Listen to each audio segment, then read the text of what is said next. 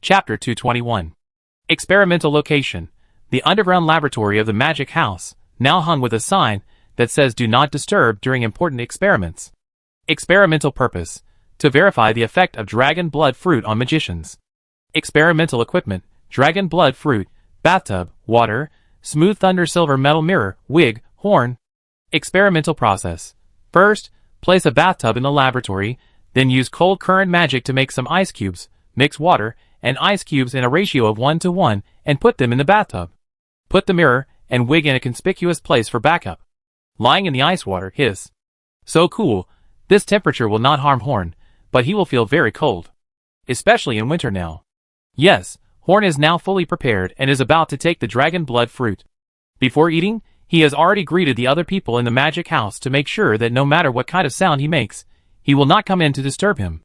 The purpose of the mirror is to let Horn see his appearance as soon as the effect of the medicine wears off, and the purpose of the wig is naturally needless to say. The necessary preparations have been completed. Horn opened the metal box and took out the red dragon blood fruit. This fruit is called dragon blood fruit, but it actually has nothing to do with dragons. One reason for this name is that the color of the fruit is like blood, and after eating it, you will feel a burning pain as if the body is being poured with dragon blood. Another reason is that no matter what is related to the dragon, it will always look more high-end. Just like if Elijah's nickname becomes the Pig Butcher, it will not be so impressive. In the ancient legend of Ceylon, there was a warrior who was frightened by a legendary dragon and knelt on the ground. By chance, he bathed in the blood of the legendary dragon. After bathing in the dragon's blood, the warrior became invulnerable to swords and guns, and no attack could harm him. Relying on this talent, the warrior did all kinds of evil, but no one could punish him. Until later, the warrior was shot in the knee by a level 9 archer with a poisoned arrow. This story is widely circulated among the people of Ceylon because of its unique fun, but the extraordinary people all know that this is a joke. Bathing directly in the dragon's blood does not strengthen the body, but may be corroded by the powerful force in the blood and die. Apparently, the name of the dragon blood fruit also borrowed from this legend. Horn solemnly put the dragon blood fruit into his mouth, with a strange expression on his face. This fruit is not bad, but a little strange. Horn never thought that he would taste this kind of taste in a fruit. If I have to describe it, it would be crunchy, chicken flavor. It is the taste of chicken coated with honey and sprinkled with cumin and grilled on charcoal. This taste is indeed delicious, but it seems super incongruous when put on a fruit. After swallowing the dragon blood fruit pulp and waiting for a while, the medicinal power of the dragon blood fruit began to show up. Horn's skin became redder and redder, and the magic in his body was surging like crazy as if stimulated by something. The severe pain made Horn's blood vessels bulge, and he bit a towel to try not to make any sound. His body temperature rose rapidly, and the skin exposed above the water already felt a burning pain. Horn quickly threw his whole body into the water. If it weren't for the wise preparation of a bathtub and ice water, Horn would have been smoking now. Ice water can relieve the burning pain of the skin, but Horn's pain is more than that now. His body is also changing rapidly, and biting the towel tightly is not enough to make him silent. So he began to howl loudly, and his voice was a little hoarse. He kept cursing Sammy in his heart, saying that nothing happened when he was in so much pain. Horn has never felt so much pain in his life. Okay, now, except for the surface skin which was still tolerable due to the ice water, all other parts of Horn were in severe pain. It felt like every organ and every bit of flesh and blood in his body were expanding and shifting. Horn was in extreme pain all over his body. His pores opened slightly, and some tiny dirty substances were discharged from his body, along with a little bit of blood. It takes a long time for a normal person to become a qualified warrior step by step. Without fighting spirit talent, it is a natural barrier that cannot be crossed no matter how much training is done. How could one achieve a level that would take at least a year of hard training to achieve in such a short time without paying a huge price? Finally, after an unknown amount of time, the intense pain disappeared, and Horn relaxed all of a sudden. The pain may have lasted only a short time, but Horn felt like he had experienced a whole day. He lay in the bathtub, panting. The ice in the bathtub had disappeared, and the water had become warm. Horn lay there in a daze for a long time, until the water became completely cold and formed a thin layer of ice. Then he walked out of the bathtub. It was winter now, and even the water in the basement would form a thin layer of ice after being left there for a long time. The water in the bathtub had become turbid, which was all the substances excreted from Horn's body. Horn felt nauseous, so he called out a stream of water to wash his body again. After walking around the basement twice, Horn seemed to suddenly remember something, and quickly put his hands on his head and let out a long sigh. He didn't become bald. It's not his fault that he reacted slowly, it was just that the pain was too intense. Until now, Horn still felt a dull pain inside his body, and the pain made him feel dazed. After the pain ended, Horn felt so good that he lay in the bathtub and enjoyed himself. He was so good that he forgot about his hair until now. The hair was fine, and Horn walked to the mirror to see what he looked like now. First of all, he became taller. He was less than 1.7 meters tall before, but now, he is close to 1.75 meters tall. Moreover, his muscles are now clearly visible, but not too strong. He looked slender and powerful. Although he was not fat before, his muscles were just outlines. Horn looked at himself in the mirror for a long time like a pervert, and laughed foolishly while looking at himself. After confirming that there was no problem, he put on his clothes. His original clothes were a little small, and felt a little tight when he put them on. The external changes were secondary. Now Horn could clearly feel that there was a strong power in his body. It made him seem full of vitality. This was completely different from the way he used to be out of breath after waving the staff a few times. In the future, he would definitely be more handy when hitting people on the head with the staff. Thinking of this, Horn showed a satisfied smile on his face. Chapter 222. Horn walked out of the lab and found Annie sitting at the door, playing with a talking cat that could walk upright. It turned out that Horn's screams were so miserable before that even though the lab soundproofing was good, Horn's voice still traveled far away. This made Annie, who happened to be in the lab, very worried, but Horn had specifically reminded her not to disturb him no matter what, and there was a sign on the door saying "Do not disturb" during important experiments. So Annie could only suppress her worries and not disturb Horn. If Horn didn't come out for too long, she would definitely go in to take a look. In her opinion, which was more important, being scolded by Horn or Horn's safety was not a choice at all. Seeing Horn come out, and breathed a sigh of relief, as long as he was fine. She stared at Horn for a few seconds, and suddenly felt that Horn's clothes seemed a little tight. After another look, she suddenly found something wrong with Horn. He became handsome, and suddenly blushed. She thought Horn was handsome, but now Horn became taller and stronger, and even his skin seemed better than before. He also looked disheveled, which made her a little shy. But now Horn's attention is not on, and he is looking at the cat walking upright. This gray and white strange cat is named Tom by Anne, and its characteristics are that it can talk and walk upright. Horn didn't care much at first, but now it seems that this cat is a bit like Edward. Although the body of a cat is completely different from that of a bird, their characteristics seem to be similar. Both walk upright and can talk. But this cat's personality is much more comfortable than Edward. Just now, when Anne was worried, he was still comforting Anne, and when Anne was happy, he would go to her to act cute. And Edward. This cat was kept in the magic house as a pet by Anne, who kept it with magic power. It and Edward will definitely meet in the future. I hope Edward will not bully it. Edward will definitely not be too weak after waking up. Thinking of Edward's bad character, Horn didn't know whether it was a good thing for him to become stronger. He shifted his sight from the cat to Anne. Because the basement was dark, Horn didn't notice Anne's blushing face. Thank you for guarding here. You must be worried about my safety. Thank you. Horn patted Annie's shoulder and said, Yeah, it's okay. Annie answered in a low voice, like a mosquito's buzz. Just when Horn felt something was wrong, a noisy voice came over. Oh my God, Horn, how did you become so tall? Please tell me if there is any way to become taller. Daniel, who had just come out of the laboratory and was covered in dust, looked at Horn with stars in his eyes. His laboratory was the most severely damaged except for Shirley's, and no one knew what he was doing in the laboratory. As the shortest adult in the magic house, Daniel, who is only 1.6 meters tall, is very concerned about his height. He is very sensitive to the change in Horn's height. This method of increasing height can only be used by me in the short term. I will make one for you when I have the chance in the future. Horn shook his head at Daniel, patted Annie's shoulder, and went upstairs. I have something else to do, you guys talk first. Hey Horn, I give you a surprise in a while. Daniel said loudly to Horn's back. After Horn left, Annie snorted at Daniel and went upstairs angrily. Daniel was left scratching his hair in the basement, with a confused look on his face, not knowing how he had offended Annie. Horn returned to his room, changed his tight clothes into a loose white dress, and then put on a pure black robe of the same style as Yan and the others, and walked out the door. He wanted to find a warrior to verify his current strength. Although he could feel the power in his body, he still did not feel the existence of fighting spirit. The only warrior Horn can command at will in Boulder City is Black Axe Jeffrey. Oh, by the way, he is now called Iron Axe Jeffrey, because the black axe that made him famous has become Horn's collection. The Black Axe Brotherhood's lair is not far from the House of Magic. Their sphere of influence is here, and they can't go too far. Now they are very busy. Yesterday, a wizard from the House of Magic came and gave them a task, which is to help them open a store and a small workshop. Jeffrey knew that the things in the alchemy shop were very profitable, and the thing called soap was indeed very easy to sell. The Magic House had already promised to share a portion of the profits with them, so Jeffrey was very concerned about this matter.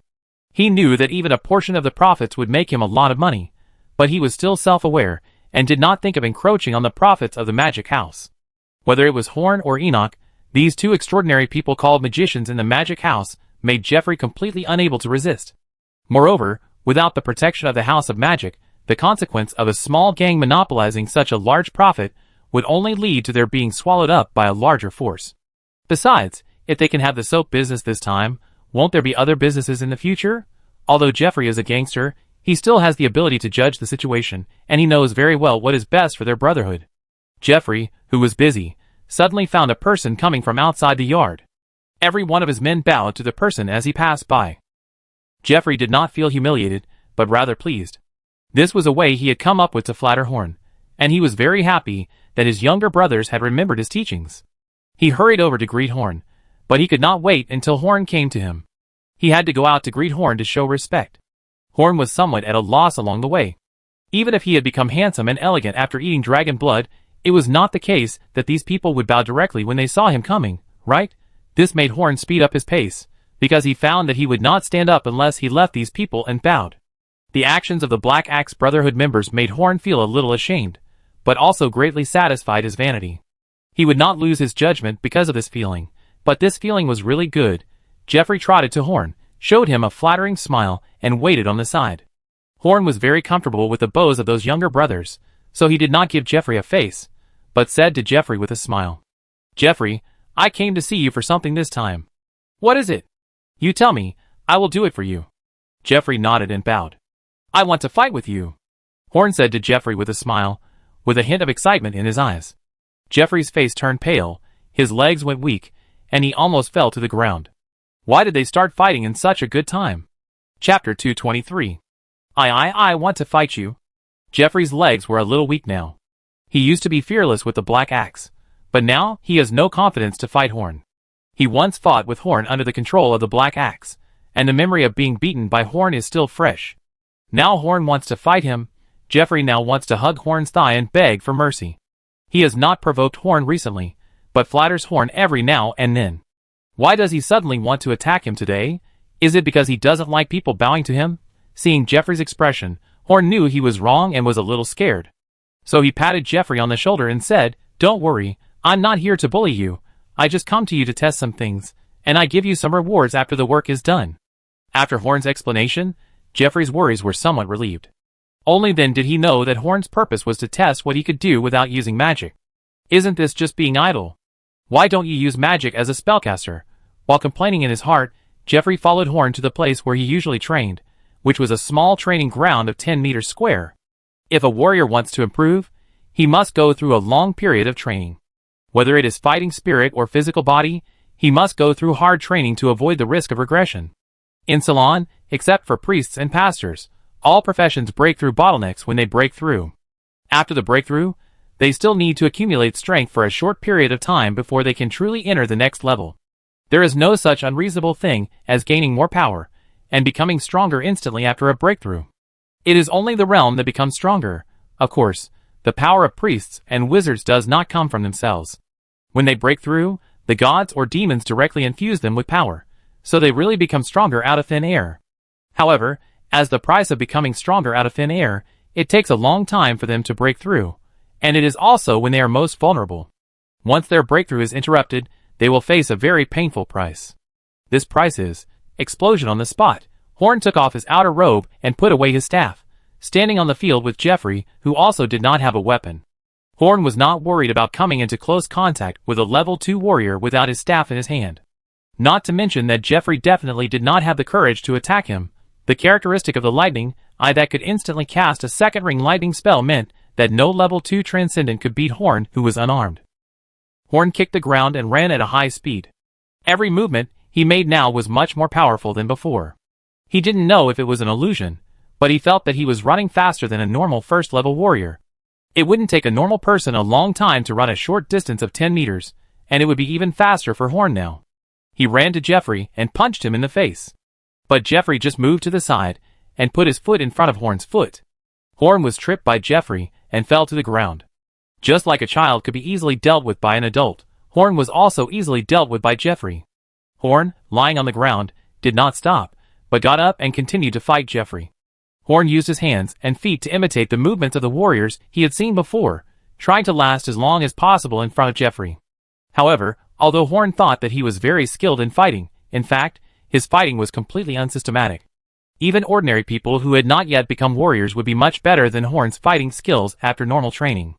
Jeffrey did not dare to attack Horn, but only dealt with Horn with simple countermeasures. Horn's current embarrassment was all due to his own strength. Horn told Jeffrey not to worry about his normal competition, but if Jeffrey really beat Horn and made him bleed, Horn might get angry and kill Jeffrey. So Jeffrey really tried not to touch Horn now. If it was a life and death battle, Jeffrey could kill Horn in a moment without using magic. Stop!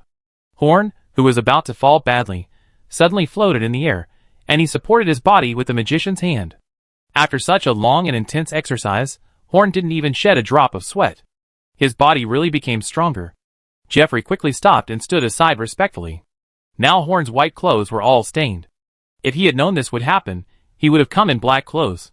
Such clothes cannot be washed with his Horn-style washing method, which is very troublesome. What can I achieve without using spells now? Tell me the truth. Horn was a little frustrated.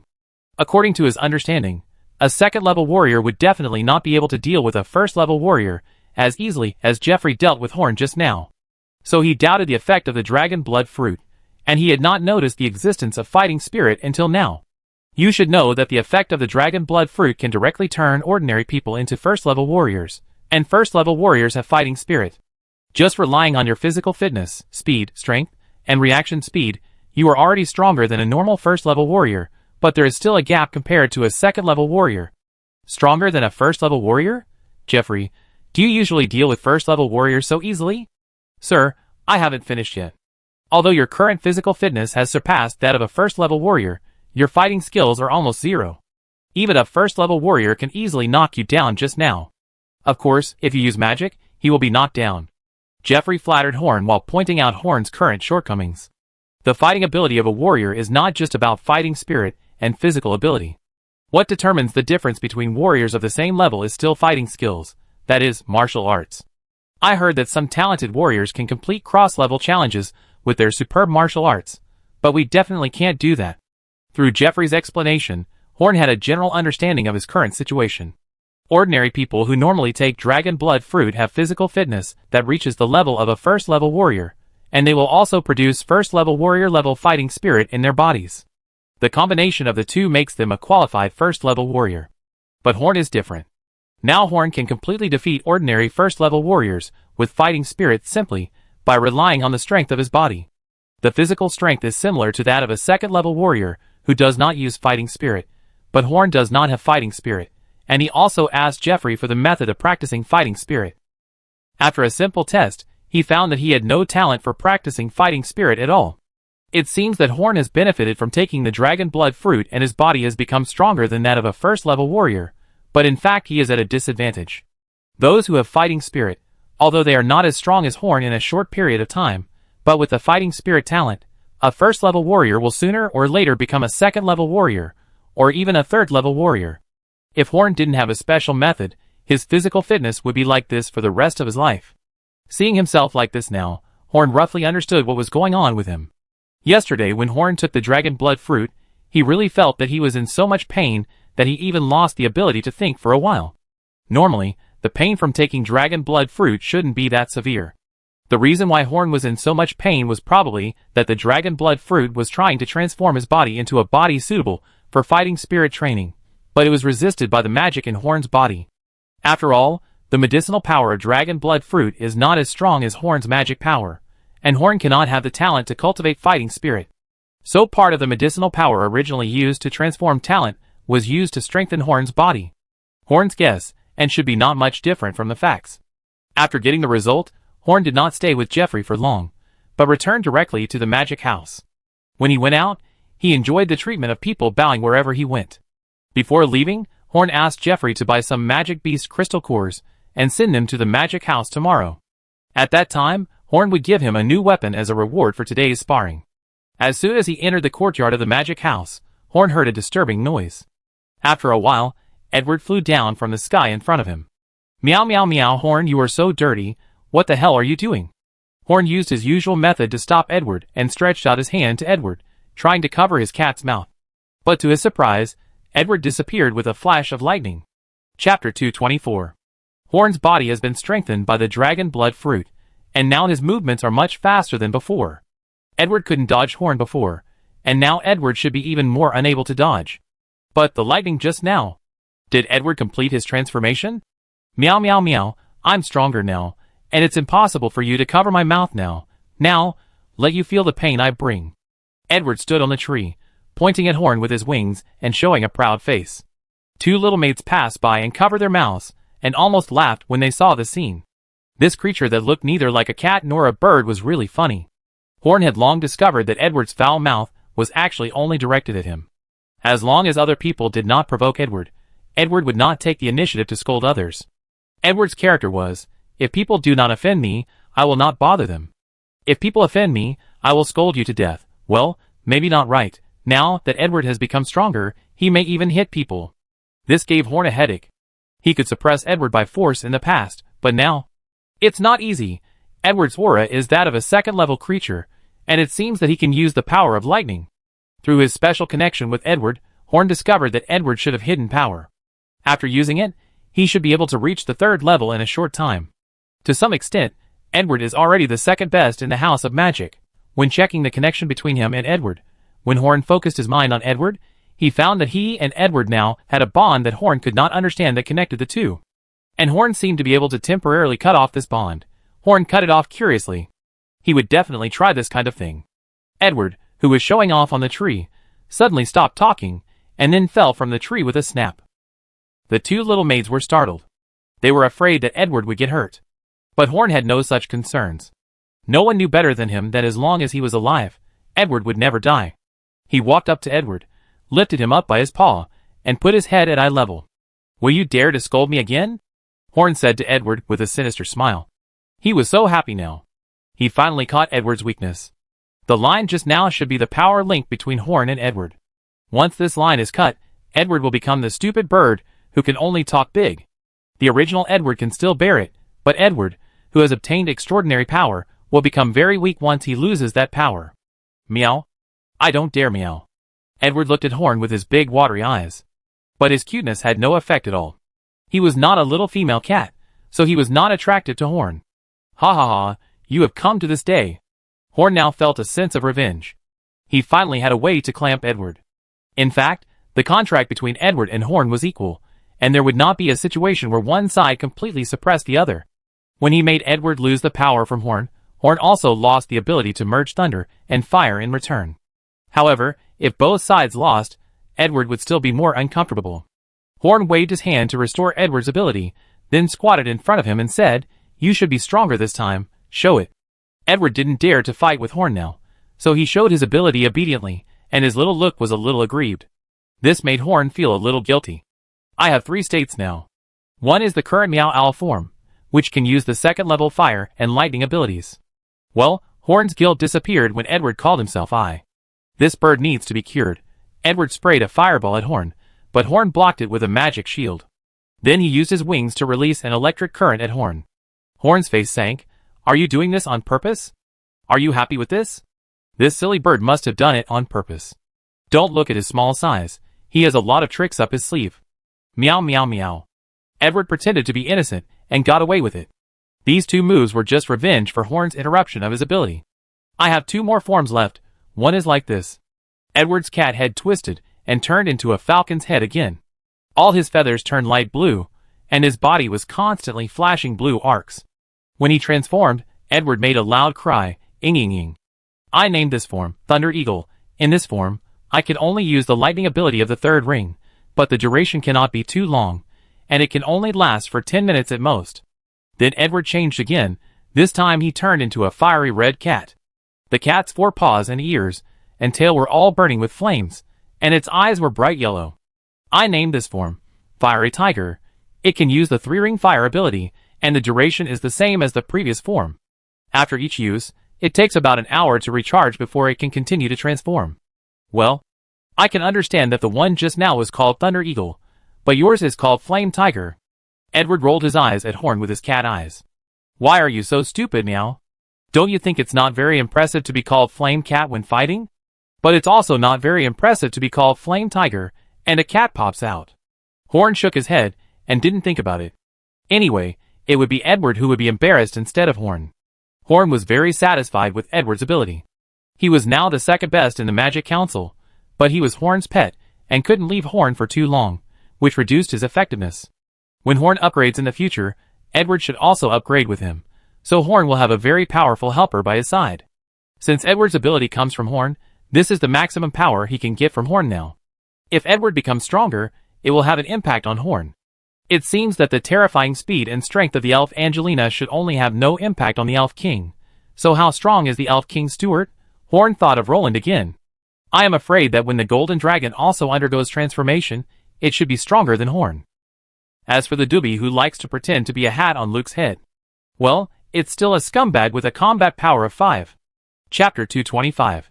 After learning about Edward's abilities, Horn let him stay wherever he wanted, and explained the situation of the bird to everyone in the magic house. Basically, try not to cause trouble to Edward.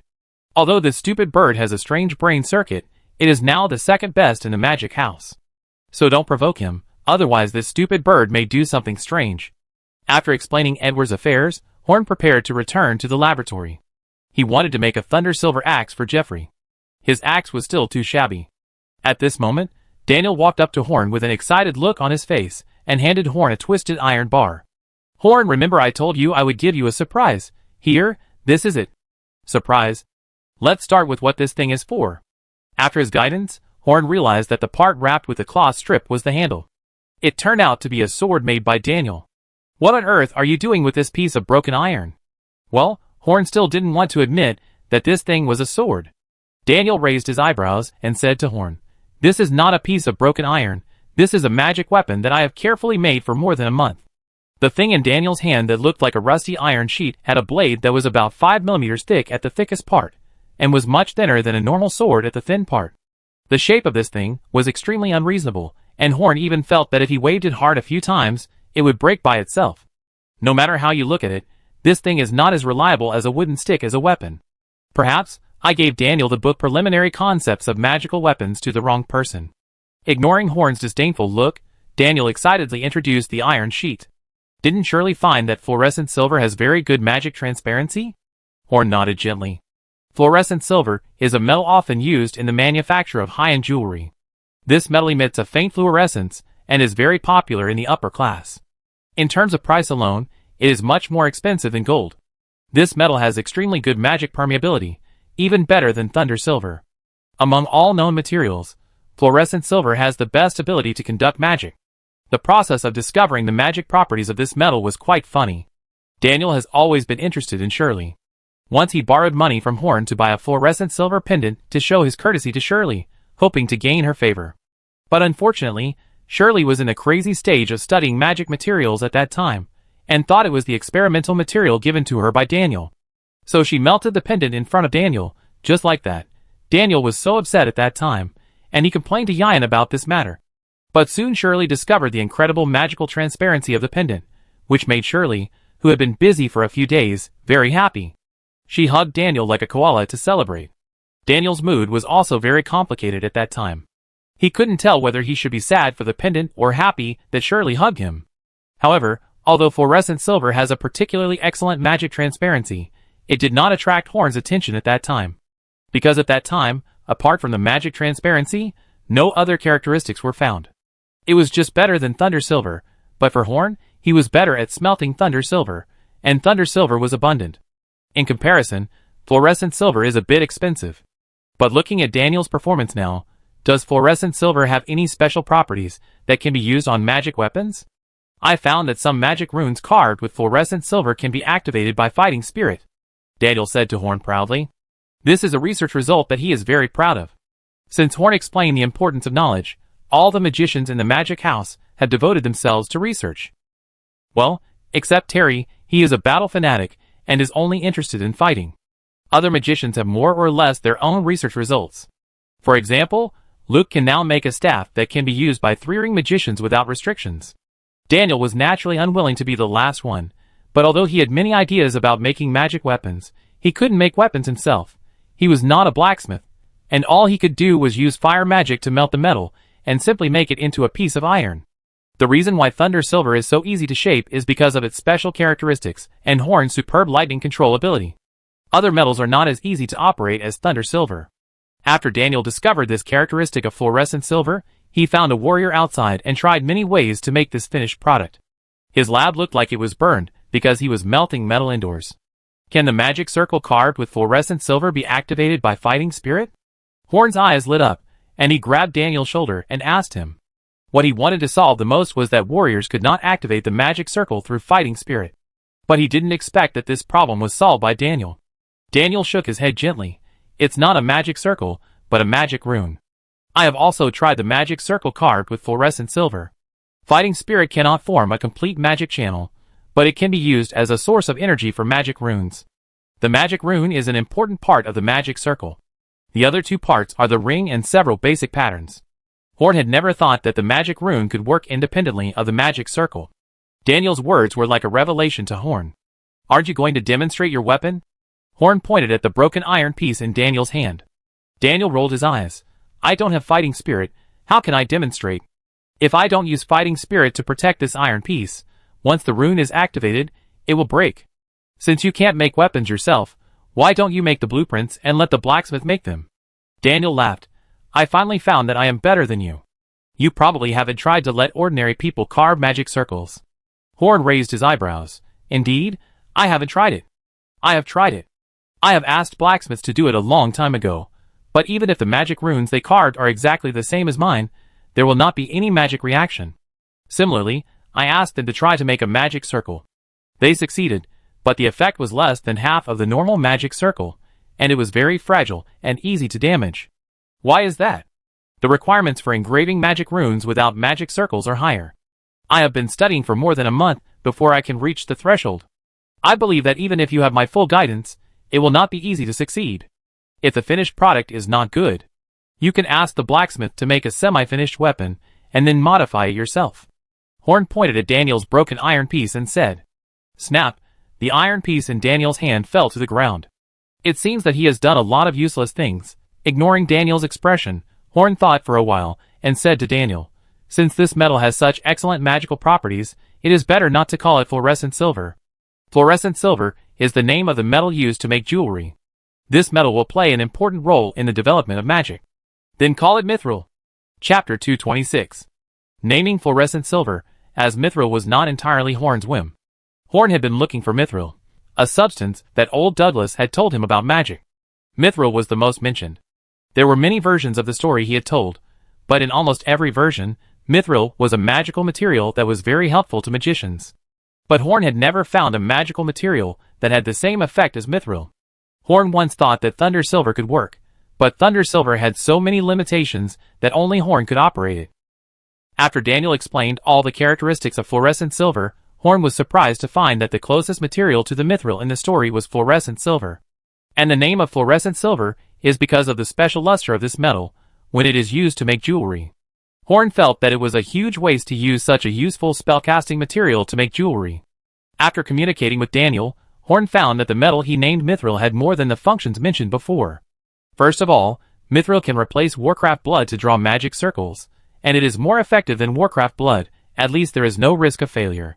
Horn's method of wrapping Warcraft blood with Thunder Silver is basically only applicable to Thunder Silver.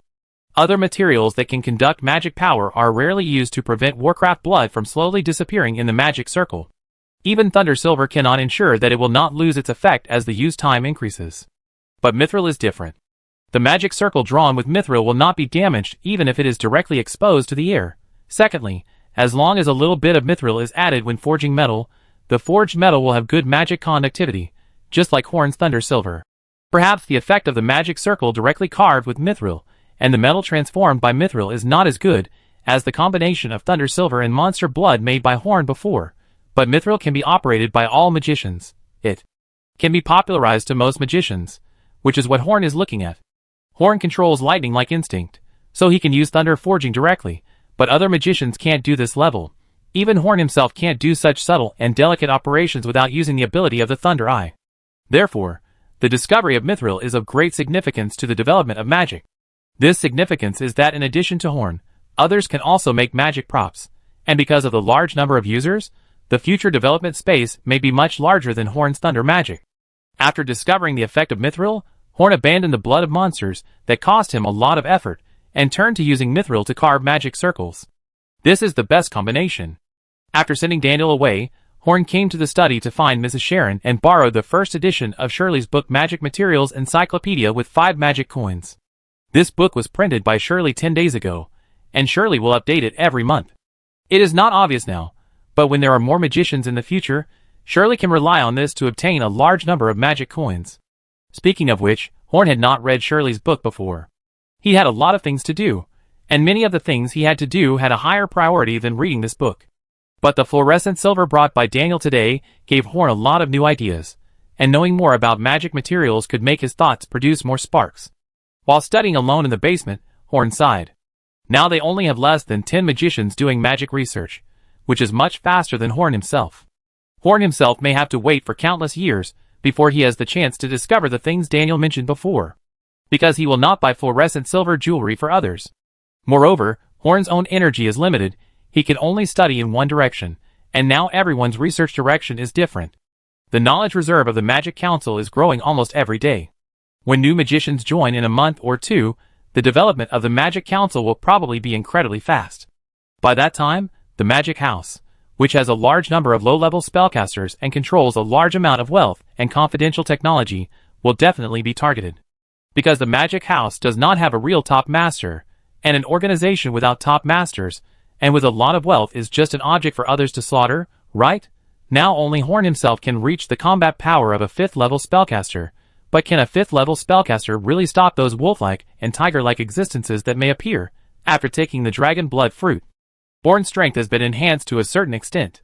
At least when using the Thunder Walk technique, he can relax a little without deliberately slowing down. But he knows that there is still a big gap between him and the 6th-level extraordinary person. To make up for this gap, he can only become a 5th-ring magician. Horn has been a 4th-ring magician for nearly half a year. He has not fallen behind in training during this half year, but he is not very sure that he can become a 5th-ring magician within 2 months. Even if we ignore the bottleneck when upgrading from the 4th ring to the 5th ring, the time to accumulate magic power may not be enough. He became a magician at the age of 14, a 2nd-ring magician in 3 months, a 3rd-ring magician at the age of 15, and only became a 4th-ring magician at the age of 18, because he was parasitized by the Eye of Lightning. Time is really very tight. Thinking of this, Horn began to miss Douglas again. If he were there, Horn would not have to develop so cautiously. Part of the reason why Horn wanted to find some ways to limit the spread of magic training methods, and only magicians could join them, was because he was afraid of being targeted by the rapid development.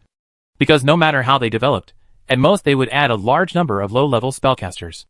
The confidence of having a real master is completely different from the confidence of not having a master.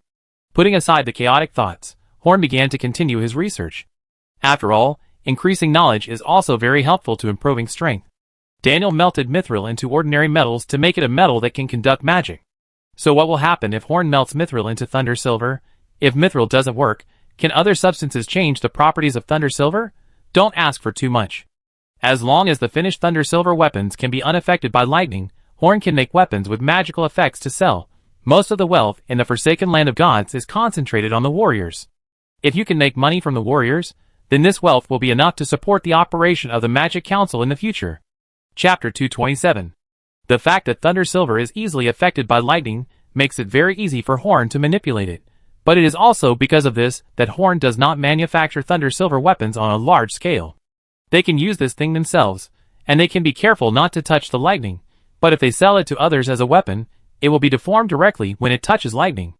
Although it is not likely to be struck by lightning, and there are not many thunder and lightning casters, there are still some magical beasts with thunder and lightning attributes. He could also plate it with black metal that could block electric current, but the strength of that metal was really low, and no one would want a weapon plated with that metal. So Horn went to buy a lot of materials, and started researching with the Encyclopedia of Magic Materials made by Shirley. The research soon encountered a problem, and he couldn't melt the mithril into the thunder silver. So the first thing Horn did was to create a new magic based on the magic circle of thunder smelting. Fire refining. This magic, like thunder refining, is a combination of the magic circle of the mage's hand and the magic circle of flame. First, melt the metal with flames, and then use the mage's hand to manipulate the melted metal to shape it. However, after modifying the magic circle, Horn found that fire refining was far less convenient than thunder refining. Even if Horn used this spell himself, he could only use some metals with low melting points to make a small object, not to mention others. It is impossible to perfectly fuse other metals into thunder silver with fire refining. Horn was frowning, and suddenly he patted his forehead. He seemed to have made a mistake. Does smelting metals have to be done through magic? The melting point of thunder silver is ridiculously high, so Horn is looking for other ways to forge thunder silver, but other metals do not have such a high melting point as thunder silver. If there is no magic, can the blacksmith not forge iron? This is a problem that can be solved by an ordinary furnace. Before, Horn had always been obsessed with using some magic, and ignored some simple things. Some things can actually be made without magic, just like Daniel insisted on making a sword by himself and made a broken piece of iron. But the furnace must not be placed in the basement, otherwise Horn would probably destroy the house first. Early the next morning, Jeffrey came to Horn. He came to give Horn a magic beast crystal core. Yesterday, Horn left him 2,000 gold coins and asked him to buy some. Look, he came to Horn with a bag of crystal cores early this morning. In addition to showing respect for Horn, he also had another reason for coming in person. That was Horn said he had something to give him, which made him look forward to it. Horn met Horn in the yard and took Jeffrey's bag, which contained dozens of Warcraft crystal cores. Although Warcraft crystal cores were not valuable, they were not common goods. Yesterday, Horn left Jeffrey 2,000 gold coins, and being able to buy these dozens of them was beyond Horn's expectation. In Ceylon, the most valuable Warcraft were bones and teeth that could be used to make weapons, and leather that could be used to make armor or fur coats. The flesh of monsters is also very valuable. Even a pound of meat from a first-level monster can be sold for several silver coins. The edible meat of high-level monsters is even more expensive. Of course, most monster meat is inedible. As for the magic crystal, although everyone knows that this is where monsters store energy, it is worthless if there is no way to use it. Among these dozens of monster crystal cores, most are low-level monster crystal cores. There are about 10 third-level monster crystal cores, and one that is obviously larger should be the crystal core of a 5-ring monster. This surprised Horn. The crystal core of a level 5 monster was not cheap. 2,000 gold coins to buy the crystal cores of other monsters was enough to surprise Horn. This level 5 monster crystal core might be worth more than 2,000 gold coins. Thinking of this, Horn probably understood that Jeffrey paid for it himself. He didn't say it, but directly flew over with an axe in his magician's hand. The shape of this axe was similar to Jeffrey's original black axe, but it was much larger, and the whole body was silver white and shone with a metallic luster. The whole axe is a whole piece, without any trace of splicing. Horn said to Jeffrey, "I took your black axe, and now I'm exchanging this axe with you. Oh, by the way, this axe is not given to you for free, you have to do something for me." Jeffrey looked flattered, and felt a little uncomfortable. "I just paid for a magic crystal stone of a level 5 monster for you, and you want me to do something with this broken axe? Although this axe looks good, it's just good. Weapons don't need to look good. The most important thing is to be practical. Why make a weapon that kills people so fancy?" Jeffrey took the axe with some indifference, and then was slightly stunned. "This axe is very heavy, it must not be forged with ordinary metal." Jeffrey was observing the axe, and Horn directly dragged a big wooden stake over and placed it in front of Jeffrey. "Input fighting spirit, and chop this wooden stake to see." Horn pointed at the big wooden stake and said he was looking forward to what would happen when the warrior used this axe. Jeffrey followed Horn's instructions, and input fighting spirit into the axe. Before he started chopping, he felt something was wrong. The temperature seemed to have dropped. It was winter now, and it was okay if the weather was a little cold, but the temperature was too low, especially at the front of the axe. The temperature was abnormally low. A level 1 warrior would probably get frostbite if he came into contact with it for a short time, and a level 2 warrior would probably not feel good if he came into contact with it for a long time. Then he chopped down at the stake, and the axe cut straight through the stake and then chopped deep into the ground. Didn't feel any resistance. He didn't use much force just now. Even a weapon made by a real forging master with a very high price couldn't cut the wood stake directly without force. Is this axe a divine weapon? Geoffrey looked at Horn in disbelief. This axe was the strongest weapon he had ever seen. But if Horn knew his thoughts, he would definitely complain. The strongest weapon? You haven't seen the sword of the king. With this axe, Geoffrey is afraid that he will be hard to beat among the second-level warriors. The longer he fights with him, the more he will be affected by the cold air. And if the opponent's weapon is not good, it may be directly cut off by Geoffrey's axe. Of course, it is only among the second-level warriors. Enoch is now abnormally strong among the second-level extraordinary people. Horn even suspected that he might not be able to beat Enoch even if he kept his current means and strength and retreated to the second ring. His illusion is simply too strong. Chapter 228. The effect of this axe can only be ignored by a level 3 warrior, who can release his fighting spirit for defense. So this axe has a huge impact on Geoffrey's combat ability. Now the decline in his combat power caused by Horn taking away the black axe has completely disappeared. And even the original him holding the black axe may not be his current opponent. And what does Horn willing to give him such a powerful weapon mean? It means that Horn trusts him and takes a fancy to him. So he solemnly saluted Horn, and then asked Horn with a serious face, "Mr. Horn, I would like to ask what the name of this axe is." He had planned to make this axe a family heirloom, and since it was a family heirloom, it must have a resounding name. Ice Battle Axe, Frostmourne, forget it. Just give it a random name. If everything goes well, I ask you to come over and recast this axe in a while. Horn scratched his hair, and gave 3 or 4 names casually. He was a bad namer, so he was not interested in thinking of a magical name for something he made casually. Horn did not make an axe for Geoffrey on a whim. When he went to Geoffrey to test his physical ability, Horn discovered that the weapon Geoffrey was using was very poor. So Horn planned to make him a Thunder Silver axe. Anyway, Thunder Silver is cheap and easy to make. However, before he had time to make an axe for Geoffrey, Daniel said those things about Mithril. So he took the axe that should be given to Geoffrey to do experiments. When carving runes on the axe, Horn encountered a problem. What Daniel said was right. The difficulty of carving runes in independent magic circles is really super high. Even Horn tried countless times in one night, and was lucky enough to carve a successful rune. This is because he is Thunder Silver, and can try it at will. Other magicians can't afford the extravagant practice method like Horn. The effect of the rune is sharpness. Horn himself has used magic power to activate it. It is not an exaggeration to say that this axe is a magical weapon for low-level warriors. However, in a high-level battle, the effect of this axe may be much weaker. The cold air cannot break through the defense of fighting spirit at all, and the fighting spirit of high-level warriors attached to weapons will also produce various incredible effects. But no matter what, the rune-carved Thunder Silver axe is inherently more powerful than weapons made of ordinary materials. Horn not only carved a rune on this axe, but also a cold current magic circle powered by the crystal core of a third-level monster. The crystal core of a third-level monster can only provide energy for 1 ring of magic, which is the limit of what Horn can do. This crystal core was obtained by Horn from a third-level water monster on the way to the godforsaken land. All of these combined together formed Geoffrey's axe. Since Horn didn't name the axe, Geoffrey decided to go back and think of a cool and domineering name. He put down the axe, bowed, and said to Horn, "Whatever you ask me to do, I will do it to your satisfaction." He thought that this axe was a priceless treasure, so Horn's request must be very difficult to complete. "It's nothing big, I just want you to build a small shack in my yard and give me a set of blacksmith tools." Geoffrey's mood now was like he had just gotten a full set of equipment ready to slay a dragon, but was asked to kill a chicken instead. The next day, a peacekeeping building appeared in the yard. It was a small house that was 7 or 8 meters long, wide, and 3 or 4 meters high. There was also a long chimney behind the house. A large pile of coal was piled outside the room, which was the fuel for the furnace. So Horn's research began. With the furnace, Horn's processing of metal materials other than Thunder Silver became much easier. Now he didn't have to bother to melt the metal, and the mold could be made directly with Thunder Silver. Daniel also joined in, and the two of them studied the production of magic weapons together.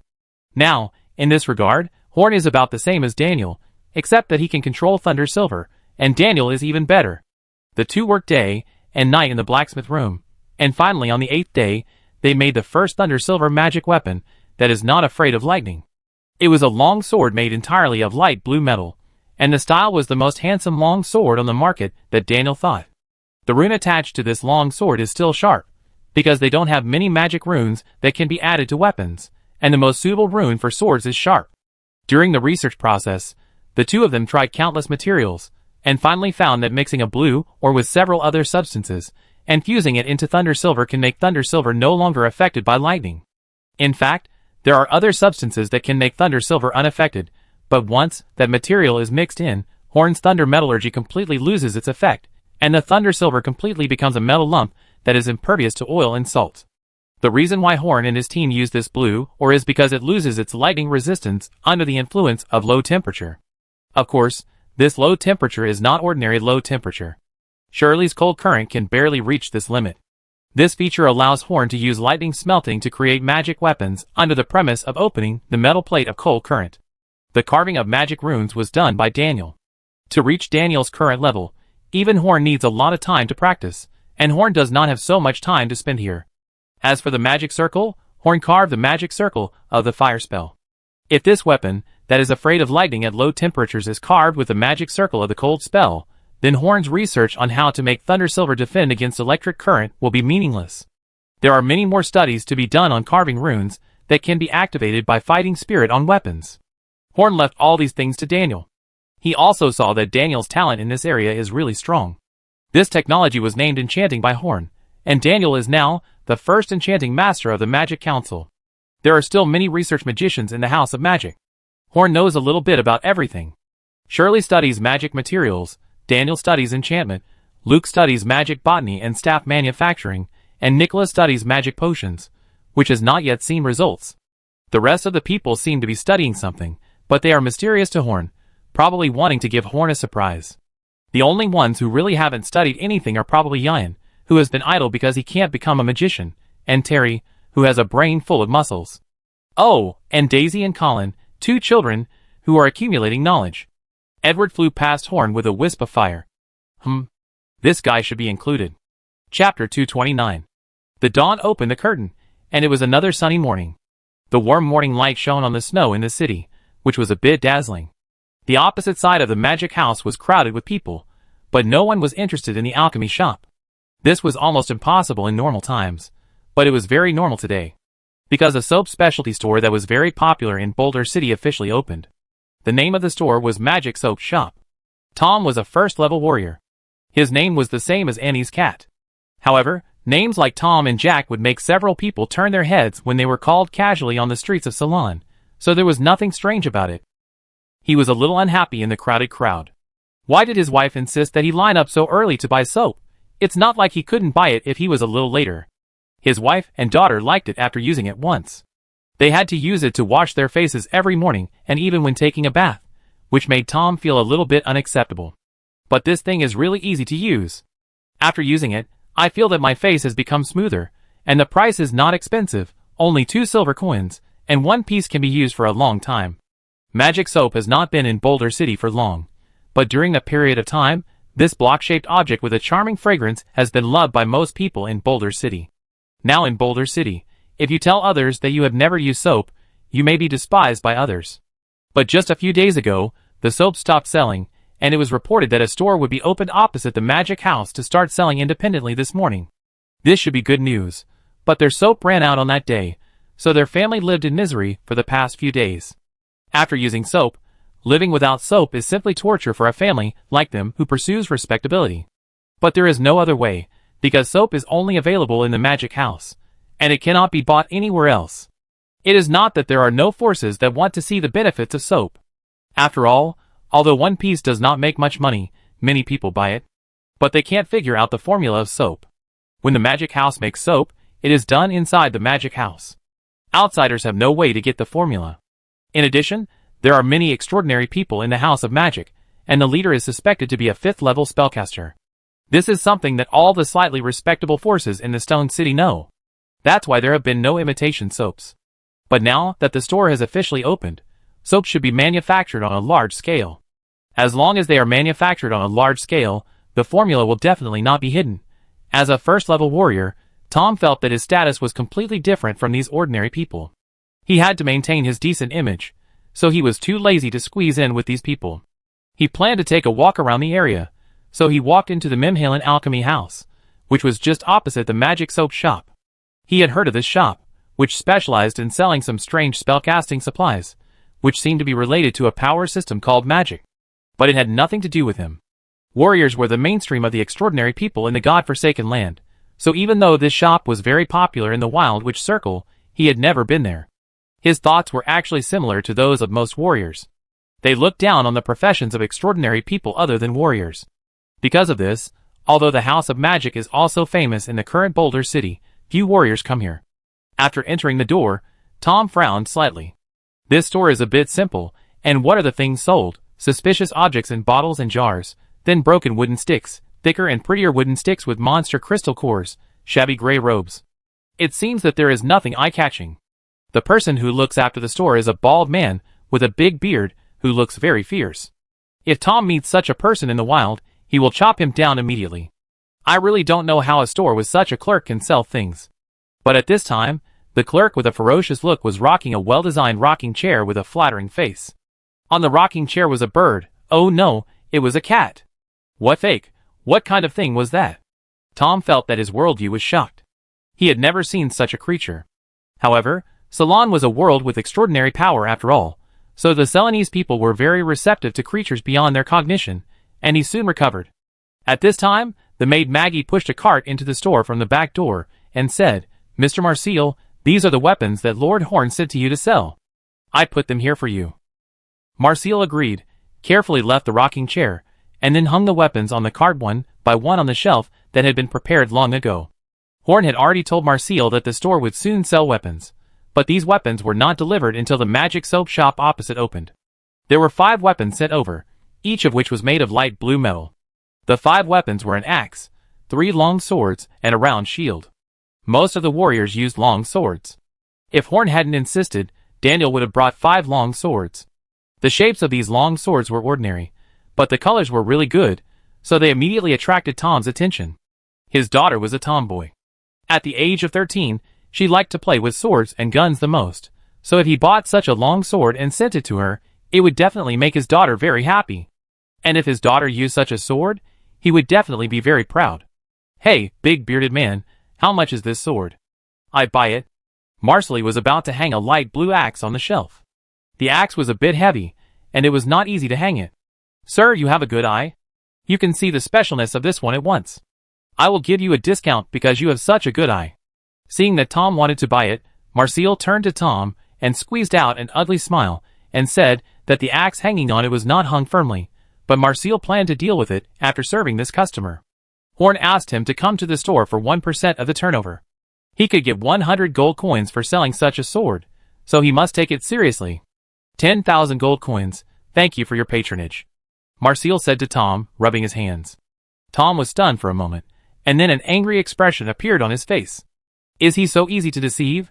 Such a sword can be worth 10,000 gold coins? He slapped the counter and shouted at Marseille, "Do you think I am a fool? You dare to sell this kind of junk for 10,000 gold coins? You are crazy for money. Sir, if you think it is too expensive, you don't have to buy it. I understand. After all, 10,000 gold coins is not a small amount. Before Tom became a warrior, his family was always looked down upon, so he has been trying to make himself live a decent life. What he can't stand the most is being told that he can't afford it. Although he really can't afford 10,000 gold coins. He gently pushed Marseille. Who can't afford it? I just don't want to be cheated by your black-hearted store. Marseille was pushed back a step and touched the rack for hanging weapons. The axe that was first hung on the rack fell directly. The sharp axe blade chopped down. Chapter 230. The sharp axe fell without warning. The axe made of thunder silver was extremely heavy. It might be able to cut off a person's foot directly in free fall. However, the axe did not hit Marseille, but went to the rocking chair. The cat-like and bird-like thing sleeping on the rocking chair was naturally Edward. People in the yard rarely played with him. The magician simply ignored him, and the maids and Daisy played with him as a pet. His favorite thing in the magic house was to stay in the alchemy house, where he could chat with Marseille and watch all kinds of people come to buy things. Marseille is a talented person, and he speaks well. He likes this place very much, but now, an axe fell down and directly cut off the feathers at the end of his wings. Edward, who was sleeping, was furious. Who attacked him while he was sleeping? Meow meow meow, Who dared to attack me when I was not prepared? Do you want to live, meow?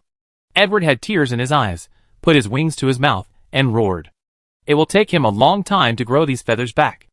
There is a way to grow them back instantly, that is suicide. But it will hurt when you die. He won't die for these feathers. Marsley broke out in a cold sweat. Horn had sent a letter to everyone in the magic house, so everyone knew that this stupid bird was not easy to mess with. He couldn't take the blame, so Marcel secretly pointed his finger at Tom. Meow. Edward's cat eyes were wide open, looking fiercely at Tom, who was dumbfounded. Tom felt that his worldview was impacted. It was okay for this creature that looked like a splice to exist, but why could he speak? Are you the one who attacked me, human? Tom nodded reflexively, and then a flash of lightning flashed, and he flew out of the magic house. Edward did not do anything ruthless. His character was disgusting. If he really wanted to kill someone, he would not do it unless Horn ordered him to do so. At noon, on the street next to the magic house, Tom stood up blankly. He had no idea what was going on. Just now, he was still listening to the thing talking blankly, but now, he was lying on the side of the road. This was not what a decent warrior should do. Then he looked up at the sky. The sun was hanging right above him, which was a bit dazzling. He had been unconscious here for a whole morning? Wait, if he had been unconscious for such a long time. He quickly looked at the entrance of the magic soap shop. It had already been open for business. He seemed to have missed a lot of things. So he walked into the magic soap shop with his head shaking. As soon as he entered the house, he smelled a faint fragrance. The whole shop seemed very clean and tidy. The staff in the shop were also 3 young girls. There are many varieties of soaps in the store, not just one kind as before, and the packaging and shape are much more exquisite than before. Tom, who was electrocuted and unconscious, was in no mood to choose, but bought 1 soap of each kind and took it home. He was in a heavy mood now. No matter what happened in the alchemy house today, his decent image was completely blown. How could a soldier who lay at the door of the alchemy house for a whole morning have any dignity? He looked in the direction of the alchemy house with some resentment. Although he didn't know what happened, he must find a way to vent his anger. 5 days passed, and none of the 5 weapons hanging in the alchemy house were sold, but many warriors came to watch. During these 5 days, the news that the alchemy house sold a sword for 10,000 gold coins spread throughout the circle of low-level warriors in Boulder City. But this is not a good thing, because now they look at the alchemy house with some mockery. They think the magic house is crazy about money. What does 10,000 gold coins for a sword mean? A normal long sword for soldiers is only priced at 12 gold coins. Of course, low-level warriors will not buy such swords. They usually buy long swords forged by famous blacksmiths in the city. But the price of such swords fluctuates between a few hundred gold coins, and it is rare to find swords worth thousands of gold coins. There are also long swords worth tens of thousands of gold coins, but they are forged by real sword masters and made of precious materials. Generally, such masters sell swords to senior warriors above level 4 or warriors with noble status. Civilian warriors, like them, usually don't sell. After all, those masters may spend several months of hard work on a sword, and they don't worry about not being able to sell it, so of course they have to find a good buyer for their swords. But I haven't heard of any famous swordsmiths in the magic house, so they dare to directly put up a high price of 10,000 gold coins. Maybe they think they are very powerful because they have some prestige among the wild witches in Boulder City? Now the low-level warriors in Boulder City always have a mocking face when talking about the magic house. They completely regard the magic house as a joke. In fact, this phenomenon is very abnormal. Even if Horn and his men are really selling fakes, they can't spread all over the city within a few days. This kind of popularity is actually due to Tom. He felt that he had made a big fool of himself in the alchemy house, so he tried his best to publicize how black-hearted these weapons in the alchemy house are among the low-level warriors he knows these days, and how ridiculous it is that an amateur made a few weapons and dared to directly mark the price of 10,000 gold coins. So the magic house became famous in the Stone City again. The last time it became famous was because the magic house could mass-produce first-level spellcasters, but this time it was pure infamy. And this infamy actually has a certain impact on the business of the alchemy house, and even the magic house, so it can't be allowed to continue like this. After all, the Stone City is a city ruled by warriors, so even though low-level wild witches now have much more say than low-level warriors, the right to speak is still in the hands of the warriors. Lord Horn, this is all my fault. Marsley stood in front of Horn with his head down. He had guessed who had done it. After all, there were not many warriors who came to the alchemy house before, and the only warrior who was interested in these weapons and suffered a loss in the alchemy house was probably that guy. In fact, this matter can only be regarded as an accident. Edward, whose feathers were cut off while sleeping, did nothing wrong to electrocute Tom, and Marsley did nothing wrong. Tom only did something excessive by pushing Marsley a little. Horn patted Marseille's shoulder gently, glared at Edward and said, "When there is a problem, we should start to solve it instead of asking for responsibility first. This matter is very simple. The key point is whether our weapons are worth 10,000 gold coins. As long as our weapons are worth 10,000 gold coins, then the rumors will be broken. As for proving this matter, it should be very simple." Chapter 231. Having decided what to do, Horn consulted with Yian and set up an action plan. He first called Jeffrey over and updated his axe, making it into a light blue axe. Jeffrey had to take action to solve this problem, so Horn naturally had to make Jeffrey's axe better and not let him use the defective product with immature technology. Horn replaced the magic circle of the cold current spell in the axe with the fire spell. The fire spell was Daniel's innate spell. The effect of adding the fire spell to the axe was that the flame would spread to the place where the axe blade touched. Although the crystal core of a third-level monster can barely achieve the effect of a first-ring magic, the crystal core of a monster is not unacceptably expensive at this stage, but there are few places to buy it. These damn rumors have affected Horn's plan to make money from the warriors, so Horn is still quite concerned. If the Magic Council wants to flourish, it naturally cannot rely only on Shirley's soap, nor can it only focus on wild witches. After all, before Horn and his team appeared, wild witches were synonymous with hardship. How much money can they have? That is to say, Horn recently made them become first-level spellcasters.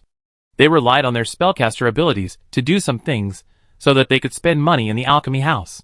There are not many magicians now, and the income from the alchemy house is still a lot of surplus, but when there are more magicians in the future, it is inevitable that there will not be enough money. If you want to make more money, you have to cut costs.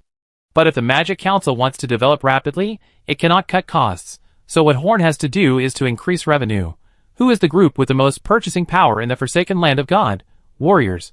For thousands of years, most of the wealth in the Forsaken Land of God is in the hands of warriors. As long as Horn gets a little bit of money from the warriors, it will be enough for them to digest for a long time. It was a correct choice to hand this matter over to Jeffrey. Through his propaganda, the news that Horn wanted to convey spread throughout the low-level warrior circle of Boulder City in less than 3 days. At noon 3 days later, in the square in the center of the southeast area, the House of Magic will hold a weapons evaluation meeting. Anyone who can produce a weapon that is stronger than the weapon of the Magic House and costs less than 10,000 gold coins can take away a reward of 10,000 gold coins. Horn was not arrogant and said that any weapon would do. Many weapons in Ceylon were so strong that they seemed to be cheating, like Roland's sword of the king. I'm afraid that even if I stack my 5 weapons together, I could cut them off with one sword. Ilya's dragon bone sword probably wouldn't have to waste any effort to cut off my own weapons. So Horn limited the range to weapons below 10,000 gold coins. The publicity went very smoothly. Jeffrey was very good at this kind of thing. He and his 2 first-level fighters, plus 2 other fighters from the gang in the southeast region, who had already regarded Jeffrey as their leader, added up to about 10 low-level fighters. These people all had their own small circles, so the news was all spread out in a short time. Every low-level fighter in the southeast region knew about this conference, and even outside the southeast region, most of the fighters in the entire Boulder City had heard of it. The publicity effect of so many warriors is of course much better than that of Tom alone. However, this news is not entirely positive news. After all, the reputation of the Magic House has been bad before. It takes only one mouth to spread rumors, but it takes a lot of effort to refute them. After this news was passed on, the first reaction of most warriors was not that the Magic House was confident and their weapons might be real, but that the brain of the leader of the Magic House was broken, and he really regarded his rags as magic weapons. Not only did they use inferior weapons to sell at high prices and treat all the warriors as fools, but they also deceived themselves. In fact, there are many rational warriors who think that the Magic House may really have the confidence, but they only need to ask a little to know that there is no real forging master in the Magic House. Moreover, what kind of master can directly forge 5 weapons to sell? The most important thing is that the weapons in the Magic House are not masterpieces in terms of appearance, but are very common types in the world. Moreover, the handles are smooth, without threads or finely wound cloth strips, which makes these weapons extremely easy to slip when used, which is a mistake that no novice blacksmith will make. Perhaps the only thing worth mentioning about these weapons is the light blue luster, but in Ceylon, Anyone can dye the weapons colorfully if they want to, because it's useless except for looking good. The news was fermenting among the low-level warriors, but Horn didn't care what they thought now, because he was confident that the weapons made of thunder silver would definitely surprise those people.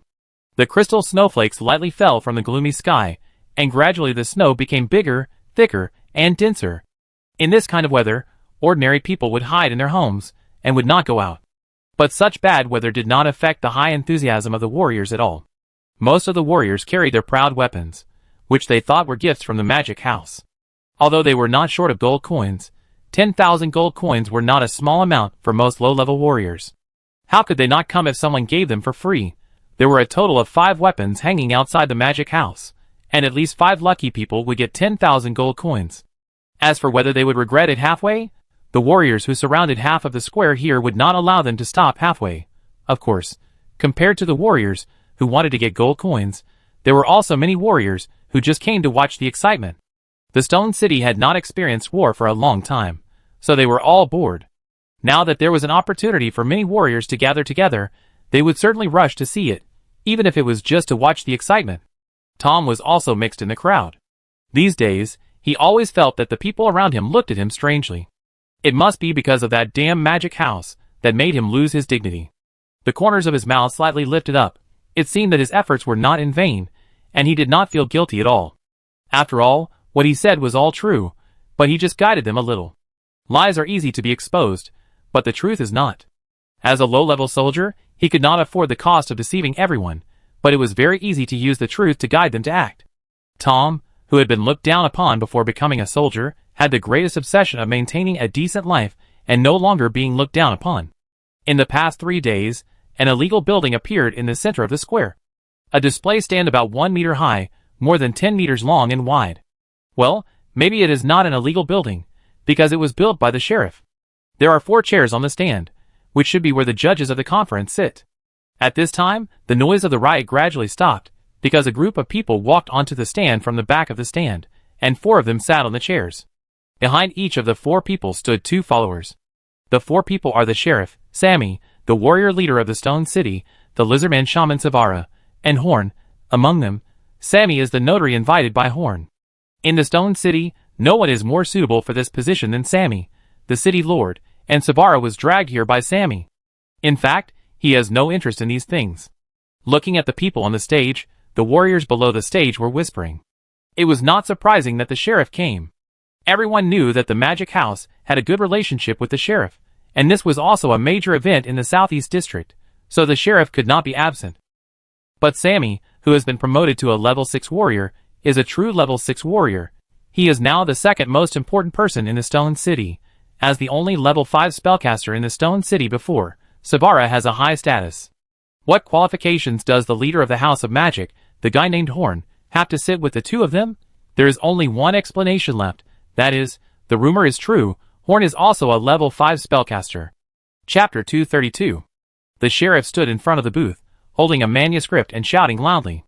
He was just an ordinary person, and it was a bit difficult for all the warriors in the square to hear what he said without the help of fighting spirit. But he was the only one who was suitable to host this event, and he was also happy to host such an event. After all, more than half of the warriors of Boulder City were standing under the stage, and he usually had no chance to speak in front of so many warriors. I came here to notarize this weapon evaluation conference. Because of the instigation of despicable villains, there were rumors recently that the Magic House wanted to make money like crazy and sold some broken weapons for 10,000 gold coins, which made Mr. Horn very dissatisfied. The sheriff was very polite at first, but then he started to shout in order to make his voice as loud as possible. He wanted to make sure that everyone in the audience understood clearly, and he didn't want to make any mistakes, because more than 50% of the people in the audience were low-level warriors in Boulder City. At this time, Horn turned his head and whispered something to a man in black robes behind him. Then the man in black robes walked up to the sheriff and said to him, "Sheriff, please pause for a moment." The sheriff's face looked a little ugly. Did something happen? Or was Horn not satisfied with his speech? Being suspended during a speech at such an important occasion was very embarrassing, and it was already considered a speech accident. This meant that he had lost face in front of most of the warriors in the entire giant stone city. Sammy also looked at Horn strangely. What did he want to do? In his opinion, there was nothing wrong with the sheriff's presiding, and Horn's sudden visit should not be of any benefit to him, but Horn just smiled at him lightly. The smile was very confident, and the look in the depths of his eyes was just like when he faced the wizard. As expected, as soon as he stopped, the soldiers in the audience booed. Some covered their mouths and laughed secretly, while others started laughing wildly. This made the sheriff look even uglier. If this speech failed, he would probably become a big laughing stock. When the sheriff stopped, the black-robed man walked in front of him, stretched out his staff and whispered, and drew circles in the air with the staff. The tip of the staff left a white mark in the air, and finally formed a white ring. Then the black-robed man said to the sheriff, "Sheriff, please speak to this white ring. I believe I will give you a surprise. By the way, don't speak too loudly this time." The black-robed man retreated to Horn and stood behind him without saying a word. Judging from the ring, this person was Mrs. Sharon. To prove, a huge voice came from the ring. Because he spoke very hard, the soldiers in front couldn't help but cover their ears. The sound made their eardrums hurt. The noisy voices below suddenly quieted down. When the sheriff's voice covered everyone else's, the warriors who experienced this feeling for the first time all shut their mouths consciously. The sheriff paused for a moment. He also found that the white ring could amplify the sound. At this time, he suddenly remembered what the black-robed man had said just now, asking him to speak more quietly. There are so many strange people or things in the magic house. In order to prove that the weapons of the magic house are indeed worth 10,000 gold coins, Mr. Horn organized this action. As long as the weapons you bring out under 10,000 gold coins can prove to be stronger than the weapons of the magic house, then the magic house will provide you with a reward of 10,000 gold coins. With this white ring, the sheriff spoke more calmly, because he didn't have to deliberately increase his voice, which made him speak more easily. He pointed to the 5 wooden boxes on one side of the booth and said very provocatively, "See those 5 boxes? There are 50,000 gold coins. As long as your weapons are better than those of the magic house, you can take them." As soon as he finished speaking, the audience cheered. With the magic effect of Mrs. Sharon, the sheriff easily mobilized the emotions of these guys in the audience with his excellent speech skills. The magic house cannot afford 50,000 gold coins now. Although the alchemy shop does make money, they have been in business for too short a time, and their expenses are still very high. So the gold coins in the 5 boxes there are actually Jeffrey's own property. Of course, Jeffrey took this money willingly. He waved the light blue axe in his hand, and was full of confidence. He absolutely did not believe that there would be a weapon worth less than 10,000 gold coins that could compare to this axe, so this money will eventually return to his pocket. Speaking of which, he named the axe with the cold current spell as the cold battle axe, but the axe was recast before it was even warm. Now it seems a bit inappropriate to name it cold. Following the voice of the sheriff, Jeffrey and one of his warriors with a long sword walked onto the stand. The warrior's name was Jerry. The weapons in the hands of these two are the weapons of the House of Magic. Those of you who are interested can bring your own weapons to collide with the weapons in their hands. The sheriff pointed at Jeffrey and the other two and said, "Before we start the event, I want to explain that every warrior who wants to compete must pay 100 gold coins to be eligible to compete. I think you who want to get 10,000 gold coins will not be reluctant to spend even 100 gold coins." There was laughter from the audience. It's just 100 gold coins. Who can't afford it? In order to be fair, only 5 people can sign up each time. So the weapons competition will start now. With the order of the sheriff, countless warriors rushed to the registration point. After pushing and shoving, 5 warriors finally qualified to compete with Jeffrey and the others. Testing the ability of weapons is very simple, that is, both sides input fighting spirit and then collide weapons without using any special skills. This collision method consumes a lot of weapons, but it is also the best way to reflect the superior performance of good weapons. The first warrior walked onto the stage with a sinister smile. He was a first-level warrior, holding a giant sword like a door panel in his hand. After hearing about the activities of the House of Magic, he bought this giant sword from an old blacksmith at a low price for this event. Although the material and forging skills are not very outstanding, it is very heavy. He was going to use this heavy sword to chop the slender long sword in Jerry's hand. It seemed very easy to chop the long sword with a giant sword. When he got 10,000 gold coins, he could use the money to buy a good weapon. Jerry was a little nervous. He had not tested the long sword before coming. He cursed the shamelessness of the warrior holding the giant sword in his heart. This guy was really shameless to use the long sword and the giant sword as big as a door panel to see which sword would be damaged. However, the rules did not prohibit the use of giant swords, so he pinched his nose and went ahead. Most of the warriors in the audience were waiting for the magic family to make a fool of themselves with a smile, while a few orthodox warriors, like Sammy, were very disgusted with the warrior's behavior. The competition should be fair, but this warrior was obviously taking advantage of the rules and ignoring this fairness. So Jerry held a 3-finger-wide long sword, and the opposite side's huge sword as wide as a person, and prepared to chop. Chapter 233. First, they infused their fighting spirit, and a subtle luster appeared on both swords. Then they raised their swords and prepared to chop. Jerry was ready to dodge when he couldn't block it. After all, using a long sword to fight a giant sword could really kill people. The general tactic of a warrior using a long sword facing a warrior using a giant sword like a door panel should be to try to move around instead of recklessly colliding head-on. But under the rules, he could only choose to fight this warrior head-on. The soldier holding the sword in the middle raised his lips. This time he was sure to win, and he got 10,000 gold coins. Clang! The sound of metal collision resounded throughout the venue. The expected scene of the long sword being broken or bounced did not appear. The two swords were actually deadlocked together. No, it was not deadlocked together, but the light blue long sword directly cut into the giant sword. It was as if the blue long sword was not cutting the giant sword of another warrior with fighting spirit, but a piece of wood. The sword cut in nearly 20 centimeters, which was half the width of the giant sword. If the warrior on the opposite side had used an ordinary long sword, it would have been cut off at this moment. The warrior holding the giant sword left the field sadly. He knew that the long sword was a truly sharp weapon, and the heavy thing in his hand was just a huge piece of metal. The warriors off the field were in an uproar. The power of this long sword was so strong that it was unbelievable. Could it be that this sword was really a masterpiece of a master? Some of them could not believe the result in front of them, but the facts were laid out in front of everyone, and they could not help but doubt it. In a short period of time, a weapon can only have one rune attached to it. The lower the level of the battle, the more terrifying the weapon with the magic rune attached will be. Tom, who was hiding in the crowd, turned pale. If all these long swords were worth that price, wouldn't he become a troublemaker? Would he be retaliated by those who failed in the challenge? Sammy, who had no interest in this kind of competition, came to see it just for Horn's sake. His eyes lit up. He was the strongest among them, so he could see the value of this long sword. When Jerry chopped, he was prepared to dodge immediately if he couldn't block it, so he held back a bit. If he chopped normally, he might be able to cut the giant sword in one go.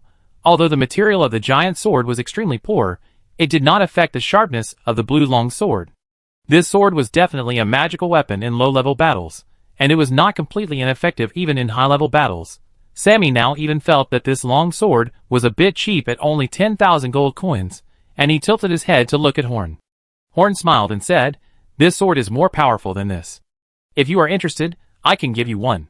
Then he leaned over and said to Savara, who was sitting on the right side of Sammy, with a smile, "Is there any warrior in Savara's tribe who needs this kind of weapon?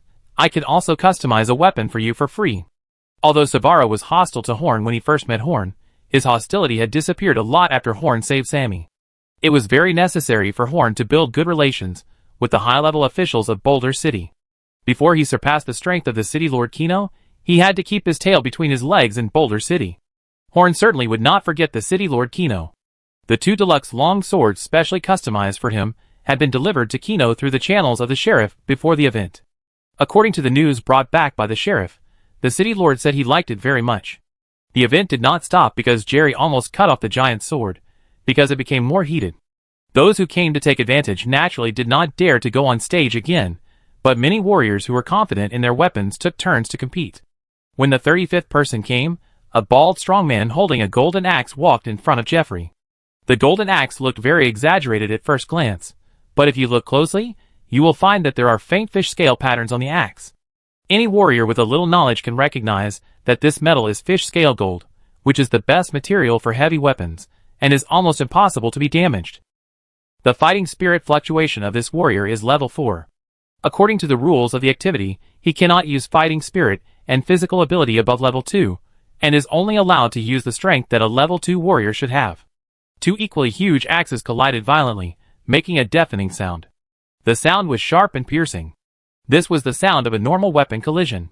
The axes bounced off each other, and each axe was safe and sound. Jeffrey's heart sank. This was the first time that he did not overpower the opponent's weapon after a weapon collision. The material of the axe on the opposite side may be similar to the axe in his hand, but the forging technique is much better. Moreover, The guy on the opposite side is definitely not a second-level warrior. Although he has lowered his strength to the second-level level, his force-generating skills are not comparable to those of a second-level warrior. So after a few more collisions, Horn's axe must be the first to fail. Jeffrey pointed at the big man holding the golden axe with an angry face and said, "You are cheating. I don't believe your axe is worth less than 10,000 gold coins." The audience booed. Fish scale gold is a very precious metal for forging weapons. It is almost impossible to be damaged after forging. The value of this metal itself is very huge. The fish scale gold used on this axe is definitely worth more than 10,000 gold coins. The big man gently scratched his bald head and took out a piece of paper from his arms. It was a record. I didn't lie. I picked up this material when I went hunting. The forging master only took 9,999 gold coins from me. The receipt is here. He looked at the receipt and verified its authenticity. The forging master was very famous, so this could not be fake. So Jeffrey had no choice but to continue to fight with the big man, but after this collision, the two axes did not separate. Because Jeffrey used all his strength to press the axe on the opponent's axe, and then the red flame spread from Jeffrey's axe. Instantly wrapped the golden axe. The big man now faced two choices. If he let go, the axe would fall to the ground, and he would lose. If he didn't let go, he could only release his fighting spirit to defend himself, or his hand would be injured. But in this case, he would still lose even if he used more than level 2 strength. The big man withdrew the axe, pointed at Jeffrey and said, "You still say I cheated, but I see it's you who cheated. Why is your axe still on fire?"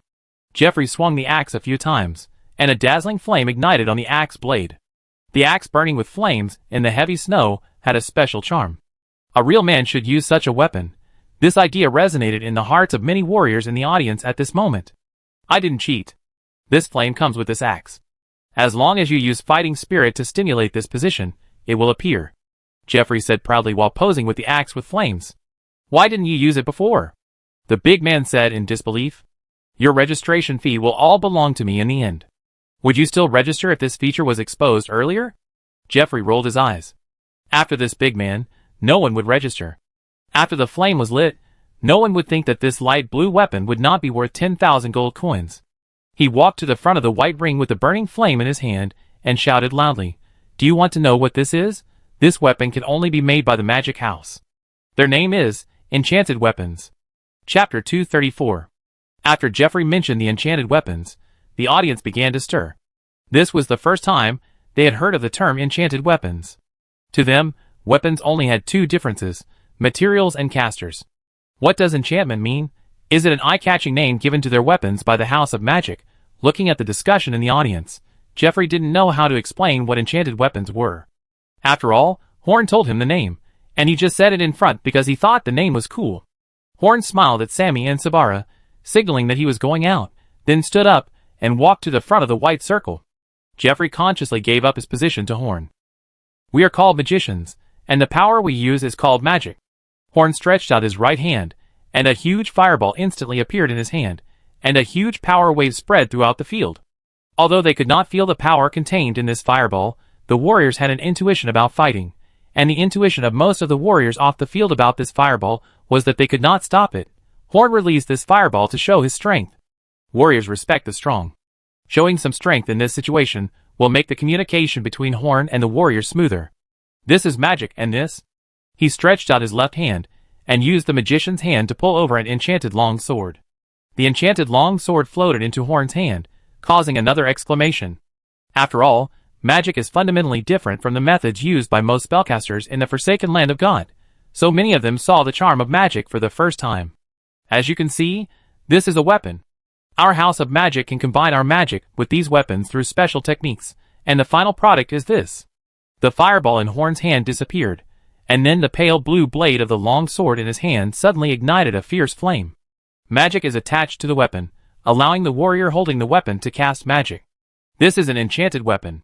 After Horn finished explaining, the voices in the audience did not subside, but became more heated. For warriors, they have always been completely different from spellcasters, and they have never thought of becoming spellcasters, because their bodies and weapons can crush all enemies. But this does not mean that warriors do not envy the completely supernatural means of spellcasters. The enemy is burned to death by a sword, and the enemy is cut in half by a sword. Using a flaming long sword and a long sword without anything are also two different concepts. The style is completely different. A real man should use weapons with fire, and let the enemy taste the power of blood and fire. Listening to the discussion in the audience, Horn knew the attitude of the warriors in the audience, so he continued, "It seems that no one wants to continue to compete with our weapons. Do you recognize the value of enchanted weapons now?" There was a chorus of responses from the audience, and Tom's face turned paler after each response. "We paid a huge price to let the warriors use our weapons. If we use these weapons ourselves, we can achieve a more powerful effect." Horn input his magic power into the magic circle and the sword blade to replace the third-level magic beast crystal core to provide power to the enchanted long sword. The flame attached to the sword immediately became huge, as if Horn was holding a huge pillar of fire. But such power is meaningless. What I need is to allow the majority of warriors to use such effects. So after a lot of effort, we finally made a weapon that all warriors can use. But such a weapon that will benefit all warriors has been instigated by villains, making you hostile to our magic family. Tom's already pale face was covered with cold sweat. He was going to be held accountable. I already know who the villain who stirred up the trouble is. Because his excellent weapon almost couldn't be seen by you, that person should pay the price, but not now. Today I want to sell all 5 weapons. It's a happy day, so I don't want to mention the person who spoils the fun. Then Horn began to sell these weapons. Since there were too many people who wanted to buy one, but there were only 5 to sell, Horn decided to determine who would buy the axe by arm wrestling. In a harmonious atmosphere, 5 lucky people were qualified to buy enchanted weapons. No one was injured. It was a very peaceful competition. Well, there were still a few unlucky people whose arms were sprained by the opponent. The qualified warriors paid 10,000 gold coins generously. These gold coins were transported in large boxes. Jeffrey, a gang leader, could earn more than 50,000 gold coins. These warriors were not short of money. There was no trading method like the God of Wealth in the Forsaken Land of God, so when it came to large-scale gold coin transactions, they paid directly by box of gold coins. The warriors who bought the enchanted weapons were naturally very happy, but those who didn't buy the weapons were not discouraged, because Horn promised that there would be new enchanted weapons for sale every week. Due to production reasons, the Magic House will sell 1 to 2 enchanted weapons every week, with a base price of 10,000 gold coins. There will be a bidding box in the alchemy shop. Warriors who want to buy weapons will write down how much they want to add to the 10,000 gold coins, and then put it in the box.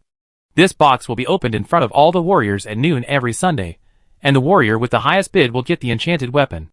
After explaining the rules for the sale of enchanted weapons to everyone, Horn announced the end of the event.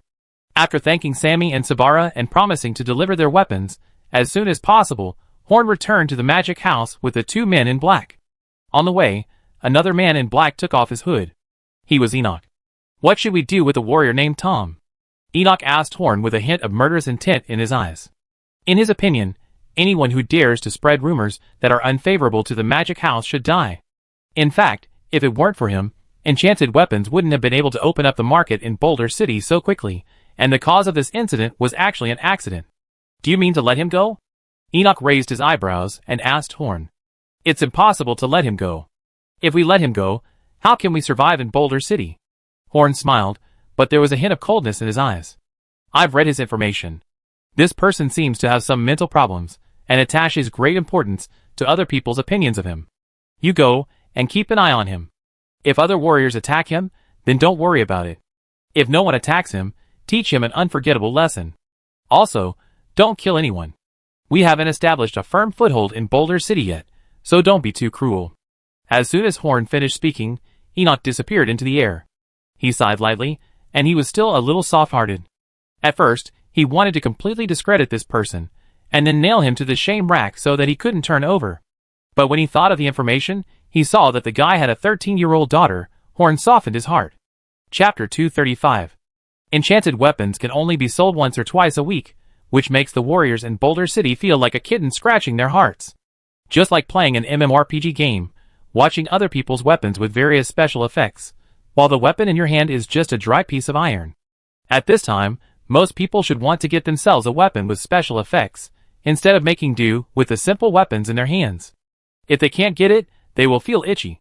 In Salon, there are extraordinary powers in reality. The weapons represent not only some virtual data, but the second life in the hands of the warriors. A good weapon can save a soldier's life in battle, bring dignity to the soldier, and give him confidence when he brags to others. In many cases, The weapons in the hands of the soldiers are passed down from generation to generation, and the meaning of weapons to the soldiers is not as simple as in the game. However, low-level soldiers rarely have the opportunity to obtain high-level weapons. This is not because they are short of money, but even if they have money, those high-level weapons can rarely be sold to them. The forging mode of the forging master is generally that he is optimistic about a soldier, and is willing to help him forge a weapon. After the forging is completed, he will symbolically receive 10,000 or 20,000 gold coins.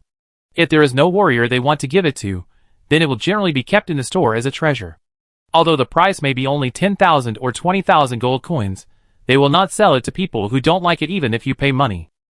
If they don't want to keep it as a treasure in the store, and they don't have any warriors they are optimistic about, they will put the weapon up for auction. The reserve price of the auction will not be very high, but the final price is often not affordable for low-level warriors. For forging masters, their reputation is much more important than simply selling a sword. If they sell weapons to an unknown person, maybe someday it will be reported that XXX was killed by bandits with XXX Master's sword. This will have a great impact on their reputation, so they rarely sell really good weapons to low-level warriors. Anyway, their weapons are not worried about not being able to sell, so why not find a good buyer for the weapons they have worked so hard to forge? In this situation, there is a shop that can make weapons that are better than those of the masters, and the most important thing is that even low-level warriors can buy the weapons in this shop. And it is not too expensive. This is enough to make all the low-level warriors in Boulder City who don't have a good weapon crazy. The 5 guys who got the enchanted weapons are living examples. They have been showing off since they bought the weapons from the Magic House.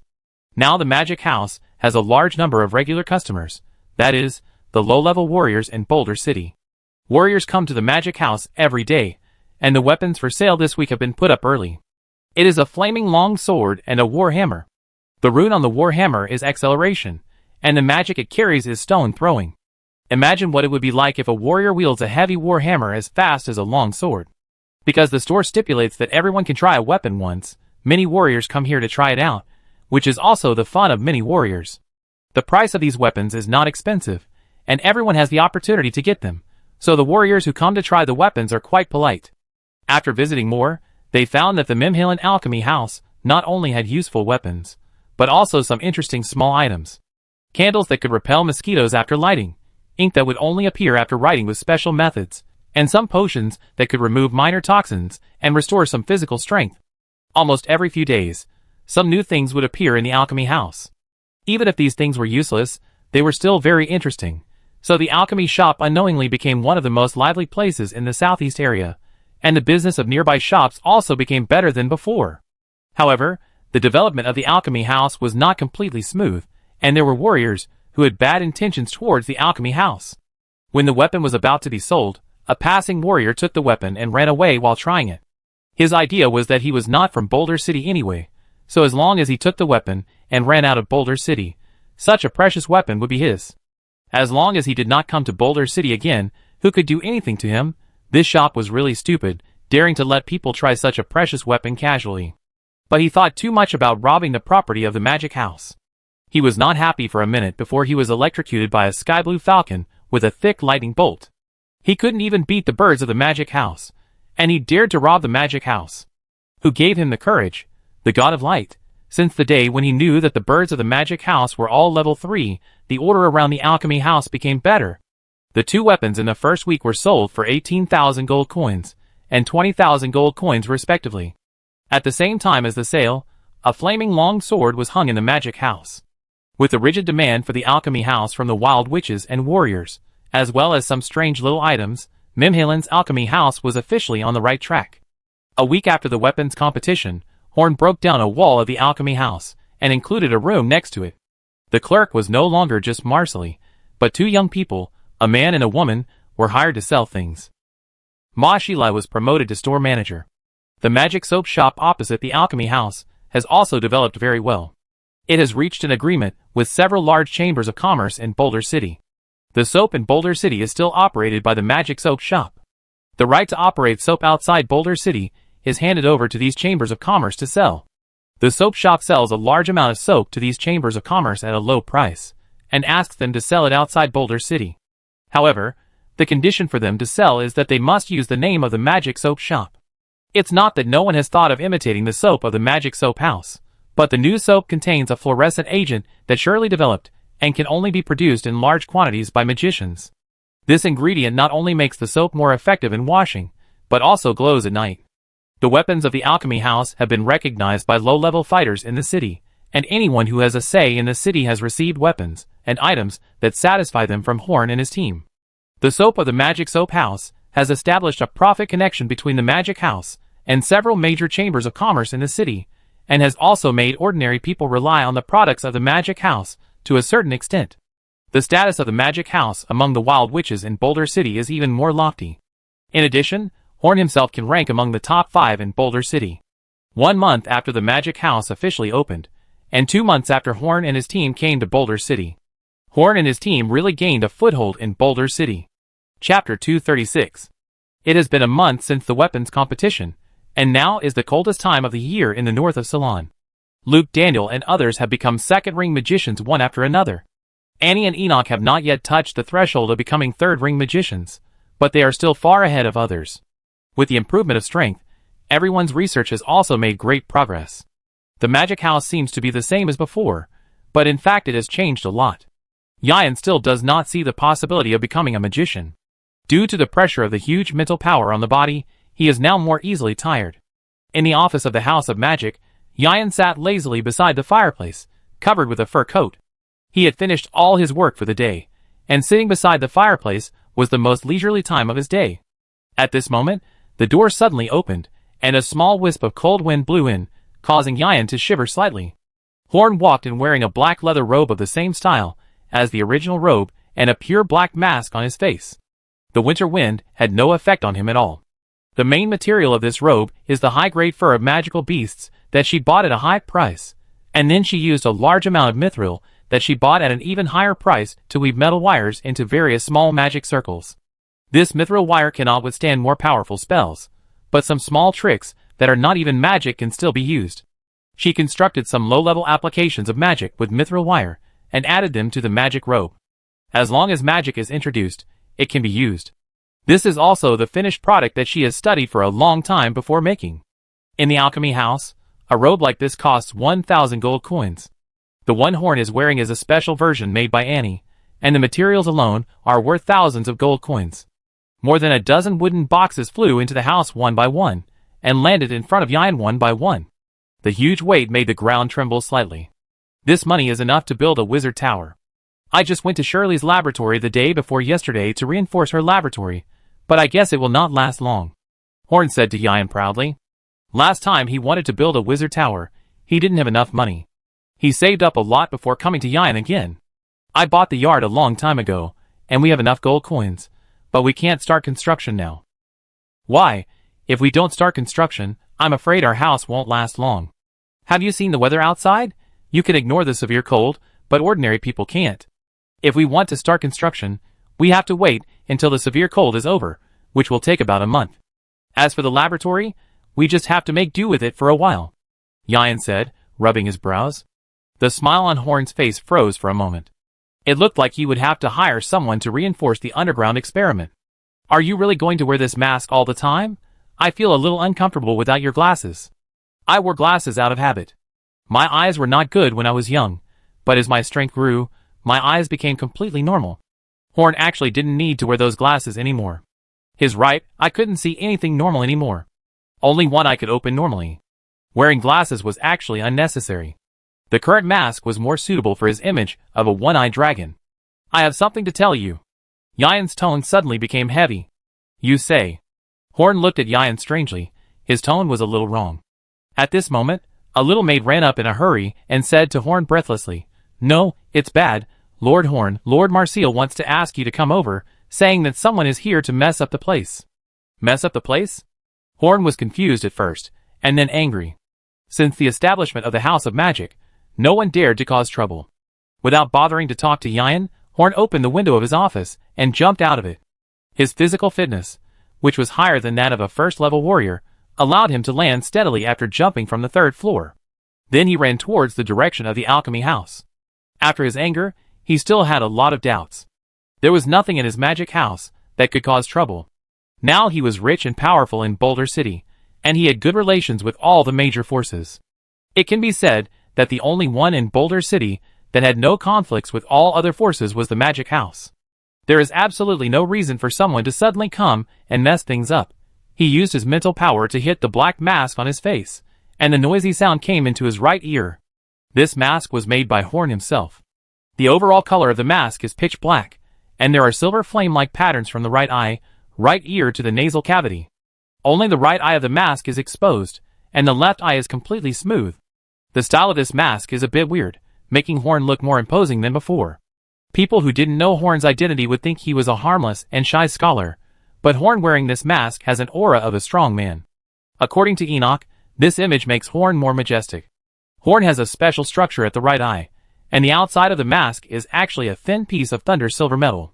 Horn has set a small hole under the eye socket, and at the same time, 2 miniature directional smelting thunder smelting magic arrays are carved above and below the eye socket. Stimulate the magic circle below, the lightning silver metal sheet will quickly deform and be absorbed into the hole. Stimulate the magic circle above, and the lightning in the hole will condense into metal sheets again. When Horn is ready to use the eye of lightning, the right eye will be exposed. This is a mask made by Horn based on the silver mask. Its function is to strengthen Horn's 5 senses. Because Horn kept the masks at the left eye and left ear for research, the parts strengthened are the right eye, right ear and sense of smell. Under the function of the mask, other sounds were blocked. In the direction of the alchemy house, there was a loud voice constantly criticizing the enchanted weapons, and several other loud voices echoed. These loud voices had strange accents, and Horn seemed to be able to sense a hint of stupidity from their tone. The enhanced sense of smell was activated, and those people had a strong mixed smell of sweat and alcohol. Horn, who had enhanced his sense of smell, almost fainted. This function cannot be easily activated. After hastily gathering some confidence, Horn finally entered the alchemy house from the back door. Several guys who should be very short in terms of body proportions, but whose height is actually about the same as that of normal people, were pointing and talking with a big man carrying a golden axe. These people are dwarves. Chapter 237. Before meeting these guys that Marcel said were going to cause trouble, Horn had many assumptions, but he never thought that the people who came would be dwarves. Although they are called dwarves, they are not short compared to humans. Some big dwarves are even much taller than humans. Dwarves are named dwarves because their body proportions are like those of humans with dwarfism, so they appear to be a little short.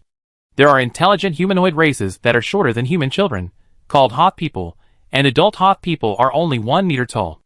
Unfortunately, this kind of race with no scheming and no fighting power has long been extinct outside the godforsaken land. That kind of race cannot escape the human slave hunting team. However, inside the godforsaken land, there are still a few last Hoth tribes in the Alien Alliance. As long as they provide some food every year, they can live a carefree life. Let's continue talking about dwarves. Due to their body proportions, dwarves are about twice as wide as humans at the same height, and the wider part is all muscle. This makes the strength of adult dwarves close to that of human first-level warriors, and dwarf warriors usually have an advantage over human warriors in strength. Interestingly, in the dwarf's own culture, they are humans, and humans are called thin people. Most dwarves who have close contact with humans accept the name of dwarves, but if you call them dwarves in some dwarf tribes that have always been isolated from the world, you will get a hammer to your head. The most famous thing about dwarves is not their fighting power, but their forging skills.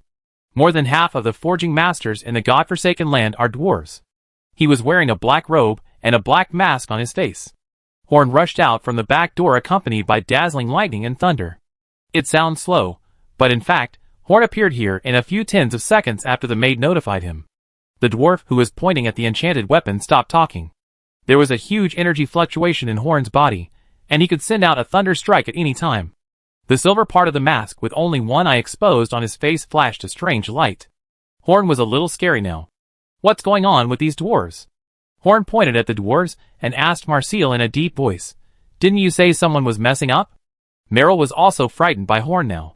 He said tremblingly, "These dwarves came and found fault with our weapons, so I asked the maid to come and inform you that they were messing up." The electric light on Horn's body gradually went out, and the magic that could be released at any time was taken back by Horn. The messing up that Marcel said, and the messing up that Horn understood were two completely different things. He informed Horn that someone came to mess up because someone was finding fault with their weapons. For a shop owner, this was indeed a messing up. But Horn's understanding of a mess was completely different from this. He thought that an enemy was coming to attack the magic house, So Horn was ready to fight on the way, which frightened everyone present into silence. "May I ask what brings you to our store?" Horn's expression was a little awkward. He had just made a big mistake. His forging skills were not good to begin with, and it was normal for the dwarves, as forging masters, to notice some problems. However, no matter how strange his expression was, as long as his voice was sound, people outside would not notice anything unusual. After all, there was a mask blocking it. The leading dwarf smacked his lips several times before he spoke. He was frightened just now, and his heart was beating non-stop. He was not a dwarf of the fighting faction, and he was not young anymore. He could not bear such a big stimulation. "This kid said that the axe I made was not as good as your mass-produced weapons, so I came to see what your weapons looked like." The old dwarf's white beard trembled when he spoke, which made him look funny. "So what do you think after watching it?" Horn asked politely. "Did you make both swords?" The old dwarf said while blowing his beard. This week, it was 2 long swords. Before, Horn had sold a lot of strange weapons like war hammers and maces, but the price was always much cheaper than the long swords of the same period, and there were fewer people bidding. So now Horn mainly sells long swords. Although not completely, it's almost the same. Horn bowed slightly to the old dwarf and said, Horn always respects people who have achieved great success in a certain field. The old dwarf's eyebrows twitched. "Not completely. That means it's a collaboration with others. Can 2 people do sword forging together? It's a mess. The material of this sword should be thunder silver. The forging technique is nothing but one-piece molding. The sharpness is also SOSO. I really don't know what advantages this thing has other than being relatively strong." The old dwarf entered the state and ignored the shock Horn had brought him just now. Then he took the light blue long sword and began to criticize. His big mouth opened and closed, spitting everywhere. Horn wanted to debate with him, but he found that he could not find a place to refute the old dwarf's point of view. Frankly speaking, the shortcomings pointed out by the old dwarf were all real problems with the sword. Horn himself was not a blacksmith who was good at making weapons. All the weapons he made were made by finding a weapon with a decent appearance on the market as a prototype and then making it. If it weren't for the runes, magic circles, and the strength of thunder silver itself, these weapons might not even be as good as the longsword sold normally on the street.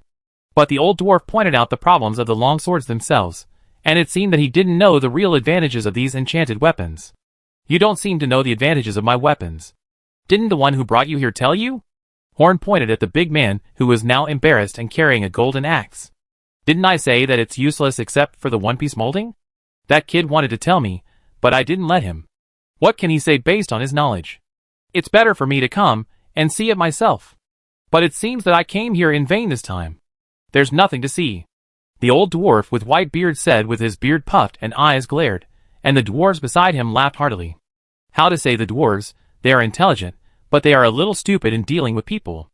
Horn also roughly understood what was going on, and the magician's hand was activated, and the long sword still in the old dwarf's hand flew directly into Horn's hand, and then Horn sucked a stool and threw it into the sky. At the same time, he used magic to activate all the functions of the long sword, and the stool fell on the blade and was directly cut in half, and began to burn violently. The cigarette holder in the old dwarf's mouth fell off with a snap. Chapter 238. The old dwarf had spent most of his life forging weapons. He could see that the power that cut the chair and set it on fire was not from Horn, but from the performance of the weapon itself. That was why he was so shocked. He had never seen anything like this before. Normally, even the sharpest sword could not cut the chair with the power of the free fall of the stool. What's more, he had checked the blade before, and the sharpness was just SOSO. So the power to cut the chair definitely did not come from the blade, but from supernatural power. It is not surprising that many artifact-level weapons have supernatural power.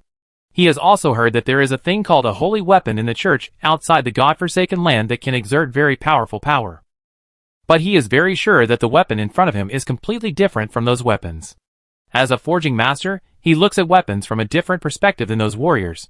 What those warriors care about is whether the weapon is sharp enough to cut people, and whether it is cool enough to hold. What he was concerned about was, if such a crudely made weapon had such power, what kind of amazing power would it be if he used his skills to forge a weapon, and then added this ability? "Young man, no, master."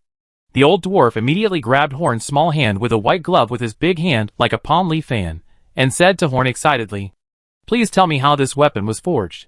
How did you make an ordinary weapon have such power?" Horn pulled his hand out of his big hand without leaving a trace, and wrinkled his nose slightly under the mask. The old dwarf's hand had a strong metallic smell, which made Horn a little uncomfortable. Except for being a little sloppy when doing experiments, he still had some mild mysophobia at other times. Making these weapons requires magical power. You can't do it. Horn refused directly. Master, I want to learn magic. The hand that Horn had just pulled out was held by the old dwarf again. The other dwarves also came to Horn's side, looking at him with hopeful eyes. And the bald man, with a golden axe on his back, also came to join in the fun, and said eagerly that he wanted to learn magic from Horn. What? Horn was a little overwhelmed. This was the first time that someone other than a wild witch told him that he wanted to learn magic, and this old man. Can you please talk properly, and stop touching me? Only wild witches can learn magic, you dwarves can't. Horn thought he had said it straightforwardly enough, but he didn't expect that the dwarves didn't feel disappointed at all, but continued to stare at Horn with wide eyes. Have you tried to let the dwarves learn magic? The old dwarf asked Horn. No. Horn shook his head gently. Then how do you know that dwarves can't learn magic? Are you sure that other races except wild witches can't learn magic? The old dwarf continued to ask. Yes.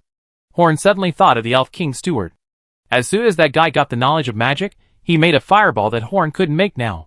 Do you have a rule that only wild witches can be taught? The old dwarf squinted his eyes. His eyes were not big to begin with, so it was as if he had closed his eyes. Well, that's not the case. The purpose of the House of Magic is to teach people with magical talents to learn magic.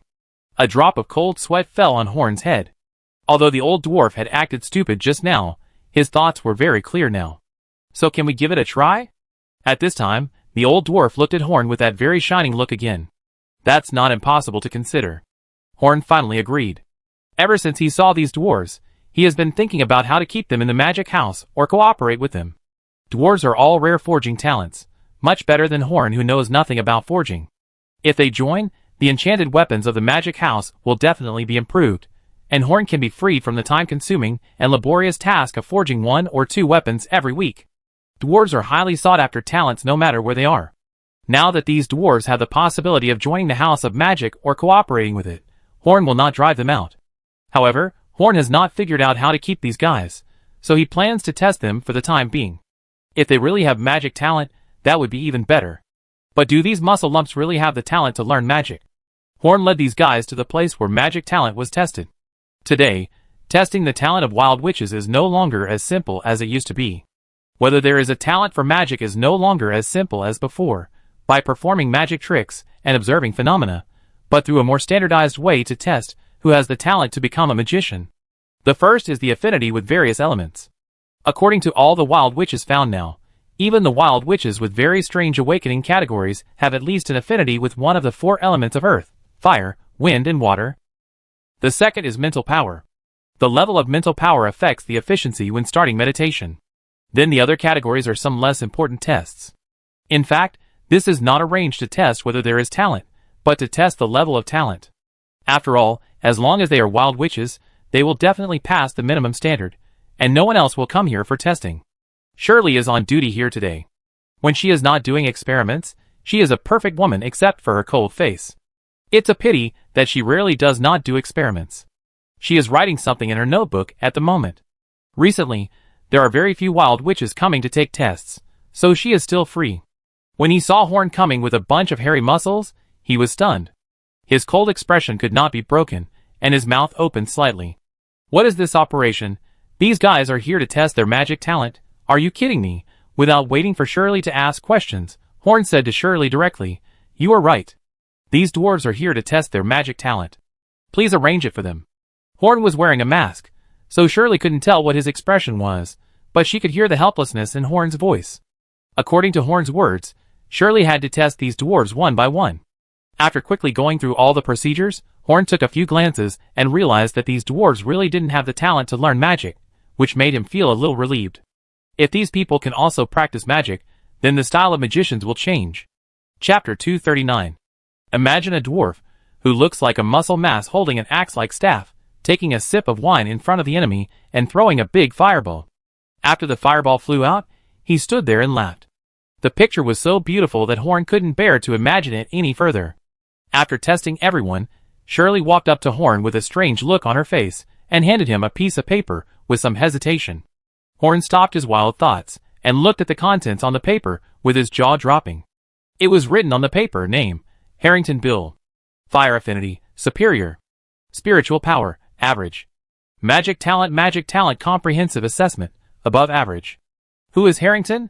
When Horn took them to take the test, he had never thought that a dwarf could pass the test, but the facts were in front of Horn and he couldn't help but believe it. But Bill? Are there dwarves with the last name Bill?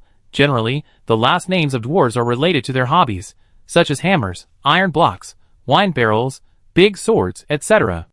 Bill is clearly a human-style last name. Who is Harrington Bill? You are the only one who passed the magic test. You have the talent to become a magician. Please stand up. Horn said to the dwarves with a piece of paper in his hand. He wanted to see what was different about the dwarves with magic talent. Was there a handsome face on the burly body?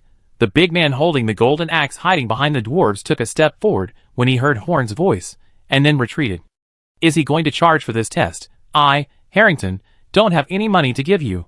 He remembered clearly that Horn had only agreed to help the dwarves with the test, but not to help him with the test. So would he be asked to pay if he was called out now? Also, what is magic talent? Is it worth money?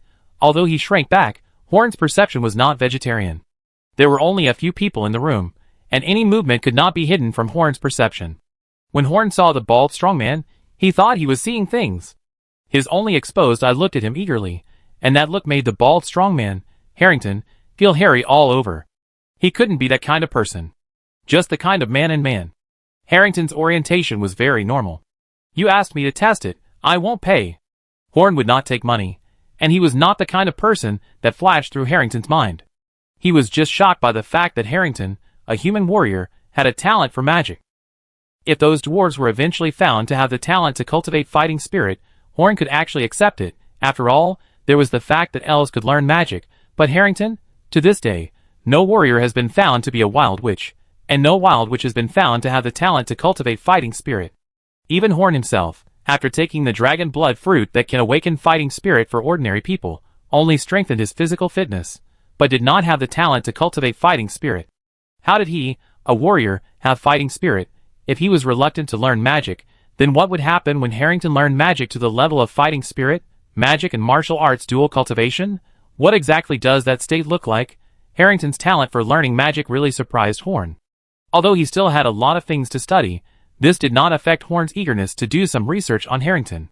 It is no exaggeration to say that Harrington's significance to the magic house is much more important than the benefits these dwarves can bring to the magic house. Horn left the dwarves, who came to ask about his test results, walked to Harrington, and held Harrington's hand in the same way the old dwarf held Horn's hand before and asked, "Do you want to learn magic?" Learn magic? Harrington scratched his head in confusion. Why would he learn magic? He didn't want to make weapons like those old men. He came here to take the test just for fun, because it was free. Does it cost money to learn magic? Harrington said to Horn cautiously. No money, not a penny. Horn was delighted. It seemed that there was a way to let this big guy learn magic. Harrington thought about it, and said to Horn, "Forget it, I won't learn it." He was a little tempted to not pay, but then he thought, he didn't need to learn magic anyway. What difference does it make whether it costs money or not? Even if it doesn't cost money, it will waste his time. Okay. Then, I charge you some money? Horn hesitated and said to Harrington, No, I still won't learn. Harrington's head turned like a rattle. Kidding, I won't learn if you don't want money, and I certainly won't learn if you pay. Poof, Horn almost spit it into the mask. This guy won't learn if he doesn't charge money, and he won't learn if he pays money. What on earth does he want to do? Wait. Horn recalled the first time he met Harrington until now, and finally understood what he wanted to do. If you learn, I give you money. Horn gritted his teeth and said this word by word. He couldn't understand why he was so concerned about money. He was a level 4 warrior after all. He was a well-known figure no matter where he was. Which wild witch didn't feel grateful to Horn for teaching them knowledge? It was the first time Horn had experienced the experience of paying others for teaching them knowledge. I guess if Horn has a son in the future, he won't treat him so well. Really? How much can you give me? I will learn as long as I am satisfied. Harrington's eyes lit up. Where can you find such a good thing as learning something and getting paid? Harrington sighed and stretched out a finger. 100 gold coins a month. Okay. When do we start learning? If Harrington had a tail, it would probably be lifted up. He didn't have to do anything, and still got paid a month. How could he not have foreseen such a good thing before? Now I don't have to go hungry. Horn silently retracted his finger. He wanted to say 1,000 gold coins, but since this guy seemed satisfied with 100 gold coins, Horn naturally didn't want to spend too much. 100 gold coins. You can go to the wild to kill a monster and bring it back for more than this price. Come to me every Monday, Wednesday, and Friday morning. I will teach you. Now you can go back. Looking at the huge body of Harrington, jumping around like a crazy kid, Horn felt a little pitiful. What kind of life can make a level 4 warrior cheer for a monthly reward of ordinary gold coins? Chapter 240. That kid is very principled. He doesn't want to join other forces for free money, nor does he want to form his own force. He doesn't like to intrigue with others. The old dwarf walked to Horn's side and put the cigarette holder to his mouth to light it. Horn waved his hand lightly, and the tobacco in the cigarette holder ignited by itself. Salon's ignition method is through a specially processed small stick. This small stick will ignite as long as it is rubbed on a rough place, which is quite convenient. Looking at the lit cigarette holder in Horn's hand, the old dwarf did not show much surprise, but just smiled and began to puff. Even if he was a bounty hunter, a level 4 warrior would not have such an embarrassing life. That kid has a lot of strange rules of his own. He doesn't kill monsters that don't hurt people, and he doesn't kill people who are not real villains, so even as a bounty hunter, he is not very enthusiastic. The old dwarf blew out a cigarette in front of Horn, but Horn had blocked his sense of smell with a mask, so he couldn't smell anything. Hypocrisy.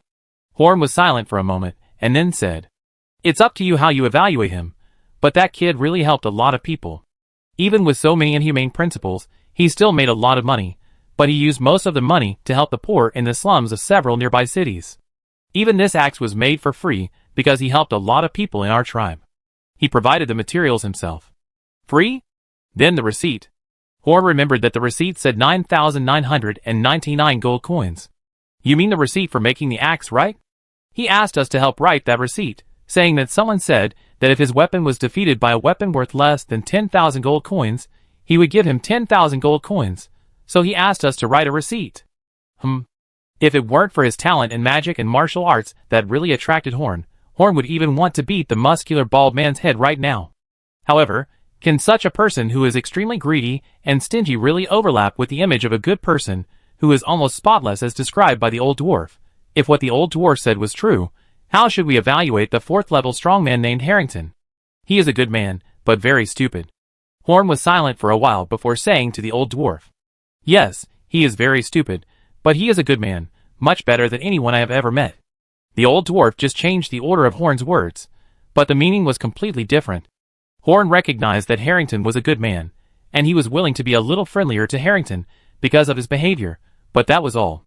He will never become a person like Harrington, nor will he think that his behavior is correct. Horn only wants to change the fate of the Wild Witch and spread magic throughout Ceylon. As for the rest, he can't care so much. But this does not prevent him from respecting a person who may be kind to the point of being morbid. Okay, let's not talk about Harrington now. You dwarves don't have the talent to learn magic. You can't draw magic runes. The old dwarf nodded gently. When he proposed to learn magic, he actually just had a little thought. He never thought that something he had never heard of was really that easy to learn. But he just wanted to try, to grasp that ray of possibility to make a better weapon, but now that ray of possibility has disappeared.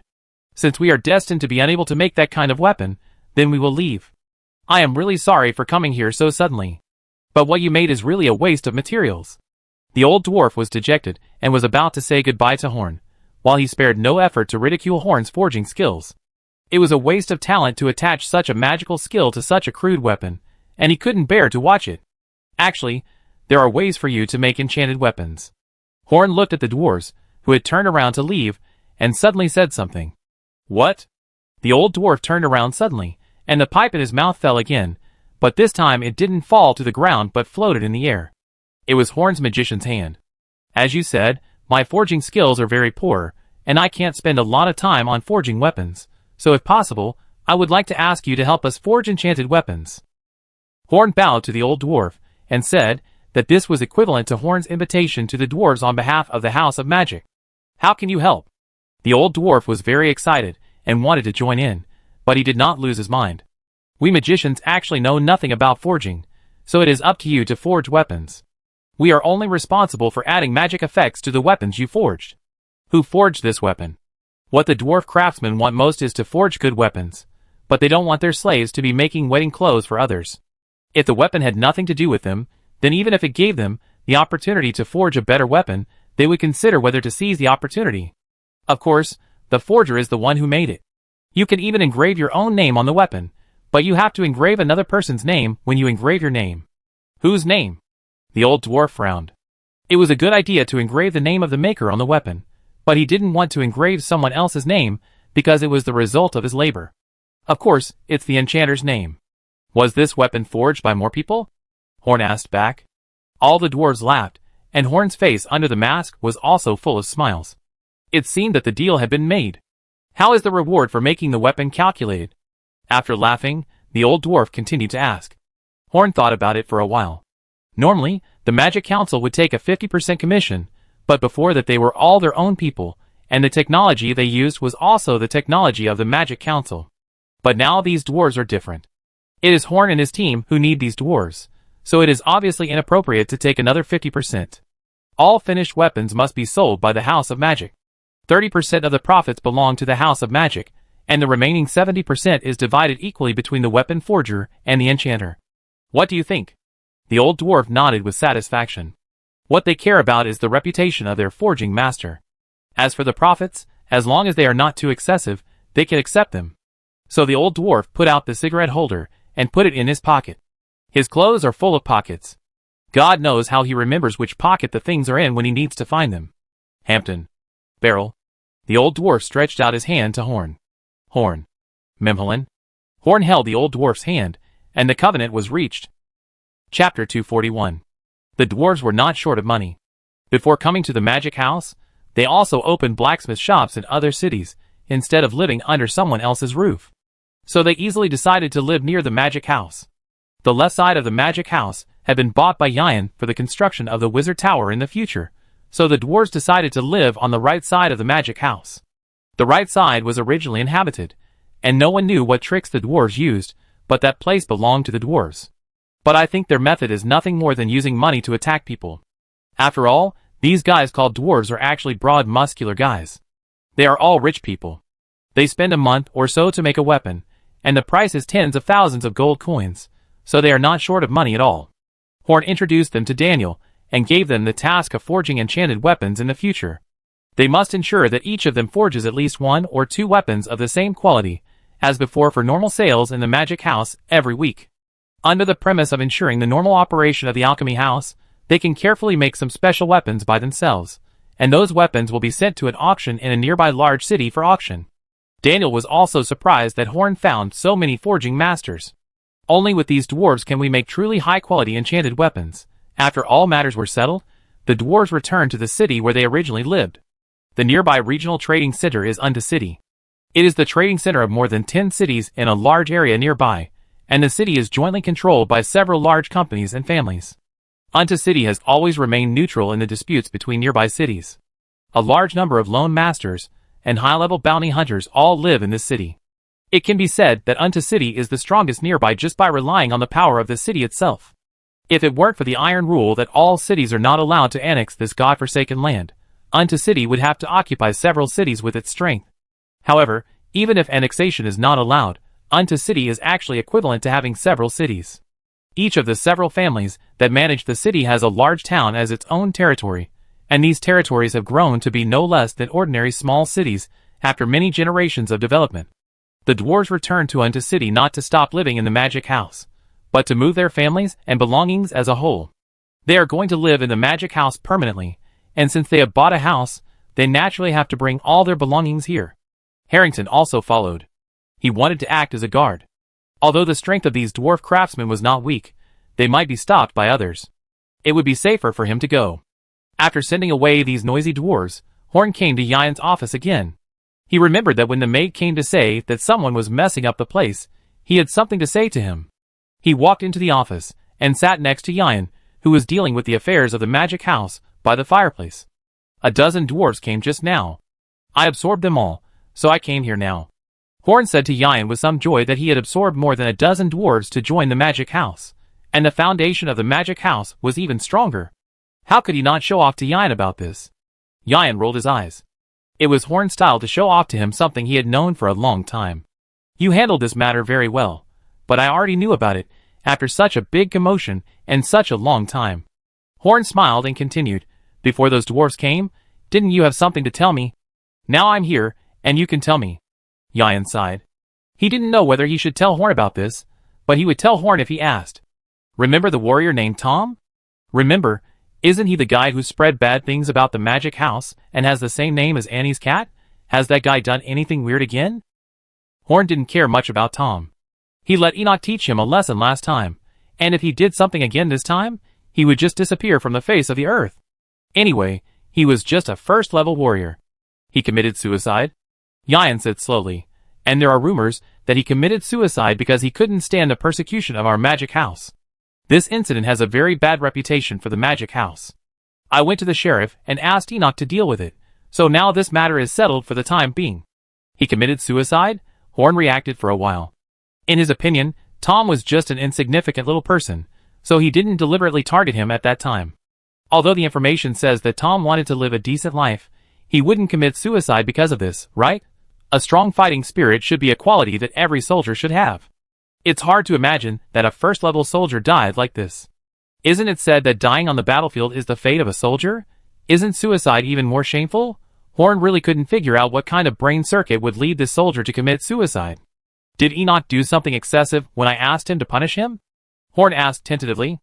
Yan shook his head gently and said, when Enoch found him, he was on his way home and was beaten up by several soldiers who were deceived by him.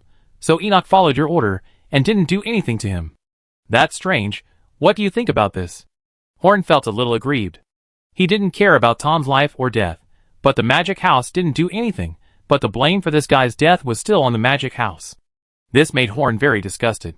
Tom's suicide did not have a substantial impact on the magic house, but it caused a crack in the good reputation that the magic house had accumulated in Boulder City. A first-level warrior was forced to death just because he offended your magic house. Isn't this a bit too much? Killing is not the right way to go. You can imagine how much insult he suffered before his death. This kind of death is completely unacceptable to many warriors. Even if the magic house killed Tom directly, they would not say anything. After all, Tom really offended the magic house. But forcing someone to death makes the warriors despise it. If this matter was really done by the magic house, it would be fine, but the magic house did not do it at all, and there is no way to clarify it, because the only big force Tom offended before his death was the magic house. What do I think? Yan took a sip of hot water and said, it's very simple. Some people don't like the fact that the House of Magic has a foothold in Boulder City, but they don't have the courage to attack us directly, so they killed Tom to disgust us. Horn took off his mask and gently rubbed his face. They shouldn't have harmed the interests of others in Boulder City. Is there any other possibility? Of course there is, that is, Tom is really so fragile that he committed suicide directly after spreading rumors. Yan said to Horn in a frivolous tone. Well, this possibility is even more unreliable than the previous one. Chapter 242. Okay, I was just joking. Even if he really committed suicide, we definitely didn't force him to death. Yan looked at Horn's depressed expression and said with a smile, before he became a warrior, this man was looked down upon by too many people. He suffered some blows almost every few days, so his psychological tolerance should be good.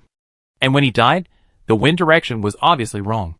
Almost instantly, all the spearheads were pointed at the House of Magic. I spent a lot of effort to calm this matter down. You've worked hard. Stop talking nonsense. Let's talk business. Horn said this out of the blue, but Yan laughed and scolded him. Yan continued to analyze. We don't know who the force targeting us is, but we know that it will definitely not target us just once, so we all have to be more careful in the future. The magic house can take care of Tom's family. Hey, what the hell is this? Putting the mask back on his face, Horn walked out of Yan's office with a sigh. He gradually liked the feeling of wearing a mask, because it could hide his true self behind the mask, and no one would know whether he was happy or sad. Back in the room, Horn prepared to rest. The magician was in a good mood and could stay awake for several days. Meditation could help the magician recover some energy. But this did not mean that the magician did not need to rest. Every 10 days or so, Horn had to have a deep sleep to ensure the normal functioning of his body. If you do something particularly exhausting within these 10 days, then this time will be extended. Lying on the bed, Horn thought hard, but he couldn't figure out who was targeting him.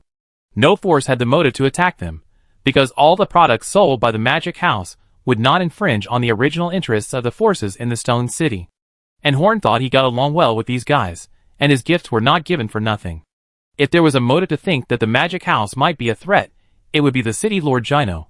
But if Gino wanted to do it, there was no need to be sneaky. He could just take a large group of people and flatten the magic house. He had the ability, so it was not impossible for him to do such a thing. He did the same thing when he killed the old city lord. Horn thought about it but couldn't figure it out. Slowly, he fell asleep and began a sweet sleep. The noisy sound came, and Horn was awakened by the sound outside. It was dark, and he had slept for a long time. So he put on his clothes and walked to the source of the noise. The source of the noise turned out to be the bald warrior Harrington. Didn't he go to escort the group of dwarves to pick up their relatives and belongings? Why did he come back here in less than half a day, and his face was still anxious? Yan also came down. Staying in the office without exercise is not good for the body. What's going on? Where are Master Hampton and the others? Horn frowned and asked the anxious Harrington. They disappeared. Harrington scratched his head and said he didn't know what to do now, so he could only come to Horn for help. Speak more clearly. How can I know what happened just because you said they disappeared? Horn pressed Harrington's shoulders to calm him down. He couldn't communicate normally in his current state. After taking a few deep breaths, Harrington finally calmed down completely, and he finally began to describe what happened. When Harrington and the dwarves went to Unto City, the dwarves were anxious to return and forge enchanted weapons as soon as possible, so they took a small road according to their advice. It was called a small road, but it was just a slightly difficult road. Usually, there was no news of any danger there. At most there were some robbers. But those robbers could be even the old dwarves, let alone Harrington. While walking on the road, Hampton found a mountain forest covered by dense clouds, and at the edge of that small mountain forest he found an excellent raw stone for forging weapons. The dwarves, who were excited to see the prey, asked to go in and take a look, and Harrington did not object. Anyway, he did not feel any danger in the forest. The only thing that was a little unusual was the fog. But fog is actually very common in the forest of the God-forsaken land, so they did not make a fuss. The strange thing happened just like that. More than 10 people in their group entered the forest, and after a while, one person disappeared, and in the end, only Hampton was left. He searched for more than an hour in this small foggy forest, but didn't find a single hair. So he could only ask Horn for help. He had many friends, but most of them were poor people with little ability. They couldn't even support themselves, so it was unrealistic to expect them to help him find someone. So Horn was the only one he could ask for help. Test whether he is lying. Horn first signaled to Yan, then suppressed Harrington and said to him, "Relax your mind and don't be on guard." Yan put his hand on Harrington's head, carefully probed it, and nodded to Horn, proving that what Harrington said was true. "Please help me find them." Harrington looked at Horn anxiously. From his expression, he was really worried about the dwarves. He should have nothing to do with them, but his attitude was as if the missing people were his relatives. "Don't worry, I will help you find them. After all, they are now considered members of the magic house, and they can't just disappear like this." Horn's words were not entirely to comfort Harrington. Those dwarves were of great value to the subsequent development of the magic house, and they must not be allowed to disappear without a clear reason. "Yan, are you interested in going with me? You have been bored in the magic house for a long time, and it's time to go out for a walk. There is nothing you need to deal with recently. It would be great if they could bring Yan with them. Yan's detection ability can provide them with great protection. Things have been dealt with long ago, and it's a good time to go out and relax." Yan agreed without thinking too much. He had no way to be promoted to a magician, and staying here might not produce any results, so he might as well go out for a walk. Horn called Annie again. She was promoted to a second-level magician, and could command second-level magic beasts. Magic beasts in the mountains and forests were much more sensitive than humans. As for combat power, Horn and Harrington were enough. Chapter 243. Annie, Horn, Enoch, Harrington, and Edward, a silly bird, headed for the forest Harrington mentioned. On the way, Harrington and Horn described the small forest in great detail. No large creatures were found in the forest, only small creatures such as rats, ants, snakes, and insects, and there was nothing special about the fog.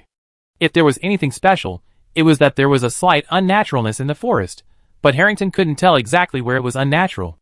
After entering the forest with the dwarves began to disappear one after another. After discovering something unusual, Harrington wanted to take the dwarves out first. But after going out, Harrington found that he was the only one left. The strange forest seemed to have no interest in him. No matter how he shuttled through it, he would not get lost here. So in the end, Harrington, who had no other choice, came to Horn for help. According to Harrington, this matter was actually difficult to handle because what he described was too weird. The warrior's perception in a small area is even more sensitive than that of a magician, but he didn't find anything unusual. Moreover, since he had the ability to get rid of the dwarf silently in front of Harrington, why did he let Harrington go? What exactly is the problem? We can only find out after they arrive. The path is not easy to walk, but the journey is not very far. The most leisurely person along the way is Annie. She sat on the huge red tiger throughout the journey, and didn't spend any extra energy to walk. Now she can maintain the existence of a first-level summoned beast without consuming too much of her magic power. Seeing Anne's leisurely appearance, Horn's need to develop a comfortable magic vehicle became more urgent. In fact, Anne wanted Horn to get on, but there were not many places for people to sit on a tiger. If Horn also got on, the two of them would inevitably stick to everything, so Horn rejected Anne's invitation. But Edward was not so polite, and he lay directly on the big tiger's head, unwilling to spend more effort. Soon, everyone saw the strange forest. When they got closer, Yian looked at Horn solemnly and said, "Did you feel it?" Horn nodded gently and said, "I am a fourth-ring magician after all.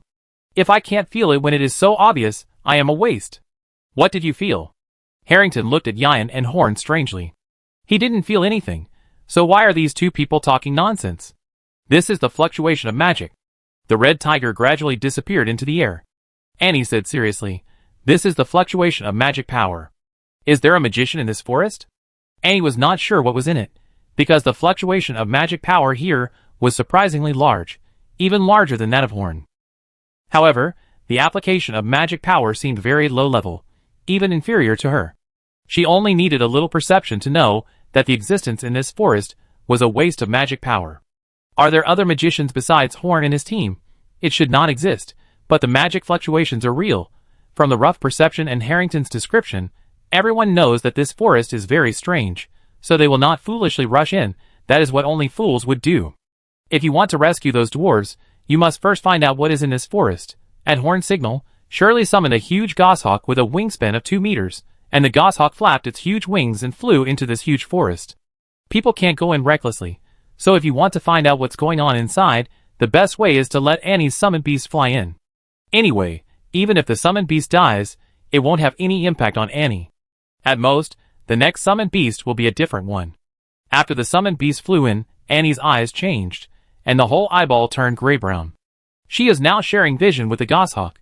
This is a new ability she gained after being promoted to a second-ring magician, which can attach consciousness to the summoned beast. With this ability, she can remotely command the summoned beast to fight. Suddenly, Annie's face changed, and her eyes instantly returned to normal. "What happened? Don't leave out anything. Tell me everything you saw." Seeing that Annie had exited that state, Horn hurried forward and said, "I can't tell what happened. It flew into the center of this mountain forest, and landed on a thick tree trunk, and then our contact was cut off.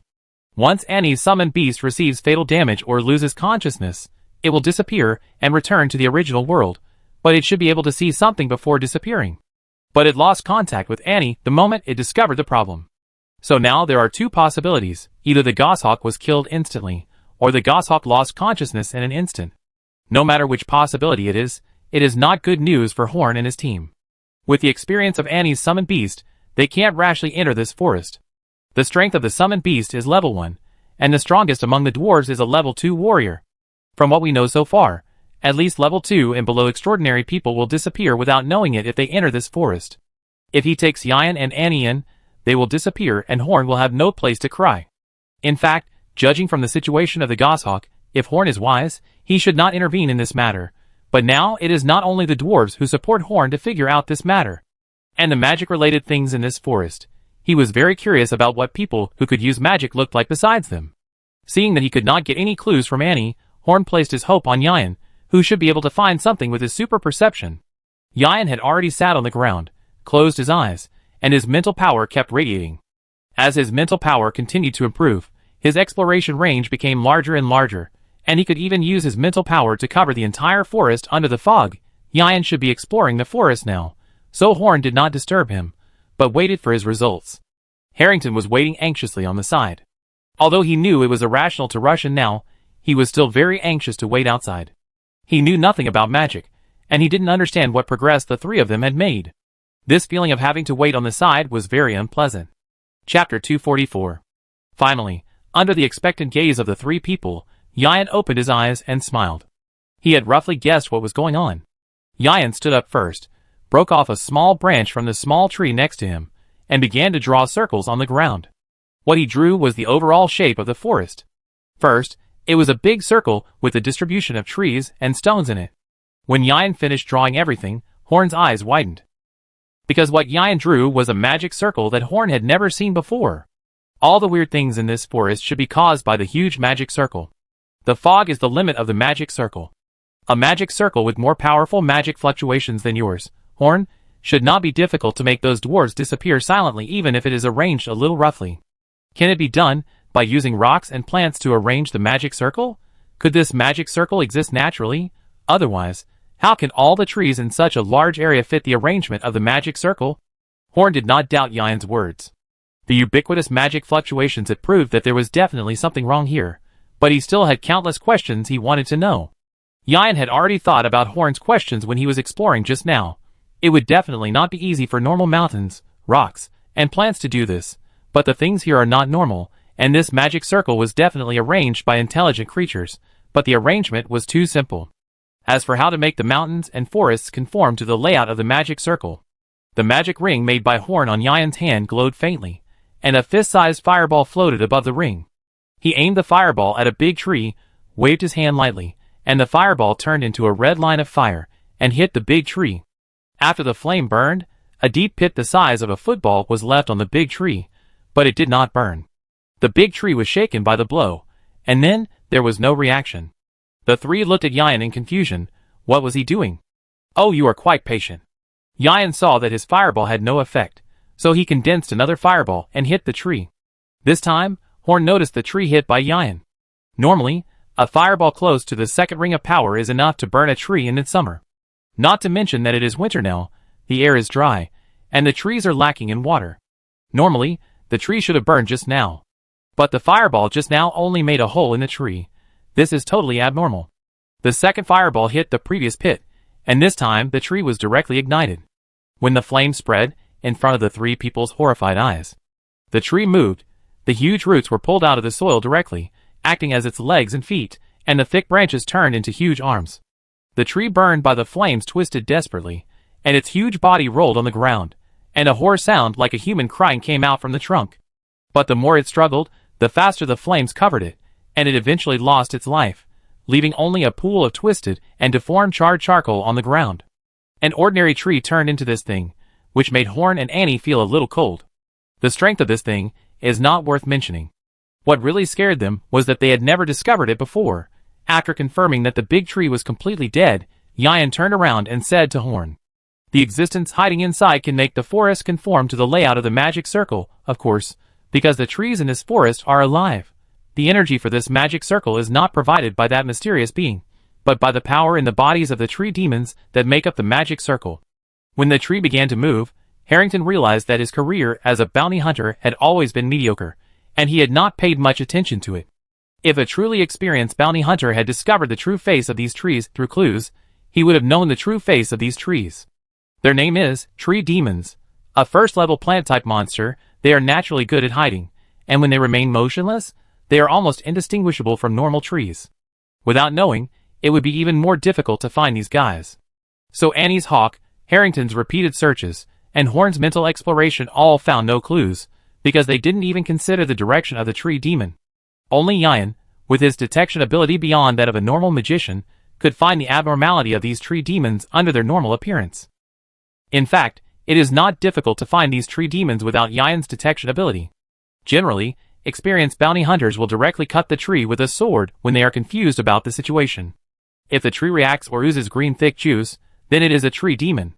Yian's first fireball was extinguished by the green thick juice, which is the blood of the tree demon. This first-level monster is extremely powerful and hates life. Any creature passing by may be attacked by it. I don't know how the mysterious existence in the forest suppresses the brutal nature of these tree demons.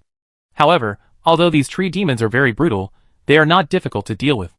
They move slowly, and even die if they move a large distance in a short period of time.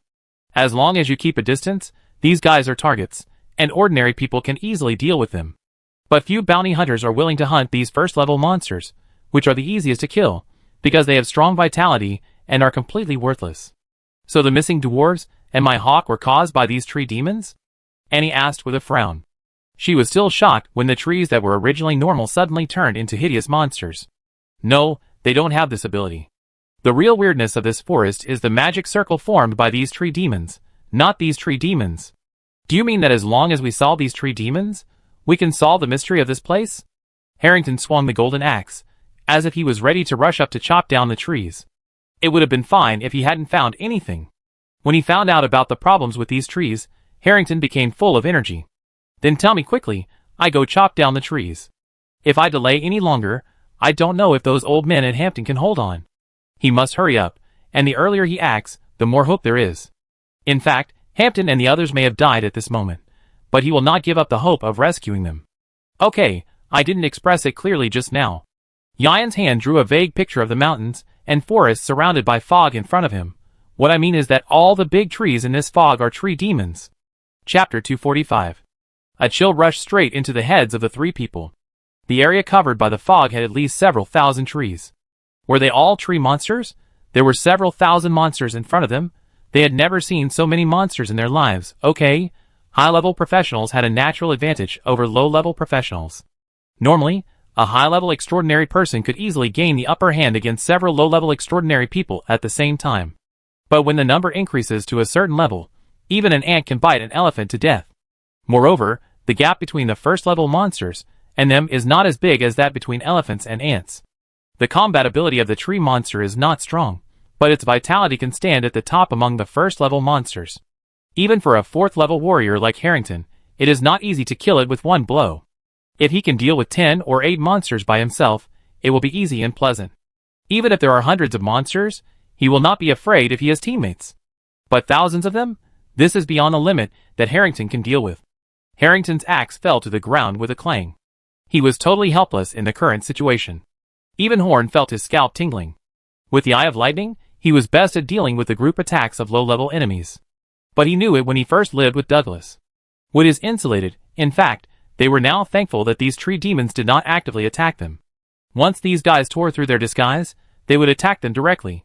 They had no other choice but to run away. Is there a way to rescue Hampton and the others without killing them? Horn asked Yayan solemnly. If possible, he wanted to avoid fighting with the tree demons as much as possible. If we don't kill the tree demons, we don't even know where Hampton and the others are under the influence of the magic circle. How can we rescue them?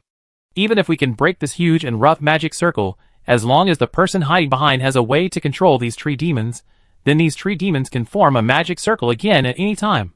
Let's take a step back and say that if we really kill the mastermind and rescue Hampton, we will definitely be surrounded by these tree monsters. Do you think we can rush out of these tree monsters with a dozen burdens? Yayan said a lot in one breath, and Horn understood it all. That is, if you don't kill these tree monsters, you must not enter this mountain forest.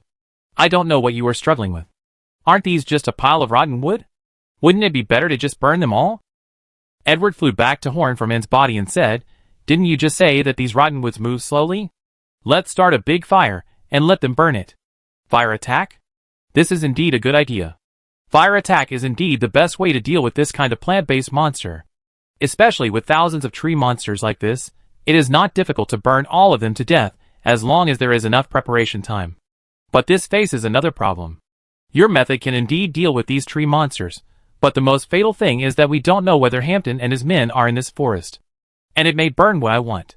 Although he knew that fire attack was the best way, Horn was still a little hesitant. It must be very difficult to control the flames that were enough to burn thousands of tree monsters. In this case, it was difficult to protect what Horn really wanted. Hey, you humans are troublesome. Why think so much? Anyway, you can't deal with these rotten woods except burning them with fire. Edward flew to another tree, and the tree began to burn as a flash of fire appeared on his body. Normal Edward had the ability to control flames below the second ring at will. There was another wailing and desperate twisting, and the tree demons slowly turned into ashes. It can be said that fire is the biggest weakness of these tree demons. They can use the blood in their bodies to extinguish weaker flames, but they have no power to resist stronger flames. And because they move slowly, they can't even hide, and can only wait to die. After Edward killed the tree demon this time, he was not as calm as before. This time, the whole forest twisted slightly. They didn't want to sit and wait for death. They wanted to kill the enemy in front of them. However, their riot only lasted for a moment and disappeared. They were forcibly suppressed again. Hey Horn, my fire is too small. These guys have liquid in their bodies, and there is snow on the ground. If you want to cause a big fire, you must have a certain scale, so you still have to take action. Edward flew to Horn and said. The four discussed for a while, but could not think of a way to break the situation except fire attack. So Horn did not hesitate anymore. He held the staff in his hand, and silently chanted a spell in his heart. The flame condensed at the top of the staff, and then like a huge flamethrower, the huge flame column shot out more than 20 meters, and ignited more than a dozen tree monsters at once. He moved the staff horizontally, and all the tree monsters within a fan-shaped range were all entangled in flames. In fact, it was thanks to the unknown existence that suppressed these tree demons, otherwise it would be impossible for Horn and his team to discuss countermeasures calmly. The fire grew bigger, and the existence behind the scenes could no longer suppress these tree demons. The tree demons ignited by the flames ran around everywhere, constantly igniting other tree demons. Other tree demons that were not affected by the flames also began to flee. The entire forest was in motion, and thousands of trees several meters high, which could be hugged by 2 or 3 people, were struggling in the snow on the ground. Snowflakes were hit by the flying branches and flew up, and everything in front of them seemed to be covered with a layer of white. Before the white snowflakes fell, they were burned into water droplets by the flames, and fell on the ground and turned into steaming water vapor. But this level of water vapor is useless for this fire. The scene was spectacular and indescribable. Edward flew in the air, and from time to time, he spit out a mouthful of phlegm-like flames at the fleeing tree monsters. This kind of flame is not powerful, but it can attach to the bodies of those tree monsters, and cannot be easily removed. As long as it stays on the body of the tree monster for a short while, it will set the whole tree monster on fire. While Horn was lighting the tree demons, Annie whimpered softly, and a huge humanoid wind group more than 2 meters high appeared above her. This was one of Annie's second-level summoned beasts, a low-level wind element. The wind element used its superb speed and ability to control the wind direction to guide the spread of the flames to the fleeing tree demons. The places not occupied by the tree demons were safe and sound. If winter was not controlled now, the flames might set the entire forest on fire, and that was not what Horn and his men wanted. Therefore, it is necessary to try to control these flames, so that they do not burn normal trees.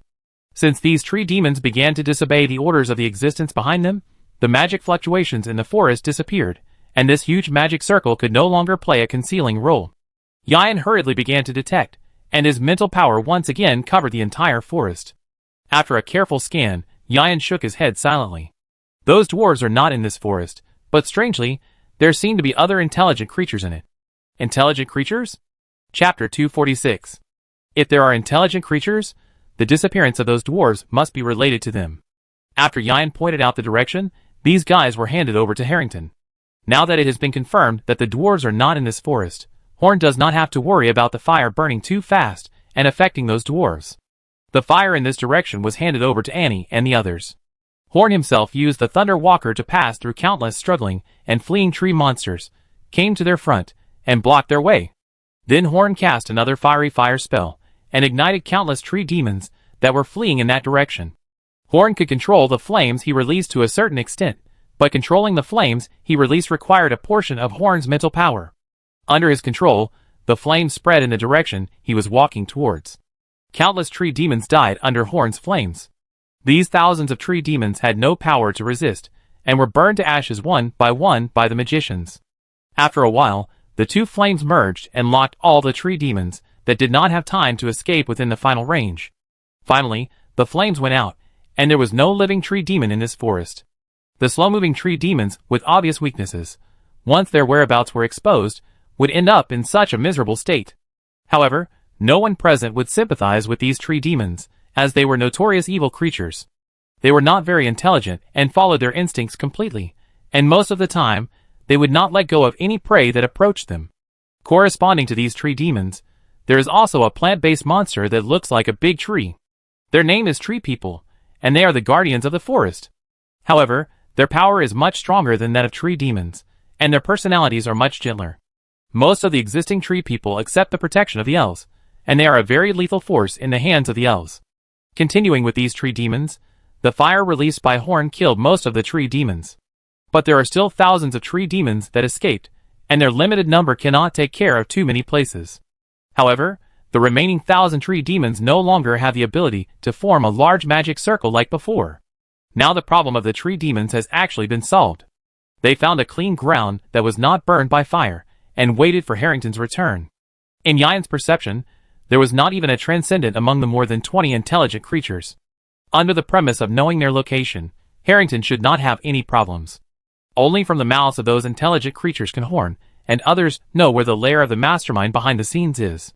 Horn was very curious about the mastermind behind this. What he wanted most now was to rush to that guy and grab all his magic knowledge. Anyway, judging from this guy's behavior, he was not a good person.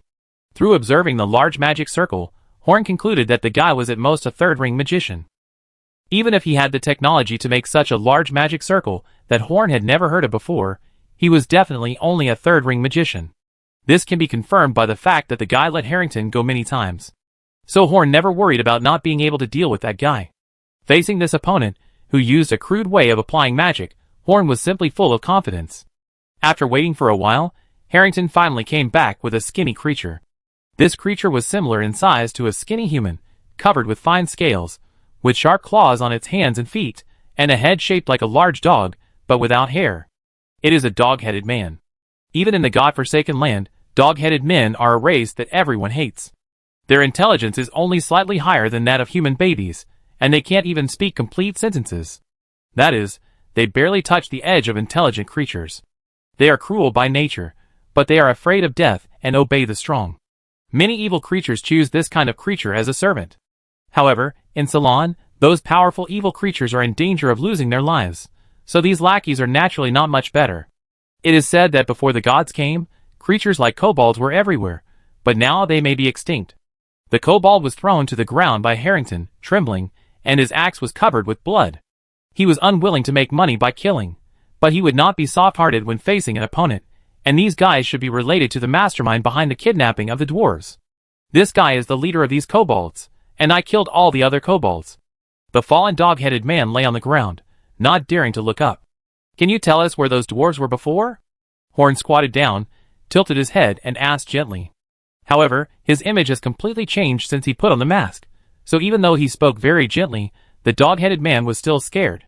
A beautiful girl will look cute even if she loses her temper with others, and a ferocious dragon will be extremely scary to those who don't know it even if it acts like a spoiled child. The great wizard will not let you go, the dog-headed man said tremblingly. Please answer my question, okay? Then I might consider letting you go. Horn continued. The great wizard will not let you go, the dog-headed man continued, and Horn even doubted whether this guy would only say this one sentence. His words revealed a lot of information.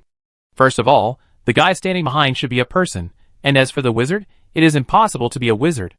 In the God-forsaken land, wizards will be extremely weakened, so wizards with normal minds will not set foot here. But this information is not enough. With this information alone, Horn cannot find the mastermind. Since the dog-headed man does not intend to speak, Horn will not force it. Beat him half to death first and then ask. This kind of violent behavior is not suitable to be done in front of the lady in Harrington, a warrior with a saintly character. So Horn used the magician's hand to carry the dog-headed man away. The teeth-grinding sound of the blow and the tragic howl came, and Harrington frowned. It's okay to kill this harmful creature. There is no need to torture it like this. But he did not stop him, because he was also full of anger towards the dog-headed man. For Horn, violent interrogation was a last resort. If Enoch had been brought here, it would not have been so bloody, but Enoch did not come. He must know where the dwarves are, and he must also know who is the person who uses the magic-like thing. So the dog-headed man must tell what he knows. The mastermind who can make a cowardly creature like a dog-headed man grit his teeth and not betray him must be very terrifying, so all Horn needs to do is to be more terrifying than the mastermind. After a while, Horn walked back to the crowd with the half-dead dog-headed man, and a few drops of blood splashed on the silver-white part of the mask. This dog-headed man is very stubborn, and he will die if he is beaten again. So Horn brought him back to let Yayan treat him first. If he still doesn't say anything, he will beat him half to death again. Without waiting for Horn to speak, Yayan cast 2 healing spells, and the dying dog-headed man regained his vitality. Without further questioning, Horn dragged the dog-headed man to the corner again. The dog-headed man screamed in fear, "Stop beating me, I'm going to." It can bear it once, but the second time, it doesn't want to bear it anymore. Chapter 247. In a dark cave not far from the strange forest, an old man in a tattered robe was standing in front of a laboratory table stirring a suspicious object. Behind him were numerous thick pipes that led directly to the top of the cave. On the top of the cave, those thick pipes were connected to hundreds of silkworm-like things hanging on the top of the cave. The smallest of these silkworm pupae was only as big as a chicken, and the largest was 3 or 4 meters thick and 4 or 5 meters long. The lavender light poured out from the cocoons and entered the old man's body through the tubes. The old man now looked a little intoxicated, and the energy entering his body brought him a different kind of pleasure. Among the dozen dwarves who had just been hung up, there were 5 or 6 warriors and 1 level 2 warrior. These dwarves had just been hung up, and their life energy was still sufficient, and the energy transmission was strong enough. It had been a long time since he had caught so many extraordinary people at once. The energy that extraordinary people could provide was obviously completely different from that of ordinary creatures. He felt very happy when he thought that these dwarves could provide him with energy for more than 10 days. Suddenly, a ring made of grass and wood on his table trembled a few times. The old man gently stroked the ring, and it stopped trembling. He didn't think much about it, and thought it was a normal fluctuation, but after a while, the ring began to shake wildly.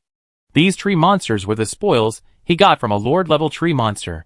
With the ring made from the branches obtained from the big tree monster, he could easily control these tree monsters. Of course, it was just a simple control. He couldn't do anything that endangered the lives of these tree monsters. But now, the ring was shaking wildly. Then after a while, the ring broke directly. This means that the tree monsters were out of his control. The old man's face, which was originally radiant, suddenly became gloomy. His arrangement in the forest was ineffective. He had tried to use those tree monsters to capture supplements for many years, and there was no problem. What was going on now? At this moment, the magic house. Enoch was fiddling with a strange device. He was trying to make some of the illusions real, but he had not made any progress. Seeing the results of others coming out one by one, Enoch was not anxious at all. He fiddled with these things just for fun, not really wanting to make something earth-shattering. And now, he was not very serious about making this thing. Horn and Ian were not here, so he was the only one who made the decision in the magic house. If Yian was there, no one could enter the magic house silently, but now Yian was not there. In order to ensure safety, he set up a few small things outside the magic house, so that he could know if someone came in, but it was precisely because he had to distract himself to control those things that he could not concentrate on his research. Even if Horn and the others were only out temporarily, he did not relax his vigilance. He was always very careful in this regard. Suddenly, Enoch's eyes became sharp. Did he want to disturb him just for a while? His body gradually disappeared into the air, because someone invaded the magic house while Horn was away. "Excuse me, teacher, why did you bring me here?" a crisp voice said with some fear. The speaker was a girl with a long sword hanging around her waist, who had just climbed over the wall into the magic house. "Don't you want revenge? The people in the magic house forced your father to death. Don't you want to kill everyone in this place with your own hands?" This is a man wearing a black knight suit, with only a pair of eyes showing, and he bewitched the girl with a sinister voice. "But your father's death may not be caused by the magic house. They helped us solve many problems before. What do you know? Has your father offended anyone else besides the magic house? The magic house is only nice to you, because this incident has made them have a bad reputation. Do you think the magic house will let you, an orphan and a widow, go after the storm is over?" The man spared no effort to scold the 13-year-old girl with a hoarse voice. "But teacher..." "Shut up. It's really a shame for your father to have a daughter like you.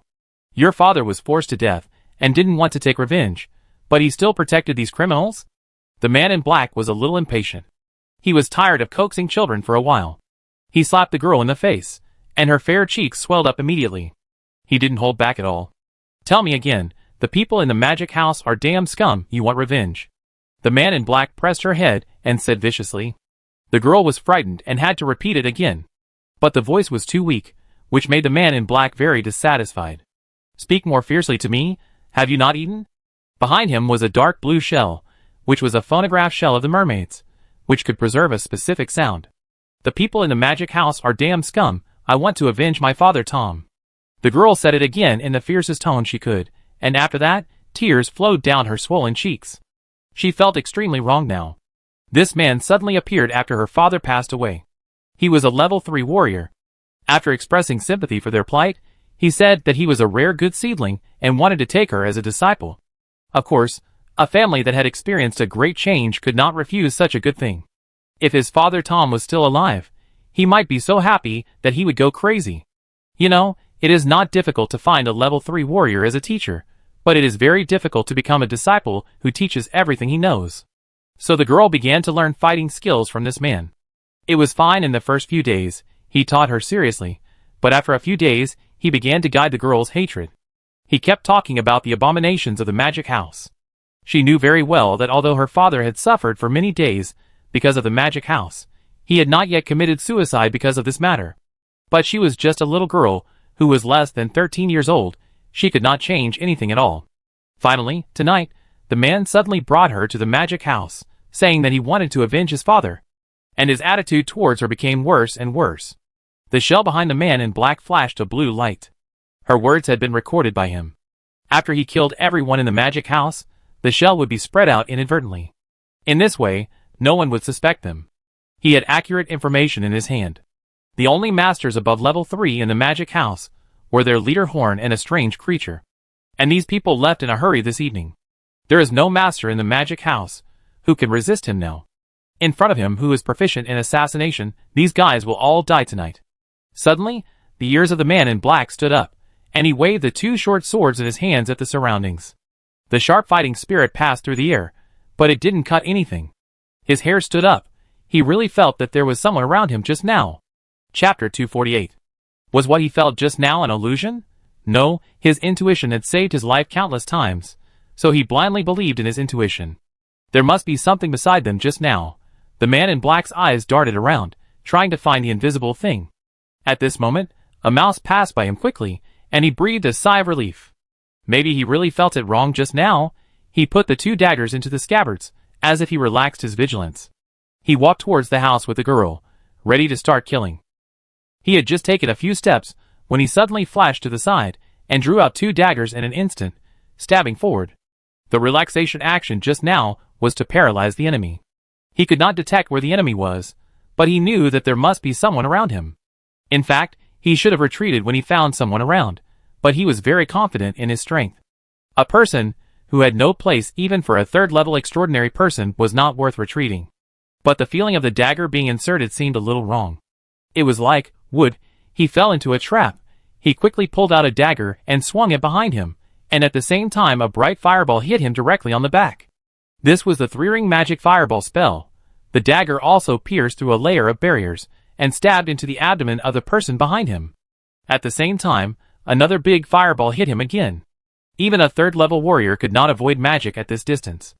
2 3-ring fireballs were enough to kill any unprepared 3rd-level warrior, and this man in black was no exception.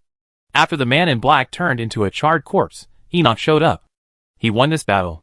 It seemed that Enoch won this battle very easily, but it was not the case. After all, the man in black was 1 level higher than Enoch.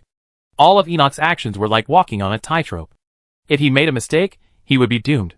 He let out a long breath, and then said to the girl who was standing there, not knowing what to do, "Your father's death has nothing to do with the magic house, and I won't make it difficult for you.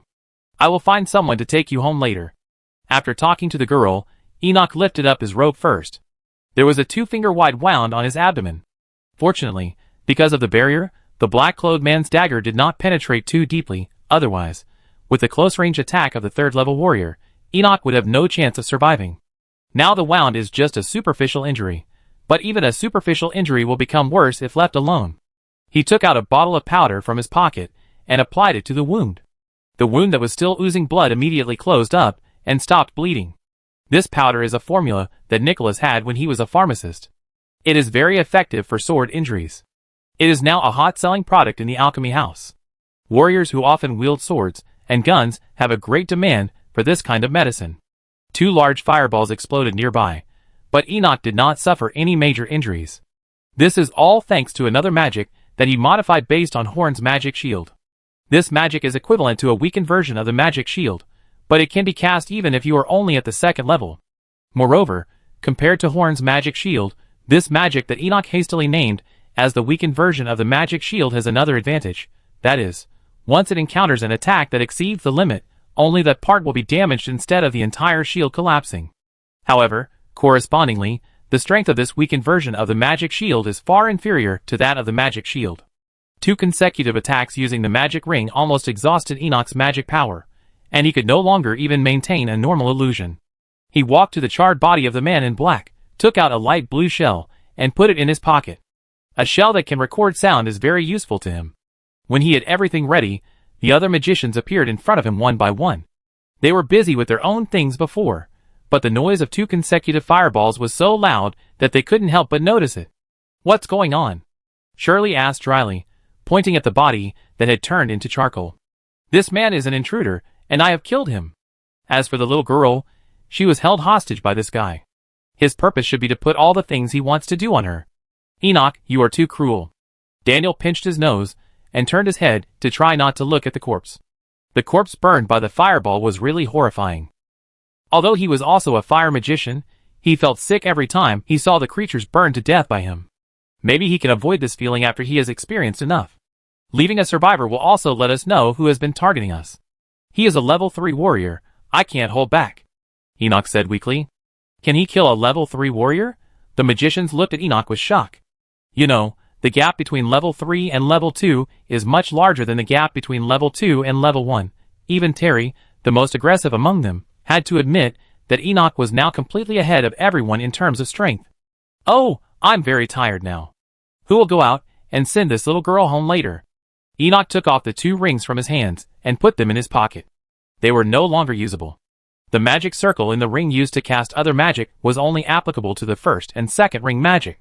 The third ring magic only needs to be cast once, and the ring will be completely scrapped, and the magic above the 4th ring cannot be cast in this way. If they want to make more advanced magic props, they still need to study hard. The girl's name was Megan, and she finally decided that Terry would take her home. When the man in black scolded Megan, Enoch also listened to what he said and knew that she was completely forced, so he didn't make things difficult for him. The 2 of them didn't talk along the way, and Terry didn't have anything to say to her. Megan felt lost, and she didn't know what to think about her father's death. She couldn't decide whether it was someone from the magic house who did it. All she could be sure of was that her father didn't commit suicide. But the man in black insisted that her father was forced to death by the magic house. This is what made her most suspicious of the man in black. Her father had just died, and the 3rd-level warrior teacher she thought she had just found to rely on had also died in the magic house. She was also a little confused about what she and her mother should do in the future. But she soon stopped being confused. When she opened the door, she saw her mother hanging on the beam. Like her father, she also committed suicide. Megan sat on the ground helplessly. At this moment, her world collapsed. The man in black had no intention of letting her and her daughter go. She was a child and could be fooled, but her mother was very likely to guess something. So as soon as they found out that Horn had left, they immediately implemented the plan. And the first step of this plan was to let Megan's mother commit suicide. In the last step of the plan, Megan would also commit suicide, so that there would be no evidence at all. Terry, who had not said a word along the way, also sighed deeply at this time.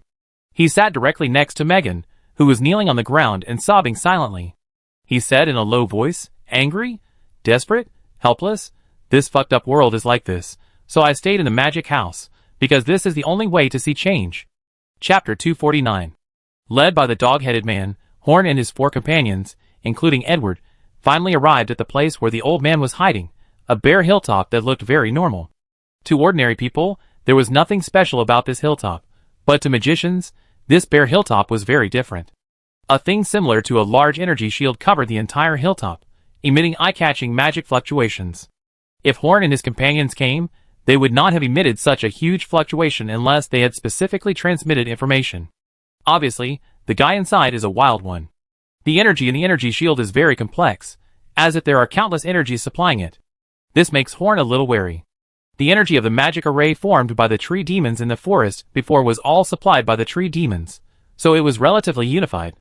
But the one in front of him is a little weird. How can so many energy properties be integrated so peacefully? However, it is precisely because of the complex energy source, coupled with the inferior means of the person who arranged this thing. Even if the energy in this energy shield is so strong that it makes Horn palpitate, the strength is only at most the level of defending against three-ring magic. Do you want to call the people inside out and negotiate? Yan asked Horn. The people inside might have some magical secrets that they didn't know, so he was a little unsure about Horn's attitude. No need for you to call them.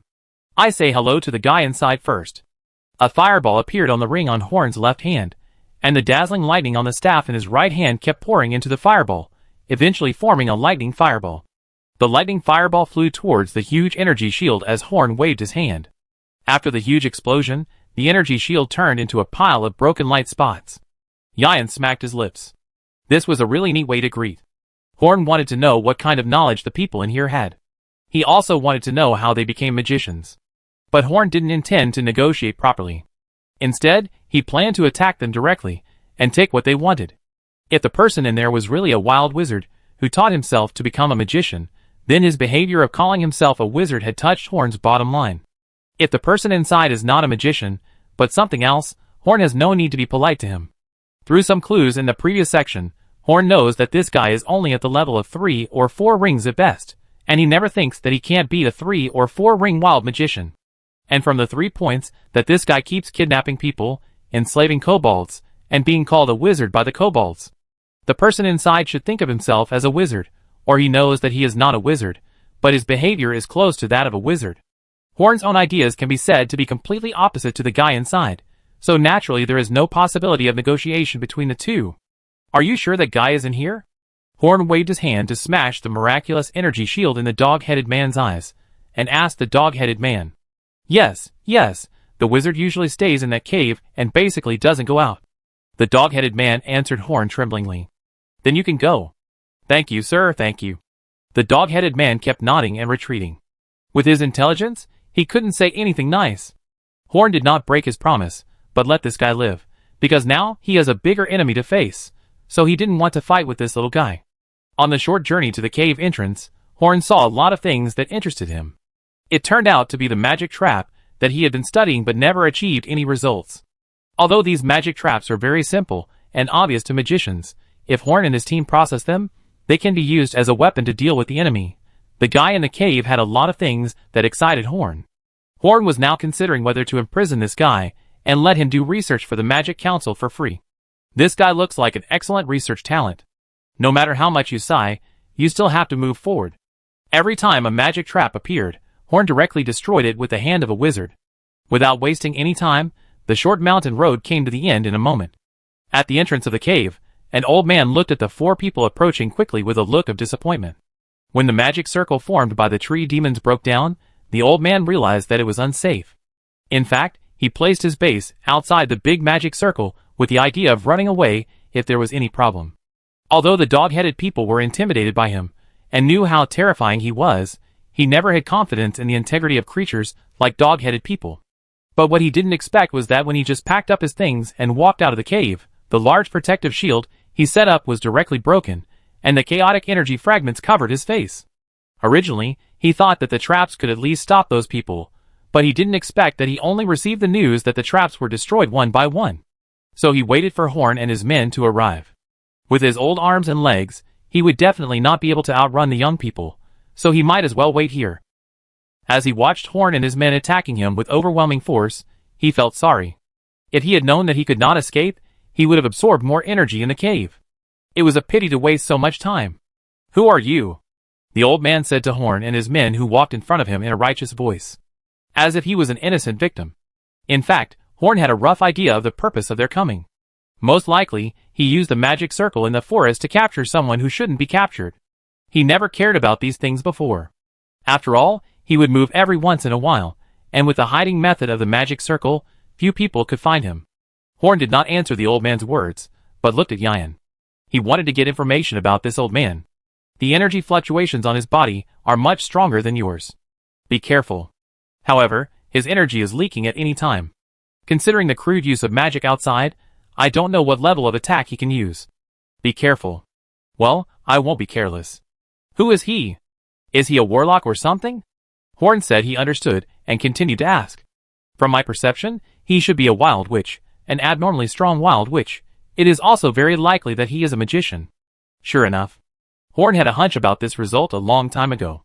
After all, Who else can use magic circles to generate magic fluctuations besides magicians? Chapter 250. After finding that these young people were ignoring him, the old man became a little impatient. He looked at Horn and the other four with a gloomy look and said, "Young people, are you ignoring me?" Although he had never appeared in front of people, the old man always regarded himself as a big boss hidden behind the scenes. He felt that his time was very precious, and he could not let Horn and the other young people waste his time like watching the fun. It was just that he thought highly of himself, but Horn and the others did not give him face. Edward flew in front of the four people arrogantly, with his wings on his waist, and opened his pink mouth and said to him, "I just ignore you. So what? You old salted fish." The old man almost couldn't catch his breath. Why did this thing have such a stinky mouth? And what the hell is an old salted fish? However, from Edward's attitude, he could see that the group of people on the opposite side didn't seem to take him seriously at all. So he took a deep breath and said, "I know why you are here. In consideration of your strength, I can let you take your people away. Don't bother me again after you take them away." The old man chose to give in. Although he was a little extreme, he had lived for nearly 100 years. He was very clear about the principle of taking a step back. In his opinion, it was very stupid to lose actual interests for a dispute of will. "Whether you agree or not, I will definitely take our people away, but before that I want to ask you, how did you make those huge magic circles?" Horn did not accept the old man's kindness, but continued to ask the old man questions in a questioning tone. "You call that a magic circle? That's a maze. As for what it is, I have no obligation to tell you. Take your people away from my place." The old man looked Horn up and down, and suddenly frowned. "Your clothes and the way you speak are very similar to someone I met more than 10 years ago. And you call my maze a magic circle. You must be related to someone I hate very much. He cheated a lot of precious knowledge from me, but I don't want to care about it now. Take your people and leave quickly. You two go hide aside first. Don't let the fight affect you." Horn realized from the old man's tone that he probably couldn't get any useful information, and the next step was to fight the old man, so he asked Yan and Annie to hide first. Before knowing the old man's strength, it's better not to take risks. Horn's mask came out with a cold voice. "Don't put yourself in the wrong position. Now it's not a question of whether you will care about us or not, but whether I will decide whether to care about you or not. I have a question for you. How did you get so many magic circles?" From his words, Horn knew that he should have some connection with old Douglas, which could also explain why he became a magician. In the previous magic traps, the magic circles used were basically different.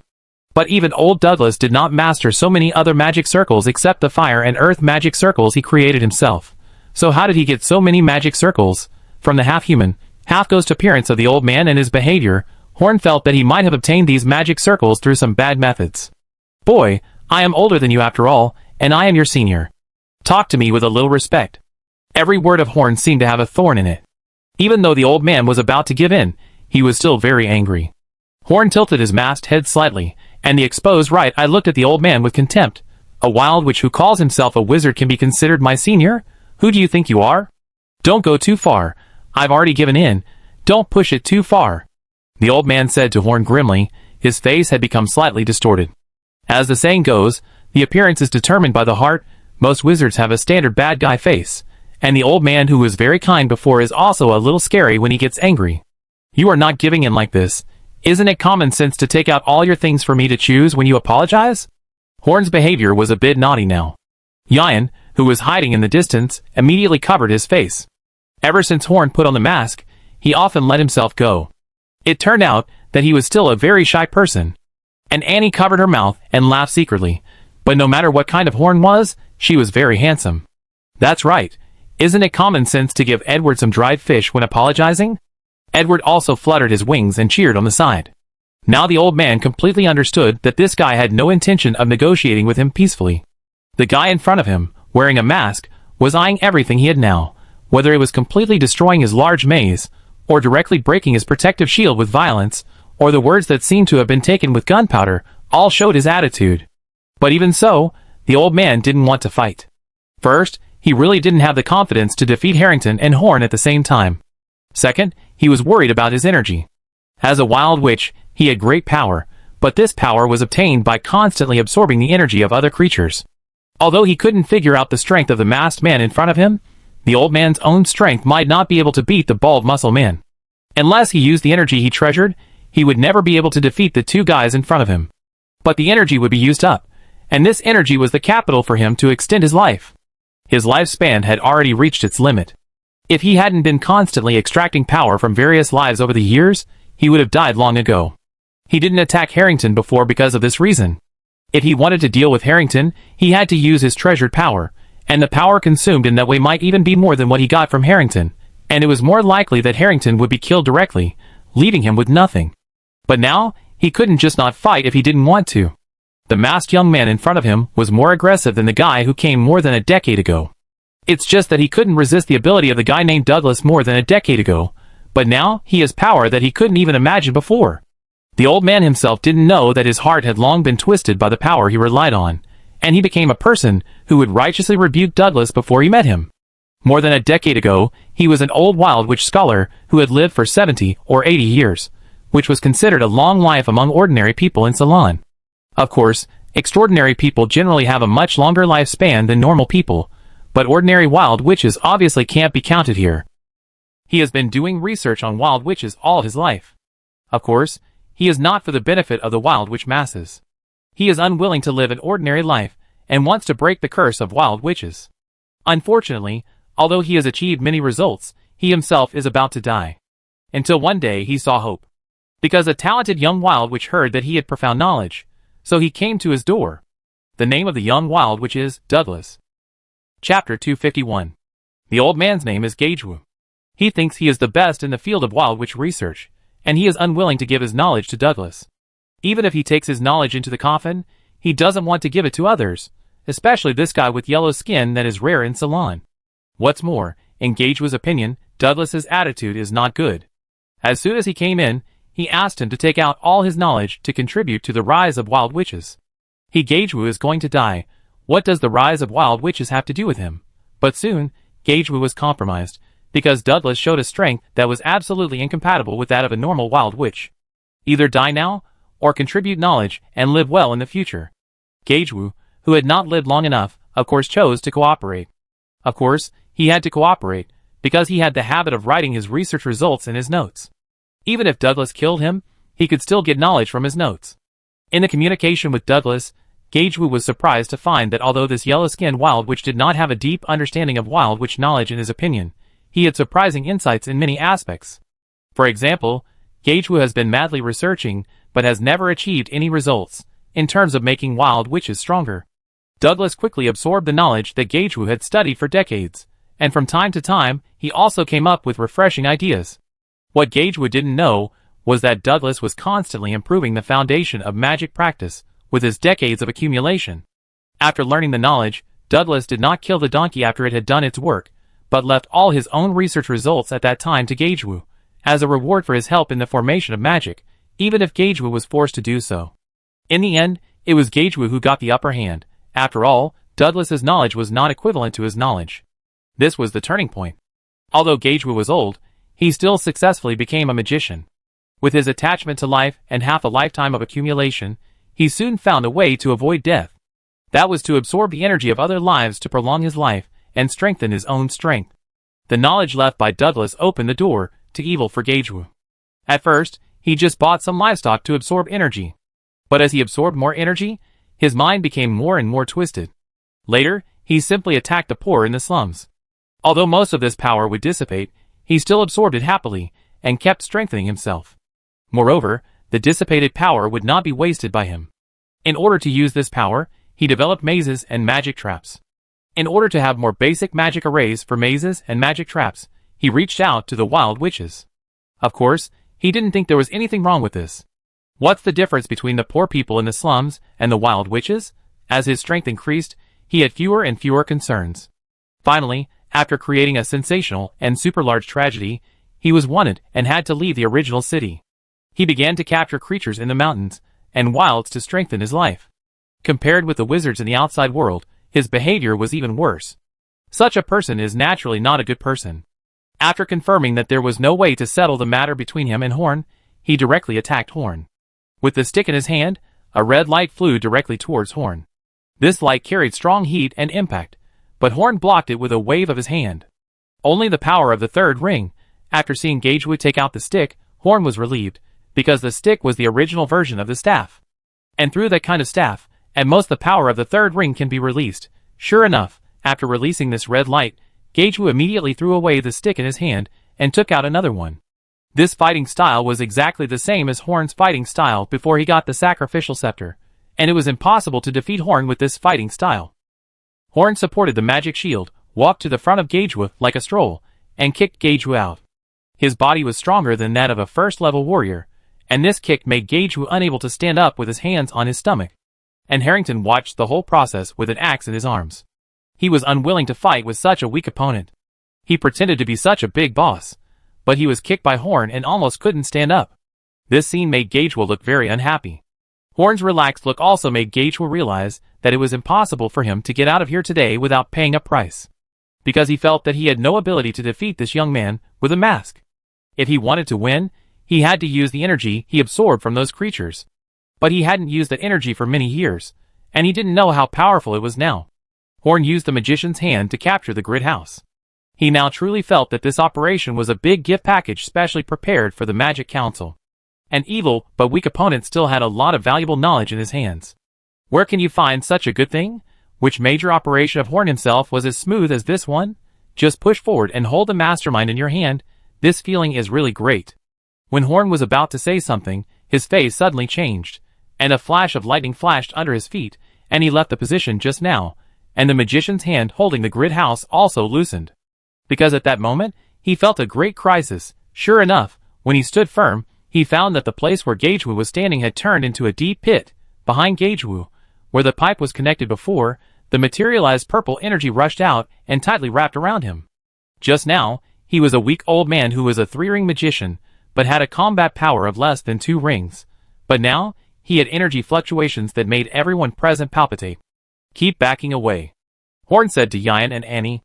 The Gagewu just now might not even be able to defeat Annie, but now this old man, with a strange aura, is a strong man that Horn is sure to deal with. The energy wrapped around the Gagewu, constantly strengthening it. Horn felt a little crazy. It was going very smoothly just now. Why did the situation change just when he was feeling proud in his heart? And there was actually someone who transformed in the middle of a battle? The transformation time is still so long. Do you think they are fools, and have to wait for you to finish the transformation before fighting you? Horn and Harrington smiled at each other, and Harrington gathered his fighting spirit and chopped the transforming Gagewu with an axe. Horn's lightning and fireball with the power of the 5 rings of thunder and fire is ready, and ready to be launched at any time. Chapter 252.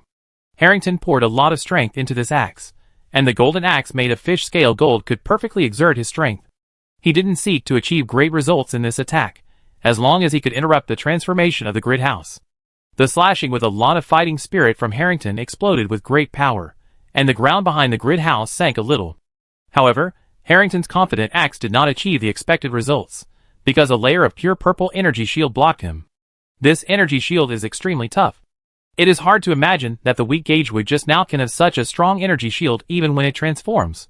Harrington did not stop after missing the first attack.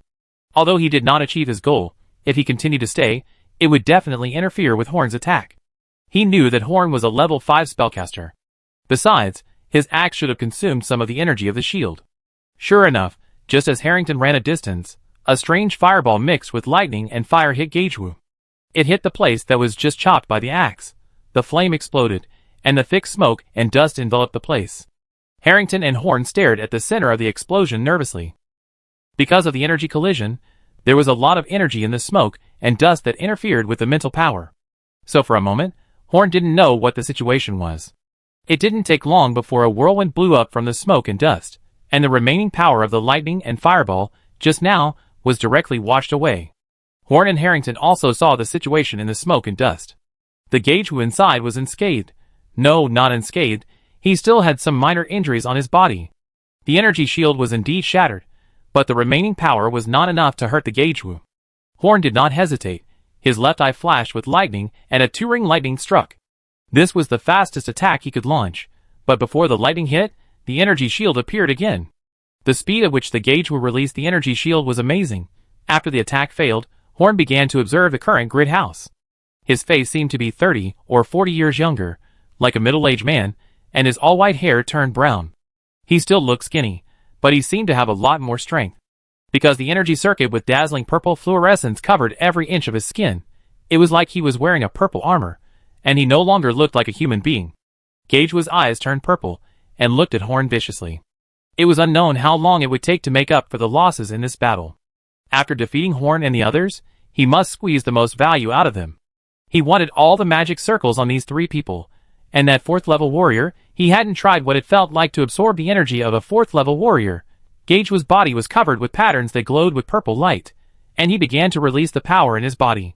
The power he used less often was the accumulation of nearly 10 years, but Horn's aggressiveness forced him to use this energy to fight. Harrington smiled bitterly. When he first saw Horn beating up Gagewo, he thought that once Horn subdued him, he would rescue Hampton and the others. How did this old man suddenly become so strong? He didn't have any fighting spirit at all. Aren't the barbarians berserkers the ones who exploded and transformed when they couldn't win? Barbarians are creatures that are thin and have leather clothes, but their bones are stronger than normal humans, so the Gagewo in front of him can't be a barbarian at all. Aren't you curious about where I got those magic circles? Gagewo, who was shrouded in purple light, said to Horn grimly. Of course, I extracted these from the wild witch's body after I found it. One can be extracted from a wild witch's body, which is quite convenient. Gagewo now feels that he has the upper hand, so he doesn't mind talking to Horn and Harrington before the fight. Extract by force? No matter how he did it, the reason why most of his magic circles are incomplete and dilapidated is probably because of this. After extracting from the wild witch's body, what happened to those wild witches? Horn asked while being alert to the Gagewo, who might attack at any time. What else can it be? After forcibly extracting from them, the curse of the wild witch on them was lifted, and they can't thank me enough. Gagewo said a little crazy. Wild witch is not a curse. And what happened to those wild witches in the end? Don't say thank you for your bullshit.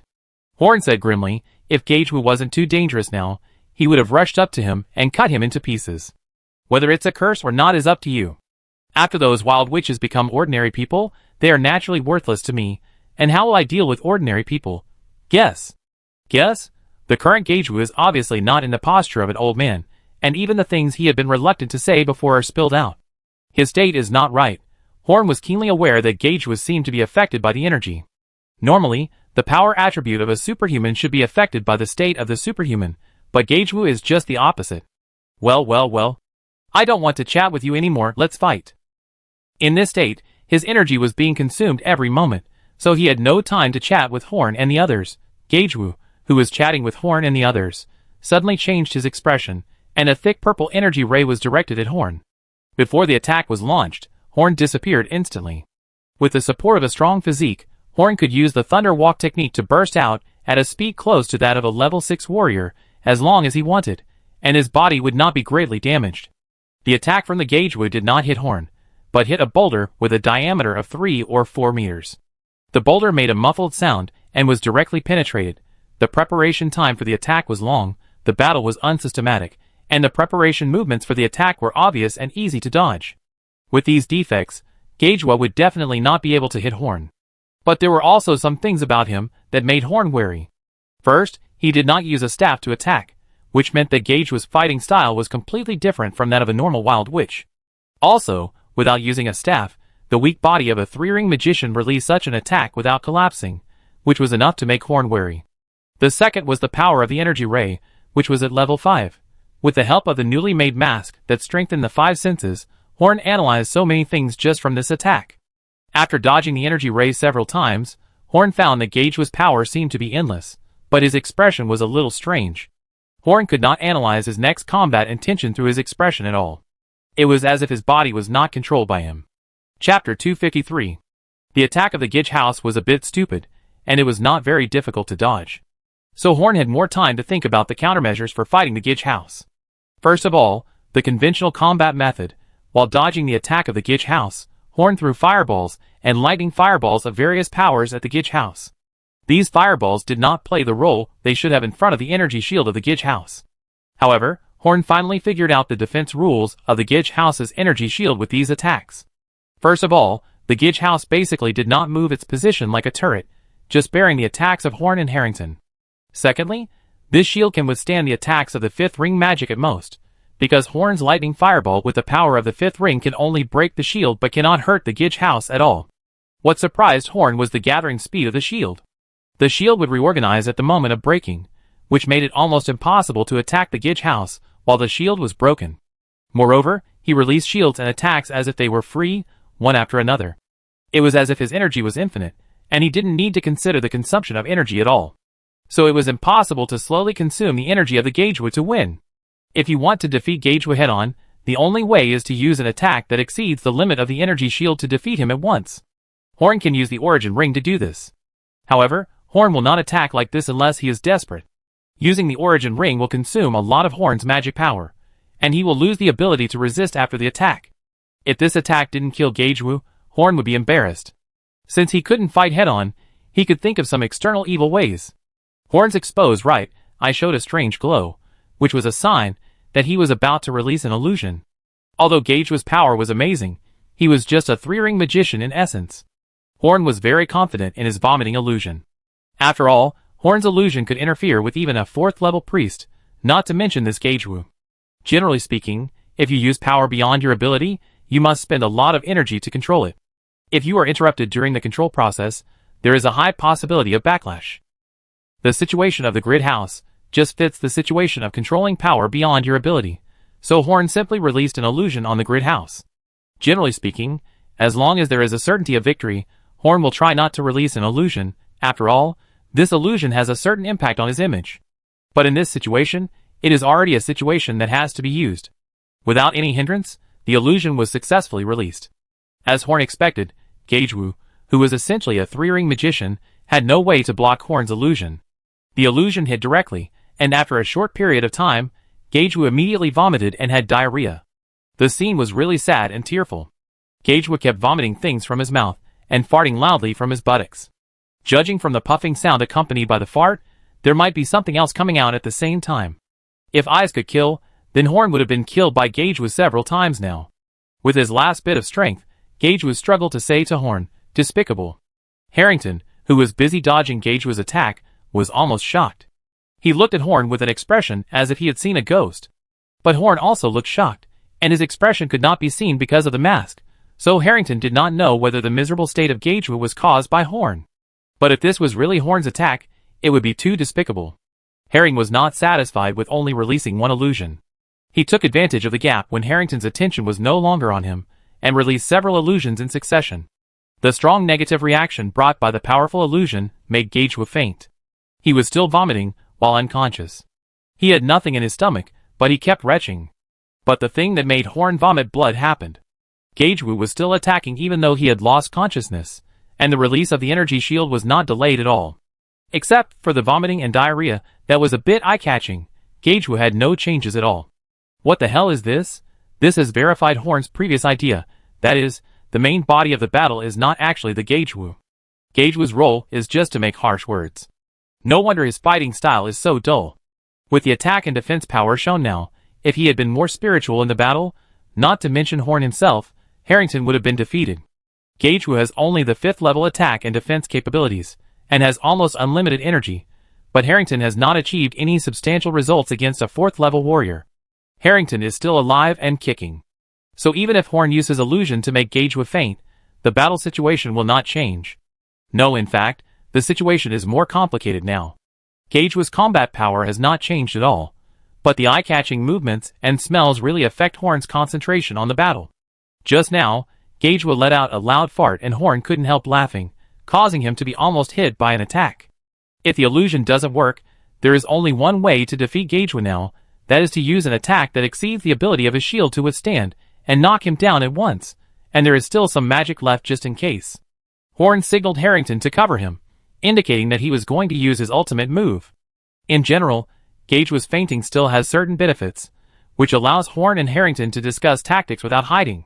Harrington cleverly understood Horn's meaning and began to actively attack Gagewu, who was already unconscious, to attract attention. While Harrington was taking action, Horn, with the Origin Ring, condensed a large fireball with the power of the 5 rings on his hand. The volume of this fireball was even larger than a basketball, and it consumed nearly a quarter of Horn's magic power. Then endless lightning began to flow from Horn's eyes, through Horn's hand holding the staff, and from the top of the staff, it continued to flow into the fireball in his palm. The fusion of lightning and fire did not require Horn to spend too much energy, But it took Horn a long time to mobilize enough lightning to cast the fifth ring magic. After all, the Origin Holy Artifact could only form a fireball instantly, but not lightning instantly. Horn was going to use the magic power of two fifth ring magics to cast a lightning fireball with more power than the sixth ring magic. Chapter 254. In fact, Horn could also choose to use the characteristics of the Origin magic ring to instantly create a pure fireball with the power of the sixth ring. This would save a lot of trouble. But such an attack would consume all of Horn's magic power. Although he had the ability to fuse lightning and fire, his combat ability in a short period of time was equivalent to that of a 5th level spellcaster. But in essence, he was still a 4th ring magician, and the magic power in his body had not increased significantly compared to when he first arrived at the Forsaken Land of God. Therefore, Horn would rather spend a lot of time preparing than to be hit in the face with a fireball. All the magic power in Horn can cast nearly 20 4th ring magics, and if he casts a 5th ring fireball, he can cast about 4 or 5. So after releasing a 6th ring lightning fireball, which is equivalent to 2 5th ring magics, Horn still has a small half of his magic power left. This is very beneficial for the next battle. Moreover, Gagewu, who looks like a glowing purple potato, has a serious lack of IQ balance now, and there is no way to stop Horn from releasing lightning fireballs. The unconscious Gagewu's fighting style became more rough than before. Under Harrington's provocative attack, he completely ignored Horn's attack, who was obviously preparing a big move, and turned to chase Harrington. In fact, deep in his consciousness, Gagewu still had a trace of clarity. But he was completely powerless. This power was not easy to control. Once he became like this, the only thing he could control about the battle was when to start the fight and who to fight. But now, he couldn't even do this. He could only watch Horn preparing a big move that was very likely to kill him directly, but he couldn't do anything. Harrington, who was attracting the attention of the Gagewu, had already suffered some minor injuries. When the Gagewu focused all its attention on him, he felt the pressure doubled. At least there was Horn to help him share the firepower, but now, he could only persevere alone. But he had no complaints about this. After all, there was no other way to defeat the Gagewu. Who knew how long the power in this monster's body could last? While dodging, Harrington suddenly became very envious of Horn's thunder walk. He just discovered that Horn, a spellcaster, ran faster than him and reacted more quickly than him. This made him yearn for magic for the first time. When he thought that he also had the talent to learn magic, and Horn would give him money while learning, Harrington was very happy.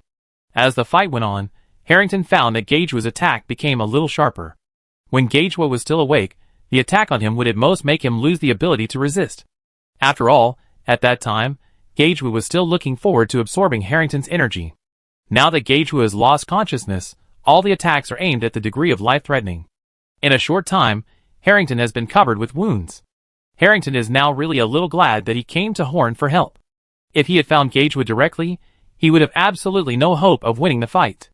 On the other side, the 6-ring lightning fireball has floated in Horn's palm, ready to attack at any time. The preparations were done very smoothly, and Gagewu did not attack Horn once under Harrington's enticement. This actually seemed a bit unreasonable to Horn. If he really followed his instincts, shouldn't he attack whoever posed the greatest threat? At the very least, he should have hit Horn twice. Even if the unconscious Gagewu really had no brains, why didn't the aftermath of the battle reach Horn for such a long time? But since he was ready, Horn would not give up using lightning and fireballs. What was so strange about Gagewu? We would talk about it after defeating him. Now the most urgent thing was to get rid of this big trouble.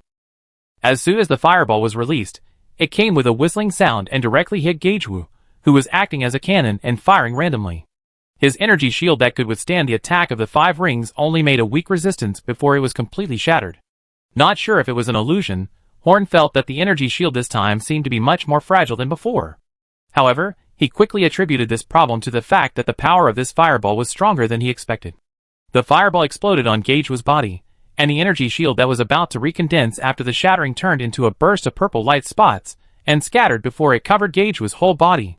The strong energy collision formed a lightning and fire column 3 or 4 meters wide, and 5 or 6 meters high, which was very spectacular. Annie, who was hiding in the distance, only felt a huge wave of magic power, while Yan felt it more directly. He understood that Horn had become more powerful than before. And he didn't know how long he would stay where he was, and he might not be at this level for the rest of his life. This was also the first time Horn watched the 6-ring powerful attack he released at close range.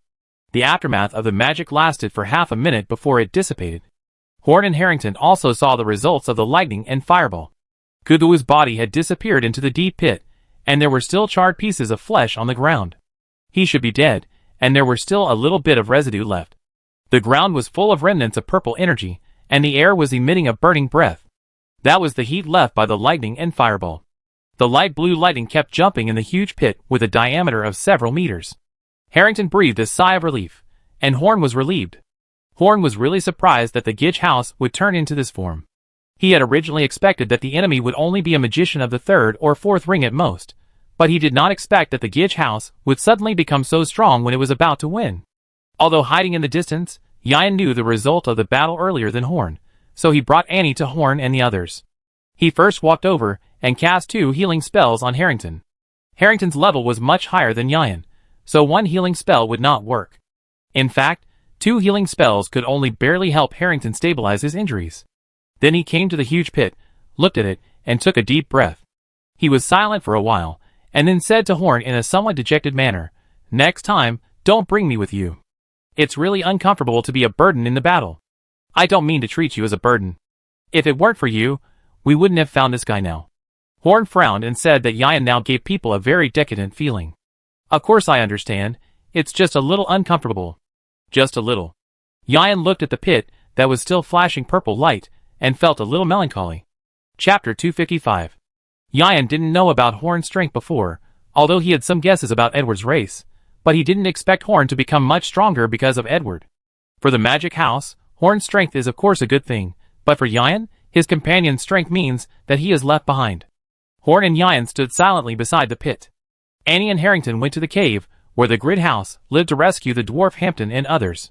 From the words of the Grid House, they knew that the dwarves were not dead yet, so they had to free them as soon as possible. After a while of cold wind, Yan's mood has calmed down. Just as he was about to say something to ease the tense atmosphere, Yan's face suddenly became a little solemn, and he squatted beside the pit and watched carefully. Horn knew that Yan had discovered something, so he asked softly, "What's wrong? Is there a problem? Could it be that the old guy is not dead yet? If we are not sure that he is dead, Annie and I will not come back." Yan's expression still did not relax. "Then what are you wondering about?" Horn was a little confused. Since the old man was dead, what was the problem now? The remaining magic power of your 6 rings has disappeared. Why hasn't the remaining energy of the guy you killed disappeared? The energy attack of a high-level spellcaster or warrior will leave a certain trace of power at the attack place. The higher the level of the extraordinary, the more obvious the residual power. If the place attacked by the 9th level strongman is not deliberately removed, there may be no grass for decades. But the obvious traces of power from Horn's lightning and fireball have disappeared, and the purple energy is still here. This is very unreasonable. Does that guy have a higher level of power than me? Horn said doubtfully, but the energy accumulated in his body is indeed several times that of mine.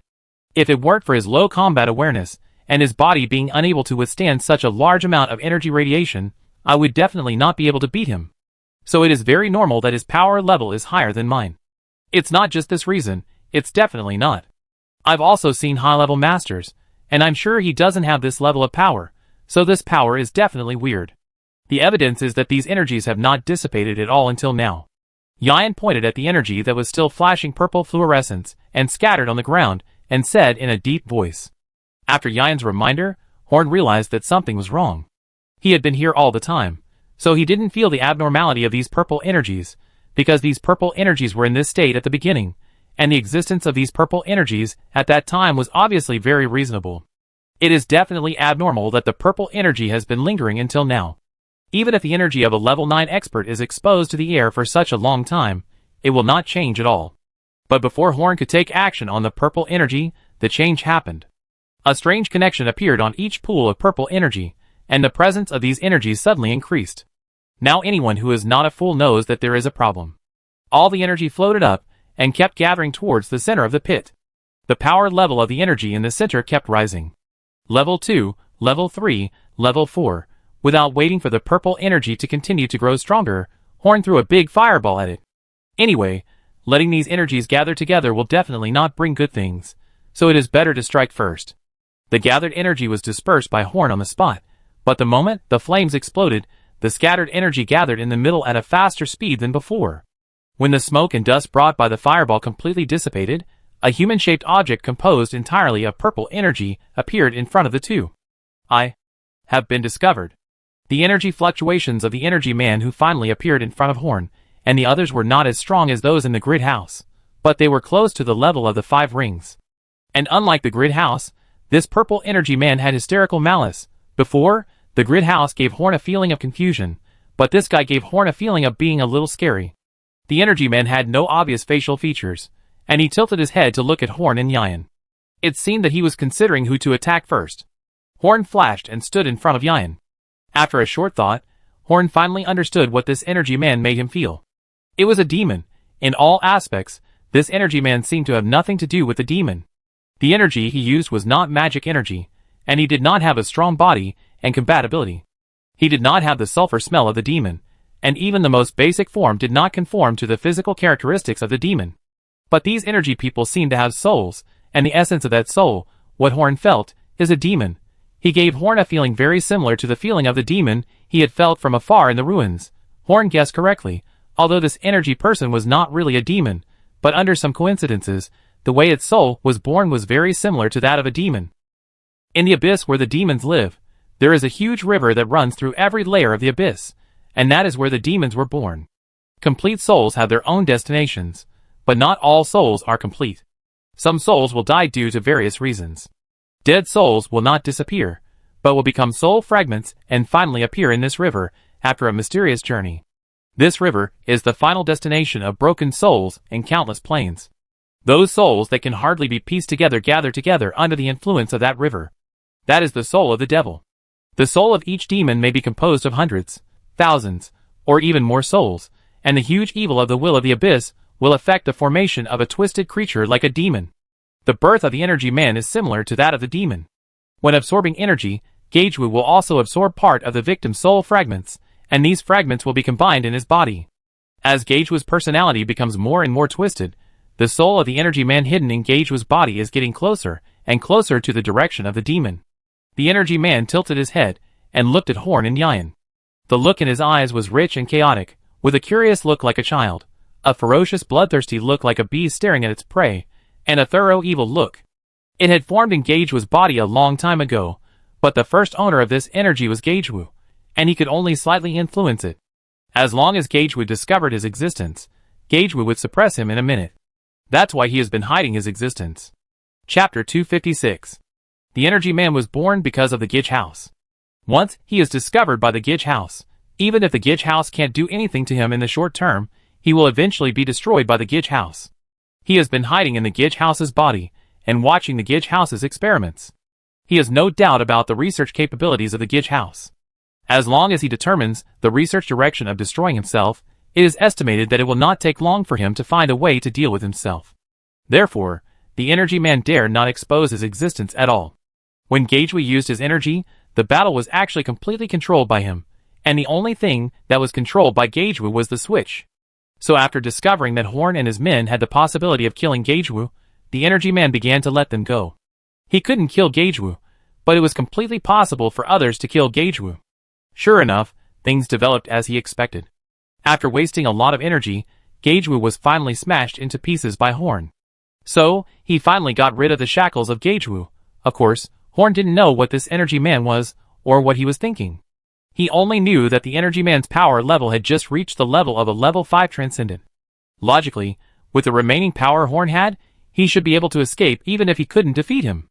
But for some reason, Horn felt that this guy was very dangerous. You? Kill him.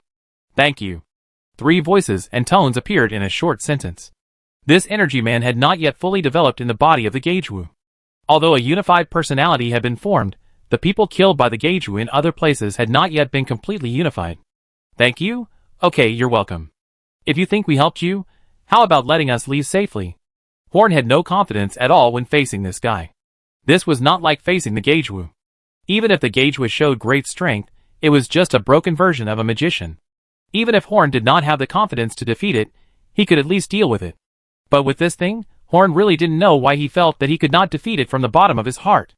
I would like to ask you for a favor. The energy man said it again in several tones.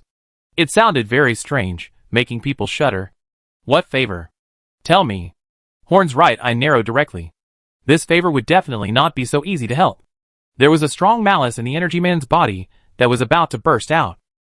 I need a body. Otherwise I will die.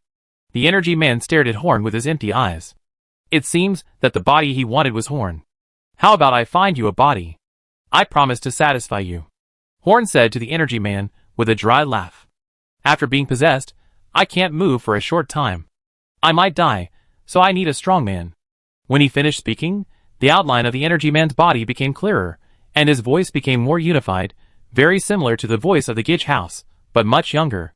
After breaking free from the constraints of the Gitch House, he evolved rapidly.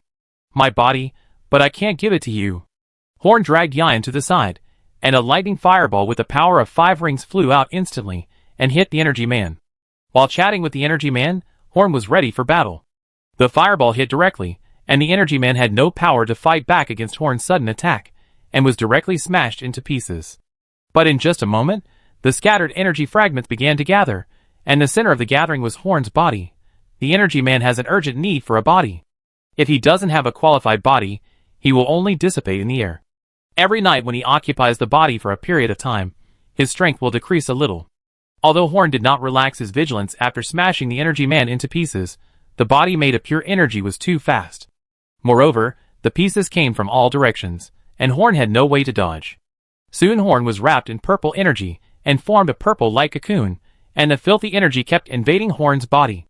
The first thing the Energy Man had to do was to invade the energy into various parts of Horn's body, occupy the control of Horn's body, and prevent Horn from using some special methods to resist. He had simulated this method countless times in Gage's body, so there was no room for Horn to resist, and he had completed more than half of it. The next thing he had to do was to invade Horn's sea of consciousness, and erase Horn's soul, so that he could completely occupy this body. Once this body was completely occupied by him, Horn's body would become his real body. Before he gathered the power that could be transferred again, he would die if this body disappeared. His special form of existence makes him almost invincible below the level of the 5th and 6th rings. If this form could not exist for a long time in Ceylon, he would not have coveted Horn's body. Chaotic energy poured into Horn's body, and the invasion of these forces caused great damage to Horn's body. Even though the Energy Man had deliberately paid attention to protecting Horn's body, the filth of the power itself still made Horn's body somewhat unbearable. The invasion of energy was not the biggest crisis. The biggest crisis was in Horn's sea of consciousness, where a purple filthy soul was confronting Horn's soul. In order to completely occupy Horn's body, it is necessary to completely kill Horn's soul. The total amount of souls of the two is not much different, and Horn may even be stronger, but after a short contact, Horn's soul was defeated by the Energy Man. In the field of soul combat, Horn is still a complete novice who knows nothing, but the Energy Man has a natural advantage in this regard. If the Energy Man is compared to a fully armed warrior with a first-level fighting spirit, then in comparison, Horn seems to be just a wild witch with a ring of magic, but unable to cast it. The soul of the Energy Man fought with Horn's soul for a while, and after testing Horn's strength, he showed his ferocious fangs, and used all his strength to tear Horn's soul into pieces in a short time. The soul of the Energy Man was filled with joy. After completing this step, he would make some changes to Horn's body, and this body would be his, but something unexpected happened to the Energy Man. After a while, Horn's soul actually condensed again. Horn's pale blue soul stood there in confusion. What happened just now? Wasn't he torn to pieces? Doesn't a broken soul mean death? How did he come back to life? In the cave where the Grid House lived, Edward, who was helping the two put the dwarves down, fell to the ground with a groan. Oh my god, which bastard attacked this eagle? It hurts, meow. Chapter 257. The Energy Man is now feeling extremely unhappy. Why can this guy's soul still exist after being torn into pieces? But all the knowledge he has comes from instinct and the Grid House, and there is no explanation for Horn's situation in this knowledge. So he stared at Horn's soul fiercely, and pounced on him again. Since I can't kill you in one blow, I beat you twice. After the pain caused by the soul being torn apart once, Horn's soul became a little weak. But this time Horn could hold out longer than last time. Because he was a novice who knew nothing in the last soul battle, now that he has experience, he can at least put up a decent resistance. But it was useless. The gap between a combat master and an ordinary person could not be eliminated by one experience. So without suspense, Horn was torn to pieces again. On the other side, Edward fell to the ground and screamed, which scared Anne. As soon as she picked up Edward, Edward blinked his eyes and returned to normal. The two pairs of eyes looked at each other, both a little confused. "What happened to you just now?" Annie asked while touching Edward's cat head. "It's okay, maybe I had a cramp just now." Edward broke free from Anne's arms. He didn't like people touching his head, but before he could stand steadily, he fell to the ground. "Who is this? It's so wicked, it hurts me so much." After that, Edward returned to normal again, and rolled over in pain again and again. Now, no matter how slow Edward was, he knew that something was wrong with Horn. And the problem was with Horn's soul, not his body. If his body died, Edward would die at the same moment Horn died, so it could only be that something was wrong with Horn's soul. The symbiote contract was a completely equal contract. If Horn died, Edward would die too, because of the inequality of the power in their bodies. But it was different with the soul. As long as the soul of one party did not completely disappear, the soul would not die. The soul-pulling strength of the energy man is similar to that of Horn. He cannot erase Horn's soul, but can only tear it apart. Generally, when a soul is torn apart, it will lose consciousness and gradually dissipate. But part of Horn's soul is still with Edward. As long as that part is fine, Horn's soul can be reassembled no matter how many times it is torn apart in the sea of consciousness. Of course, this is also based on the premise that Horn is mentally tough. If Horn gives up, then his soul will not be reassembled. After tearing Horn to pieces countless times, the energy man found that Horn could fight him back and forth, which was not a good sign. Although he was confident that Horn could not beat him no matter what, in the battle of souls, one side was completely immortal and the other side would be hurt, so it was clear which side was at a disadvantage. No matter how stupid the energy man was now, he knew that there was something wrong with Horn's soul. If he didn't want to give up Horn's body, or be consumed to death by Horn's soul, there was only one way. That is to penetrate into the depths of Horn's soul and solve the problem. Although this is a little difficult for a soul like his that is close to a demon, it is not completely impossible. While the energy man was struggling to think of a countermeasure, Horn became more and more addicted to fighting. At the beginning, he was indeed a little desperate, because the soul fighting skills of the two were not equivalent at all, and Horn had basically no hope of winning. But now it is different. After discovering that he will not die, Horn's fighting spirit has risen. Horn is a person who will not give up as long as there is a little hope of victory.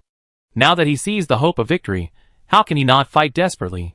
In such an unequal battle, Horn's soul's fighting skills are rapidly rising.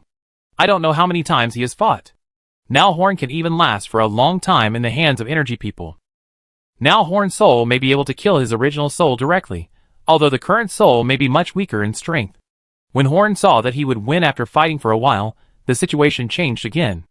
As he was fighting, the energy man's soul suddenly changed into a large purple noodle and drilled into Horn's soul. He wanted to find the abnormal thing in the depths of Horn's soul. The special nature of the soul allowed the energy man to enter the depths of Horn's soul with ease. The depths of the soul were a very mysterious place. Ordinary souls would get lost in an instant if they entered the soul, but he was not normal. Soon he found the contract between Horn and Edward hidden in the depths of Horn's soul. Now he only needed to spend some effort to cut off the connection between the two. But the energy man did not do so, but roamed deeper. His instinct told him that there was something very precious in the deeper part of Horn's soul. This distance was much farther than the distance he found the contract. He never knew that there was such a large space inside the human soul. Or was it just this human who was weird? He finally saw the weird thing that attracted him. It was a ball of quietly burning golden flame. The energy man stretched out his hand to the flame in a daze, but before the energy man touched the flame, an invisible wave directly hit the energy man's soul. This strange wave spread throughout Ceylon in an instant.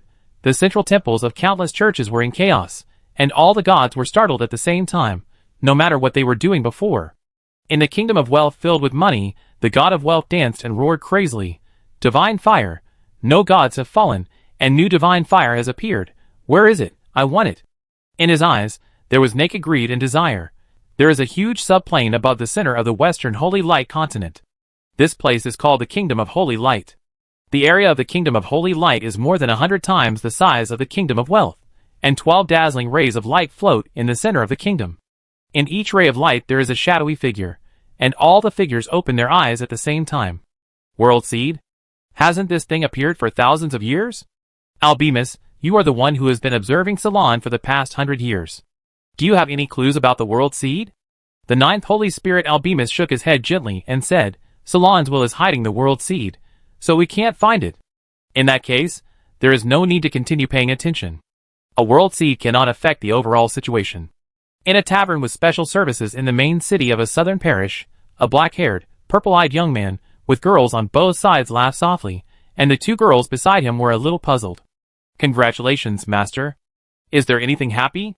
The hunchbacked old man in a black robe stood behind the young man and said respectfully, "Nothing, I just think it's a little funny that those hypocritical guys are jumping up and down with desire, but don't know where the things are."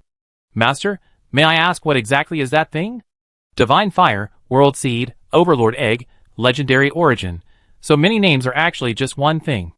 The old man jumped up at once. He didn't know about other things, but at least he knew what the Divine Fire was. "Then master, do you know where that thing is?" "Of course I know. After all, I looked very deeply at it at the beginning." The black-haired young man shook the wine glass in his hand, with a meaningful smile on his face. Chapter 258.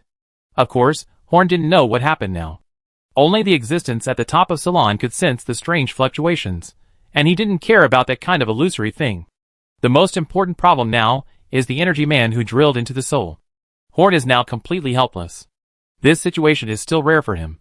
No matter how difficult it seems to be to overcome the difficulties he encountered before, Horn can at least understand it. After the energy man appeared, the battle that took place completely exceeded Horn's cognition. The battle between souls was a fantasy to Horn, but he had heard of it in the story of old Douglas, and turning into a thin line and drilling into the soul. This was a high-end method that Horn had never heard of, so he could only wait anxiously for the result. Fortunately, the energy man did not make Horn wait for long. After a short while, the energy man screamed and drilled out of Horn's body. And the body of the energy man who escaped became like a child under 10 years old. The energy man didn't know what the flame was, nor did he understand why his instinct was full of desire for that thing. But when he was about to touch it, he was covered by fear. In just a moment, only a small part of his soul remained, and most of his soul disappeared directly. If his soul had not been spliced together, he would have died. Looking at the energy man screaming out of his body, Horn was overjoyed. Although he didn't understand what happened in the depths of his soul, the appearance of the energy man now clearly told Horn that his actions in Horn's soul had failed, and he had suffered serious damage. Doesn't this mean that if Horn can just beat the fallen dog now, wouldn't the battle be won? But the energy man didn't give Horn a chance to beat the fallen dog. As soon as he rushed out of Horn's body, he screamed and rushed out. He didn't care about Horn standing by and rushed out of Horn's body directly. The speed was amazing to Horn. Even after escaping from Horn's body, the energy man was still in shock. He didn't know what the flame was. He just had a vague feeling that he just had to stay in Horn's body for one more minute. He will die. The energy man is extremely weak now. He only brought out a small part of his power. Most of his power was not brought out because he was in a hurry to escape. He may dissipate at any time, so he must find a body immediately. Yan was casting healing spells on Horn while sensing the results of the battle in Horn's body. He could sense that Horn was fighting, so he would not give up Horn until Horn failed. The purple filthy energy was constantly destroying Horn's body. If Yan didn't care about Horn, nothing would happen to Horn, but the damaged part of his body would be invaded by purple energy, turning him into a half-human, half-ghost. He didn't go to Annie and Harrington for help. No one except him could help Horn in this strange situation. And he wasn't really worried. Although he couldn't see the battle of the souls, he could sense that Horn was still optimistic and his fighting spirit was getting stronger and stronger. Just as Yan was closely observing Horn's situation, something strange happened. A large amount of purple energy came out of Horn's body, and then drilled into Yan's body without stopping. The energy man urgently needed a body, and Yan happened to be next to him, so the energy man chose to occupy Yan without even a moment's hesitation. Now he could no longer freely choose a body. Horn was in a strange state, and Yan himself was just a wild witch, so of course he could not resist this energy man. The steps for the energy man to invade Yan's body were the same as those for invading Horn's body, and Yan's resistance was surprisingly weak. In just a short while, all his remaining strength was gone, and he was also rapidly transforming Yan's body. But when he wanted to enter Yan's sea of consciousness, he was embarrassed. He couldn't get in. There was a thick barrier outside Yan's sea of consciousness, and he couldn't find a way to get in. Well, Yan himself couldn't get in, so it was impossible for him, an energy man, to get in easily. The origin of any living creature's consciousness, that is, the soul, is in the sea of consciousness. If he couldn't get in, he couldn't take over Yan's body. But if he didn't occupy Yan's body, all that awaited him was death. This frightened him greatly, so he desperately began to bombard Yian's sea of consciousness. He had just gained freedom from the Gitch house, and he didn't want to die so early. After all, the Energy Man came with his own power, and his devilish characteristics also gave him attack power that normal souls didn't have. After spending a lot of effort, he finally opened a hole in the barrier outside Yian's sea of consciousness, and entered Yian's sea of consciousness. When the Energy Man kept bombarding, Yian could only worry, because he had no way to stop this Energy Man. Even if the Energy Man had been seriously injured by Horn, it was completely beyond Yian's control. But as the Energy Man's attack intensified, Yian's expression became strange, because he found that the obstacle that had troubled him for a long time and prevented him from becoming a magician was actually opened with the crazy attack of the Energy Man. If he could also enter his own sea of consciousness, wouldn't he become a magician? For a moment, Yian didn't know whether he should be happy or sad. Following the opening opened by the Energy Man, Yian finally entered his own sea of consciousness and became a magician. But it was too early to be happy now. What if the body occupied by the Energy Man became a magician? So Yian's soul was fully prepared, waiting for a life and death battle with the Energy Man. He stood upright in front of the invading Energy Man, and he was determined to defend the sovereignty of his body to the death. Hey, this enemy seems a little small. On the other side, the Energy Man was in a state of collapse. Breaking through the sea of consciousness made the Energy Man crazy with joy, but he couldn't be happy anymore after seeing Yian's soul. What on earth is this big thing? Is it really a human soul? Why is it that I am not even as high as his knees when standing on the ground? And you are big, so why are you wearing thick armor and holding a big knife in both hands? The most outrageous thing is the thing on the back of Yian's soul. Is it a crossbow? Isn't the battle between souls just physical combat? Why can you come up with so many tricks? This is already a foul, okay? At this moment, the weak Energy Man's soul was trembling under the knees of the big boss Yian. Chapter 259. The Energy Man felt that he was really unlucky. Why were the souls he encountered after escaping from the body of the Princess House more bizarre than each other? First, there was the soul of a level 5 spellcaster, who could not be killed no matter how hard he tried. Deep in the soul, there was something he could not afford to offend. He could tolerate this, but why was the soul of Yian, a level 1 spellcaster, more powerful than that level 5 spellcaster? And he also had his own equipment. Of course, there was a reason why he was so unlucky, and it was not just as simple as bad luck to meet Horn and the others. Instead, all the invaders from Ceylon are treated in this way.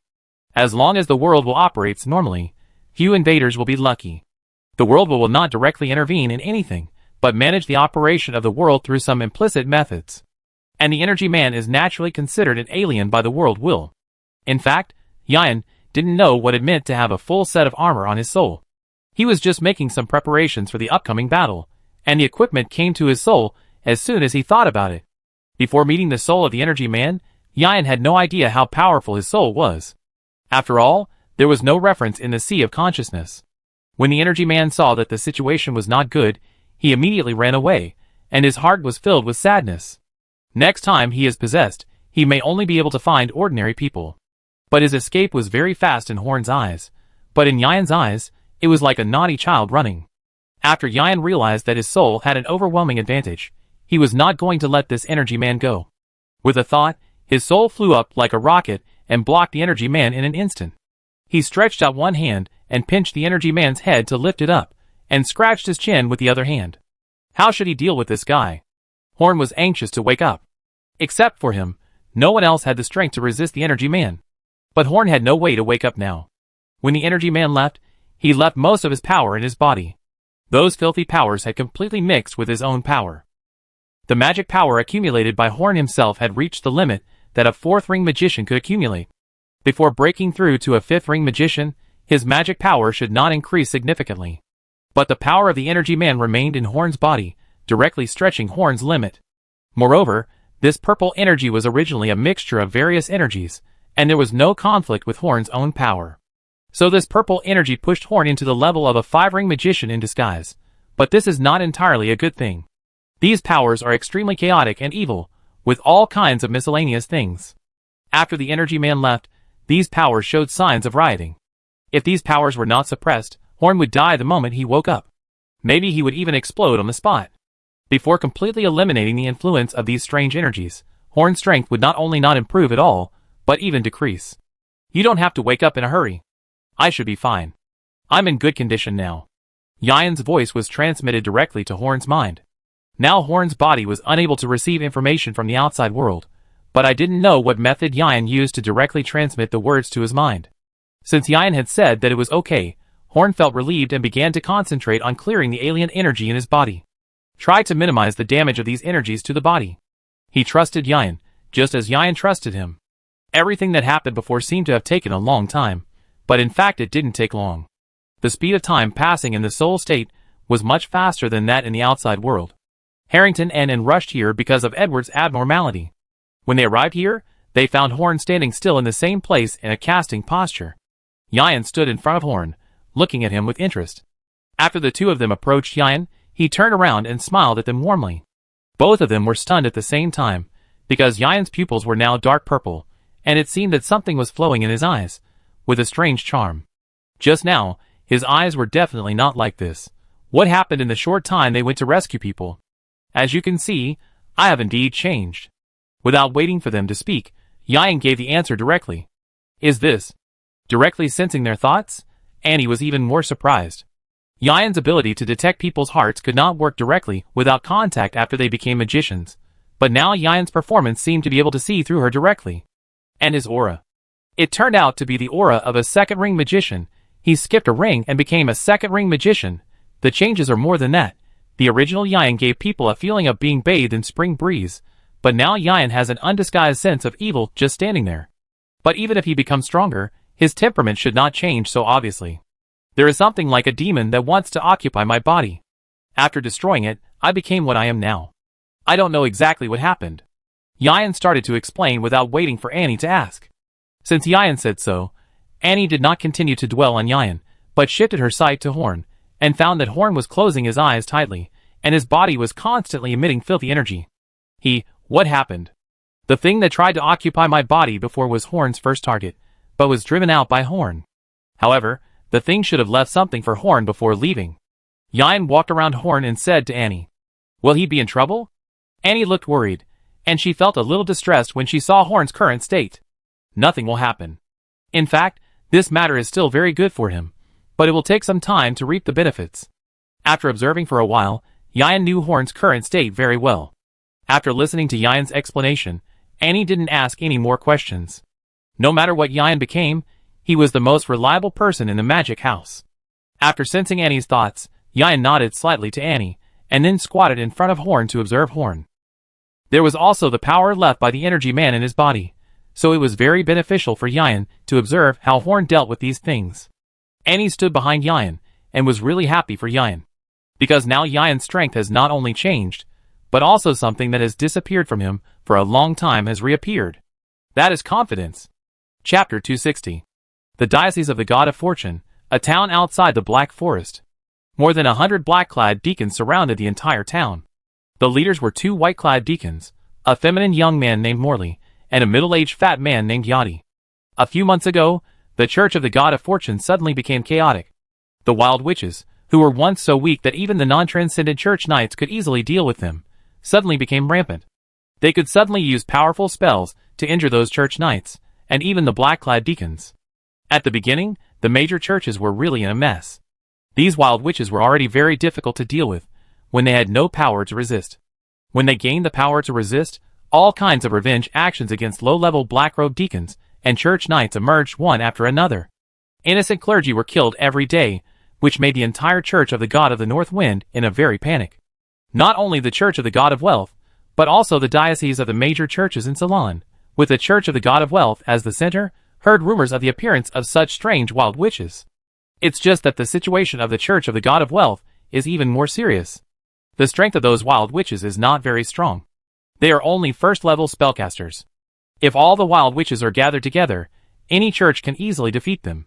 However, these wild witches will not gather together, but hide in various unattended corners of the church, secretly accumulating strength.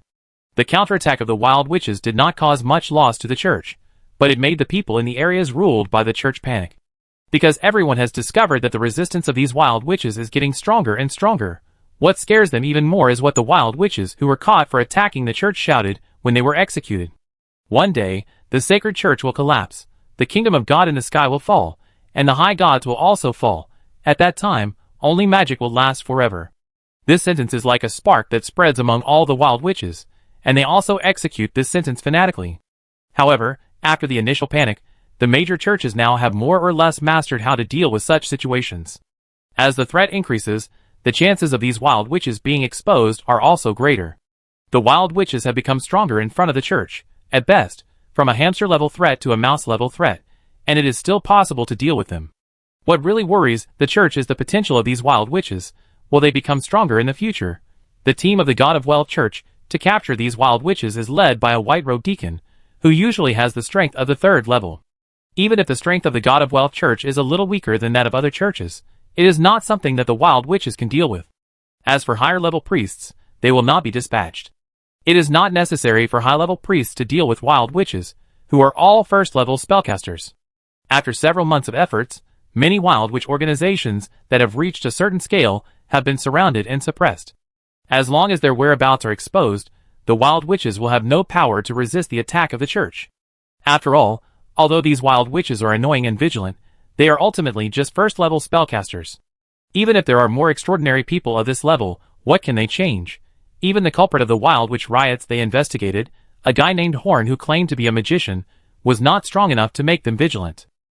So for Horn, the major churches only offered a reward equivalent to that of a 5th-level priest, and of course no one expected anyone to enter the God-forsaken land to capture Horn. The church generally gave up tacitly catching wanted criminals who entered the God-forsaken land. Of course, there were also high-level dangerous people who had to be cleared out. In the face of such people, the church hired high-level warriors at a high price to enter the God-forsaken land to capture them. Horn is obviously not qualified. Molly gently rubbed his forehead and said to Yachty, who was fiddling with a gold coin beside him, "This group of wild witches are hiding deep enough. It is said that there are dozens of them." "Yeah, can't these damn guys just hide well? Why do they have to make trouble all the time? I haven't been home for dinner for almost a month." Fat Yachty sighed after setting a standard flag. "It's okay for these guys to make trouble in the church. Our Fortune Church has never deliberately targeted these garbage. If they didn't commit suicide, why would we come out to encircle and suppress them?" Molly cursed softly in a somewhat irritable tone. The number of witches burned to death in the past few months is much greater than that of the past 10 years combined. Yachty looked at the sky and sighed. If it weren't for the church's mandatory order, he really didn't want to catch the witches. After sighing for a while, Yachty asked Molly beside him, "Is the intelligence confirmed to be correct? Do we have enough people to catch these guys? What do you think?" Molly rolled his eyes at Yachty. "Even if those weird witches have the strength of a 1st-level spellcaster, our Church of the God of Wealth is still weaker than other places. Do you think we can't deal with them with twice as many people as them? What's more, there are 2 of us here." Up to now, 2 months have passed, and even a wild witch with the 2nd-level combat power has not appeared, let alone a wild witch with the combat power of you and me. Yachty nodded and pointed to the village in front of him and said, "There should be hundreds of people in this small village. There are more than 50 wild witches here. Should we fight? Do you think that there are more than 50 wild witches in a village of hundreds of people? Do the other villagers know about it? If we still care about these villagers, we should not do anything." A fierce look flashed across Molly's face, and his eyes were a little scary. "Do you mean to ignore the lives of these villagers?" Yachty frowned. "No, I mean to treat all the people in this village as wild witches." Molly made a chopping motion towards the village. "That's not good." Yachty stopped playing with the gold coins. If he really looked at it that way, none of these villagers would survive. "I really don't know what you are hesitating about. This village has always been the poorest place nearby. Without them, my lord's territory will only look better." Molly looked at Yachty with some contempt. Yachty had always been a bit unsociable. "Then, let's do as you say. Don't leave any alive." Yachty finally agreed. Although Molly's words were a bit ruthless, they were indeed the truth. If it were another church, the way it handled it would be even more cruel. Because no matter what, the village would not be able to escape if it knew about it, but didn't report it. "Do it." Molly gave an order. Hundreds of black-clad deacons with golden ornaments turned into black shadows and broke into the village. Yachty gently closed his eyes and prayed for the innocent villagers who had passed away. Chapter 261. After hundreds of black-clad butlers rushed into the village, fierce fighting was heard in the village. The screams kept coming out of the village, which was very harsh to Yachty, but Molly smiled. Such dense screams can only mean that the wild witches in the village are vulnerable. Yes, if the black-clad butlers can't crush the wild witches with the advantage of twice the number, they should be punished. but neither of them wanted to go in. Molly felt that such a place was not worthy of him, a noble white-clad butler, to enter, while Audie didn't want to see those miserable scenes. Gradually, the screams in the village gradually stopped. It seemed that the black-clad butlers had completed their mission. But why didn't they come out? Molly had an ominous premonition in his heart. He instructed the two black-clad butlers, who stayed behind to serve him, and Audie to go in and take a look. But the two black-clad butlers did not move after entering. The small village was silent. What's going on? Aren't there only about 50 wild witches?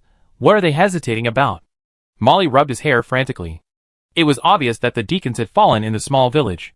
Yachty, who was beside him, took out a handful of gold coins, held the coins in his hands, and placed them on his forehead, muttering a few words. Golden ripples emanated from his body, and shot towards the village. When the golden ripples emanated, the gold coins in his hand had disappeared. This was a 3-ring divine spell for detection. The divine spells of the Church of the God of Wealth are generally very distinctive, and useful divine spells generally cost money. This is also the reason why Yachty did not use this divine spell at first. If it was ordinary gold coins, it would naturally be worthless, but those gold coins must be soaked in divine power to be effective. At first, he didn't think it was necessary for these wild witches to make him spend these gold coins. It's very dangerous here. All the deacons who entered the village died. Yachty's forehead was covered with cold sweat.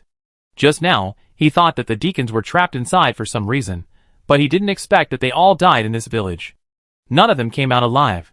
The wild witches in this village are not just more than 50 people, but nearly 500 people. This is not a decent wild witch organization at all. It is a very dangerous one, and may even be the source of many wild witch chaos in the church. He was just wondering why the wild witches in this village did not run away when they arrived. Normally, the perception of wild witches is very sharp, and they should be able to clearly sense the arrival of more than 100 people. Now it seems that they did not come out, because they did not need to run away. They are confident that even if hundreds of deacons come, they can destroy them all. He even thought of a terrible possibility, that the intelligence they suddenly received was also deliberately released by this group of people, with the purpose of letting them come. If this is true, can the two of them still go back alive? Sure enough, the two of them had no chance to run away. Hundreds of wild witches came out from the dark, and surrounded them densely. Molly and Yachty leaned against each other, watching these wild witches, who suddenly appeared vigilantly. They had the same clothes, all wearing gray robes and pointed hats on their heads. Although all of them were only level 1 wild witches, the pressure they brought to the two white-robed deacons was unimaginable. They did not dare to act rashly. As level 3 priests, they could easily beat level 1 wild witches in terms of combat power, but quantitative changes lead to qualitative changes. Even if so many wild witches attacked randomly at the same time, he would not be able to withstand it at all. Moreover, the two of them would not believe that so many wild witches with neat makeup would only attack randomly. So they were waiting for these wild witches to show a flaw. As long as there was a moment, the two of them could run away. In the direction of the village, the wild witches consciously made way for one another. A man with perfect red hair, also wearing a gray robe, came out, holding a boy with blue eyes and no pupils in his hand. These two are the third-level white-robed deacons of the God of Wealth Church. If they don't have hidden powers, Ivan, you can defeat one of them. The pupilless boy walked and introduced the two deacons to the red-haired man. After listening, Ivan asked the boy to step back. He had no fighting power, and could not be involved in the battle. First of all, let me introduce myself. My name is Ivan Cellier. Two respected white-robed deacons, I have something to ask you. Ivan saluted the two first. He was a nobleman with a good upbringing. Cellier. Saint Cellier family, as a family of the Flame God Church, how can you mix with these lowly things? Molly frowned and looked at Ivan. The Cellier family was considered the most prominent family in the Church of the God of Fire. All clergymen living nearby had heard of it. Why would people from this family mix with wild witches? Aren't they afraid of the bad influence it will bring to the family? Could it be? He is a wild witch? The Cellier family, which has always been blessed by the gods, actually has a filthy person like you. I really want to know how the Cellier family will react after knowing your existence. Molly looked at Ivan viciously, and said that any clergyman would have an indescribable disgust for a guy who betrayed God, even if he did not betray the God of Wealth. Objectively speaking, I am no longer a member of the Cellier family. After all, my father has issued a notice and issued a kill order against me. Ivan laughed at himself, and then said to Molly and Yachty, you know, at first, I hated the fact that I was a wild witch. I felt that I had tainted my noble bloodline, and I would feel ashamed even with this red hair. Then what? Molly looked at Ivan with a little disgust. He knew he would say something outrageous again, but no matter what he said, it would not change the fact that he was a shameful traitor. Then I lived as a wild witch for a while, hiding and trying to support myself with work that I was not good at. But after seeing more and more wild witches living the same or even worse lives than me, I finally understood. Born as wild witches, what did we do wrong? Just because that thing doesn't like us, do we have to live a life worse than pigs and dogs? At first I always thought I was a bad person, an unforgivable sinner, but later I found out that my concept was wrong. The bad guy is not me, nor the wild witch. It's you servants of the gods, and the high gods.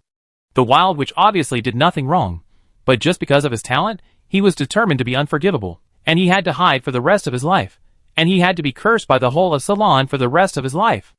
Ivan looked at the two white-robed deacons with contempt, pointed at their noses, and said loudly, "And you, servants of the gods, as long as you bow down to that kind of guy, you can enjoy the greatest power in the world and have the power that makes mortals irresistible.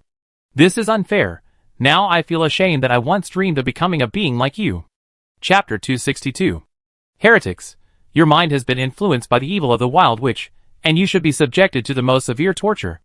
Molly was not moved by Ivan's words, and even Yachty, who had sympathized with the villagers before, looked at Ivan angrily. It seemed that Ivan's existence was an insult to them. "Ha ha, I was really naive. I had a little hope for you when I saw your compassion just now." Ivan was a little disappointed with Yachty, who stared at him with hatred. "If you don't experience the pain of being a wild witch, how can you understand how evil you are doing? How can you know how hypocritical the gods you worship are?" Ivan pointed at Molly and said, "I will deal with this respected deacon in white. As for the other one, catch him." As soon as Ivan finished speaking, a bright yellow flame lit up in his hand, and the flame slowly burned around him, and he seemed to be emitting golden light. The divine light also shone on Imoli's body. He wanted to punish this sinner who blasphemed the gods. It was almost impossible for the two of them to escape, but as long as he could kill an enemy of the gods before dying, his death would be worth it. Yachty also planned to ignore the attacks of those wild witches and attack Ivan directly. First, he was confident that it would be impossible to deal with him in a short time with the means of a first-level extraordinary person. Second, he knew that even if he killed 10 wild witches, it would not be as efficient as killing their leader. But he obviously overestimated his strength. Mills, vines, water, countless means of restraint directly covered him, and Yachty could not move in an instant. Even the tacit cooperation of the 8 wild witches made Ilya suffer a small loss.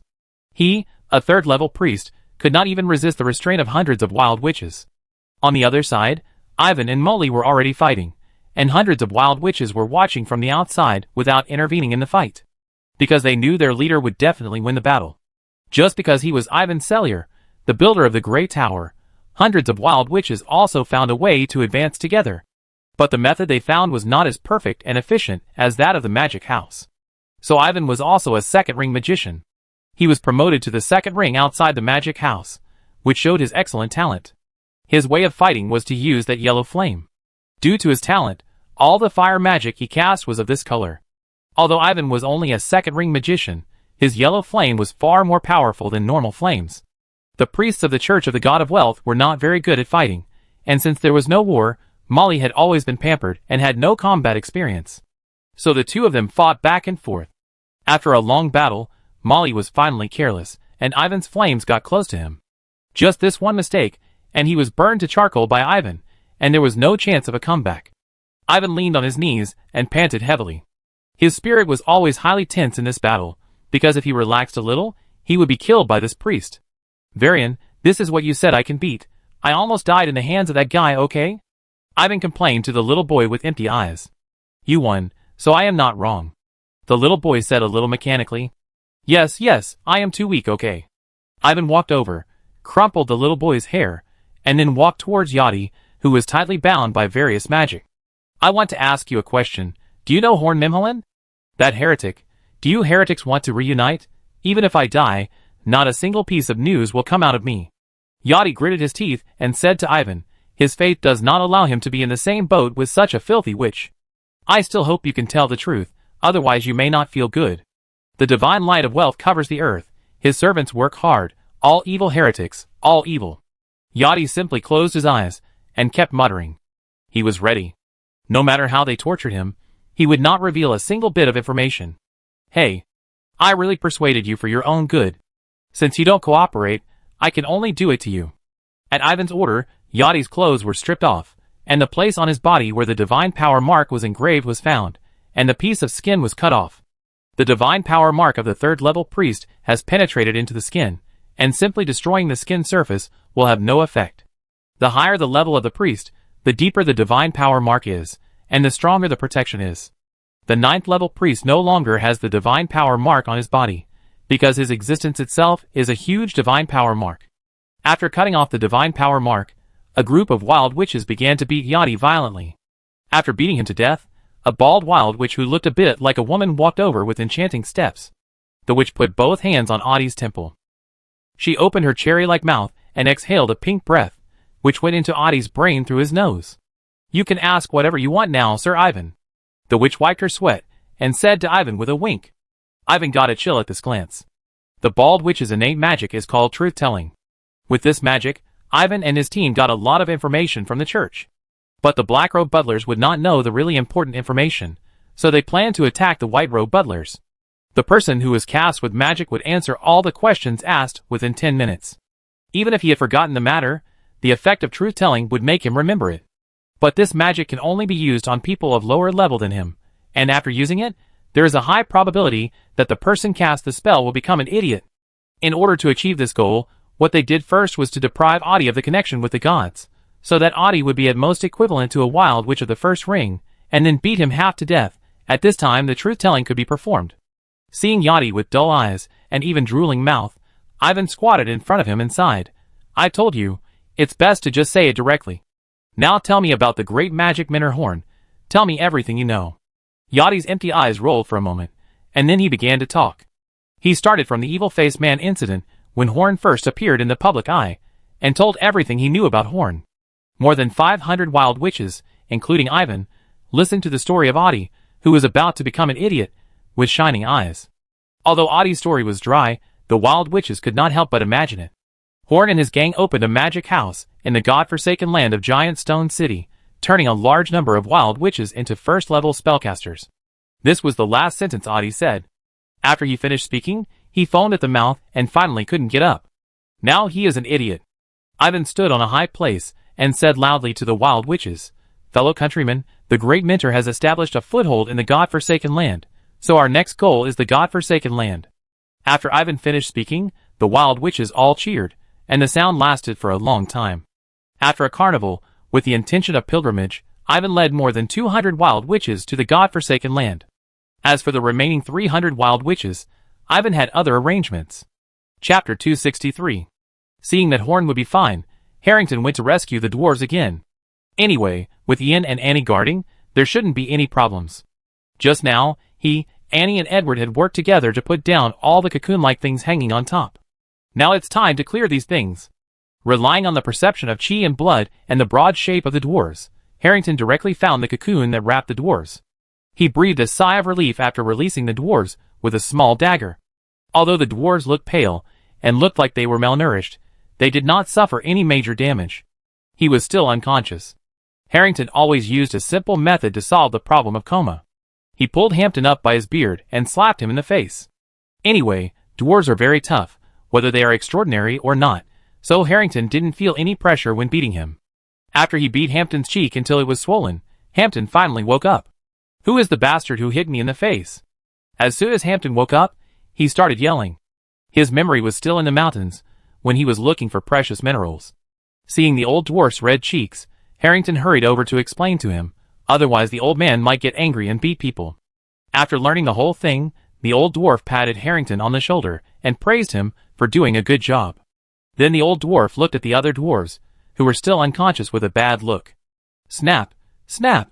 The old dwarf Hampton began to wake up the unconscious dwarves with a folk method, and the sound of slapping faces and the dwarves' angry roars spread throughout the cave joyfully. Seeing that the dwarves were fine, Harrington began to release the other creatures. It wasn't just the dozen or so dwarves that were tied up here. There were also hundreds of other creatures. In these cocoons were travelers who passed through the forest, large creatures nearby, and prey captured by the lackeys of the Gable House. He released these creatures one by one, and if they were still quite energetic, he would wake them up and let them go. In the end, There were only a dozen creatures that were completely withered and only had a breath left. He sighed and broke their necks one by one. This was the greatest kindness to them. He only brought a half-dead human to Yian, and let Yian leave after he was treated to the point where he could walk. As for the other creatures, he couldn't bring them to Yian for treatment. Originally, Harrington and the dwarves planned to wait until Horn woke up before leaving, but Yian insisted on letting them leave. The earlier they returned to the magic house, the greater help to Horn. After managing the last bit of abnormal power, Horn finally opened his eyes. He had seen the realm of the fifth ring, but before eliminating those alien powers, he could only exert the strength of a third ring magician at most. After using the ability of thunder and fire fusion, it was close to the fourth ring. He supported himself and stood up, but he almost fell to the ground again because of an unstable stand. Although he had Yian's treatment, after all, Horn's body was almost taken away for a while, and he was also hurt by the purple energy, so Horn now needs others to support him when he stands. And supported the weak Horn, feeling a little uncomfortable. Horn seemed to be weaker now than when he was blind. After being supported by N, Horn could walk with the support after adapting a little. Then he looked around privately and didn't see Yian. Where's Yian? What he wanted to know most now was how Yian was. After the energy man escaped from Horn's body, the next target must be Yian. Although from the voice in his mind, Yian should not have been swallowed by the energy man, but Horn would not feel at ease if he didn't see it with his own eyes. It was almost evening, and he was invaded at midnight yesterday. Horn had been unconscious for too long. Annie supported Horn to where Yian was. On the way, Annie said to Horn like offering a treasure, "Do you know, Yian has become a second-ring magician. This has always been his concern. Now he has finally become a magician. I am really happy for him." "Really? That's great." Horn agreed indifferently that this was good news, but he couldn't be happy before seeing Yian in person. As they chatted, the two saw Yian. Yian lit a fire, and sat at the entrance of the cave used for experiments in Gagewu. He held a worn-out notebook in his hand, and there were several books of similar style beside him, which were the results of Gagewu's research over the years. After Douglas almost robbed his experimental items, Gagewu was still keen on writing down his knowledge on paper. "You finally woke up. This time you can be regarded as a blessing in disguise." "Of course, so am I." Yian smiled, and said to Horn, who just came over. Under the reflection of the setting sun, his eyes were as bright as amethyst. Horn suddenly grabbed Annie, silently looked at Yian, and kept scanning Yian with his mental power. "Are you really Yian? Luca?" Yian rolled her eyes at Horn and said, "You don't need to use such low-level means to test, okay? I am Yian. Parker." As soon as they met, Horn tested Yian. If he had agreed just now, then Horn might have hit him directly. But just calling his name doesn't prove that he is really Yian. Horn has also experienced the invasion of the Energy Man. If it weren't for Edward, he would have been occupied by the Energy Man long ago. Yian doesn't have a symbiote to share his soul trauma, so Horn has to be wary of Yian. Annie and the others didn't experience the Energy Man, so they just thought that Yian had changed naturally because he was promoted to a magician. But in Horn's opinion, the current Yian is too similar to that Energy Man. Yian's current appearance was telling Horn that he had been parasitized by the Energy Man. Although Yian still knew him and Annie, God knew whether the Energy Man had the ability to obtain the invaded person's memory after invading the human body. Horn had experienced the feeling of being forced to watch memories, so even if the Energy Man had the ability to watch memories, Horn would not be surprised at all. "Of course I am still me. That guy had already lost a lot of power when he was driven out of your body. I can still deal with that level," Yian explained to Horn without changing his expression. To be honest, Yian is now completely normal. Horn also knows that his suspicion is a bit excessive, but there are some things he must clarify. Because he can't afford to let the Energy Man sneak into the magic house. "I need a proof to prove that you are indeed Yian, and not the existence after being invaded by that thing." "Then how do you want to prove it?" Yian laughed evilly. The original Yian would never make such an expression. "Let go of all your guard and let me investigate thoroughly. If you are indeed Yian, then I will apologize to you. If you are that guy, then I will kill you. Please understand." Chapter 264. Yian stretched his body, feeling a little helpless. He let Harrington and the dwarves go first because he knew that Horn would doubt him after waking up. After all, even if this matter was resolved peacefully in the end, it would not be appropriate for outsiders to see it. But he did not blame Horn. After all, he really had changed from before, hadn't he? If Horn had become like this, he would have doubted him. But understanding is understanding, and being doubted like this would make anyone unhappy. It stands to reason that both of us have a part of that guy in our bodies. If you can be sure that you are fine, why can't you believe that I am fine? Yan said in a frivolous tone, which made Horn feel a little uncomfortable. It can be said that except for his appearance and ability, Yan is completely different from before. Are you saying this to reject me? Horn stared at Yan's eyes, with the right eye exposed on the mask. No, don't get me wrong. I still support you to check me. It's better to clarify this misunderstanding as soon as possible. Yan waved his hands at Horn, signaling him to come over and check. The original Yan would never have such rich body language, but just when Horn was sure that Yan was in trouble, Yan opened his arms and let Horn investigate. Annie was a little overwhelmed. Horn became weak and silent, while Yan became confident and evil. The two people who had a good relationship were now on edge, and she had no idea what was going on, and could not change anything. Sensing Annie's mood, Yan nodded to her gently, telling her not to worry. Horn ignited a fireball in one hand, and pressed the other hand on Yan's face. He had now probed his mental power into Yan's body. As soon as he entered, the expression on Horn's face relaxed a little, and he entered very easily, which showed that Yan had indeed let down all her guard and let him explore. This kind of gesture can only be made if you have absolute trust in Horn, and there is nothing shameful inside your body. But after a closer look, Horn's brows furrowed deeply. Annie, who was watching from the side, clenched her hands tightly. Did Horn discover something serious? Horn now didn't know how to judge Yan's situation. In Horn's body, these residual purple energies were more like some waste residues piled up in various parts of Horn's body. These waste residues had no effect other than hindering Horn. But Yan's situation was different. Although the amount of purple energy in his body was not as much as that in Horn's body, it had already formed a complete energy circuit. This is the appearance of power that can only be formed in the body of a superhuman whose power is based on this energy. Normally, this is enough to determine that Yan is occupied by an energy person. After all, only the energy person himself can use such a body normally. But in addition to this, there are other abnormalities, that is, Yan's original energy system is also preserved. If the energy person occupies the body, this part of the energy has no meaning at all. The two have a strange unity, and even Horn can't tell which energy is sitting and dominating. Horn retracted his mental power, and looked at Yan with complicated eyes. He was still a little confused about the current situation. However, he could basically rule out the possibility that the energy man was controlling Yan's body, because Yan might have preserved the energy man's power for some reason, but the energy man would definitely not preserve Yan's magic circuit. He would only completely wipe out everything related to Yan in this body.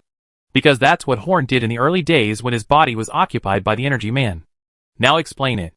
Horn extinguished the fireball in his hand, and sat opposite Yan, asking Yan to sit down as well. Annie patted her chest, and let out a long sigh.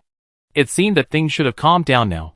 You look like you have seen my situation, but there are still some things you don't understand. Yan sat down, and began to explain to Horn. Now my body still retains the power of the energy man, and I can even control his power to a certain extent. In this respect, I am actually completely different from before. Even, the soul of the energy man is still retained in my sea of consciousness. What? Horn stood up suddenly, and faced Yan nervously. The power of the energy man is still preserved, and the soul is still alive in Yan's sea of consciousness. Isn't this equivalent to the energy man living in Yan's body now? No one knows the danger of the energy man better than Horn. Every time his soul is torn apart, Horn has a deeper understanding of the horror of the energy man.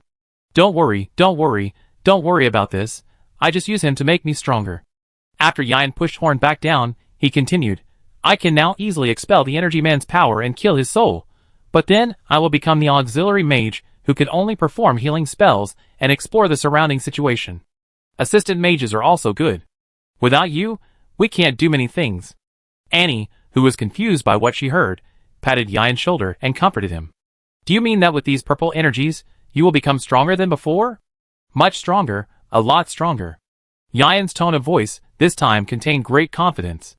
As long as you can prove to me that you have the power to subdue the soul of the energy man at any time, I will believe you.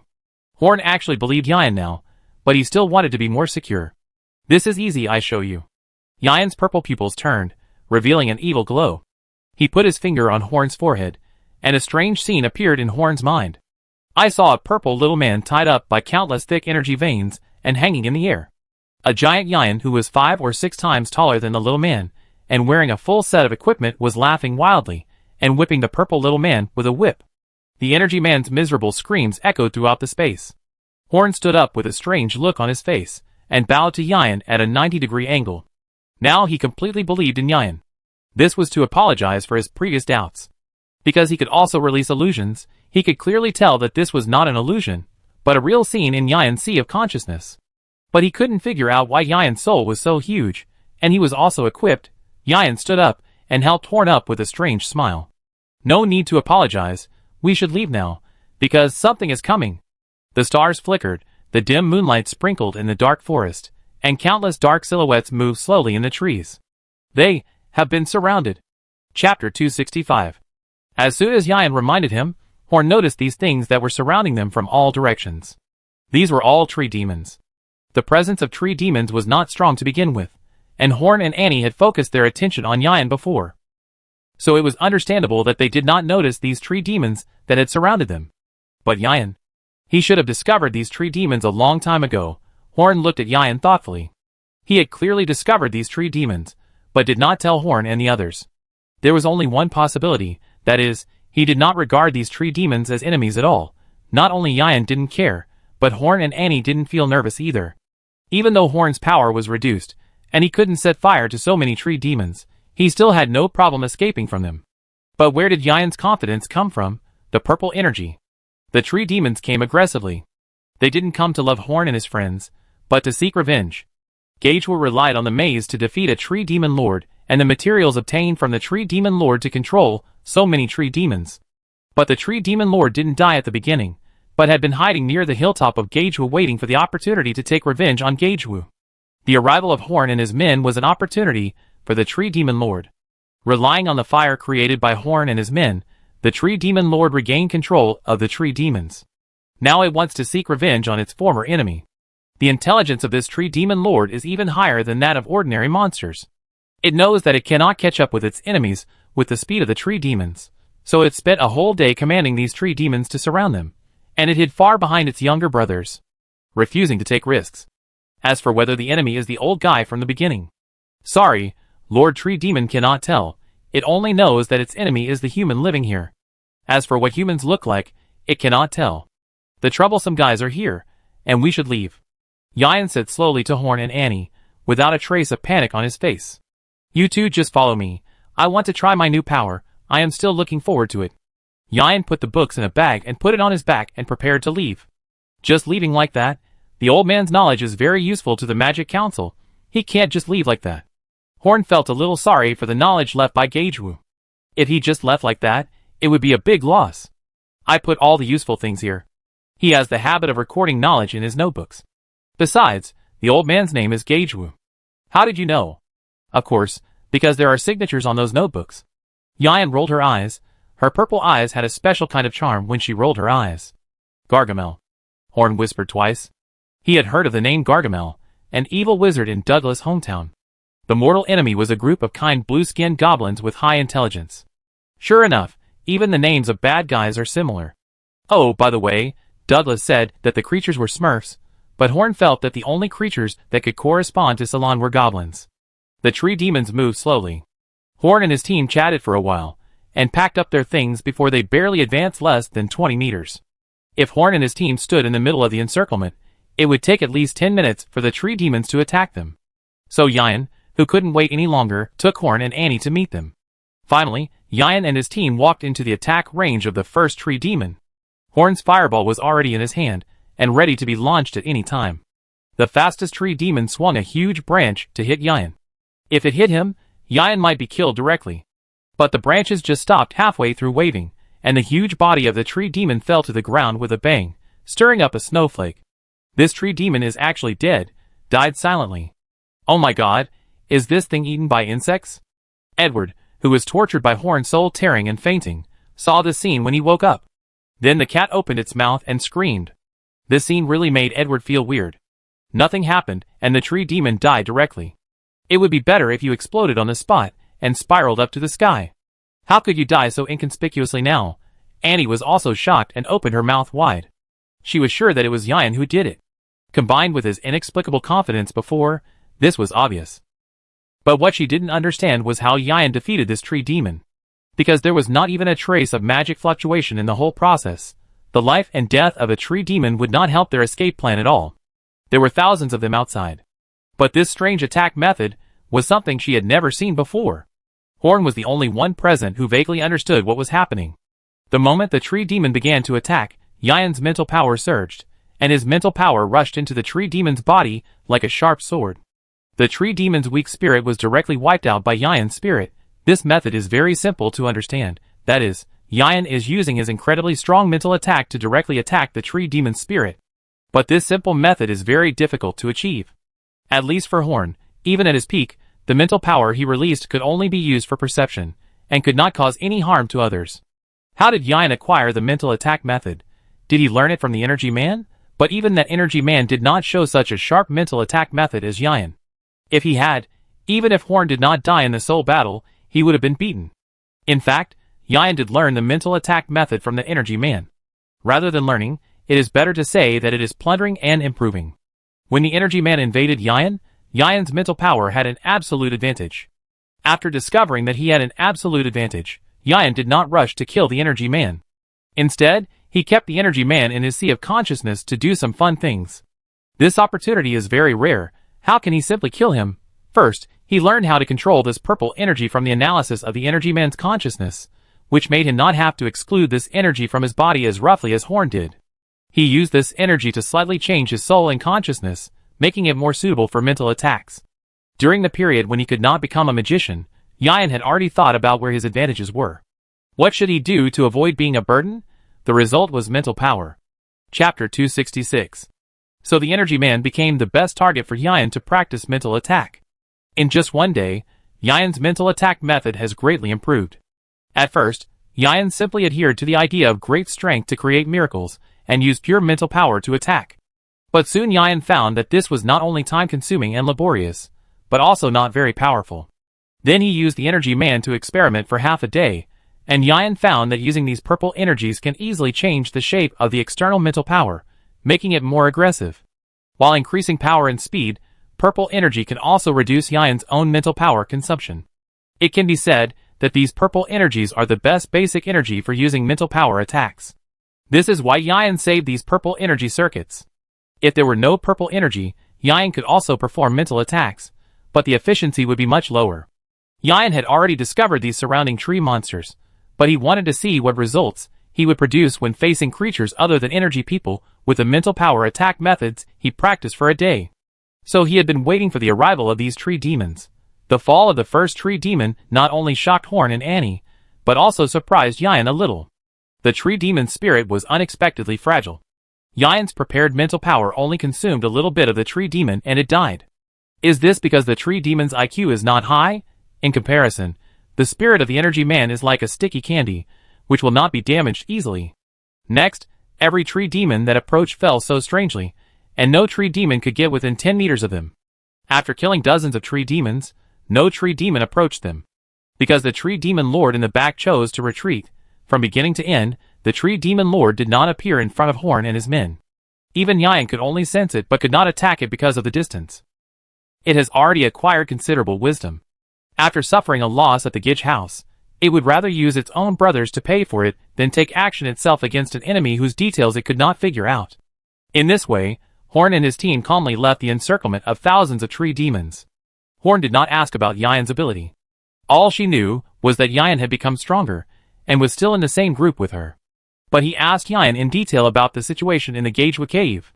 There were many things left in the Gagehwa, but the most precious ones were the notes that Yian took away. As for the others, most of them were old experimental equipment that Horn and his team could not use. Except for a few types of experimental equipment, Horn and his team would not want the rest even if they were given to him for free. Even if there were only a few, there was no need to carry them all the way back to the magic house. Compared with the magic house, the Gitch house, who was alone in the mountains and forests, was extremely poor. But even in this research environment, the Gitch house had many valuable research results. In addition to some basic things, there was also a lot of very useful knowledge in those notes.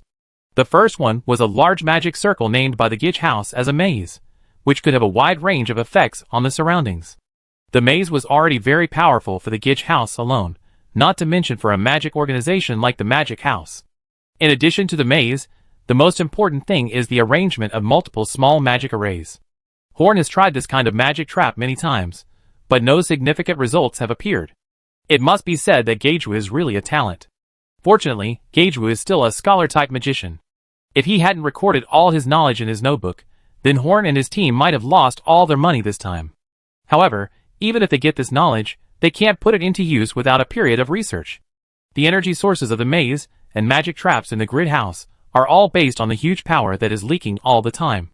But Horn and his team do not have this power, so before finding a substitute for that power, all the research of the grid house cannot appear in the magic house. However, Horn is not worried about this. Since the method of gathering energy in the grid house can even use the scattered energy, there is no reason why the ready-made power in the Magic Beast Crystal Core or Magic Crystal Stone cannot be used. These technologies are the biggest gains from defeating the Gidge House and the Energy Man this time. But if it wasn't Horn and his group that came this time, but a group of magicians with ulterior motives, then the most valuable gains would definitely not be these two technologies. Instead, it would be the Gidge House's method of absorbing biological power, and the method of forcibly extracting the magic circle from the Wild Witch's body. If these two technologies are placed on a Wild Witch with evil intentions, as long as the Wild Witch follows the above methods, it will be very easy to create a villain magician who is more evil than the wizard. Because the threshold of these two technologies is not high, and they can bring a lot of benefits after use. Although the emergence of energy people indicates the risks of these two technologies, people who take risks for power people exist everywhere. However, Horn and Yian are not such people. They will never give up their future for a short-term power increase. Although these technologies have very high risks, Horn and Yian surprisingly have no intention of destroying this knowledge. In the final analysis, knowledge itself is not wrong, and the guilty are those who use knowledge. Whether it is the method of extracting power from life, or the method of directly extracting the broken magic circle from the body of the Wild Witch, these knowledge may have completely different applications in the hands of others. As long as they are slightly modified, these two technologies may produce huge value. For the current magic house, every accumulation of knowledge is an improvement of the foundation of the magic house. Horn plans to find time to compile a catalog of taboo knowledge after returning to the magic house. All magic in the catalog is not allowed to be used and studied before finding a positive application. These two technologies are the first and second in the catalog, and there will be more of this knowledge in the future. The Forbidden Knowledge catalog can make good use of this knowledge instead of destroying it directly. It is better to open it than to block it. Even such simple conditions can produce such dangerous knowledge. It is not certain what magicians in the future will develop. Anyone who uses and studies the knowledge registered in the Forbidden Knowledge catalog will be held accountable by the House of Magic. This is the safest way Horn can think of. Chapter 267. In this way, a system that has been used for countless years was established during Horn and Yian's casual chat on the road. Before entering the Stone City, Horn asked Annie to stop supporting him and to cheer up and pretend that nothing had happened and return to the Magic House. Now it is obvious that there is a force in the dark that is spying on the Magic Council. Before finding this force, Horn cannot let them know his weakness. As soon as they entered the door, Terry also returned to the Magic House with Megan, whose eyes were red from crying. Horn also learned that the House of Magic was attacked on the day he left. This made Horn's mood, which was already not very good because of his declining strength, even worse. There was no clue about the attack except for the body that had been beaten to a charred corpse by Enoch, and Enoch was injured. If the Black Hand behind the scenes had not underestimated the strength of the House of Magic, what Horn might have seen after returning would have been a tragedy. Yian circled around the charred corpse several times, then shook his head and stood up and said, "Everything is done in secret, which means they may not have the strength to deal with us head-on, or they cannot reveal that they are dealing with us, so there is nothing to be afraid of these guys. If we knew their identities, we would have fought them long ago. Why would we hesitate here? These things are as annoying as rats in the gutter, so unpleasant," Terry said a little irritably. He witnessed the tragedy of the innocent Megan family, but could not take any action. He, who always advocated solving problems with force, felt very uncomfortable. What he hated most was these conspiracies and tricks, so Terry was very suitable to be a warrior. One alive, just one alive. Yian's eyes lit up, really bright, and everyone in the Magic House finally noticed Yian's change. "As long as there is one insider, I can catch all the people behind." He said confidently that he was very good at this kind of thing before, and now that he has gained new power, he is almost as good as a cheat in finding out the existence hidden in the dark. What should we do with this child? In any case, her tragedy can be said to be caused by us. Terry patted Megan's shoulder and said to Horn. Horn is the one who makes the decision in the magic house, so the fate of this little girl should be decided by Horn. Horn looked Megan up and down for a long time, and then walked in front of her. Do you want revenge, or do you just want to live? He squatted down and looked into Megan's eyes. Megan held the sword tightly in her hand. Her joints became very obvious, and her already red and swollen eyes cried again. Horn was a little disappointed. It seemed that she was a weak child. But this was not beyond his expectations. A 13 or 14-year-old child who had gone through these things without collapsing was already very strong. It was unrealistic to expect her to be stronger. I want revenge. The mosquito-like voice entered Horn's ears, causing the corners of his mouth under the mask to slightly curl up. Louder. I want revenge. Megan's big eyes stared directly at Horn's exposed single eye without any hesitation. Although she was crying, her expression was full of determination. She didn't lie. You can stay here first. Until the day you succeed in revenge, we will guarantee your safety. In fact, no matter what Megan chooses, Horn will let her stay and guarantee her safety. But after dealing with the forces behind the scenes, her answer affects Horn's treatment of her. If she chooses safety, then the Magic Council will guarantee her a life of food and clothing when everything is over. If she chooses revenge, then Horn will judge whether she is worth cultivating based on her performance during this period. After settling Megan, Horn asked Yian to heal Enoch, and then he walked to the meeting room alone. Before leaving everyone's sight, Horn turned around and said to everyone, Everyone, gather in the conference room in half an hour. The second magic conference is about to be held. Horn pushed open the door of the conference room and walked to the main seat and sat down, waiting for everyone to arrive. This conference room has not been used for several months. Under the dim light, Horn quietly thought about the future of the magic house. This attack shows that the comfortable days of the magic house are a thing of the past, and they must be extremely careful in their subsequent actions. This conference was one of the few formal gatherings since they came to the Forsaken Land of God. In the past, everyone was busy with their own affairs. Although everyone lived under the same roof, it was rare for everyone to be together. The magicians entered one by one, and everyone was present in less than 30 minutes. Horn did not insist on waiting until everyone was present before starting the meeting. He clapped his hands and nodded gently, and the meeting officially began.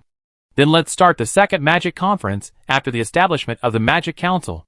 Since there were only a few of them, there was no complicated process, and they just started discussing things directly. It is obviously not advisable to waste time unnecessarily, and the time of magicians is precious. Then first we need to summarize the achievements of the Magic Council in the past period of time.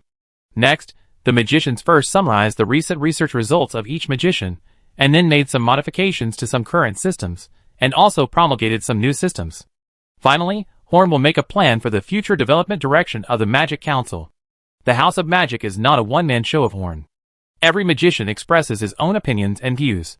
Some of Horn's ideas will be rejected, and others' opinions will be adopted. Horn does not pursue his absolute control over the Magic Council. Only when every magician is involved in building the Magic Council can the prospects of the Magic Council be brighter. Although sometimes the truth is indeed controlled by a few people, in most cases, what the majority agrees on is correct. But even so, the second Magic Conference, which was worthy of being recorded in history, ended in just 2 hours.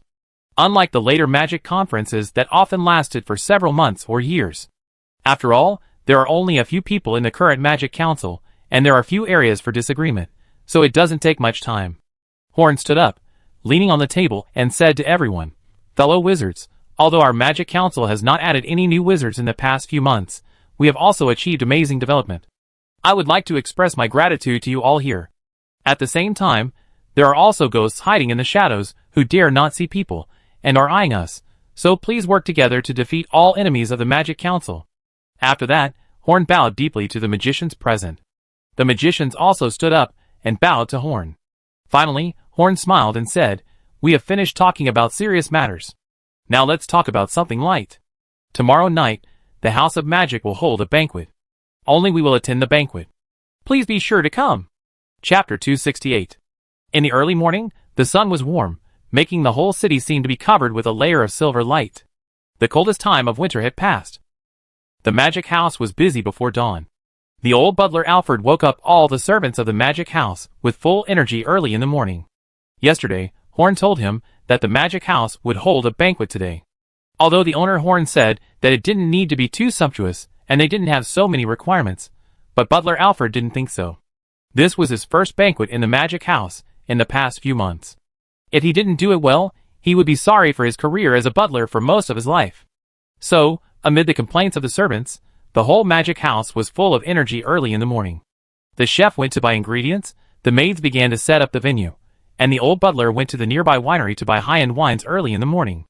Lord Yan gave him a lot of budget, and he wanted to spend all the money where it should be spent. By the evening, the hall on the first floor of the magic house was already decorated with brilliant lights. Long tables were placed around the hall, and exquisite food was placed on the tables. The ingredients of these foods are high-end ingredients that are not available at ordinary times, and even some precious monster meat was bought. The dishes are delicious and appetizing at first glance. Since Horn forbids outsiders to enter the magic house, many parts of the banquet cannot be completed, but this is the best the old butler can do. It was evening, and the magicians walked into the hall cautiously. Although there were no outsiders, the group of rustic magicians headed by Horn were still very nervous about attending the banquet for the first time. In fact, except for Yan and the two ladies, no one else had ever attended a banquet. Even the three of them were not used to the banquet because of their half-year life as magicians. So after everyone gathered, they just stood awkwardly in the center of the venue, not knowing what to do. The old butler looked at the people in the room with a look of disappointment. Did he arrange the banquet badly? The awkward scene lasted for nearly 10 minutes, and the magicians stared at each other, and then Horn was the first to laugh. He couldn't help it, because all the magicians, including himself, were a little funny. Everyone dressed up carefully, wearing a dress bought from nowhere, and they might have smeared something on their faces. This kind of attire is the normal attire for salon to attend a banquet, but it looks a bit out of place, and even a bit weird when worn on them. With Horn's first laugh, everyone laughed. Daniel laughed so hard that tears came out, and Shirley's always cold face also outlined a faint smile. It's not that these clothes are bad, but they have changed. Their temperament is no longer suitable for wearing these clothes, and the wizard robe is the most suitable clothing for them. Just like an old farmer who has never dressed up in his life will look out of place in a formal dress, the current magicians wearing these formal clothes also seem to be completely inconsistent with their temperament. If you have the opportunity to attend the banquet in the future, you should wear whatever you want and do whatever you want. Don't let these things change you. Horn's image is quite strange now. He took off his mask, used hair wax to force a big back hair, and wore a reflective dress. Such a serious remark made everyone laugh again. After the fun, everyone did not forget the purpose of this banquet. They prepared this banquet to celebrate Yan's promotion. Everyone congratulated Yan and presented gifts one by one. Horn presented a new set of magic rings, Luke presented a carefully carved wooden wand, Annie presented a set of robes with purple patterns similar to the one worn by Horn. Yan accepted these blessings with a smile. No one knew other people's thoughts better than him. He knew that the blessings from his companions were sincere, and without any other things. So he was really touched and felt that his original choice was not wrong. Finding Horn and following Horn to the Forsaken Land was the best decision he had ever made in his life. The banquet ended in a very chaotic way. Butler Alfred had worked for so many years, and this was the first time he had seen such a chaotic banquet. It was also the first time he had seen such a happy banquet. After the banquet, the magic house returned to its daily routine. Another month passed quickly, and during this month, the mysterious force behind the scenes did not make a move again. Horn and his men could not find any evidence against those people, so they could only wait helplessly. Everyone's life remained the same. Horn hid in the basement during the day to conduct various researches, and returned to his bedroom at night to start clearing the alien energy in his body. No one knew that his strength had declined, so naturally no one came to trouble him. Horn kept a copy of the knowledge left in the Gitch house, and gave the rest to Yan, who seemed to be very interested in this knowledge. Horn only did a simple study, while Yan produced many gratifying results in this month. He successfully used the Magic Beast Crystal Core and Magic Crystal Stone as the energy source of the maze and magic array respectively. The advantage of Magic Crystal Stone is that it provides stable energy and has great power, but whether it is a magic trap or a maze made of Magic Crystal Stone, it is all disposable. After the energy is exhausted, the Magic Crystal Stone must be placed again, and the magic house does not have much Magic Crystal Stone reserves, which have been used up in Yan's more than 1 month of experiments. The advantage of the Magic Beast Core is that it is durable. Once it is successfully arranged, it will not easily go wrong. However, the power of the maze arranged by the Magic Beast Core is much lower than that of the Magic Crystal Stone. Others seem to have made their own progress, but they usually hide their big progress, and then small inventions appear from time to time. Now the Mimhalen Alchemy House has been completely covered with irregular things except for the original things. If the store manager Moshili does not check the list, he may not be able to tell the function of every item in the store. Here I have to talk about Shirley. A week after the party, her laboratory was finally destroyed by her. After a loud bang, she was buried in the dust. It was Daniel who dug her out of the dirt with his own hands. Her leg was broken by the collapsed wall. If it weren't for Yan, she might have been disabled. Now her laboratory is next to the small house where Daniel smelts metals. It is a simple shack. She will be allowed to enter after the Mage Tower is built. Chapter 269. In Luke's botanical garden, the sun shines through the upper branches and leaves, and 4 figures, 2 adults and 2 children, sit on the stone table and chairs in the center, very leisurely and comfortable. In winter, there is also a botanical garden that is as warm as spring. Many big men outside the magic house cannot enjoy its wonderful scenery, but this is no longer a rare scenery in the magic house. On the 5th day, after Horn and his friends returned to the magic house, Harrington also came to the magic house with the dwarves' families and belongings. Without a day's rest, the dwarves started working. The weapons they made were much better than the ones Horn had made with Thunder Silver before.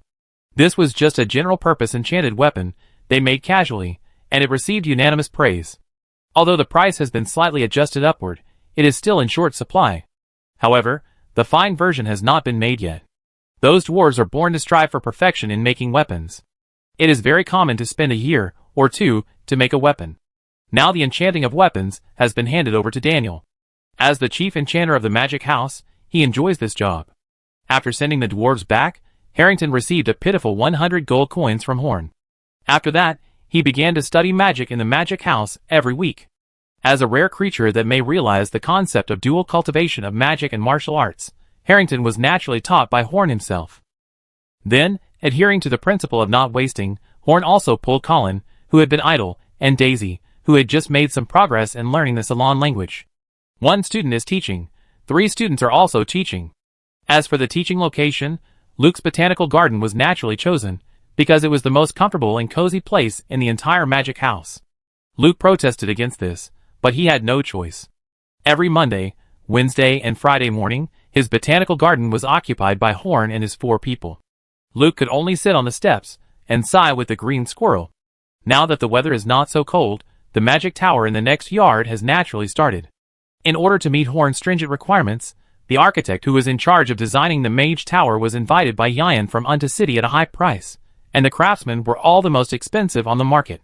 The stones used were the strongest, and Yan's requirements were to be much stronger than the fortresses on the battlefield. The area was also much larger than the original plan. It was originally planned to use the abandoned yard with a length and width of more than 100 meters to build a Mage Tower for each of them. As a result, Yan bought all the properties around. Fortunately, with the addition of the dwarves, the weekly output of the universal enchanted weapons has greatly increased, making the magic house's weekly net profit of about 100,000 gold coins. Otherwise, it really couldn't support such a luxurious wizard tower. Yan didn't care much about the wizard tower before, but now that he has become a magician, he is more willing to invest money in it. He doesn't want his future wizard tower to be a small, narrow, and not very solid place. Since a lot of money has been spent, the progress of the wizard tower is naturally very fast. The fastest wizard tower has already taken shape within a few days of construction, and the foundations of other wizard towers have also been laid. It stands to reason that the construction next door is in full swing, and the huge noise should affect the class, but the 4 of them were not affected at all. This is all thanks to a new spell developed by Mrs. Sharon after she was promoted to a second-ring magician. Soundproofing, after casting once, it can last for an hour. Casting in an open space, like a botanical garden, consumes more magic power than casting in a closed space. It's just a second-ring magic. Horn doesn't care about the extra magic consumption, and choosing a comfortable place for teaching is the most important thing. Each class lasts 2 hours, and Horn can recover the consumed magic power in minutes by performing the soundproofing spell twice. During the class, Horn found that Daisy was the one who accepted new knowledge the best. She had a natural advantage in learning magic. If it weren't for her age limit, she might have become a magician now. Colin's ability to accept new knowledge was obviously not as good as Daisy's, but his learning attitude was the best. Of course, this did not mean that Daisy was not serious, but that Colin studied like a machine, precisely and efficiently. Every wild witch can remember the content of this knowledge after reading it once, and Colin. He can remember every punctuation mark, but correspondingly, although he is very diligent and has a very good memory, Colin also has his own weaknesses. That is, he is not very good at adapting. Despite all kinds of problems, there is no doubt that Colin and Daisy are rare geniuses. But what makes Horn a little headache is that these two little brats are not as loving as he imagined, but a little bit of a dead end. Needless to say, Colin is a patient with severe facial paralysis that is even more serious than Shirley. He has a stern face all day long and looks bitter and resentful. And Daisy, who has never played with her peers since she was a child, is extremely inferior. In the magic house, except for Horn and Edward, she is like an ostrich when facing other people. So even though they go to class together every day, their relationship looks the same as when they first met. As for whether they have been playing together secretly, Horn really doesn't know. Apart from the daily classes, he has no time to accompany these two children. Finally, there is the older student Harrington. What can I say about this guy? He is just a loser. A child can understand the same knowledge in one go, but he is in his 20s, and needs Horn to explain it to him several times. The problem is that he may not understand it even after several times. If he didn't have the talent of practicing both magic and martial arts, Horn would have driven him away long ago. But he also has advantages. Although he is slow to accept magic knowledge, he is far ahead of the two little kids in application.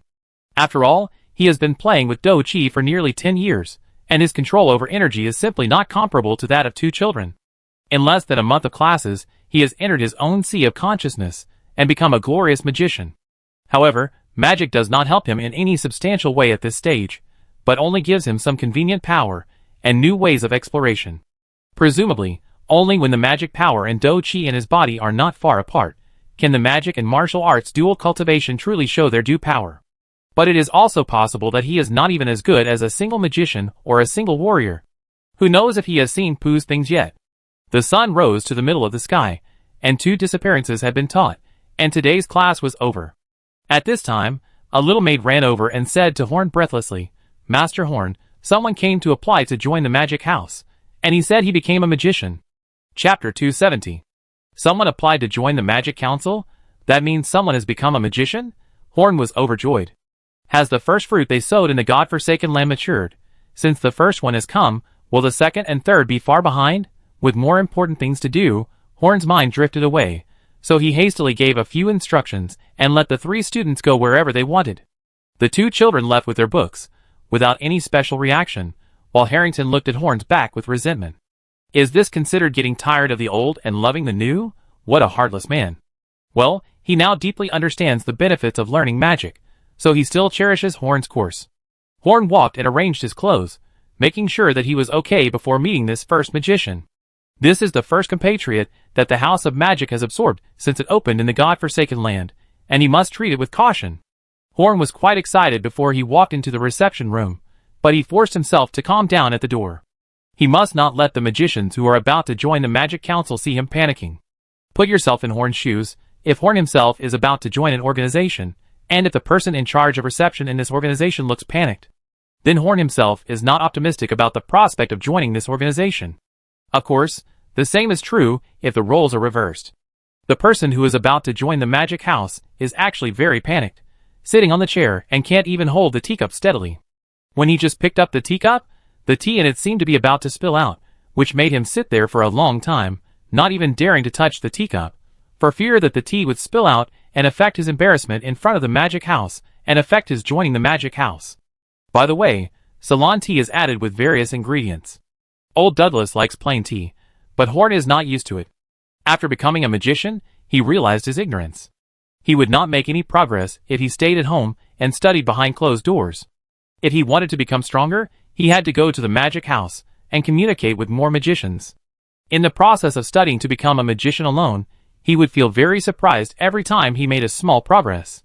And as he made more and more progress, he became more and more complacent, thinking that he was very powerful and a genius. He had also learned about the progress of other wild witches. According to the information he collected, his progress should be the fastest.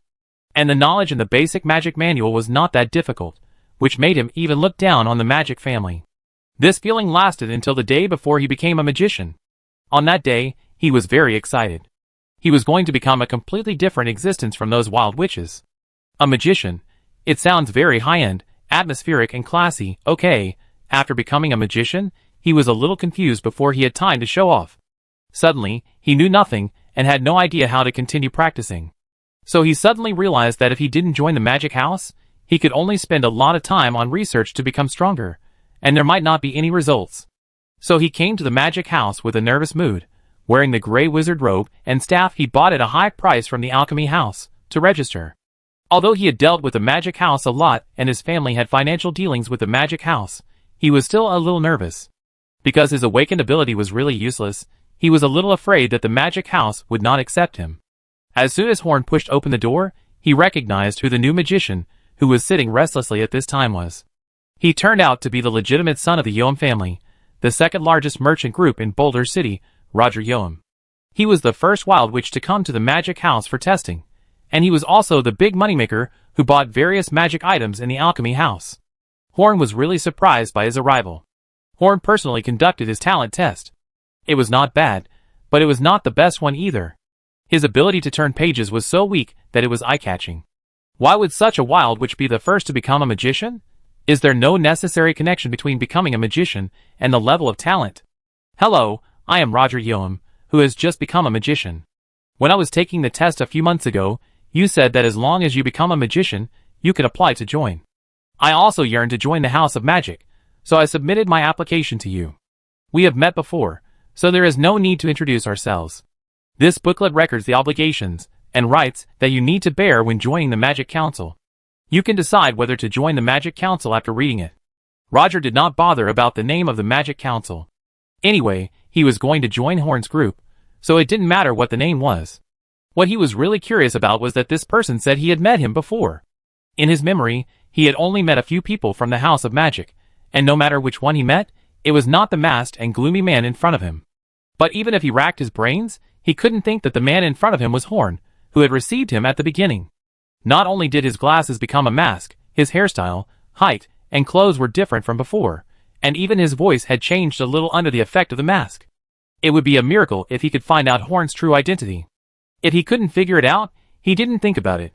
Anyway, he would know it after joining the magic house. Then he sat on the chair and began to read the contents of the booklet. Born in a merchant family, he always attached great importance to contracts, so it was impossible for him to just glance at it and agree to it. Horn sat beside him, waiting for him to read it carefully from beginning to end several times. He would not set a trap here to let others in. If possible, he naturally hoped that everyone would be well prepared before joining the magic house. After careful consideration for a while, Roger closed the book, and then smiled and said to Horn, "This contract is a bit strange." "What's strange? This is the condition we have been thinking about for a long time before we came up with it." Horn looked at Roger strangely. "It's not because it's not good enough, but because it's too good. What's the benefit of customizing such loose requirements for you?" Roger knew that there was no such thing as pie in the sky. He weighed it himself, and found that what he was about to get was far more than what he might pay. A lot of the knowledge of the magic house was priceless in Roger's eyes. It stands to reason that the magic house with such knowledge would not be too much even if it asked the magicians who joined to sell themselves. But according to the contract, the magic house not only did not impose too many constraints on the magicians, but also paid a lot for the magicians. For example, monthly benefits and free knowledge. You still have some misunderstandings about our organization. Our ultimate goal is to strengthen the power of magicians and liberate all wild witches. Making the Magic Council stronger is only a secondary goal. Horn smiled.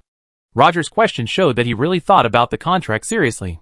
As early as the early days of the Magic Council, Yin discussed with Horn whether such conditions were too generous. At that time, Horn's answer was that this treatment was more like an investment. Even if only 1 out of 10 magicians grew up and recognized the Magic Council, the gains of the Magic House would be greater than the cost. Chapter 271. After explaining it to Roger, Roger agreed without any hesitation. He had long thought that even if the conditions for joining the Magic House were very harsh, he would join the Magic House. What's more, now it is not only not harsh but also very generous. At this stage, if a magician wants to make progress, the only way is to join the Magic House. Since you have agreed, then you are considered one of us. Go to the office on the 3rd floor and find a magician named Yin. He will give you a certificate and the initial benefits of joining the Magic Council. Roger nodded and prepared to leave. He felt a little depressed in front of this gloomy masked man. Well, Horn's painting style is a little darker now, especially the mask with only one eye exposed, which makes people feel a little scared. Wait, I almost forgot. Horn patted his forehead lightly. Some things still need to be done before he joins. Since you have decided to join the House of Magic, then write down the magic circles and spells in your Sea of Consciousness first. This knowledge will be included in the basic magic encyclopedia shared by the Magic Council. The preciousness of your innate magic circle will determine the amount of your first magic coins. Magic coins? Roger said in confusion. It is something that is only used within the Magic Council. It can be used to buy things that cannot be bought outside. You will know this later. Now you should draw your magic circle first. Horn took a pen and paper, and a bunch of drawing tools, and placed them in front of Roger. These tools are also one of the assets that old Douglas left to Horn. It is not that you can draw magic circles without a teacher after becoming a magician. If you don't master the correct method, the magic circle you draw will be unbearable to look at. After all, most people can't even draw a circle without tools. Roger first sighed at the exquisiteness of these tools, and then began to draw. He drew several sheets of paper in a row before finally drawing a finished product. But Horn did not look down on his magic circle, which was still very ugly even with the tools. The right eye that was exposed alone looked at the magic circle drawn by Roger thoughtfully. Shouldn't your innate magic be the magic of the wind system for turning books? Now your magic circle has nothing to do with the wind system. What Roger drew on his paper was not a pentagram, which should exist in elemental magic, but a 7-pointed star. No wonder he drew it several times before he succeeded. From the perspective of the difficulty of drawing, a 7-pointed star is indeed much more difficult to draw than a 5-pointed star. Horn has only seen one 7-pointed star magic circle so far, which is Enoch's illusion. Roger's talent of blowing books with breeze should be elemental. Could it be that Horn made a wrong judgment at the beginning? My innate magic is indeed not wind magic. You can actually tell what magic I am good at from a magic circle. It seems that joining the House of Magic is definitely the right choice for me. Roger complimented Horn on his knowledge. Just from this encounter, he found that the knowledge Horn and others possessed was indeed at least one level higher than his. Then he looked at Horn's one-eyed mask and said in a daze, "But the only one who thought that my innate magic was wind magic was the magician who tested me. Could it be that you?" Horn coughed lightly, and Roger hurriedly continued to explain his magic. "My magic ability is to find specific information within a certain range, such as the book you brought before. Before I cast the magic, I first determined that I wanted to find the monthly benefits given by the Magic Council, and then..." Roger started to chant the spell. This new magician didn't even know that the spell could be chanted silently. When he finished chanting the spell, the booklet in his hand began to turn the pages automatically, and finally stopped at the page that recorded the topic he had been thinking about before. For Roger, this magic was very useless. He didn't use this ability when he was learning magic. After all, he couldn't just choose specific knowledge to learn when he was learning. But this magic has a completely different meaning for magicians. The amount of knowledge stored in the Magic Council is already very amazing. It usually takes a lot of time for magicians to find specific knowledge from here. With this magic, if you want to find something, you only need one magic to solve it, which will save a lot of time. I just don't know how many magicians can learn this magic. Because of the practicality of this magician, Horn gave Roger an extra 10 magic coins. Generally, newcomers will only be given about 10 magic coins, but Roger was given 20. The magic coins given to newcomers are not fixed, but it depends on whether his basic magic can contribute to the magic house. If it was basic elemental magic, he would probably only get 10 magic coins. After verifying Roger's magic, Horn sent him to find Yan.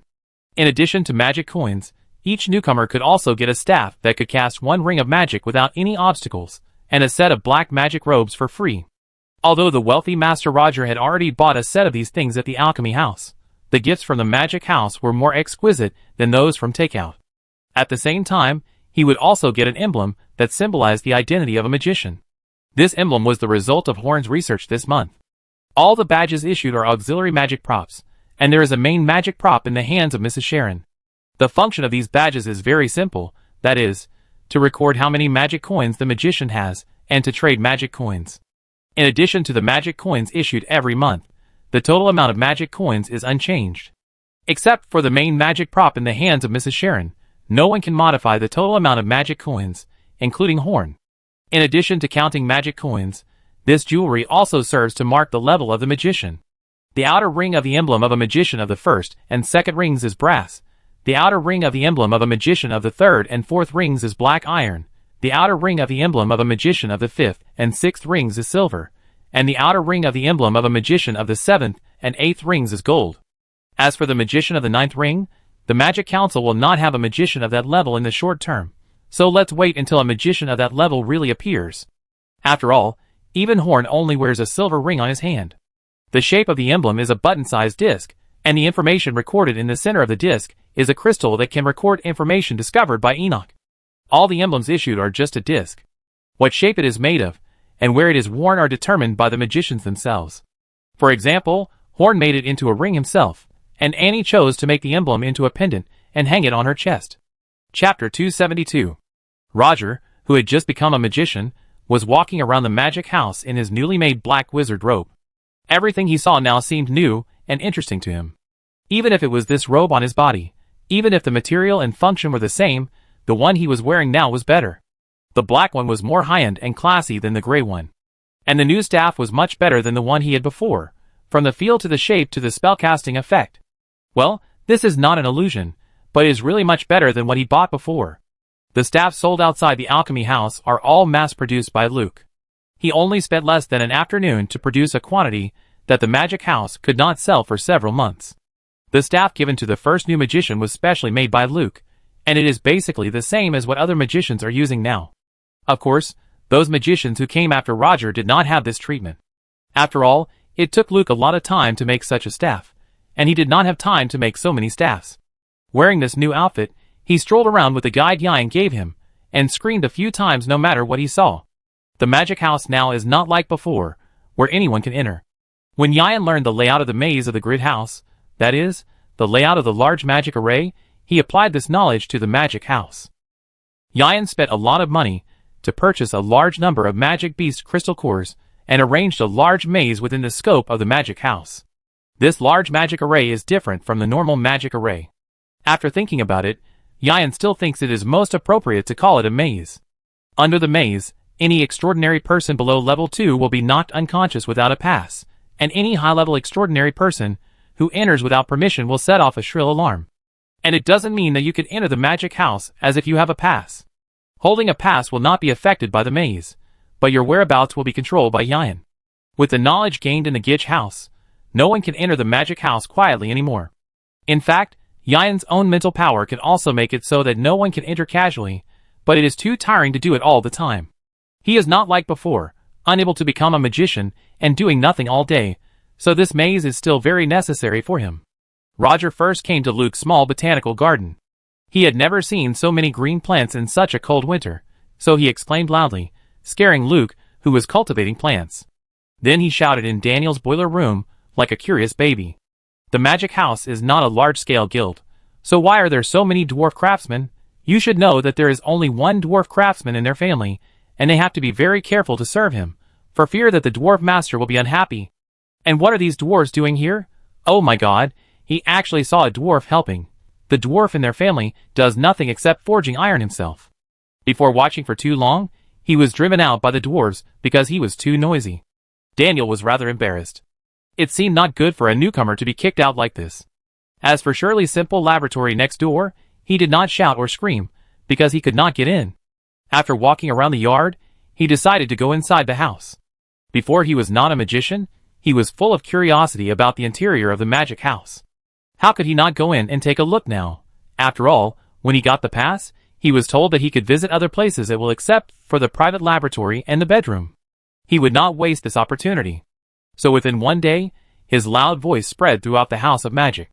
If you ask Horn and his friends what their impression of Roger is now, it is that he is annoying.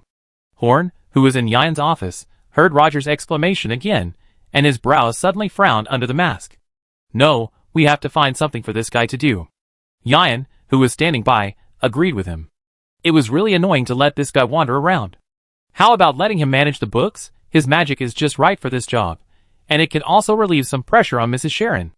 It is true that Mrs. Sharon has to manage both the books and the magic coins in the magic house, which is really hard. Well, it is not very hard for the magic house to have only a few people now, but she is the magician with the heaviest tasks among the people in the magic house except Yian. The newcomer who has been expected for a long time has finally arrived. How can we not let him work? After explaining it to Roger, Roger gladly accepted the job and was secretly delighted. Managing books, isn't this just managing the knowledge of the House of Magic? Why wouldn't he accept such a good thing? If he managed it himself, wouldn't he be able to get knowledge that he couldn't get from the outside world in a matter of minutes? He secretly read it. Who would know? Anyway, the library would be his territory in the future. However, he soon realized that he was too naive. When Mrs. Sharon explained it to him during the handover, he was almost desperate. Each book has an exquisite lock, which Horn spent a lot of time designing. It can only be unlocked by using the emblem issued by the Magic Council to swipe the magic coins that match the value of the book. If you want to use other methods or violence, these books will self-immolate and sound an alarm. And the most outrageous thing is that you can only read it for 1 hour after opening it. What can you see in 1 hour? These books are written with special potions. Only wild witches or magicians can see them under the premise of concentrating their mental strength and magic power. In this state, no magician can use these books to make rubbings. This design is simply perverted. He looked at his pitiful 20 magic coins and the books that were already piled up on several bookshelves in the small study and fell into deep entanglement. As a librarian, he has an advantage. That is, he can directly select books inside the study, unlike other people who can only look at the catalog outside. Well, there is no advantage in selecting books inside. If there is any, it is just mental satisfaction.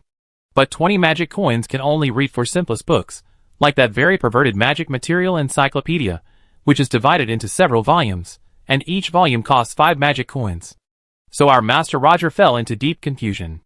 In Yin's office, Horn took off his mask and drank a sip of tea comfortably, and the boy finally calmed down. Chapter 273. Roger's joining is a good start for the Magic House. From him on, new magicians will join every few days. And as time goes by, the frequency of new magicians joining the Magic House is getting faster and faster. At the beginning, Horn and his team spread this magic knowledge to the wild wizards in the entire Boulder City almost at the same time, so the most talented wild wizards should have become magicians recently. The first batch of magicians who join the Magic Council will become a valuable cornerstone for the development and growth of the Magic Council. The House of Magic gives 2 choices to wild wizards who join the Magic Council. One is to become an idle wizard. The Magic Council has extremely low requirements for these wizards. They only need to register with the Magic Council every other year. Otherwise, the magic emblem will become dim. If they do not register for several consecutive years, the magic emblem will lose its luster. In terms of rights, idle wizards will not get anything except the benefits they get at the beginning. In terms of obligations, in events involving idle wizards themselves, idle wizards are obliged to assist the Magic Council. In addition, idle mages do not have to obey the orders of the House of Magic except for major events. Of course, idle mages must still abide by the most basic magician charter. Of course, choosing to become an idle mage does not mean that they do not have to interact with the Magic Council. They can exchange knowledge for resources in the House of Magic, or exchange resources for knowledge in the House of Magic. All this is based on the principle of mutual benefit. The counterpart of the idle mage is the parliamentary mage, who enjoys the money and magic coins issued by the House of Magic every month, and also has discounts on the purchase of some products and knowledge. However, the requirements of the House of Magic for council mages are not as relaxed as those for idle mages. They must live in a place where the Council of Magic can contact them at any time and work for the Council of Magic when necessary. No one of the first batch of magicians who joined the House of Magic chose to become an idle mage, because everyone can see that idle mages do not have as many resources as council mages. Everyone is not stupid, and they all know that if they want to be promoted faster, they must stay in the House of Magic for convenience. Communication between magicians can bring great improvement to magicians. Moreover, the Magic House has only been developing for less than half a year. If the idle wizards only come here once every year or so, who knows what the wizards will become? In fact, for the Magic House, in the early stage, all the wizards who want to become parliamentary wizards will become parliamentary wizards. When they need enough people, there will be various requirements for becoming a parliamentary wizard, including knowledge, ability, strength, reputation, etc. Instead of being quite appropriate like now.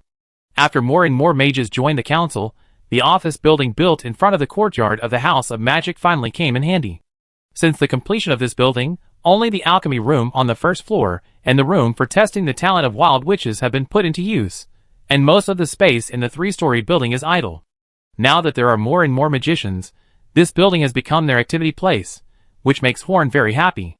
This at least proves that building this building is not a waste of money. Because the building was not well funded at the beginning, Horn was often complained by Yan. This building is open from 6 a.m. to 6 p.m., and the magic house also accepts overnight stays.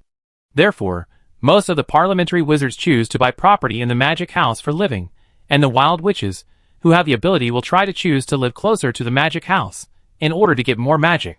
Well, this is a superstition circulating among the wild witches. It is said that the closer you are to the magic house, the easier it is to become a magician. New magicians join the magic house one by one, which makes Luke and other old people in the magic house very happy. They handed over the work at hand to the new magicians, and then devoted themselves to their own research. Although the magic house would give extra magic coins for this work, it was no longer a problem for them after the arrival of the new magicians. For example, the magic material encyclopedia that Shirley sold in several volumes had already brought her a lot of magic coins. So, except for Yan and Horn, who were overwhelmed by the sharp increase in the number of magicians, the other magicians actually became more and more relaxed as the number of people increased. Of course, they didn't relax for too long, and Horn couldn't just watch them relax while he was busy here. As a deacon of the Magic Council, he naturally had to work harder to enjoy a higher salary than these new magicians. So after they relaxed for a while, Horn found some more work to share with them, and he began his research with peace of mind. It's comfortable to be a hands-off boss. Perhaps because the God-forsaken land has been relatively peaceful recently, these new magicians rarely choose to urgently improve their strength, but are more interested in the mysteries of magic. There is no pure fighting faction like Terry. Horn and his 10 other people who came from the forsaken land of God, no matter who they were, even if they didn't like fighting, they were all working hard to improve their strength. Because they had lived in a place full of dangers before, these new magicians also wanted to become stronger, but few were as eager as Horn and his group. In addition to the addition of magicians, there were more and more wild witches coming to the vicinity for testing, and these magicians all came from other cities.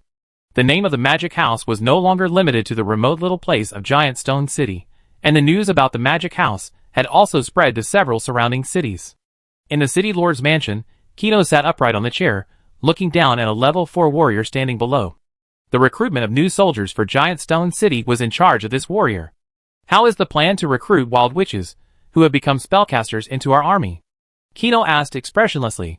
Your Excellency, so far, more than 20 wild witches with level 1 spellcasting ability have joined us. The warrior below said with some trembling. It has been nearly a month since Kino asked him to do this, and he has only recruited more than 20 people, which makes him a little uneasy. Only 20? Kino slammed the table heavily, frightening the warrior. Since the opening of the magic house, at least thousands of wild witches have gained power from the magic house, right? You have only recruited more than 20, what use do I have for you? The warrior trembled and said, Lord Jinhua, it is my subordinates who are incompetent, but it is not all my fault. Those wild witches want to become a kind of spellcaster called a magician through training, and then join the magic house. Even the 20 or so wild witches who have joined have said that once they become magicians, they will quit the army and ask to join the magic house. Didn't the magic house say it would not expand? Kino's eyes were a little dangerous. How could that be? To date, at least 50 wild witches, who have become what they call magicians, have joined the magic house, and they all joined recently. This warrior knew that if he didn't do his job well, Kino would definitely punish him, so he at least wanted to drag the magic house into the water. After all, he failed to complete the task because of the magic house. Go get 100 military sticks and then retreat.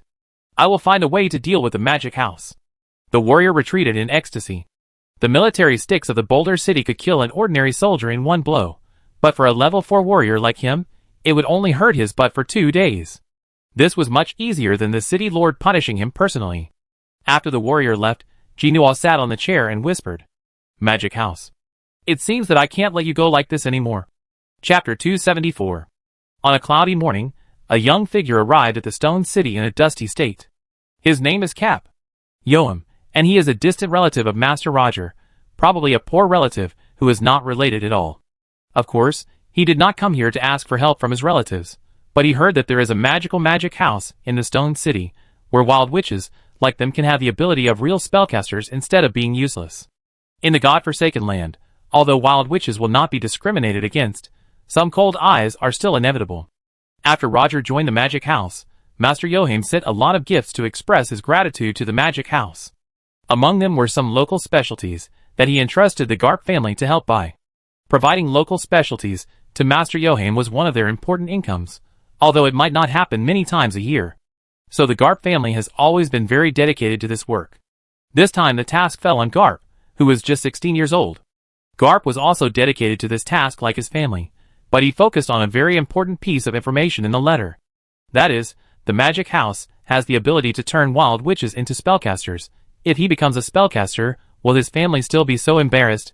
Compared to this, the reward promised by the distant relative is simply insignificant. So Cap came to Boulder City with a heavy bag of local specialties, a kind of mushroom with a special fragrance that only grows on the hills near their home, full of expectations. As soon as he entered Boulder City, he felt that there was a subtle difference between this place and other places. After careful identification, he finally found that the difference between this place and other cities is that there are many people wearing the same style of gray dyes here. He could clearly sense that these people were all wild witches like him, and these wild witches had something he could not see in other wild witches, that is, self-confidence, optimism, and pride. All the wild witches that Cap had seen, including himself, had a deep inferiority complex, although no one discriminated against them in the God-forsaken land, and they lived a normal life like everyone else. But everyone knew that the status of wild witches outside the God-forsaken land was lower than that of slaves. Even Roger, who grew up in a wealthy family, had this kind of inferiority complex. What surprised Cap was that he did not see any of the wild witches in the Stone City with such inferiority complex.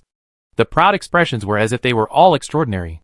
Is this the change brought about by the magic house? Cap could not help but feel curious about the magic house that he had not seen yet. But he had to go to the Yoam family first to deliver the big bag of local specialties. After being given a cold shoulder by the steward of the Yoam family, Carp successfully received the reward, 10 gold coins. It was not strange for poor families to be discriminated against by wealthy families, so Carp was not very upset. People living in the city might think that 10 gold coins were a small amount of money, but this amount was enough for Carp's family to live for a while. Carp held the 10 gold coins tightly and walked to the magic house with hesitation. He was hesitant all the way. What if the magic house charged? What if the 10 gold coins in his hand are not enough? Even if they just accept 10 gold coins, does he really have to give the magic house a large amount of living expenses for his family in the future in exchange for the opportunity to become a spellcaster? When he walked into the clean and tidy Wild Witch talent testing room, all doubts disappeared. He was not the only Wild Witch from other places who came here because of its reputation. While waiting in line, he learned that the magic house was free, so he had nothing to worry about since it was free. He was received by a beautiful girl in a black wizard robe. The girl was already very beautiful, and after wearing the black wizard robe, she became even more attractive to a young boy like him. The girl in charge here was not Anne or Shirley, but a magician who had just joined the magic house during this period. Her task was to come here every once in a while to check the talents of the wild witches. And other old members of the magic council no longer had to come here to work. It must be said that having these new wizards as labor was really a very happy thing. Under the guidance of the girl, Carp completed all the test contents like a puppet. He also saw and heard his test results from the girl as he wished. Name, Carpium. Dark element affinity, superior. Other element affinity, inferior.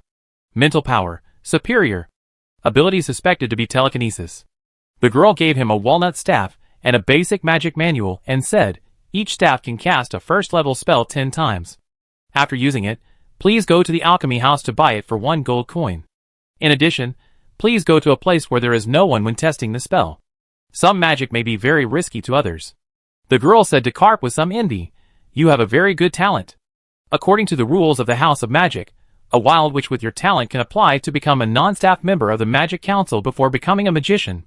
My talent is very good. Carp looked at his hands blankly. He has always been a wild witch, and no one has ever said that he is excellent. Would I lie to you? I have been responsible for testing the talents of wild witches for several days. You are the only wild witch with super mental power. After bidding farewell to the girl, Cap left the magic house.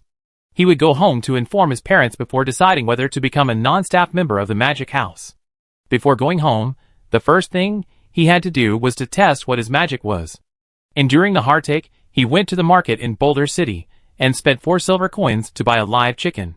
He found a place and started testing. Following the process in the basic magic manual, he began to cast a spell for the first time in his life.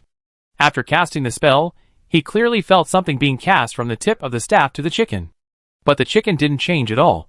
Did his magic have no effect? No, there was an effect, but it was not so obvious. After concentrating, Carp found that many invisible thin lines extended from his hands and wrapped around the chicken.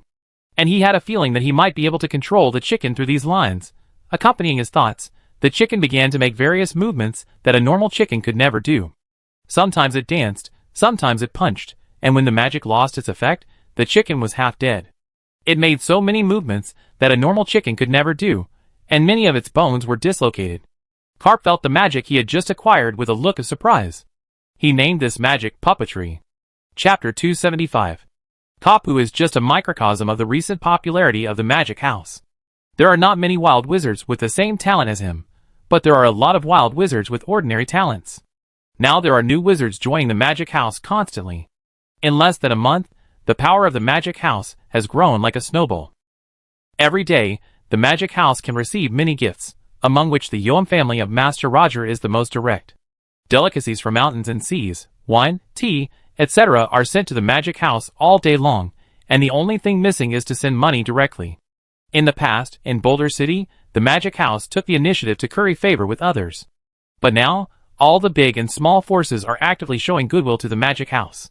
Because now everyone has seen the extraordinary potential of the magic house. No, not only potential, now the magic house, which has many low-level spellcasters, has surpassed the former largest chamber of commerce in Boulder City, the Neo family, except for the Lord Agino. In Boulder City, the magic house does not have to be afraid of anyone. Anyone with a discerning eye can see that. Unless something unexpected happens, the rise of the magic house is a foregone conclusion. Even the two noble families in the mysterious Boulder City have extended an olive branch to the magic house. Now the only family that still has a dull relationship with the magic house is the Neo family, the largest merchant in Boulder City. In the Neo family, a slightly fat young man in a luxurious robe stood respectfully in front of a middle-aged man sitting on a chair. Although the young man was slightly fat, he had a shrewdness in his eyes that others of his age did not have. He was the eldest son of the Neo family. The middle-aged man was his father, the patriarch of the Neo family. Father, the magic house is now in full swing in the Stone City. Do we really have to continue to resolutely not associate with them like we do now? Because of the pain in his early years, his father no longer managed the family's affairs except for some major events. Now the one who manages the family is this slightly fat young man. In the past, they had no disagreements on some things, but in the attitude towards the magic house, his father firmly disagreed with making friends with the magic house. In a few weeks, the extraordinary people under the House of Magic will even be more than those under the City Lord. Facing such a powerful organization, not to mention currying favor with it, even normal exchanges are not allowed. He really doesn't understand what his father is thinking. Just do what I say, don't ask so many questions. Chief Neo, who was trimming his beard, said to his eldest son perfunctorily, "Father, now that you let me manage the family, you can't hide everything from me. If you don't give me a satisfactory answer today, I will go to the House of Magic tonight to exchange feelings." Chief Neo did not insist. If he really wanted to know, he could tell him. He was his best son. He waved his hand and drove all the waiters out of the room. He lowered his voice and said, "Sita, do you know why we have to give 50% of our net profit to the City Lord every year? Didn't you say that when we started our business, the City Lord gave us a lot of financial support, so he has 50% of the shares in all our businesses?" The eldest son of the Neo family named Sita looked at his father in surprise. Looking at his appearance, is there any other hidden story behind this? Shares are bullshit. The patriarch slapped the handle of the stool heavily and said excitedly, "That guy never took out a penny from beginning to end. It was just that in the year when he just became the City Lord, he sent someone to capture me and pointed a knife at my neck and said, 'You either surrender or die.' So from then on, half of our family's profits had to be given to that guy. At the same time, our family's strength was not allowed to develop too strong. Once it crossed the line, he would hit us. Every time I encounter a great opportunity, you stop me. Are we the only ones in Giant Stone City who have been treated this way? How can he be so secure in his position as the City Lord when he treats the forces in the city like this?" Sita's eyes narrowed. This was something he had never heard of. Only our family has been treated this way, but other forces have more or less been treated by that guy's tricks. Otherwise, our family would not have stagnated for more than 10 years, and no one has reached our level. So what do you mean? Sita already understood what his father meant. Although I don't know why the magic house has grown to a much stronger level than us without being attacked by the guy, but believe me, the good days of the magic house will not last long. Do you understand now? I understand, Father, but if there is a chance, I must break the shackle, and I hope that Father will not stop me at that time. Sita promised his father, but there was a fire burning quietly in his eyes. He was unwilling to let the family live under the shadow of Genoa. In a gloomy dark room, a tall figure sat on the main seat, looking down at the kneeling black-clad man below. I asked you to deal with the magic house. Why didn't they do anything and became stronger? Is it because they are difficult to deal with, or because you think you have grown stronger and can escape my control? The voice of the person on the main seat was very low, but full of power. Reporting to the Lord, the head of the magic house is a level 5 master, and they have been living together all the time. We really have no way to deal with it. Oh, they never leave. That's not true, but a while ago, when the masters of the magic house left, number 2 sneaked in to complete the task you gave him, and then number 2 died in the magic house. Before finding out the cause of number 2's death, I think I shouldn't act rashly. If they never come out, will you just watch them here for the rest of your life? The Black Shadow said angrily. The man in black shuddered. He couldn't bear the anger of this man, he said weakly. Actually, if you are willing to help, the group of people in the magic house are no different from chickens and dogs. Why do I keep you useless people if I have to do everything? The Black Shadow actually had a hard time. If he could take action, he would have done it long ago. Why wait until now? But he really didn't want to do it in public unless it was absolutely necessary. Except for the power he cultivated, any other attack through any means could be traced back to him, which was not what he wanted. The man in black thought hard for a long time and finally came up with a solution. Sir, according to our intelligence, the second person in the magic house is still an ordinary magician, at most a first-level extraordinary person. As long as he shows up alone, I will personally take him down. With that person, we can definitely bring down the magic house. The Black Shadow nodded in satisfaction. He couldn't let the magic house develop recklessly anymore. Chapter 276. Yayan's office has been moved to the building in front of the courtyard. The original office was too small to cope with the sudden increase in the number of magicians during this period. Now Yayan has also learned to be lazy. He found 2 hard-working magicians to take charge of the normal work of the Magic Council, and he is only responsible for supervision. It turned out that he had to do everything himself because he could not continue to practice. When he got the possibility of becoming stronger, he no longer spent a lot of time on office work. Now he was sitting in a small cubicle in the big office playing games with several giant rats as big as cats. Well, that was one-sided abuse. These rats were violent rats made by a first-ring magician, but unfortunately, what he made was not controllable at all. At that time, a riot almost bit off his gill. If these rats did not like to hide and just violently attack humans, it would really take some effort to catch them. So this technology was also listed as a forbidden technique, and the result of his experiment, these rats became Yayan's best toys.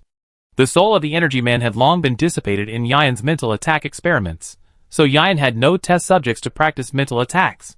Humans were not good enough, so these violent rats were the best choice. They were so violent that even their mental consciousness became tougher.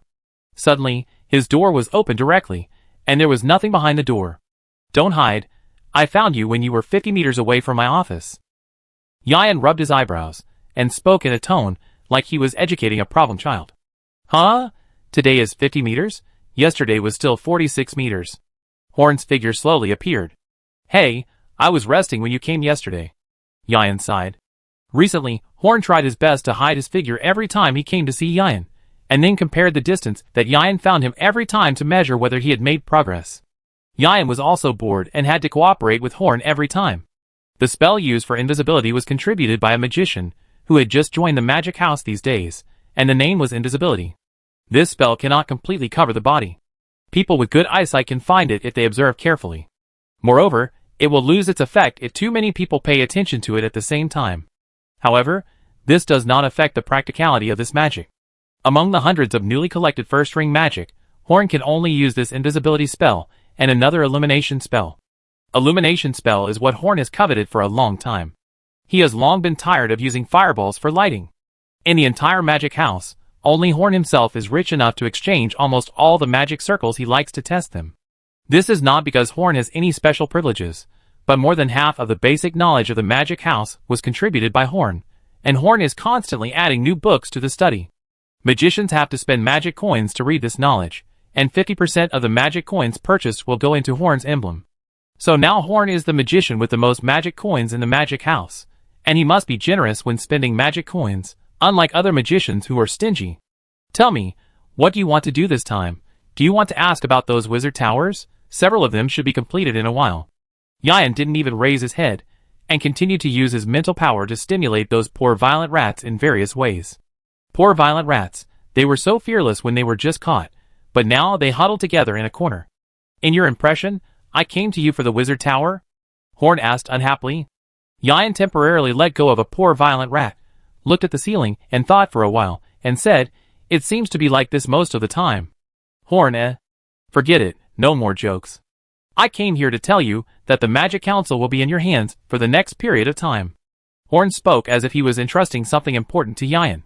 Stop it, tell me why, it's like you're in charge all the time.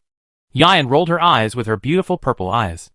I need to expel the Energy Man's power from my body as soon as possible and become a 5-ring magician, so I need to stay in the basement for a while. During this time, I won't come out unless it's related to the survival of the Magic Council. Horn was not joking this time, so Yan was listening carefully. This is a bit too hasty. It's better to take it step by step. Wouldn't it be too dangerous to force a breakthrough? Yan said with concern. No matter it's dangerous or not, I have to do it. I can feel the remaining purple energy in my body assimilating with my magic power and trying to affect my thinking.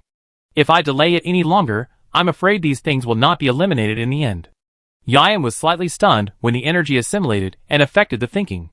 Half of the power in his body is like this. Why didn't he have any problems?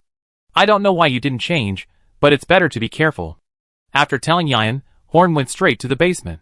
He greeted the others, and the new magicians did not have the authority to enter his laboratory. Horn had already stockpiled enough dry food in the laboratory for at least a month, but he didn't need to prepare water, and a water flow spell was enough for him to drink for several days. After completely sealing the door of the basement, Horn did not waste any time and immediately began to meditate. The matter was far more serious than what he had described to Yan. This morning, when he was conceiving of the magic vehicle, he had a problem that he could not figure out. Then he suddenly became violent and tore up the drawings that he had already drawn.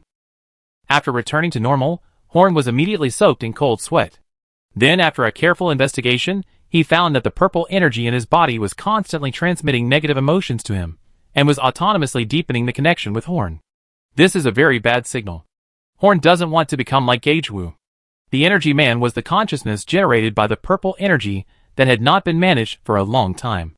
The death of Gagewu can be said to be the result of the Energy Man. And the energy in Horn's body is also trying to transform Horn into the same existence as Gagewu and generate independent consciousness. After discovering the problem, Horn didn't dare to practice slowly as before.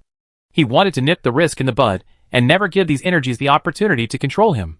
Chapter 277. This is the 7th day since Horn disappeared. Except for Yan and other elders of the Magic Council, no one has noticed that the leader of the Magic House has disappeared. Although he is the top leader of the Magic House, Horn's presence in the Magic House is not high. Most of Horn's work is to make decisions on the development direction of the Magic House, and Yan is usually responsible for specific matters. In addition, Horn often hides in his basement to do experiments for several days, so no one thinks it is wrong for him to disappear like this. There are now nearly 100 magicians who have joined the Magic House. Several magicians who think they are very powerful are dissatisfied with the elders of the Magic Council. They think that they should get a higher position with their abilities. Young people with such ideas were recommended by Yan to find Terry. He has nothing to do every day except practicing and training little Megan. He is bored and specializes in dealing with various dissatisfactions. These high-minded magicians became humble after leaving Terry, because they realized the gap between them and the elders of the Magic Council. Terry beat them in various ways with just one move of the magician's hand. It turned out that their self-proclaimed strong strength was worthless in front of Terry.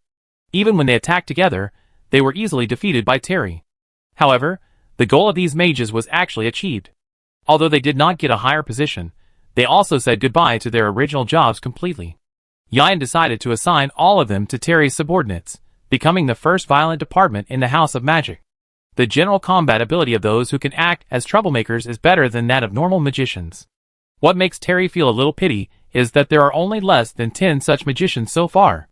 The remaining magicians are all devoted to learning magic, and no one wants to join Terry's subordinates, who think about fighting and killing all day long. They are not interested in joining Terry's subordinates, but they are very motivated to work under others. Shirley's magic material laboratory, Daniel's enchanted weapon forging area, Luke's botanical garden, etc. Each elder of the Magic Council now has 3 or 4 helpers. Because they can learn some magic knowledge from other people, but from Terry, they can only learn the magician's fighting aesthetics. But can fighting be as fun as learning? We can discuss magic together, we can collect magic materials together, and we can also do experiments together. But if you don't like to learn, sorry, we are not like-minded. There are some strange legends about this in the Stone City. It is said that every witch who is bewitched by the magic house is no longer the original person. They have all been absorbed by the magic house, and have become human beings like wooden men. Since the appearance of the magic house, the witches who used to be gangsters no longer hang out, the witches who like to drink no longer drink, the witches who like to listen to music no longer listen, and even the witches who used to like to visit brothels like Master Roger rarely go there. Many witch families, who have just married beautiful witch wives or handsome witch husbands, have become disharmonious. In short, the magic house is a destroyer of interpersonal relationships.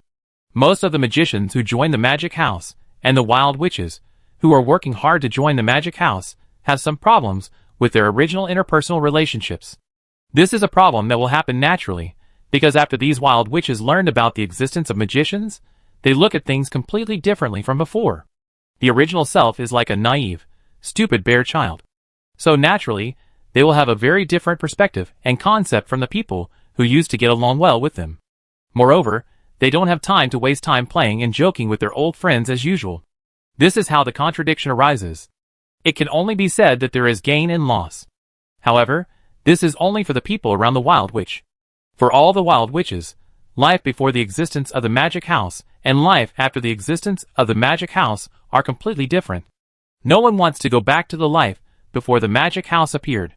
Because of the existence of the magic house, they now have something that they have been eager for but have no way to obtain before.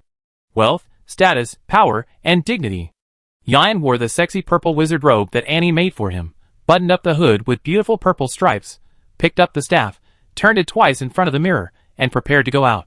He had 2 purposes for this trip. One was to go to the market in Boulder City, to buy some living creatures to practice mental attack skills. If he couldn't find any, he would go out of the city, and walk around the nearby mountains and forests. It would be even better if he could find some evil creatures or monsters. It turned out that those fierce and violent mice couldn't stand Yan's mental torture and died painfully, so he had to replenish the experimental creatures. Due to the unknown forces lurking in the dark, only Horn Yan and Enoch were allowed to travel alone among the elders of the House of Magic, because others might be in danger if they traveled. Yan himself was not only not taboo about this trip, but he was also a little excited. This brings us to his second purpose. He wanted to use himself as bait to attract others to attack him, so that he could catch the mastermind behind the scenes. The news that Yan became a magician was known only to the elders of the Magic Council in the House of Magic, and even Horn didn't know how powerful Yan was now. So he was the best choice as bait. As a magician, Yan was only a second-ring magician who was good at healing magic. But his combat ability far exceeded his magician level. After all, he relied on mental power instead of magic power to fight. Before Yan became a magician, his mental power was vaguely equal to Horn, who was already a 4th-ring magician. After becoming a magician, his mental power skyrocketed. Now his mental power has reached a new height. As long as he is not facing a level 5 enemy, Yan can easily defeat him. Even if it is a level 5 enemy, Yan can use mental attack to restrain it. Yan smiled and said hello to the magician, who was guarding the gate, and left the magic house. He was very ostentatious along the way, fearing that no one would stare at him.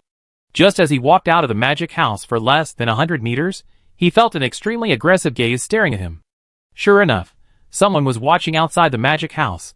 Following the gaze, Yan saw the guy who was following him at a glance. Yan's expression was a little strange. The skill of this follower was a little clumsy. Even if he did not have extraordinary detection ability, he could easily find the tracking. The level of the hands behind the scenes was unexpectedly not very good. Chapter 278. However, Yan did not take action against the stalker. He wanted to wait until the big fish appeared before taking action. It is better to pretend that he did not notice the other party, and continue to walk towards the market. It is not meaningless to catch a small minion. As long as Yan wants to find the mastermind through a small minion, it is not impossible, but it is too time-consuming and there is a high possibility of unexpected situations. As long as he catches someone with enough status, Yan can follow the clues and catch everyone. This is safe and efficient, And it saves time and effort. This is what a civilized magician like him should do. But what the hell is this stalker doing just following him? The distance is only about 15 meters.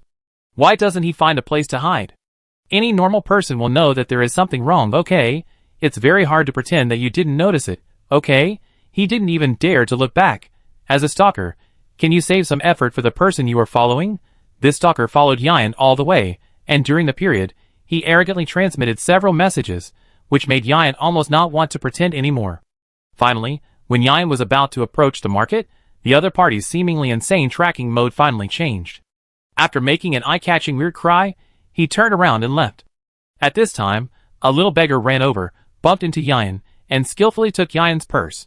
Then the little beggar ran into the alley. Yan nodded with satisfaction. The arrangement of this little beggar was quite normal. Of course, his purse was deliberately taken away by the little beggar. Otherwise, how could an ordinary person take things away from Yan's hands? A normal person would have chased after him at this time, but since he had already pretended not to notice that he was being followed, Yan was unwilling to give up halfway. So Yan was ready to follow their routine and have a good time with them. He rubbed his face vigorously, made a fierce look and shouted at the guy, "Hey, little bastard, give me back my wallet." Unfortunately, Yan was not made for this kind of thing. The expression on his face was very exaggerated, and normal people would think it was wrong. But Yan didn't think it was wrong. A guy who could be followed by that kind of bastard shouldn't think it was a problem. Just when the little beggar was about to turn into the alley, he stopped because he was worried that Yan would run too slow to catch up with him. He even raised his middle finger to provoke Yan. Yan felt like a black crow flew over his head. How much did these guys despise his intelligence? Normal people would definitely not continue to chase after him when seeing this situation. Okay, I thought that the little beggar had arranged it very well, so I must have a brain problem. After running a short distance with the half-grown child, Yan stopped a little out of breath. His strength was only mental, not physical. This should be the place where those people arranged to deal with him. Yan observed the situation around him. He found that there was almost no one living here. It was a good place to hide, but the roads were connected in all directions, which made it easy for the people they wanted to catch to run away. Yan didn't have to think too much, for muscular men surrounded him. I saw 4 or 5 strong guys surrounding Yan, each of them holding a stick in one hand and a crudely made weapon in the other. Could it be that the mastermind behind the scenes was planning to use these 4 ordinary people who were just stronger to deal with him? How much do they despise him to do such a thing? Yan now felt that either he was crazy or the mastermind behind the scenes was crazy, otherwise why would this action be so strange? At this moment, a guy in a gray wizard robe walked over strangely. "You must be Lord Yan, right? Hand over all the valuables on you, and write down the knowledge you have mastered, then we may consider letting you go. I have found out everything. You are just an ordinary wild witch. It is easy for us to deal with you. Don't refuse a toast and drink a forfeit." Yan looked up at the sky with a strange expression. This scene is a bit wrong. "I remember your name is Laris. Think carefully. Did someone instigate you to come here to rob me?" Yan, who had already understood what was going on, asked the wild witch in gray wizard clothes with some reluctance. "What do you mean? Don't think you can get away by saying something weird. I have been preparing for this operation for a month." Laris said to Yan in a stern voice. "You have prepared so badly in just 1 month. Your mobility is really low." Yan kept complaining in his heart. He felt sorry for the more than 100 gold coins in his purse. He thought he would catch a big fish before, so he let the little beggar take his money away. Now it seems that the previous decision was wrong. These guys are not worth 100 gold coins at all. This operation is a loss. Yan's perception of Laris has always been fully open. As long as Laris answers his questions and has thought about it in his mind, he can know what Laris is thinking. For Laris, this operation is carefully planned, but there is indeed no one to instruct him. This Laris must have learned by chance that Yan, the second in command of the House of Magic, is just a wild witch. This outdated antique news is intended to make a fortune from Yan.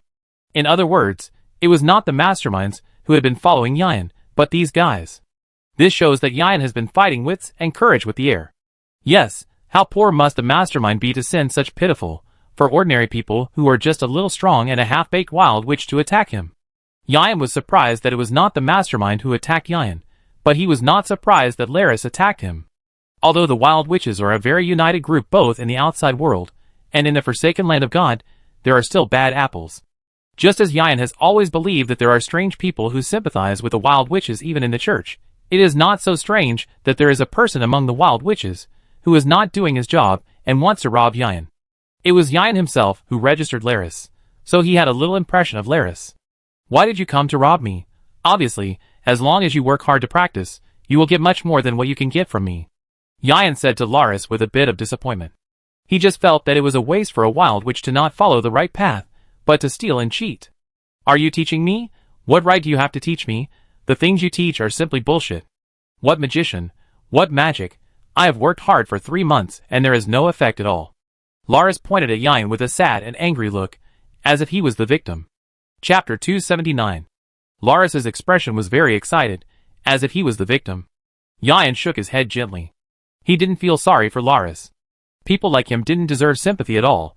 What he felt was a pity was that there would be one less wild witch who could serve as a fighting force in the future. The empire was not built in a day. Even if the family of magic is now well off, every wild witch is a valuable backup resource.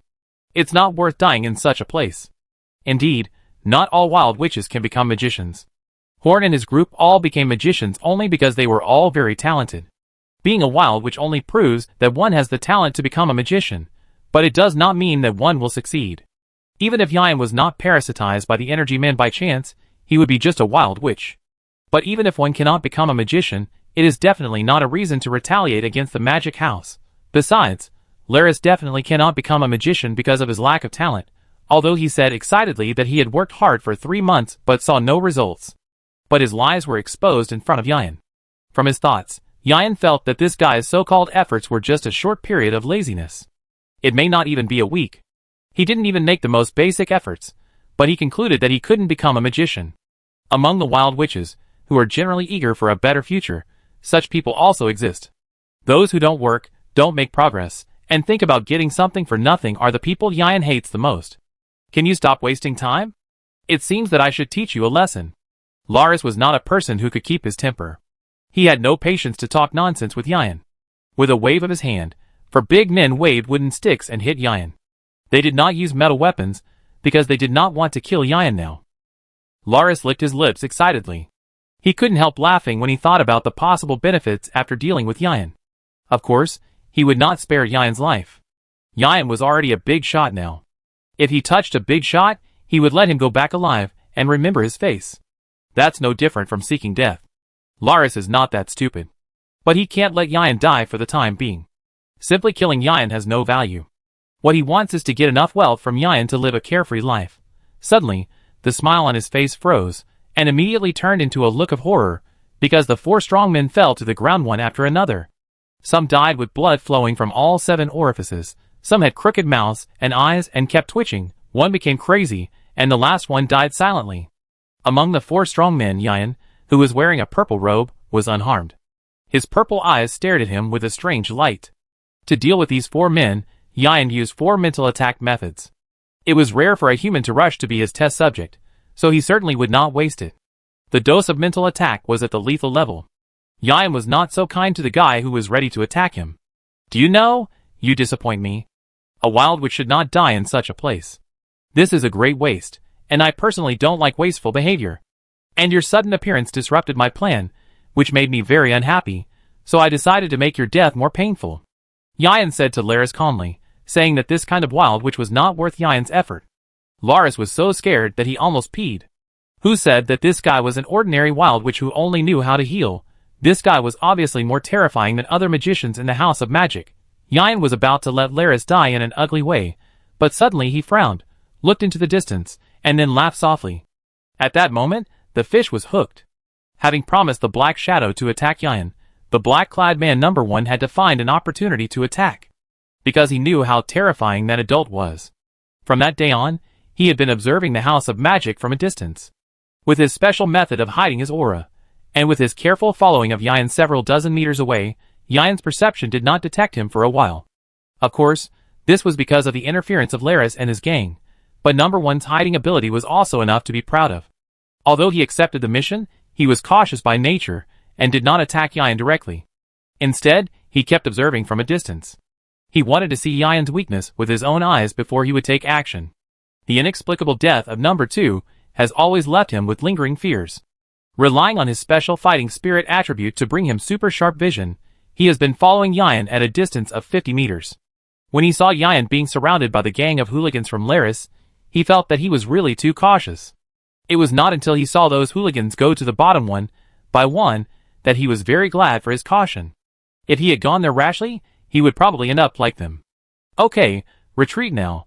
When we find out how Yan killed those hooligans, we can catch him again. But just when he was about to leave, he saw from afar that Yan turned his head and looked in his direction. The amethyst-like pupils were filled with mocking smiles. He found me. Number 1 did not hesitate and started to run away, even though he did not think that he would be caught by a spellcaster at such a long distance. But his natural caution made him run away immediately after being exposed. As long as he was not in trouble, there would be many opportunities, so he never took risks. Unfortunately, he did not know that the moment he was discovered by Yan, he was doomed to be unable to escape. Yan's 2 purple eyes became brighter and brighter, and his mental power locked Number 1 tightly, and a sword-shaped mental attack directly attacked his mind. Facing a level 3 expert at such a long distance, Yan would not be so arrogant as to use those attack methods that he had not yet mastered. He used his most proficient sword-shaped mental attack. Number 1 had just taken a few steps when he felt dizzy. His ears, nose, eyes, and every organ on his head kept bleeding. He took a deep breath and condensed all his fighting spirit outside his body, hoping to resist this strange attack. Mental attack has never appeared in the magical land. Among the casters in the magical land, using mental power for detection is a high-end method, not to mention mental attack. So Number 1 didn't know that. Mental attack can't be defended with fighting spirit. Chapter 280. Not only can Do Chi not resist mental attacks, but the distraction of controlling Do Chi will make it even less resistant to mental attacks. So the defense of Number 1 only made his already bad situation worse. Yan on the other side was not at ease either. After all, the distance of 50 meters was too far. If Number 1 was within 10 meters of him, then Yan would only need to backhand Number 1. But at a distance of 50 meters, Yan would have to spend some effort to subdue Number 1. Moreover, Yan had to control the intensity of the mental attack to only stun him, without killing him or turning him into an idiot, which made Yan's operation more difficult. Yan was wrestling with Number 1, and Laris, who had just been scared to pee his pants, was left aside. Laris was a little confused about the situation. Yan suddenly turned around and started to stay still, which made him not know what to do. He secretly made a few small movements behind Yan and gently called Yan twice, but Yan did not respond. Now the choice is, should I take the risk and kill Yan, or take this opportunity to escape? What if he is just pretending to be deep here? After thinking for a while, Laris gave himself the answer. Fortunes are sought in danger, fight. Anyway, he has offended Yan to death. If he doesn't take this opportunity to kill Yan, even if he escapes, his life will not be easy. His home is in Boulder City. Where can he run to? He is not a kind man. If he is kind and doesn't like adventure, he won't come to rob Yan. So he picked up the muscular man's weapon and stabbed Yan's neck.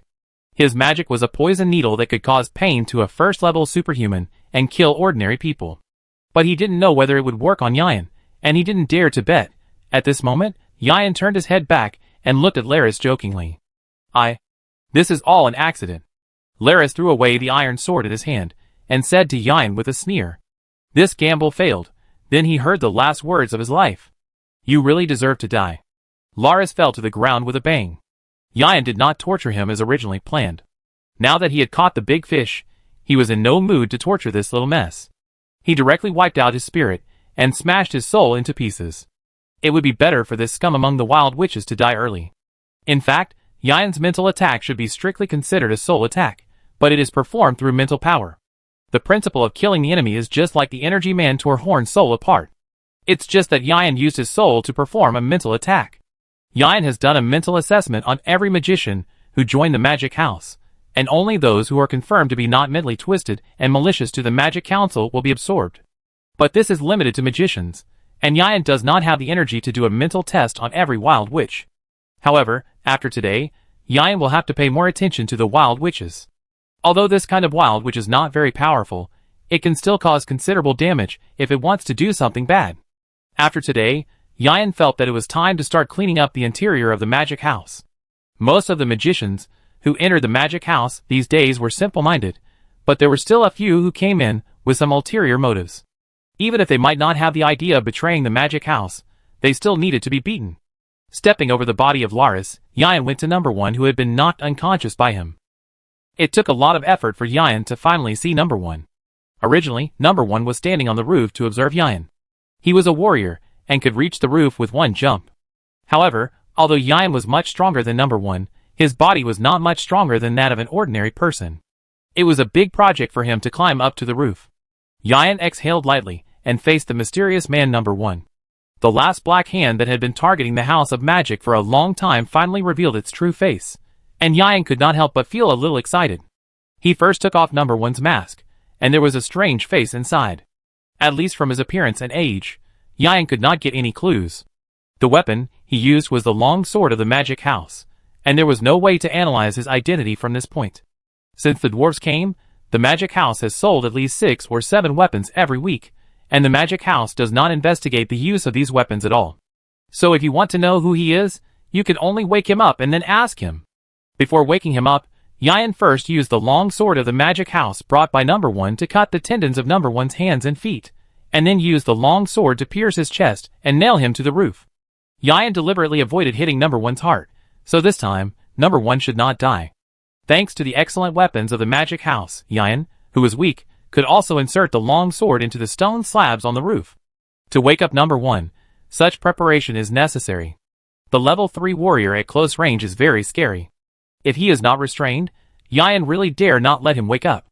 Even though Yayan has absolute confidence in suppressing him, he still does it for safety. After beating number one, Yayan brushed his hand over number one's head, and number one woke up with a start. As soon as he woke up, he tried to attack Yayan, and after finding that he couldn't move, he spit on Yayan. The saliva was directly spit on Yayan's clothes. Yayan has always been a very calm person, and saliva has no effect on Yayan at all, so he stepped on the face of number one. Now I ask you answer, and I will let you go if your answer satisfies me. After the stomping, Yayan squatted beside number one with a refreshed spirit and asked in a wicked tone, "You'd better kill me. What's the point of living in my current state?" The tendons of his hands and feet were cut, and there was a sword stuck in his chest. Even if he could go back alive, he couldn't even live a normal life. Even if he could still live, he would have bid farewell to his career as a soldier, so at the end of his life, he wanted to stick to his principles. Don't give up on yourself. If you have investigated us, you should know that I have the ability to heal others, so as long as you answer my questions, I can heal your injuries. Yayan lied without changing his face. He had no intention of letting number one go. Bah, don't waste your thoughts. I will never betray that adult even if I die. Number one looked at Yayan with a fearless look. Oh, can you tell me who that adult is? Yayan's purple eyes lit up slightly, and he was now in the state. Chapter 281. He was not afraid of number one being stubborn or keeping silent. He was only afraid that number one would commit suicide.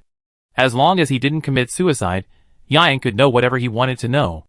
Now number one was completely silent, and he looked ready to die. Judging from his expression, he would not say anything no matter what Yayan did. This was the fact. All his relatives and friends were under the control of that person. Once he had the intention of betraying, that person would not be merciful. It doesn't matter if you don't say it, let's just have a simple chat. Yayan sat next to number one and asked very casually, "Is the adult you are talking about the one who has been targeting the House of Magic?" Number one lay on the ground with no change in his expression, not even moving his eyes. He knew that some interrogation masters could get answers from subtle expressions, so he had already done training in this area and was confident that no one would get information from him.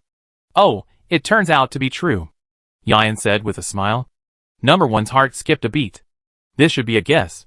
The black-clad man who sneaked into the Magic House before, he must be your companion. Number one remained silent. Hey, it's true. It's a pity that he was killed by the wall of the Magic House. He died miserably. He was burnt. Even dogs wouldn't eat him. Yayan said to number one in a cheerful tone. It doesn't matter. These can be guessed. Number one kept comforting himself in his heart. Your master is from Boulder City, right? Yayan continued to ask, and without waiting for number one's response, Yayan continued. So you are from the Stone City, that's great. Number one's face was as cold as ice. Is it fun to play like this? If you want to guess, go ahead. I won't tell you anything anyway. Who is your master? Yayan leaned slightly and whispered in number one's ear. Is it Chief Neo? Chief Yoam? Lizardman Shaman Savara? Watching Yayan's guesses, number one felt a little contemptuous of Yayan's questioning method. I didn't react at all. You'd be surprised if you could guess. It can't be Lord Gino. We have been honoring him well. Number 1 was like a stone sculpture, without any reaction. Oh my god, it's so sad. It's really Lord Jinhua. We always thought that the Lord liked our magic house very much. Yayan's face showed a look of realization. It turned out that Lord Jinhua was the mastermind behind the scenes. But did he have to be so sneaky to deal with the magic house? Number 1's heart was like a raging sea. He could guarantee that there was absolutely nothing wrong with his expression. But how did this magician know that? Could he see through people's hearts? No, he must be deceiving me. He must be deliberately saying the Lord of Jinhua and observing my expression. I can't be fooled. Number 1's heart was already in turmoil, but he still had a blank expression on the outside. Well, he guessed right this time. Yayan really could see through people's hearts. As long as Yayan asked a question, no matter how calm Number 1 looked on the surface, there would definitely be fluctuations in his heart. So Yayan only needs to ask questions to get the answer from Number 1's heart. Why doesn't Lord Jinhua deal with our magic house openly? Is it because he doesn't want to do it himself for the sake of face, or because of some other reason that he can't do it to us openly? Well, there is another reason. I really don't know what reason makes the Lord of the city not to take action against our small spellcaster organization. Now Number 1 is sure that Yayan did get the information from him, because what he said later is not something that can be known by simple guesses. He cursed, You devil, I didn't say anything, everything is your imagination.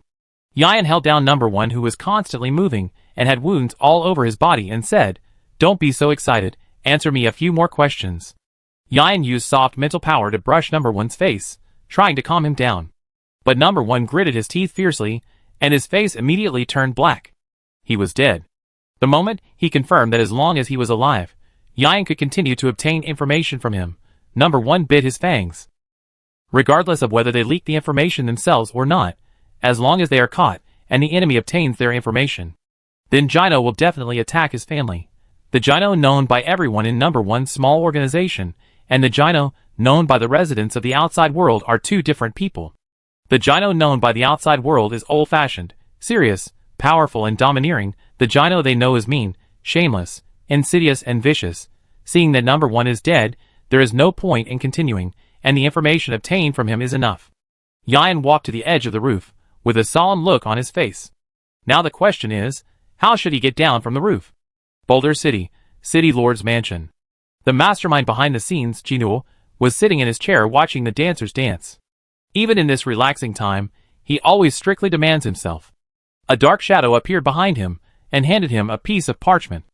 After just a few glances, a large ball of blazing flames appeared on Jinua's gauntlet, burning the parchment into ashes. The air was filled with a pungent smell. Jinhua was always serious when he was happy, and now he was as dark as the bottom of a pot. He waved his hand, and a stream of fighting spirit hit the center of the dancers. An innocent girl was affected by the fighting spirit, and was beaten into a pile of flying pieces of meat. The girl's body was splashed on every dancer in the field. They covered their mouths tightly, and dared not scream. They just knelt down in front of Jinhua and trembled and begged the city lord for forgiveness. Get out! Get out! Watching the dancers retreat one by one, his violent mood eased a little. The parchment read, Number 1 failed to carry out his mission, and committed suicide on a roof near the West District Market. When he was found, his chest was pierced and his limbs were cut off. Once Number 1 died, his own secret organization lost its due role. This organization was trained by a mysterious organization when he first became the city lord, and the selected targets were all homeless orphans. Although the organization called these trained young people thieves, he had always used them as killers. It took hundreds of orphans to finally train a dozen qualified killers, and there were only 2 third-level killers. Over the years, these killers have done a lot of shameful things for him, and now the 2 most outstanding ones have all died at the hands of the magic house. How could this not make him crazy? Chapter 282. After learning that the mastermind behind the scenes was the mayor of Giant Stone City, Jinhua, Yayan began to act in a low-key manner. Before Horn broke through to the 5th ring magician, they did not have the power to confront Jinhua head-on. Even if Horn came out now, there was still a huge gap in power between them and Jinhua. Jinhua himself was a battle-hardened 6th-level warrior, and he had another 6th-level warrior Sammy, and a 5th-level spellcaster Savara, as high-end combat power. There are 8 level 4 warriors with mid to high-end combat power, and nearly 20 level 3 warriors. After the high-end combat power of the magic house, Horn, and perhaps the current Yayan can barely be considered high-end combat power. However, there are only 3 mid to high-end masters in the magic house, Enoch, Harrington, and Edward. The combat power gap between the two is quite large. Fortunately, if all the wild witches in the Boulder City are counted, the number of low-end spellcasters in the magic house will far exceed the number of extraordinary people in Genua's hands. However, the number of low-level spellcasters is not enough to win the game, and the wild witches, who have not joined the magic house, have no reason to fight for the magic house. Even the magicians who have joined the magic house should not expect them to burst out with strong fighting power. They have just joined the new organization and are facing a big enemy. It would be a blessing for them not to withdraw from the magic house to protect themselves. Moreover, most of them were just ordinary people who had never experienced actual combat before, so Yian had no idea how strong they were in actual combat. So although these more than 100 magicians are also a significant force, Yian has no expectations for how far they can go. However, the gap in strength will not make Yian sit back and wait for Genua to deal with them without taking any action. The power gap between the magic house and the city lord is obviously much smaller than the power gap between them and the church when they were in Leon City.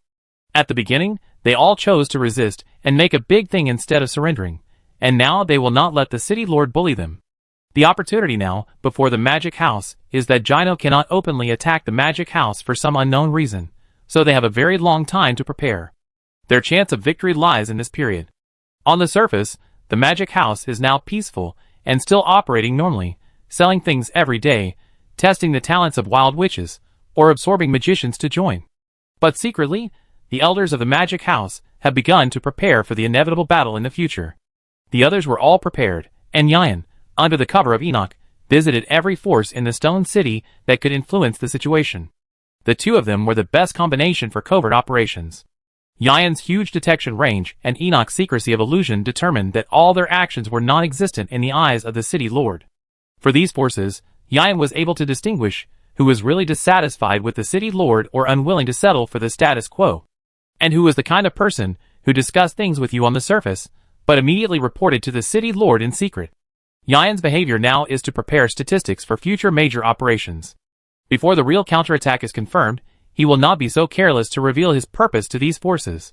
He cannot guarantee that there are no spies planted by the city lord around these people, nor can he guarantee that their current ideas will not change after the passage of time. Yian's goal is to unite the big and small forces of the giant stone city to counterattack the city lord. As long as these big and small forces are able to contain the middle and high-end masters of the city lord, then the fight between the magic house and the city lord will not be completely at a disadvantage. Now Yian's goal is not only to overthrow the city lord, he also intends to let the House of Magic take full control of the city. If you want the magician's power to develop completely in the godforsaken land, you still need to have your own territory to operate. The original way of development, which is dependent on others, can certainly develop, but it is not as smooth as developing in your own city. Even if only half of the first batch of wild witches who receive magic education can eventually become magicians, at least 500 magicians will join the House of Magic in the future. Moreover, the knowledge about wild witches spread by the magic house is not just the first batch. There are also the second batch, the third batch, and so on. With only about 100 people now, the small building in front of the magic house is already overcrowded, not to mention the increase in the number of people in the future. It can be said that even if the city lord did not make some small moves against the magic house, Yian would still target him at that time.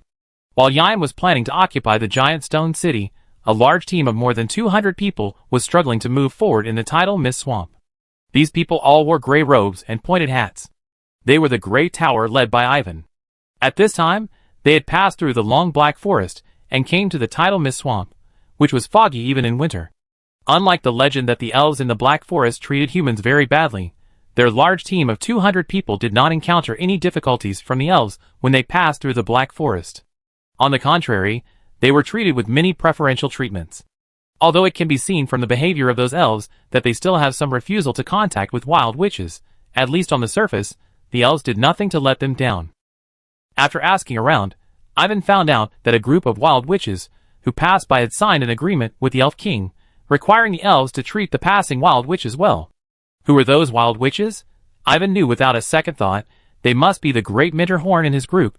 Because of this, the Grey Tower witches admired Horn and his group even more. The elves' preferential treatment allowed them to pass through the Black Forest much faster than originally expected. And when they passed through the tidal mist swamp, they were also faster than Horn and his group. Winter has not yet passed, and the once muddy ground of Shiwu Swamp has been frozen tightly, which makes it very convenient for them to walk. And maybe because of luck, or because the powerful monsters are hibernating, they basically haven't encountered two powerful monsters in Shiwu Swamp. As for the less powerful monsters, they come here to provide them with food. Because they have been fighting openly and secretly with the church priests in the outside world, the fighting power of the Great Tower Wild Witches is extremely brutal. In addition, the magic of more than 200 wild witches can do many incredible things, which makes their journey, which could have been dangerous, like a vacation. With smooth sailing, they will soon pass through the tidal mist swamp and arrive at the magical land. Now in front of them is a bare hill. What's a little strange is that there seems to be no living creatures near this hill. Chapter 283. Everyone be alert, there is something wrong here. Ivan took out his walnut staff and said vigilantly. As soon as he finished speaking, a shadow fell with huge wind pressure. It was a gray-white dragon more than 10 meters long. The powerful dragon's might made all the wild witches, including Ivan, tremble. The strongest among them was Ivan, a second-ring magician, and no one could resist the powerful dragon's might. Human, this road belongs to Master Franks. If you want to pass, give me all your money, otherwise I will eat you. Normally, he shouldn't approach a team of 200 people. With so many people, who knows if there are experts hiding inside, pretending to be pigs and eating tigers, waiting for the sucker to come to the door. But Franks had to do this. He was poor now. As a giant dragon, he was particularly poor, probably poorer than a young dragon. But even so, he had some savings from long-term robbery. But just a while ago, two evil stars came to his dragon's nest. One of them was a red dragon about the same age as him, whom he couldn't afford to offend, and the other human was even more perverted, and he actually beat him with his fist until he cried. The two devils played in his lair for a long time, and before leaving, they took away all the gold coins he had accumulated for many years. But he could do nothing about it. So the poor Frank stretched his claws to the only humans who passed by him during this period. Great dragon, how much is the toll here? Ivan said to the dragon flatteringly. His calves were shaking a little now. A dragon. He had never seen one when he was in the cellular family. All of them. Frank scratched his chin with his sharp claws, and his eyes, as big as wheels, flashed with greed. Let's not talk about the dragon and the members of the Great Tower over there. After returning home and discussing with his family, Cap came to Boulder City again, preparing to become a non-staff member of the House of Magic. He first earned a small amount of money by means of a first-level spellcaster, and then found a cheap hotel in Boulder City to stay. The Magic House does not provide accommodation, so if he wants to become a non-staff member, he must first find a place to live. But before he could even get comfortable, the door of the hotel was knocked. Cap could sense that there were several first-level warriors outside, but he was not alert because the security in Boulder City was still good. Besides, he had never provoked anyone wherever he went, so no one would come to trouble him. "Hello, who are you?" Cap asked with some doubt. "According to the news, there will be foreign enemies attacking the Stone City in the near future. We are under the order of the City Lord to recruit the idle combat power of the Stone City. You are a wild witch, please come with us," a first-level warrior said to Cap with a list. Cap didn't think there was anything wrong. It was the natural power of the City Lord to recruit combatants in the city when a war broke out, but there was no news of a war recently. "Are you mistaken?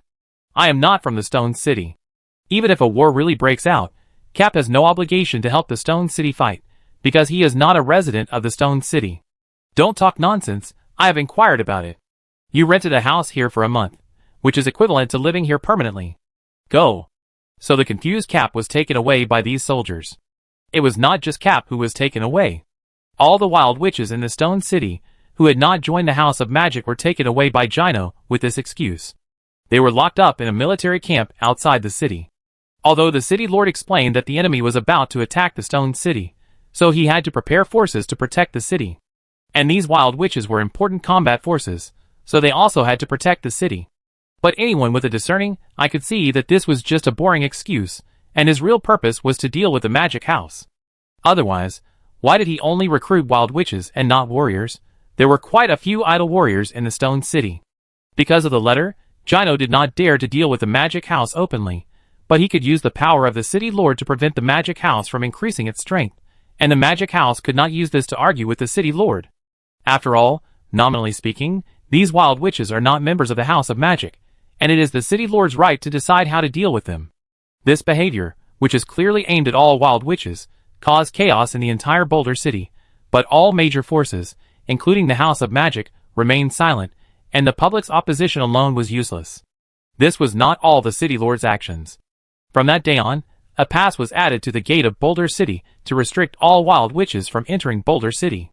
The City Lord's explanation for this pass was that he had received reliable information that a wild witch was about to start a massacre in Boulder City. So he restricted the entry of wild witches into Boulder City for a certain period of time. This excuse is even more like a joke. How strong can a wild witch who has not obtained the knowledge of the magic house be? Now the Lord of Genua City can be said to have made it clear that he wants to take action against the magic house, but for some reason, the magic house, which is at the center of the storm, has remained silent, as if they are not the ones being targeted. The entire Boulder City is in a strange state of peace. The reaction of the magic house is somewhat beyond Genua's expectations. His hard power is still much stronger than that of the magic house, so he is not worried that the magic house will really be forced to take action against him. On the contrary, he didn't want the magic house to be so calm. He wanted the magic house to be more aggressive. In this way, he would have a reason to attack the magic house directly. He deployed more than 20 spies in the magic house. As long as the magic house made a slight move, it would face a thunderous blow.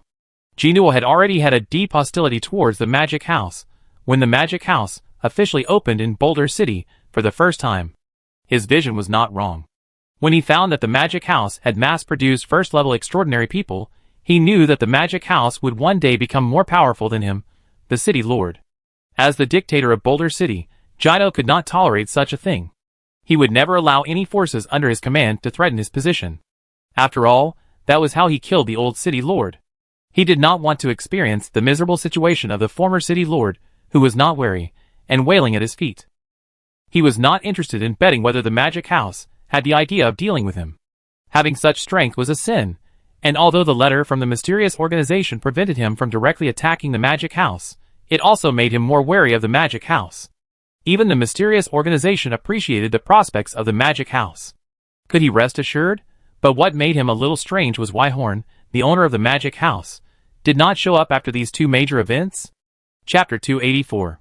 Mamman City, Shorty Uncle Blacksmith Shop. Ilya thought for a long time before pressing a black chess piece. Hey, old G, is that letter you wrote really for Horn? Kilberg made his move without thinking much after Ilya made his move. The level of chess skills can be seen from the moves. What do you mean? The mayor of Boulder City is a stubborn person. If you send that letter, I can guarantee that guy will not think well of it. If you really want to help him, I might as well go out and kill Gino myself. Well, 5 in a line you lose. Kilberger announced the winner of this game by dropping a chess piece while Kino was talking. They were actually playing Go Bang. Old Douglas tried to promote poker, chess and other board games within the mysterious organization, and he even created a more complex Hearthstone. But strangely, those games that Douglas liked very much did not become popular within the mysterious organization. Only the simple Go Bang was still played by a few people when they were bored.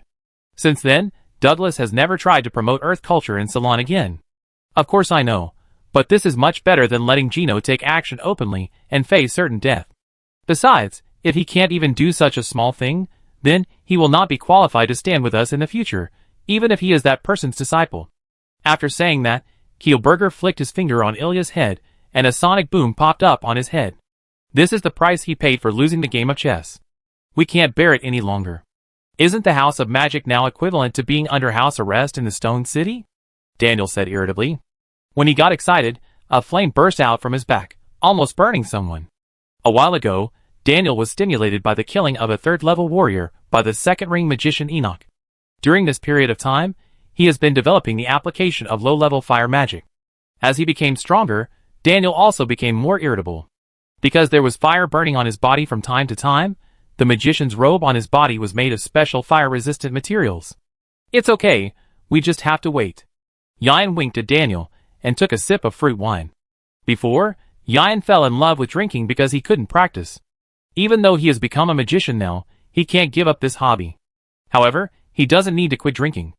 After all, he is now focusing on the spiritual aspect. Fruit wine can't affect his spirit at all.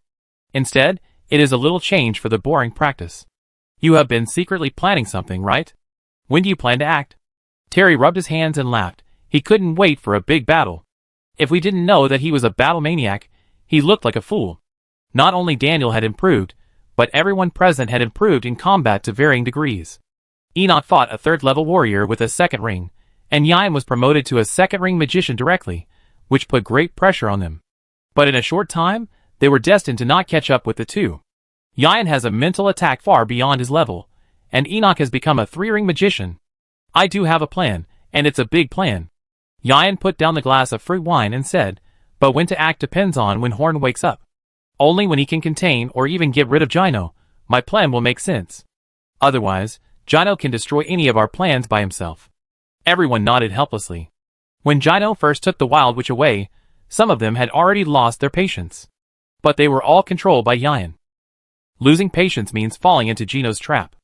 Under the absolute power, they now have no choice but to remain silent until Horn returns. But it's not a solution to continue like this. Now those newly joined magicians are already unstable. Who knows what will happen in a few days? Annie said while holding the talking tomcat. No matter what happens, we have to endure it. If the unstable magicians come to me, I will give them some advice. Yian rubbed his forehead and stood up and said, everyone, what we need now is to wait for Horn's return. The price we paid before that will be recovered from Gino with interest in the end. On the 9th day after Horn entered the basement, a group of more than 200 neatly dressed Grey Tower witches came to the vicinity of the Stone City. The only thing left was their neatly dressed appearance. Except for this gray suit and the rotten wooden stick that Franks despised, all their belongings were taken away by the dragon. Damn it! I've never heard of a dragon that would even take away the iron pot for cooking food. This is too much. Now the hungry witches of the Grey Tower just want to enter the Stone City as soon as possible to have a good rest. But when they were about to enter the Stone City, Ivan keenly discovered something was wrong. After asking the passers-by on the road, he found out what happened. The Lord of the Stone City is targeting the Magic House, and is said to be going to take action against the Magic House. Hearing this news, the hearts of the witches of the Grey Tower suddenly sank. After all the hardships to come to the godforsaken land, they can't let the Magic House in like this. They must help the Magic House survive this crisis. But they can't enter the Stone City now, so the most important thing now is to get in touch with the Magic House in the Stone City. This is not difficult for them to do. There is a wild witch in the Grey Tower who can control animals. Unlike Annie's summoned beast, he can control the native creatures of Ceylon. Using this creature, they communicated with the Magic House several times. In the last communication, Ivan looked at the letter in his hand and showed a strange expression on his face. After that, Ivan led the witches to dig out 2 boxes of gold coins in a forest near the Stone City. Ivan, do we really have to do what the letter says? The bald witch who can use the truth-telling technique asked weakly. If this is the only way to resolve the crisis of the Magic House, then we must do it. But I'm so scared, the bald witch said shyly. Ivan kicked the bald witch away, then pointed at the 2 boxes of gold coins, and said, now we need 10 people to carry out the task. Is there anyone who will sign up? The witches in the Grey Tower shook their heads. Is there no one who is upright and willing to make sacrifices? Everyone shook their heads in unison. Well, let's draw lots. Whoever is drawn will go. No rejection will be accepted. Chapter 285. Horn didn't know what was happening in the outside world, and no one from the Magic House came to disturb him. Because they all knew that even if Horn interrupted his practice and woke up, it would not help the situation. Only if he succeeded in breaking through could the situation be fundamentally changed. For the past 10 days, Horn had been concentrating on expelling the purple energy from his body.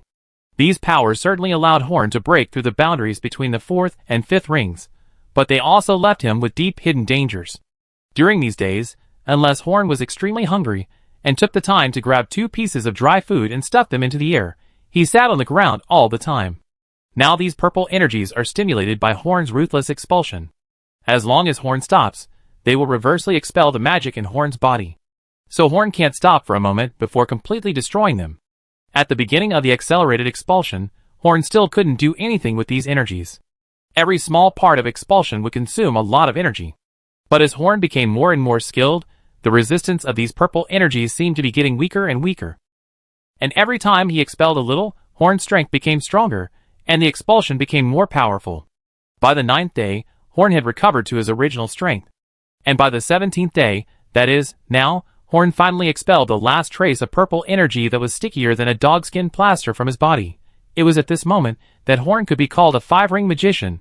Becoming a 5-ring magician did not involve any earth-shattering visions, but was a natural outcome. When Horn was expelling the purple energy, it was actually a breakthrough process, But it was only today that he officially reached the realm of a 5-ring magician and officially mastered the abilities that a 5-ring magician should master. Before Horn, the only person who had experienced the stage of a 5-ring magician was Douglas. But as a mentor, Douglas did not leave Horn with any experience. So now Horn can only explore on his own. First of all, although there is no change in appearance, Horn can clearly feel that his control over magic power is smoother. And after simply casting 2 small spells, Horn had a magical experience. This feeling made Horn so comfortable that he almost moaned. The magic elements in the atmosphere echoed Horn's spell casting. Although not much, now every time Horn casts a spell, the magic elements in nature will be mixed into Horn's magic. This allows Horn to complete the spell with only half of the original magic power. And the power is much stronger than before the 5 rings.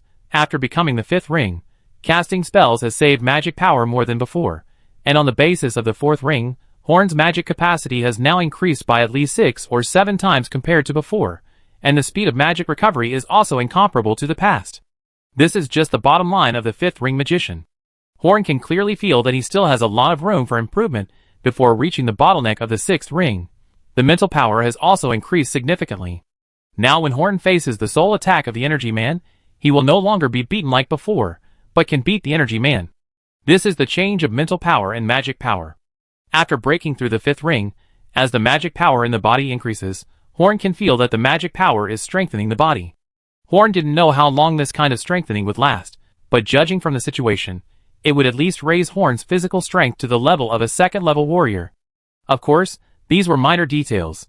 With the previous foundation of strengthening, Horn could now cast a 6-ring lightning fireball, just like he cast a 5-ring lightning fireball before. If he met an enemy like the Geiju again, Horn could teach him a lesson with 1 fireball. The 4th ring to the 5th ring was a huge watershed. In comparison, the gap between the 5th ring and the 6th ring would not be so strong.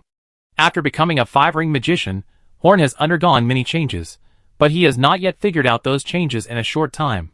What he wants most now is to go out and see the situation and have a good rest. Sitting for more than 10 days in a row, Horn is a little bit tired. He walked to the mirror he prepared before eating the dragon blood fruit and looked at his current appearance. The purple energy inside the body has completely disappeared, but forcibly clearing the energy in the body still leaves some traces of purple energy on the outside of Horn's body. On Horn's body, there are purple energy circuits, like the one in the previous grid house.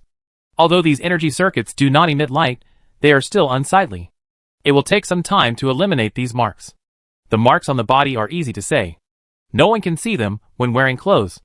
The marks on the face are also blocked by the mask. But what about the hair? I don't have to wear a hood all the time. Horn has purple stripes on his head like zebra crossings, which looks very funny. It seems that I need to ask Shirley if she has anything to dye my hair. It's really uncomfortable to have half a head of purple hair. When he went out, Horn tried the new way of movement he had been looking forward to for a long time, after becoming a 5-ring magician. Flying, yes, flying. After becoming a 5-ring magician, Horn naturally mastered the ability to fly. This is not an ability exclusive to Horn. In Ceylon, even warriors can fly after reaching level 5. It is actually a bit inaccurate to say that it is flying. It should be floating. This flying technique cannot fly too high. The highest it can fly is 10 meters above the ground, and the speed will not be faster than the movement speed of the extraordinary person himself. It can be said to be a useless ability. Many extraordinary people will not even use this ability when it is not necessary. But Horn likes it very much, because it can deepen his status. He remembers that when the ruins began to disappear in the ruins, other extraordinary people either floated in the air or fell to the ground gracefully, but he was the only one who lay directly on the ground in a very miserable way. He will never forget this scene. It is a black history that the great magician Horn will never forget in his life. The Church of the God of the North Wind is also blessed by nature. They have mastered the true flying magic, Wings of the North Wind, at the 3rd level. The flying spell that a 3rd-ring magician can master is much more effective than the flying ability that is automatically mastered at the 5th level. This really makes Horn a little jealous. Horn floated out of the basement like a ghost, waiting to enjoy the exclamations of the crowd, but found that something was wrong with the situation in the House of Magic. He did not meet a single magician on the way out of the basement. The magicians he saw after coming out of the basement were all in a hurry. The atmosphere of the entire magic house became much more dull. Before Horn began to retreat, the entire magic house was full of pedestrians, and the alchemy house outside the courtyard was also very busy. But why is it so deserted now? Horn, who noticed something was wrong, changed his face, and flew directly to Yian's office. He wanted to know what happened during the time he was away. Chapter 286. You are finally back. I have been waiting for you for a long time. As soon as Horn entered the room, he saw Yian standing and waiting for him. He looked serious and had something important to say. Waiting for me? What's going on? Horn was confused. Why did the magic house seem to be facing a war after his breakthrough? The mastermind who had been targeting the magic house has been found. Yian said to Horn after Horn sat down. Really? Who is it? A hint of coldness flashed in Horn's eyes. Horn had been patient with this group of people for a long time. Now that he had just become a 5-ring magician, he would use them as a training ground. It's the city itself. Yian drew a circle with his hand. Kino? Horn immediately understood what Yian meant. Who else could represent the stone city itself except the city lord? Yian nodded gently with a teachable expression. He? Horn sighed. You don't seem surprised. Yian said to Horn in surprise. After entering the stone city, my biggest imaginary enemy is the city lord, and I also learned the city lord's attitude from the sheriff. Then why are you sighing? Yian can only sense emotions, but not specific content, so Horn's current performance makes Yian very curious. It's too early to deal with the city lord now. Our strength is not strong enough. Not strong enough? No, it's enough. As long as you can defeat Jinhua, a level 6 warrior, then Boulder City will be ours, and there won't be any accidents. Yian pounded the table with his fist, with a strong confidence in his expression. He was fully prepared during the days when Horn was unconscious. Because the city lord didn't dare to take action against the House of Magic for some reason, he gave Yian too much room to operate. He had always looked down on spellcasters, and had no idea what more than 100 spellcasters could do. Defeat Jino? I can do it now, but I'm worried that you're not strong enough and will suffer too much. Horn still didn't want to start a war now. The development time of the magic house was still too short, and he didn't want to lose too much now. You can defeat Jino now? Then we don't have to wait for anything. I've made all the preparations. There's no point in waiting any longer. Yian saw that Horn was fully prepared, and a strange smile appeared on his face. He didn't want to experience this kind of cowardly life again, even if it was only for a dozen days. Then let's get ready to act. Horn clenched his fists, as if he was ready to fight at any time. Horn, who had just broken through the 5th ring, said shamelessly that he was sure to deal with Jinhua, who was already a veteran 6th level strongman. Yian, who had never planned a large-scale operation, said shamelessly that he had made it foolproof. Both guys were abnormally confident. They looked at each other for a while, and then laughed. Yian smiled first and said, well, my plan was not my own idea. I just made a request. The rest was all done by Colin. Colin? Are you sure that kid's plan is okay? Horn knew that Colin was meticulous, and his thinking would not be affected by emotions. The young Colin was the most accurate in judging certain things in the magic house. But Horn was still worried about leaving the fate of the entire magic house in the hands of a 10-year-old boy. I show you the plan later.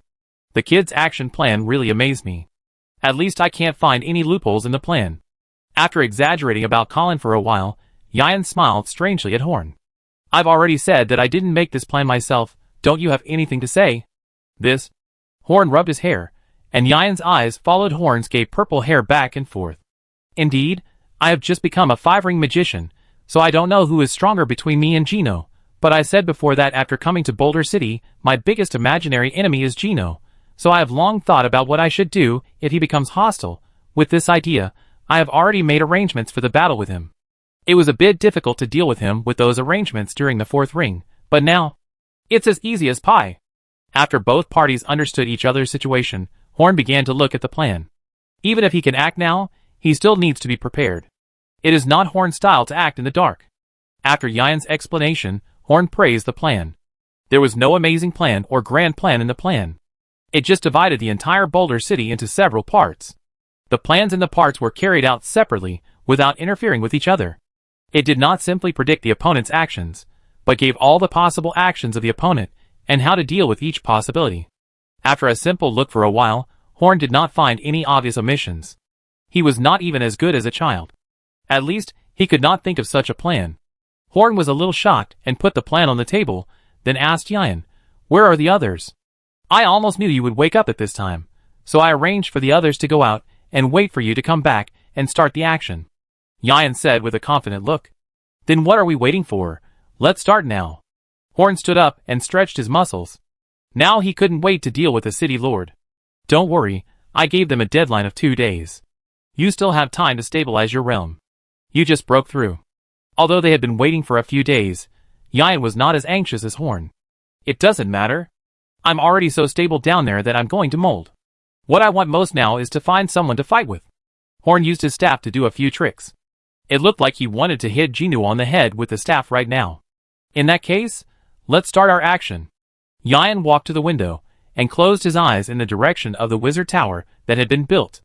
A message was transmitted with Yian's mental power. Annie, the action has begun. Almost at the same time as Yian sent the message, dozens of dark crows flew out from the top of the mage tower, carrying the message of the start of the battle. This scene was very conspicuous, but it did not arouse the slightest vigilance of Jinwoo's side. After breaking up with the magic house, Jinwoo planted more than 20 spies around the magic house, either openly or secretly. However, the news these spies have been conveying recently is that the magic house has accepted its fate, and they have turned a blind eye to the real situation of the magic house. Because all the 20 or so spies were standing in a dilapidated house at this time. Beside them, Yian was leisurely grilling meat. The spies' consciousness still thought they were seriously monitoring the house of magic, but their bodies had been in this dilapidated house for a long time. Except when reporting to their superiors, they had never left. Chapter 287. Garp squatted beside the huge wooden fence, looking at the scene outside through the gap in the fence. Teams of soldiers wearing black leather armor patrolled outside, with a sentry every 10 steps, and a sentry every 5 steps. It was impossible to escape without alerting those people outside. He sighed deeply. It would have been better if he had agreed to become a non-staff member of the Magic Council. At least, he would not be locked up in this fence like a prisoner like now. The soldiers outside did not regard them as human beings at all. They have been locked up here for more than 10 days. Every day, they eat black bread and water. Although Garp often eats this kind of food, he can't stand eating it every meal, not to mention most of the wild witches, who have better family conditions than Garp. After being caught, everyone realized that it was nonsense to say that there was an external enemy that needed the power of the wild witches. The root of the matter was that the city lord Jinwoo wanted to deal with the magic house. Their fate was also in the game between the two families. It's not that no one wants to escape. Except for a level 4 warrior and 3 level 3 warriors, the rest of the guards here are ordinary people. If thousands of wild witches work together, they may not be unable to defeat them, but these wild witches are not united. All the people imprisoned here are wild witches, who have not yet become magicians. They certainly hope to join the magic house, but now they don't have much sense of identity with the magic house. For them, the magic house is just a good place that represents a bright future, but if the magic house fails, then they have little objection to joining the city lord with their spellcasting ability. And the most important thing is that all their staffs were confiscated. Without their staffs, they are just ordinary people. In these days, officials under the city lord come to give them lectures every day. The general content is that the magic house will not be able to stay in the stone city for long, and joining the city lord now can get better treatment. If you wait until the magic house is finished before joining, you will definitely not get any good treatment, and you will not even live comfortably in the stone city. This statement was very intimidating. A small number of wild witches could not stand the pressure, and walked out of the fence gate to join the city lord. But more people were looking forward to their release, or the magic house would come to rescue them in 2 days. Cap was also one of the wild witches, who chose to stay. He was not from the stone city, so he naturally had no intention of joining the stone city. After learning that his talent was very excellent, he decided to become a magician and join the magic house.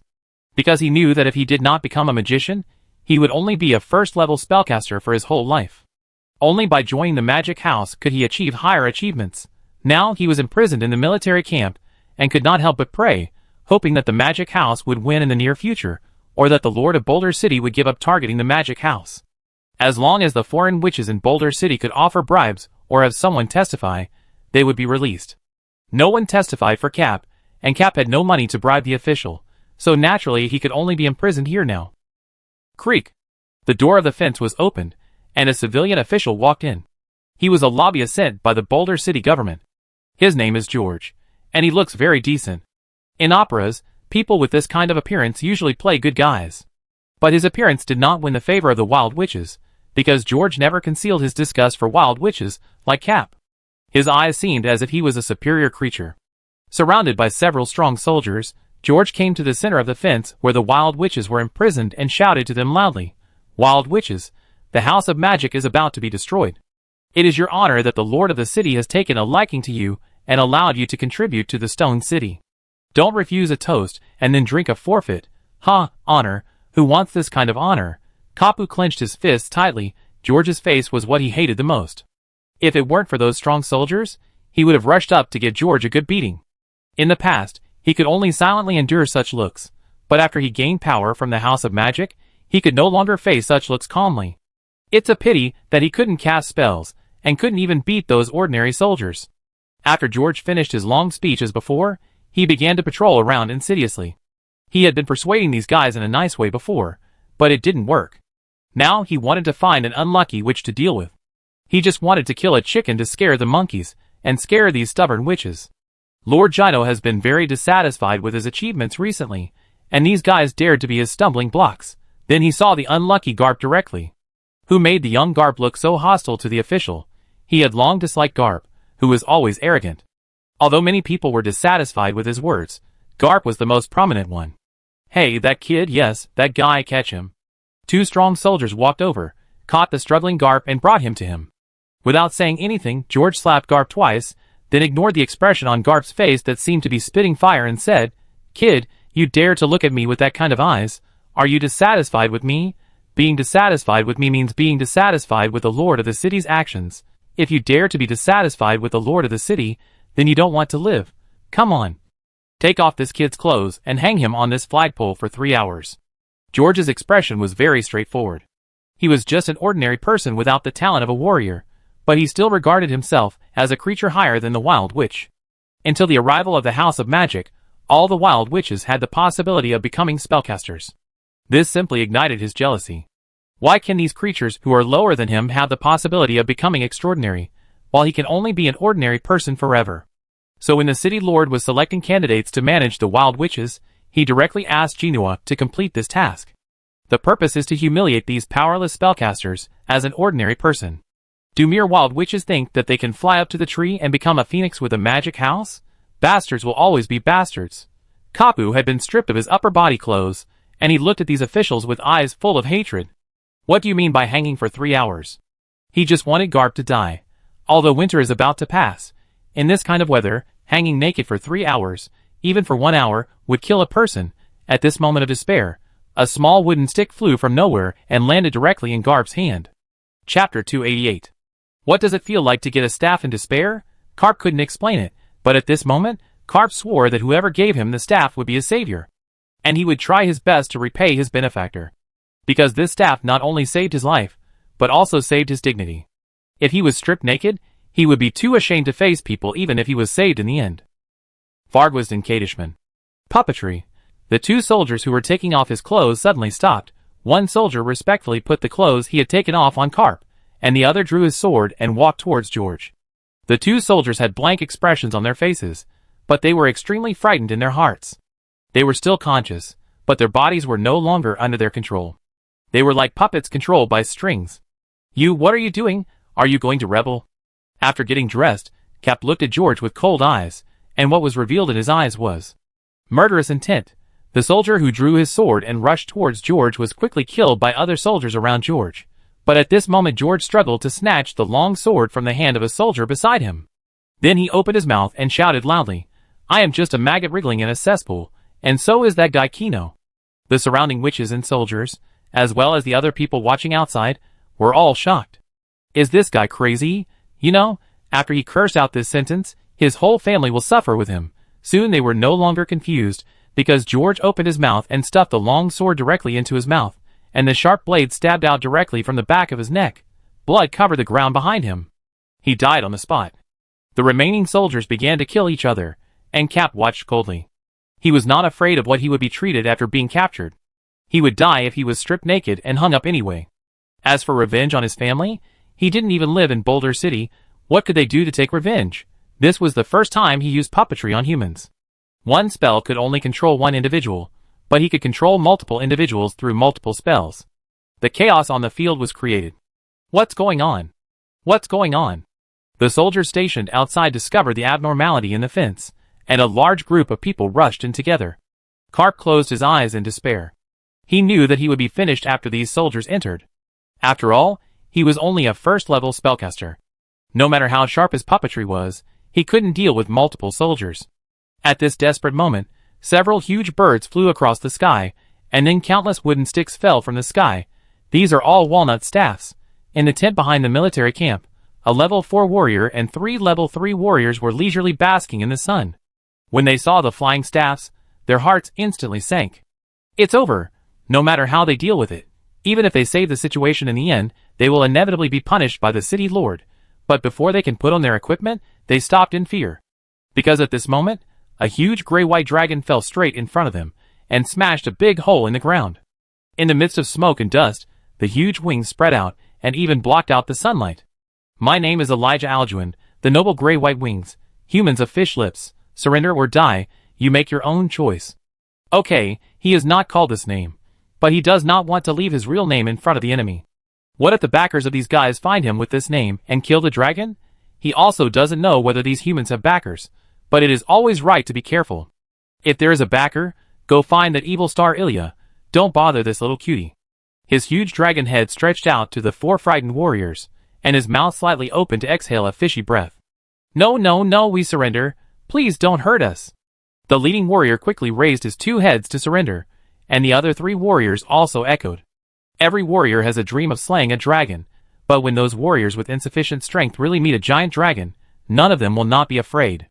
Because every warrior who has thought about slaying a dragon has known the strength of a giant dragon. An adult giant dragon has at least the strength of level 7, and with its strong physique, it can even fight against a level 8 warrior. It can be said that this giant dragon is at least stronger than their city lord. After saying the surrender, a dozen people wearing gray robes and pointed hats came out from nowhere. They held silver-blue restraints in their hands, and tied up the 4 warriors one by one. The warriors did not dare to resist at all, because the giant dragon's huge eyes were always staring at them, so that every warrior dared not act rashly. The 3rd-level warriors were tied up with 1 layer of shackles on their hands and feet, and the 4th-level warrior was tied up with several layers of shackles. These were the thunder silver shackles that Yian commissioned the dwarf craftsman to prepare, specially prepared for these warriors. Even the 4th-level warriors couldn't break free. Yahoo! After the 3 warriors were tied up, Franks cheered, which meant that the deal was done. A few days ago, these gray-robed people found him, and said they wanted to do a business with him. At first, he was against it. How could his noble dragon, Lord Franks, do business with humans? But when the box with 10,000 gold coins was opened in front of him, his huge dragon eyes were intoxicated. Especially when he heard that the 10,000 gold coins were just a deposit, he directly agreed to the deal. The content of the deal was not dangerous, just to come out and intimidate a 4th-level warrior and 3 3rd-level warriors. If a higher-level master appeared, he could escape at any time, and if these 4 warriors wanted to fight him, they would give him more money. How could Franks refuse such a good thing? 2 more boxes filled with gold coins were placed in front of Franks. He opened the boxes and checked them. A lewd smile appeared on his dignified dragon face.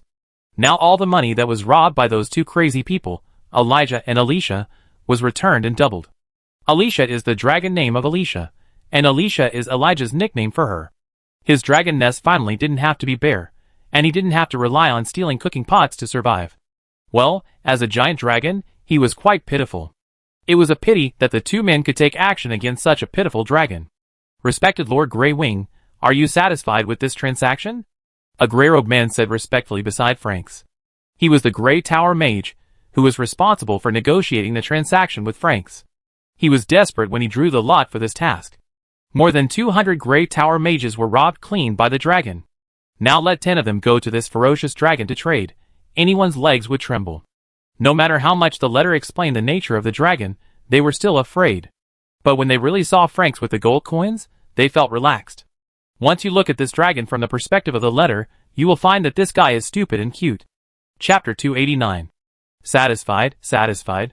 Franks rubbed the 2 boxes of gold coins with his huge cheeks in ecstasy. His eyes were as gentle as if he had seen a lover. Then the Magic Council will come to you for a deal, if there is a chance in the future.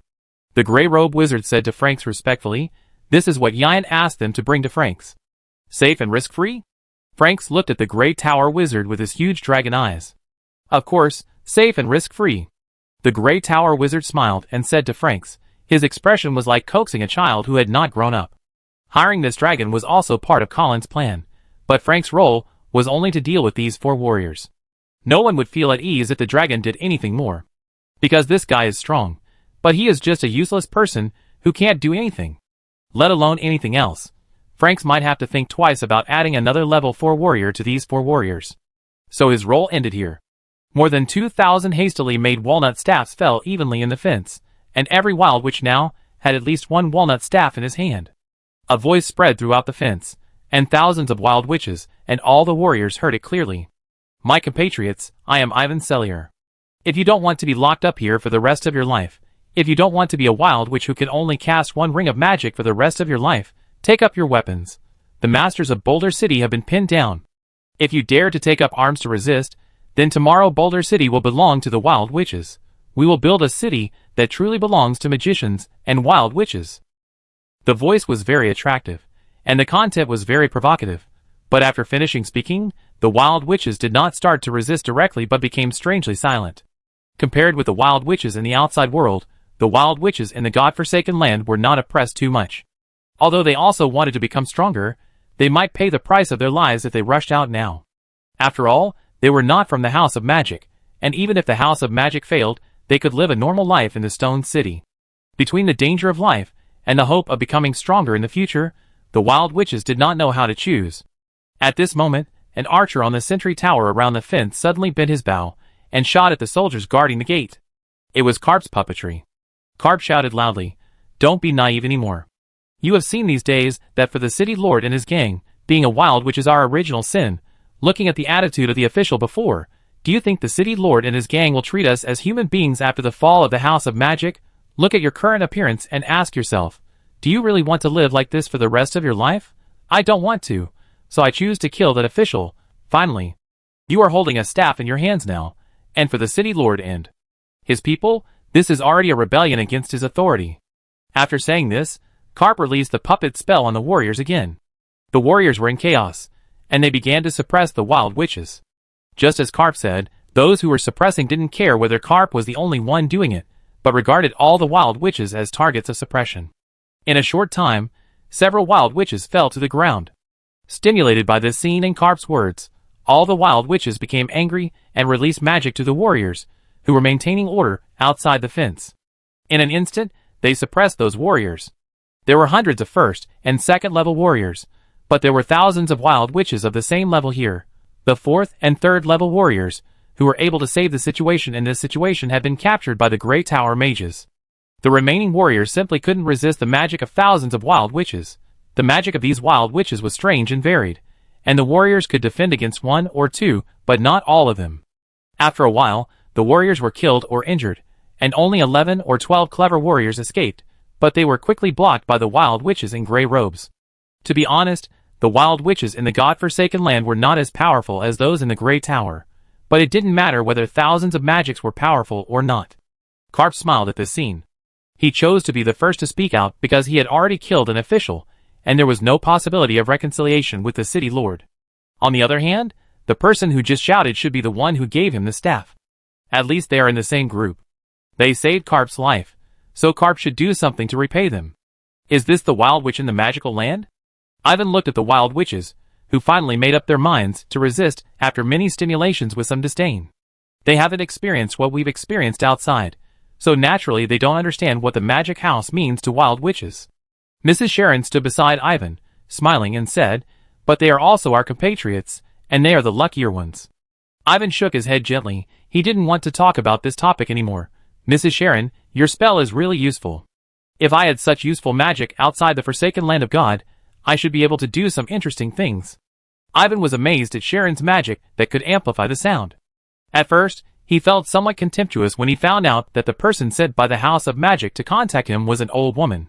But when he found out that the old woman was a second-ring magician, this contempt quietly disappeared. You know, there were only a dozen magicians among their nearly 500 wild witches, and he was the only second-level magician. But after a brief surprise, he gladly accepted it. After all, it was a team led by the magic instructor himself, so it was normal to have such a level. If the person who came to contact him was not as good as him, it would be too disappointing.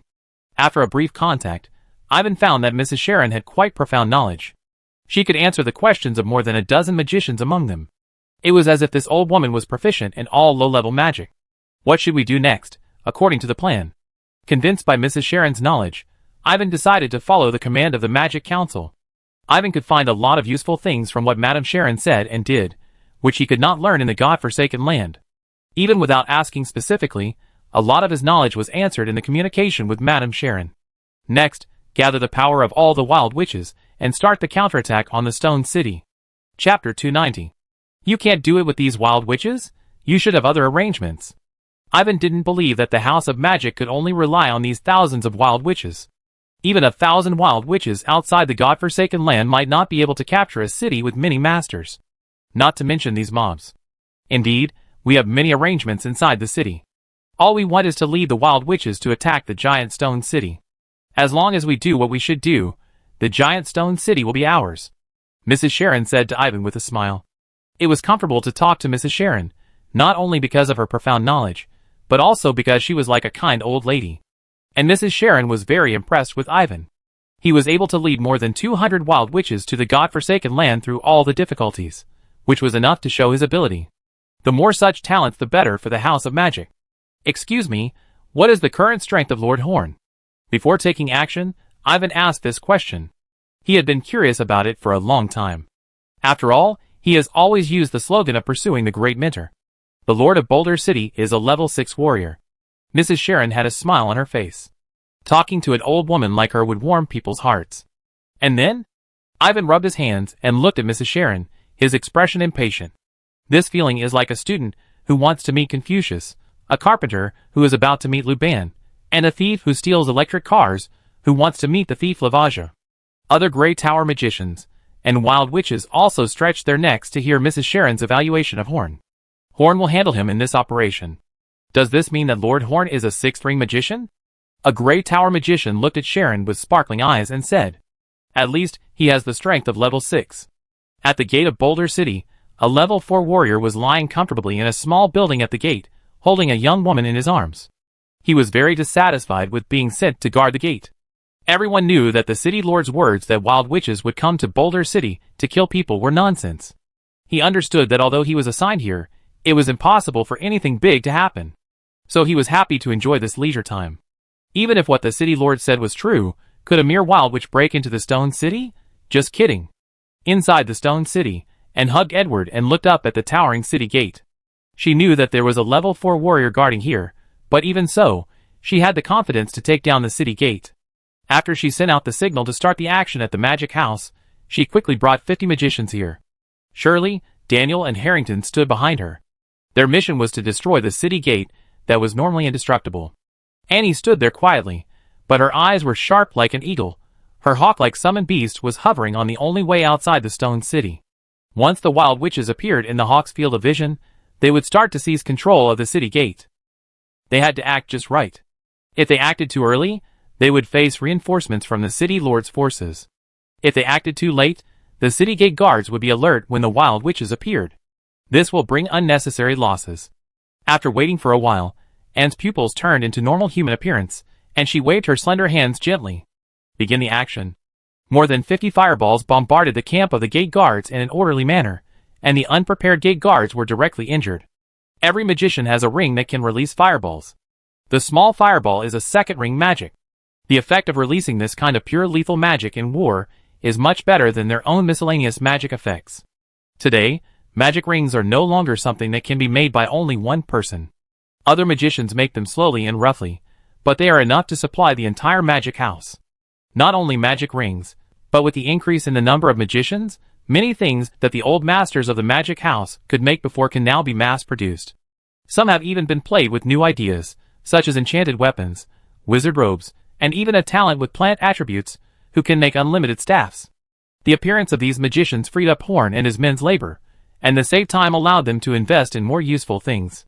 As soon as the situation changed, the warrior, who was still moaning comfortably in the attic, hastily put on his armor and rushed out with a roar. But he was immediately blocked by an eagle with a cat's head. Under normal circumstances, the warrior might be surprised by this strange creature, but now, he was in no mood to do so. If the city gate was really breached, wouldn't the city lord tear him to pieces? He was about to kick Edward away, But when his foot approached Edward's body, his hair stood up. A ball of dazzling lightning enveloped Edward, and the power of this lightning was as strong as level 4. The warrior quickly jumped away and looked in Edward's direction vigilantly. When the tears faded, what appeared in front of him was a huge falcon with a wingspan of nearly 2 meters, wrapped in dazzling arcs. This is the Thunder Eagle. Edward. After Horn's promotion, Edward naturally became stronger. The transformed falcon was not only larger than before, but also had the strength of level 4. Several lightning balls floated around Edward. This was the 4th ring lightning magic, Thunderbolt. Below the 4th ring, Edward could cast all the lightning magic that Horn could cast. The warrior's fighting spirit was steaming. It was just a 4th level monster, and he didn't know how many he had killed. But now, he didn't have time to waste with Edward. He had to go to the city gate to save the situation. So, without hesitation, he condensed most of his fighting spirit on his body. Martial arts. Extremely fast continuous slash. His speed was so fast that all of Edward's lightning attacks fell into the air, and the warrior also appeared behind Edward with a residual image. Countless sword lights with sharp fighting spirit that seemed to be able to cut through everything fell straight down. Edward, who was at level 4, didn't even have time to react and was directly cut into pieces. Edward, who could also perform the Thunder Walk technique, had the maximum speed to dodge this move, but he couldn't react in time. The warrior panted softly after landing. He was also a veteran master who knew what to do if he wanted to win quickly, although this move consumed more than half of his fighting spirit. But it was worth it. This weird Thunderbird monster has been dealt with, and the next step is to kill those guys who dared to attack the city gate. But what he didn't notice was that after he turned around, a red cat the size of a leopard appeared where Edward's body was cut into pieces, with flames wrapped around its ears, tail, claws, and whiskers. Chapter 291. The big cat waved its claws, and a scimitar-like flame shot directly at the warrior. The scorching blade-shaped flame broke through the warrior's fighting spirit defense on his back, burning his entire back. 4th ring magic. Flame knife. The warrior was caught off guard. He was sure that there was absolutely no enemy behind him before, and creatures like magic beasts could not hide from his blood perception. So how did this flame magic beast exist? Even with the high temperature on its body, I should definitely not be unable to react. He could never have imagined that the lightning falcon he had just fought with was actually a monster that could be resurrected with full health on the spot. He had no time to think in this life, because Edward would not give him time to think. The warrior's martial arts just now made Edward feel frightened. So after the flame knife broke through the defense, Edward released another magic. 4th ring magic. Fiery flame.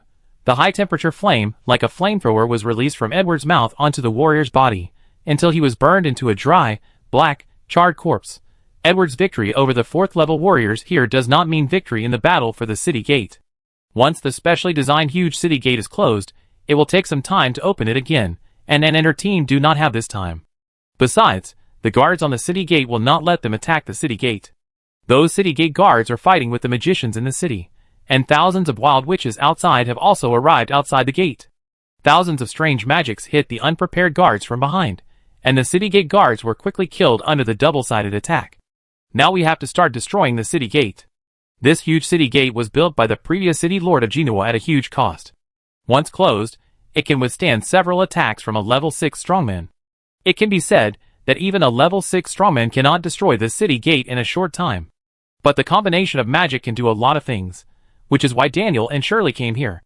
They stood on both sides of the city gate. Daniel shouted loudly, and flames came out of his body.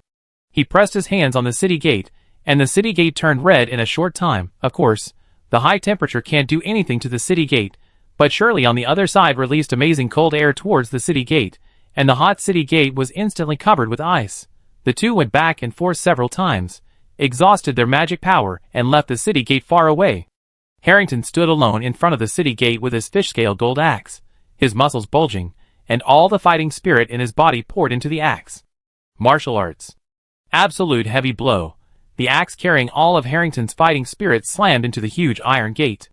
Cracks instantly spread all over the gate. Then it turned into debris on the ground. The gate had become much more fragile than usual under the repeated cold and hot attacks of Daniel and Shirley. The gate that even a level 6 master could not destroy with one blow was actually broken by Harrington with one blow. The city gate was wide open, and thousands of wild witches poured into the defenseless Boulder City. Shirley tilted her head slightly, and a magician beside her raised his staff and released a magic to the sky. The gorgeous light danced in the night sky, and the whole city could see this beautiful light. This is the magic gift of this wizard, the glare spell, which has no effect in normal times. But now, it is the best means of conveying information. Because Yin had already agreed with the major forces in the city, this light means that the city gate has been taken by the House of Magic. The prelude to the war has begun. Thousands of spellcasters poured into the defenseless Boulder City, and the originally quiet city suddenly became chaotic. No one in Boulder City had made such preparations, as if the city gate collapsed suddenly, and the wall of Boulder City, which had not been breached for more than 10 years, had fallen before anyone could react. All the forces in the entire Boulder City began to move. They had to eliminate the magic house before it caused greater consequences, and at the same time, they had to appease the masses and prevent them from rioting. Except for a limited number of officials in Boulder City, they did not take the threat of the magic house seriously. Even when the city gate had fallen, they thought it was only a temporary victory for the magic house. A black shadow was wandering between the battlefields. He walked among the warriors of Boulder City, but no one noticed his existence. This person is Enoch. When the battle just started, he ended the lives of some spies who had been controlled by him for more than 10 days. After that, he appeared alone in various places where the battle was more intense. His mission was to assassinate all the commanders of the Stone City.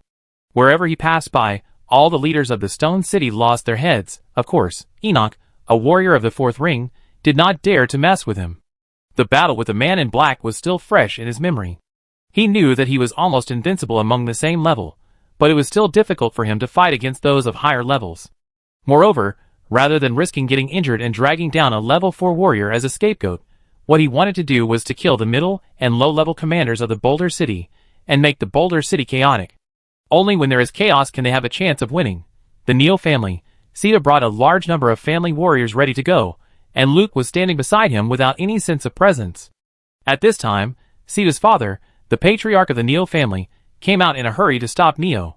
Sita, stop! You are leading the Neo family into the abyss. Do you remember what I said, father? As long as there is a chance to get the Neo family out of Kino's control, I will never let it go. Sita's slightly plump face showed a determined look. He wanted to take this opportunity to get rid of the curse on the Neo family. Do you think it's an opportunity now? Just relying on the magic house? No, I will never allow it. The old patriarch's fear of Kino has reached his bones. He does not believe that the magic house has the ability to overthrow the city lord. Really relying on the magic house, now more than 1,000 wild witches with the ability of first-level spellcasters have invaded the Boulder City. In terms of the number of low-level extraordinary people, the magic house has already crushed the power of Lord Jinuo. What is lacking now is the mid to high-level masters, and as long as all the forces in our Boulder City unite, we can compete with that guy. Asshole, Jinuo himself is a level 6 warrior. No one in Boulder City can beat him. The old patriarch said while coughing. Lord Jinuo will be dealt with by Horn, the leader of the magic house, personally, so we don't have to worry about it. The old patriarch's face was livid, and he was very pessimistic about this action. No matter what kind of magic potion they gave you, I will not allow your action this time. The old patriarch had made up his mind. He was the patriarch, and as long as he did not allow them to go out, they would not be able to leave. Father, do you want to be forever immersed in the fear of Jinuo and stagnate the development of the family? Sita questioned his father loudly. He did not understand why his father was still hesitating when the situation was so good. I won't let you go. Your behavior will bring disaster to our family. As long as I... Woo-woo. Countless vines tied the old patriarch tightly and hung him on a tree in the yard. Don't worry about him. Let's act quickly. Otherwise, it will be bad if others have completed their tasks and ours haven't started yet. Luke scratched his head and said honestly. Sita took a deep look at his father, and then came out with the power of the Neo family. Chapter 292. Not only the Neo family, but also the Young Chamber of Commerce, the largest mercenary group in Giant Stone City, the Red Flame Group, and other forces of all sizes all took action. The Giant Stone City, which was extremely quiet just now, became noisy in an instant, and fierce offensive and defensive battles broke out in various parts of the city. 10 minutes before the city gate was breached, the one-armed Sammy was reading a knight's biography at home. After being promoted to a 6th-level warrior, his life became more comfortable. Kino rarely asked him to do anything, and also gave him a lot of power. But he wisely did not use these powers. Because he knew that although the city lord gave him these powers, he might not like him to abuse them. That would cause the city lord to be suspicious. He had also followed Gino for many years, and knew that Gino was such a troublesome person. At this time, the lizardman shaman Zavala rushed in. "It's bad, the House of Magic has rebelled, and the city lord ordered you and me to go out and suppress it quickly." Sammy was stunned for a moment. Does Horn, the little spellcaster, have the courage to rebel, and is he capable of rebelling with his strength? But this matter could not be faked. He quickly put on his equipment and picked up his weapon and set off, but they were blocked at the door. Yayan stood in front of Sammy's house with a smile on his face, followed by two strong men. Sammy's face sank, and seeing this scene, he knew that the rebellion of the magic house was true. Before he was promoted to level 6, there were 4 level 5 extraordinary people in Giant Stone City, including him and Sabara, and all 4 of them were here at the moment. Standing behind Yayan were the chief guard of the Neo Chamber of Commerce, and the leader of the Red Flame Group, the largest mercenary group in Giant Stone City. The 2 of them appearing here means that it is not only the magic house that is rebelling now, but also other major forces in Boulder City. Hey, Horn should have discussed this with me. This is really irrational. What he did is not a good thing for either party. Sammy said to Yayan with a sigh without any panic. Discuss with you?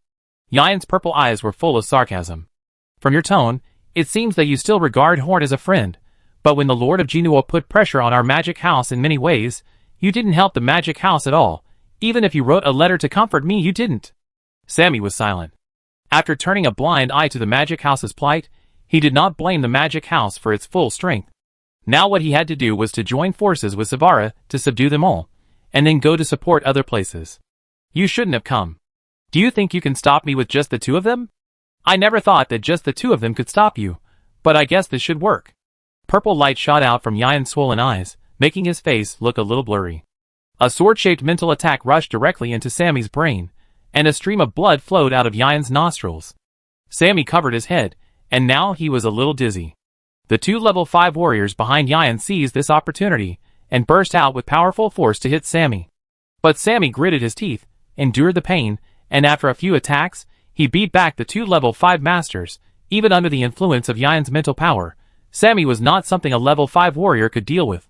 I can't deal with a level 6 superhuman, but this is enough. Yayan wiped the blood from his nose with a pale face, but still had an evil smile on his face. They won. Sammy was about to rush over to subdue Yayan, but suddenly stood still, because at this time, a light blue dagger had been inserted into his back. The one who did it was the lizardman shaman, Savara. Why?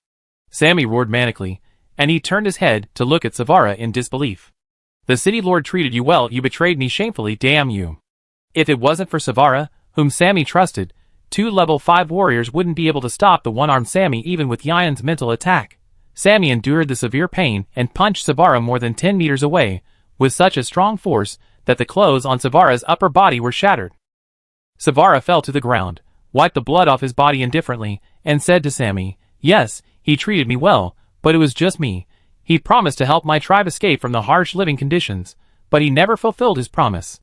He didn't even think about fulfilling this promise. Just because of this, will the situation of your tribe get better after losing the protection of Lord Gino?" Sammy is now a little unsteady. The dagger is hollow and contains a lot of venom. Although the venom will not kill Sammy, it is enough to reduce his strength by a large margin. Of course, it will get better. Yayan joined the topic.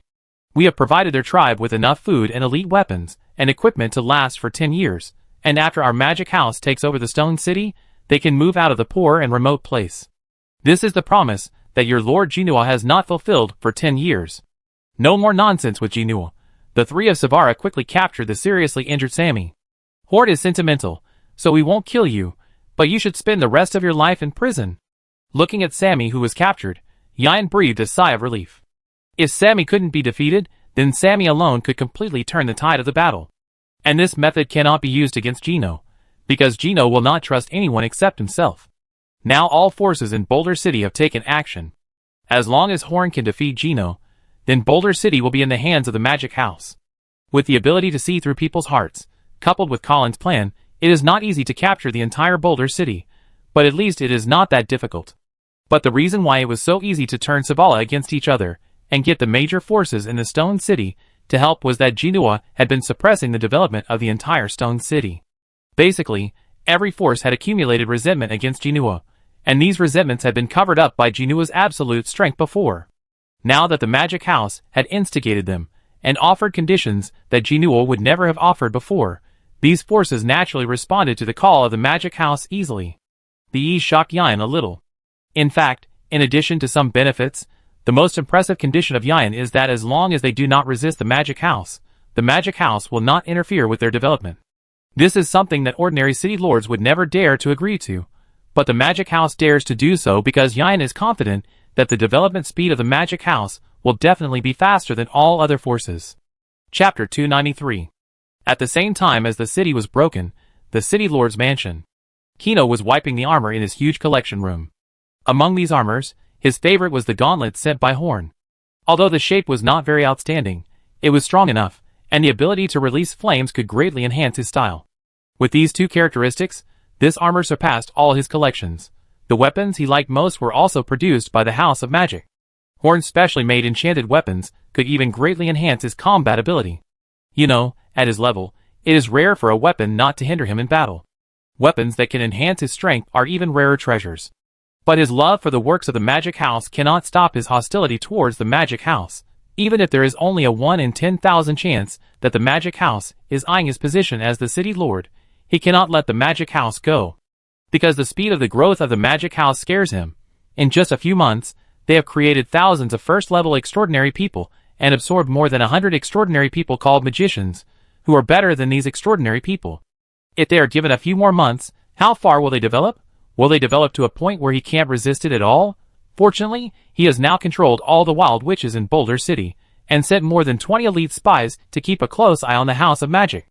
As long as the House of Magic makes the slightest move, he will personally destroy them. It is too dangerous for an organization with such a fast growth rate to stay in his city.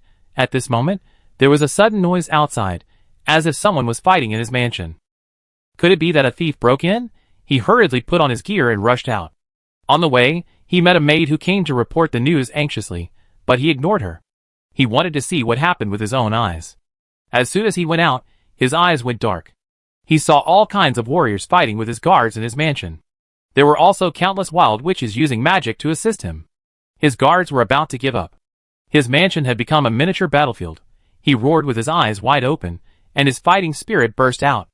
As soon as Jinul, wearing black armor and holding 2 black swords, appeared on the battlefield, the entire battlefield became strangely still. This is the aura of a level 6 master. On this still battlefield, a deep voice sounded behind him. Master Jinua, I have been here for a long time. Jinua turned his head to look at Horn, the man with a strange one-eyed mask. According to the description in the intelligence, this man should be the leader of the House of Magic. Horn. Mimhalan, the moment he saw Horn, he had figured out many things. Without his knowledge, the House of Magic gathered all the forces in the Stone City that opposed him, and launched a counterattack against him. And when he just found out, they had already pushed the front line in front of him. What a terrible mobility. Sure enough, I was right about you. You are indeed very dangerous. Kino looked at Horn gloomily and said, You are judging others by your own standards. Our development plan has never included occupying the Stone City. All this is the result of your actions. Horn denied Kino's statement, and then continued, If you hadn't been suspicious and attacked us directly, why would we have clashed with you? We have never focused on the gains and losses of a small city like Boulder City. Horn said, while carefully circling around Kino. He had to keep a distance at all times to prevent Kino from suddenly attacking and hurting people. When he was in the ruins, Sammy briefly raised his strength to level 6 through potions and the blessing of the Cat Priestess. The fighting power that Sammy burst out at that time left a deep impression on Horn, so he had to be cautious, leaving no flaws. Even if he is sure to deal with Sammy, who knows how much stronger the strength of the city Lord Jinua is than Sammy? A small city? It seems that you have great ambitions. Jinua looked at Horn with contempt.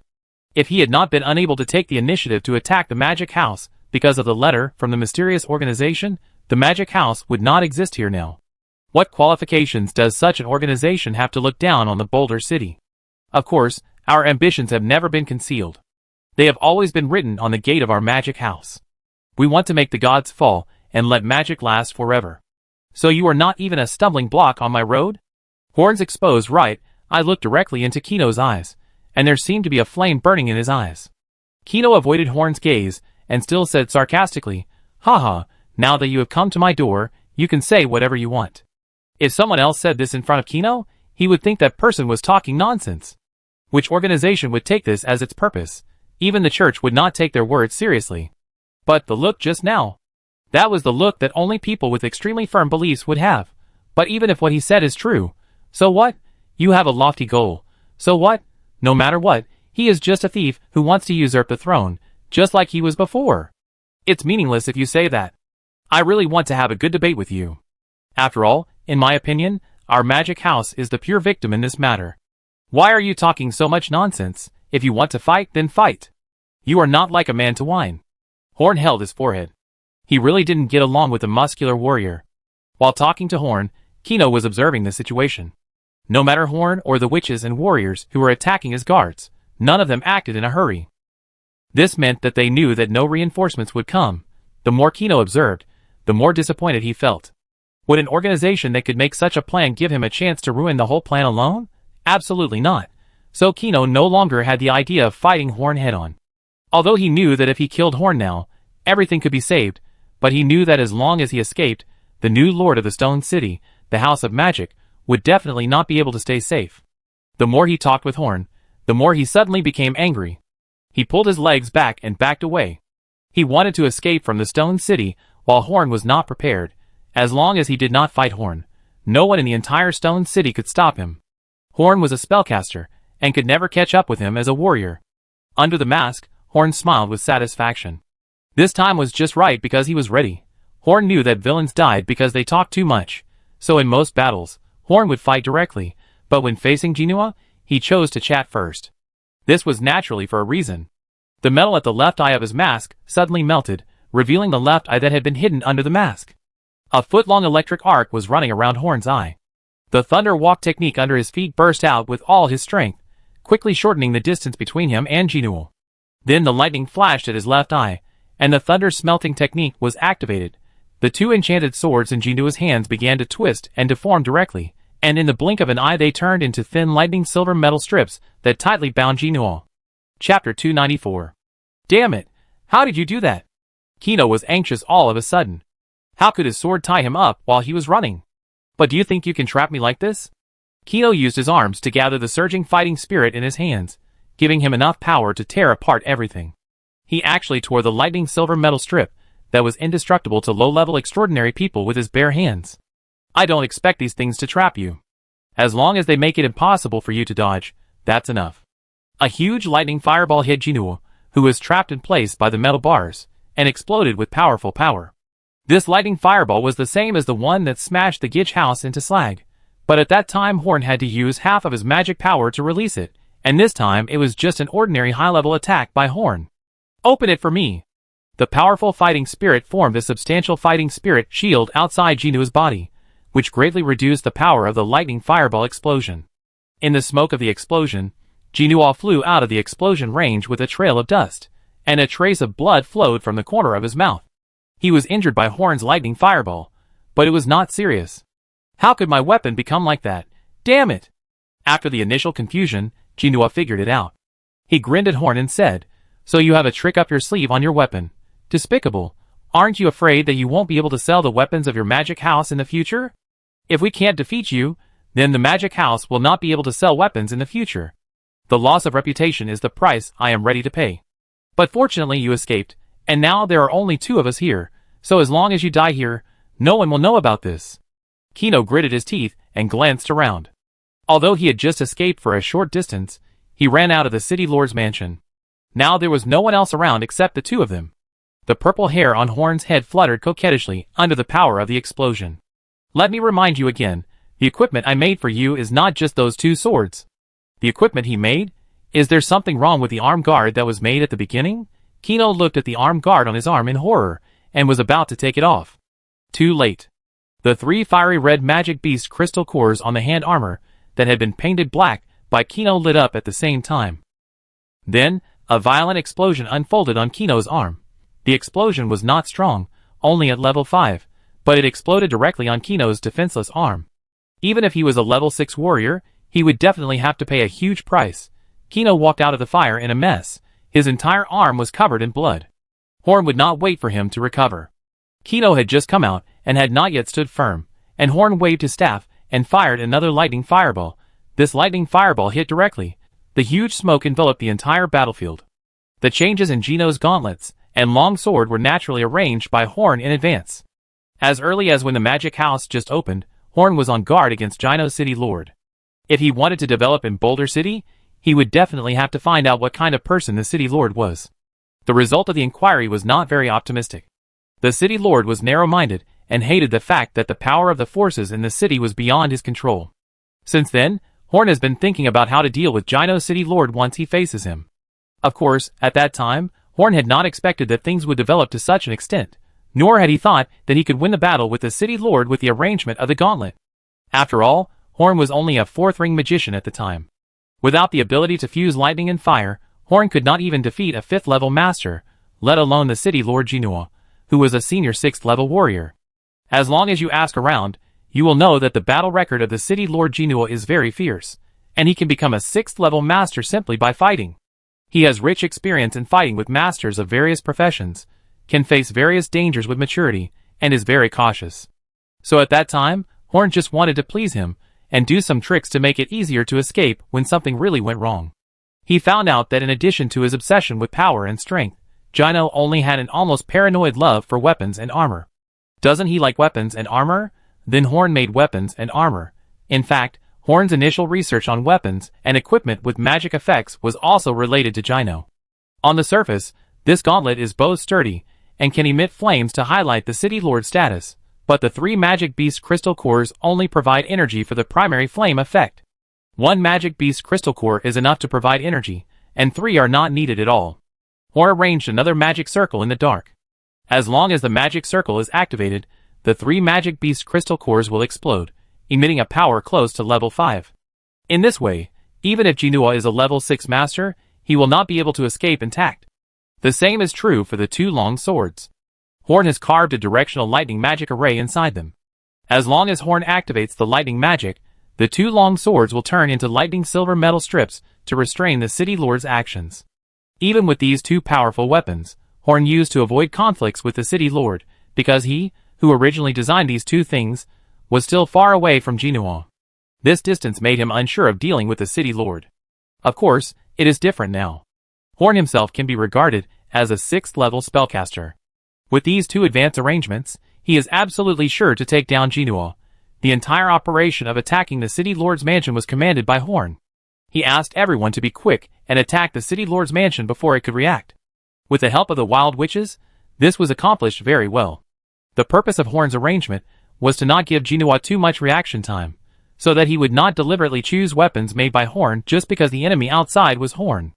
In an emergency, people always choose their favorite weapons, and Jinua's favorite ones were the things given by Horn, and he wore them except when sleeping. In the end, it turned out that the facts were just as Horn expected.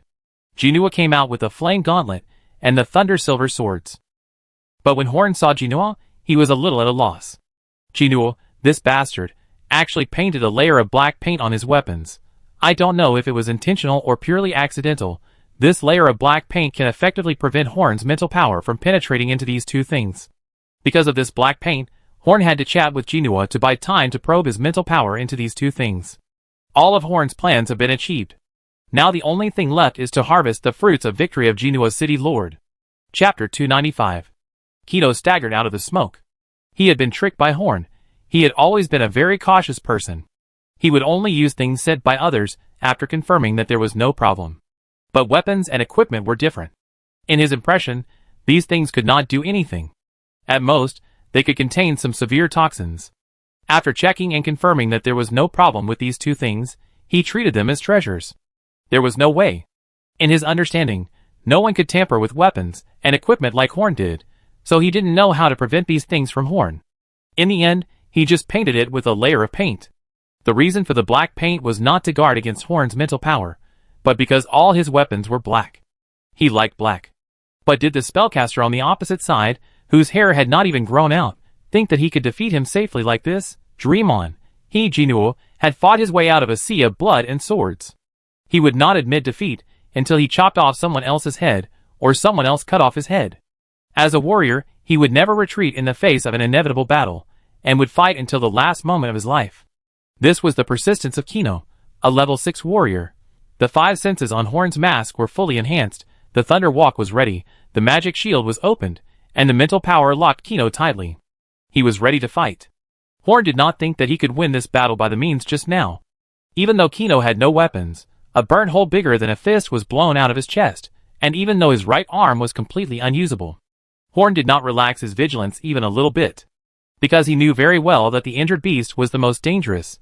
During the confrontation between Horn and Jinua, people from both sides who came to observe the battle also came here, but they did not approach, but just observed from a distance. They were not qualified to approach the battle between level 6 masters. But from a distance, they were shocked. After being out of their sight for just a moment, the city lord was beaten like a drowned dog. How powerful is this Horn? And judging from the extent of the destruction around, if the attacks of these two people were slightly off target, no one present would be able to withstand an attack. When Jinua just appeared with a shocking spirit, his guards were very excited. Jinua was the most powerful warrior they had ever seen. In the more than 10 years that Jinua ruled the Stone City, no matter what kind of major event happened, as long as Jinua took action personally, it would definitely be solved. So when Jinua just appeared, all his soldiers became full of fighting spirit, and for a while, the coalition forces of the House of Magic and the major forces in the city were beaten back step by step. But their fighting spirit did not last long, because the invincible Lord Jinua actually ran away after chatting with the leader of the other side, the Magic House. Escape was not enough, he was caught up in the blink of an eye, and within just 1 or 2 minutes, Lord Jinua was already covered in wounds. The other side was still unscathed. It was clear who was stronger between the two. How could Lord Jinua's men still maintain their high fighting spirit? In fact, if Kino could fight Horn normally, his strictly trained SS could even defeat the coalition forces and then come to support him. At that time, Horn would definitely lose. Unfortunately, there is no if. The fact is that it has only been a short time since the battle began, and Kino looks worse than a dog that has lost its home. Some SS members, who are not mentally firm, have even begun to waver, and even have the idea of surrendering. Do you think you can win like this? I have experienced more desperate battles than this. Gnawing his blood-soaked teeth, Kino tore off his arm in one go. The muscles at the torn part tightened to block the blood loss. Keeping that arm would only hinder his fight. Now was not the time to feel sorry for using Horn's weapon. What he had to do now was to risk everything to fight Horn to the death.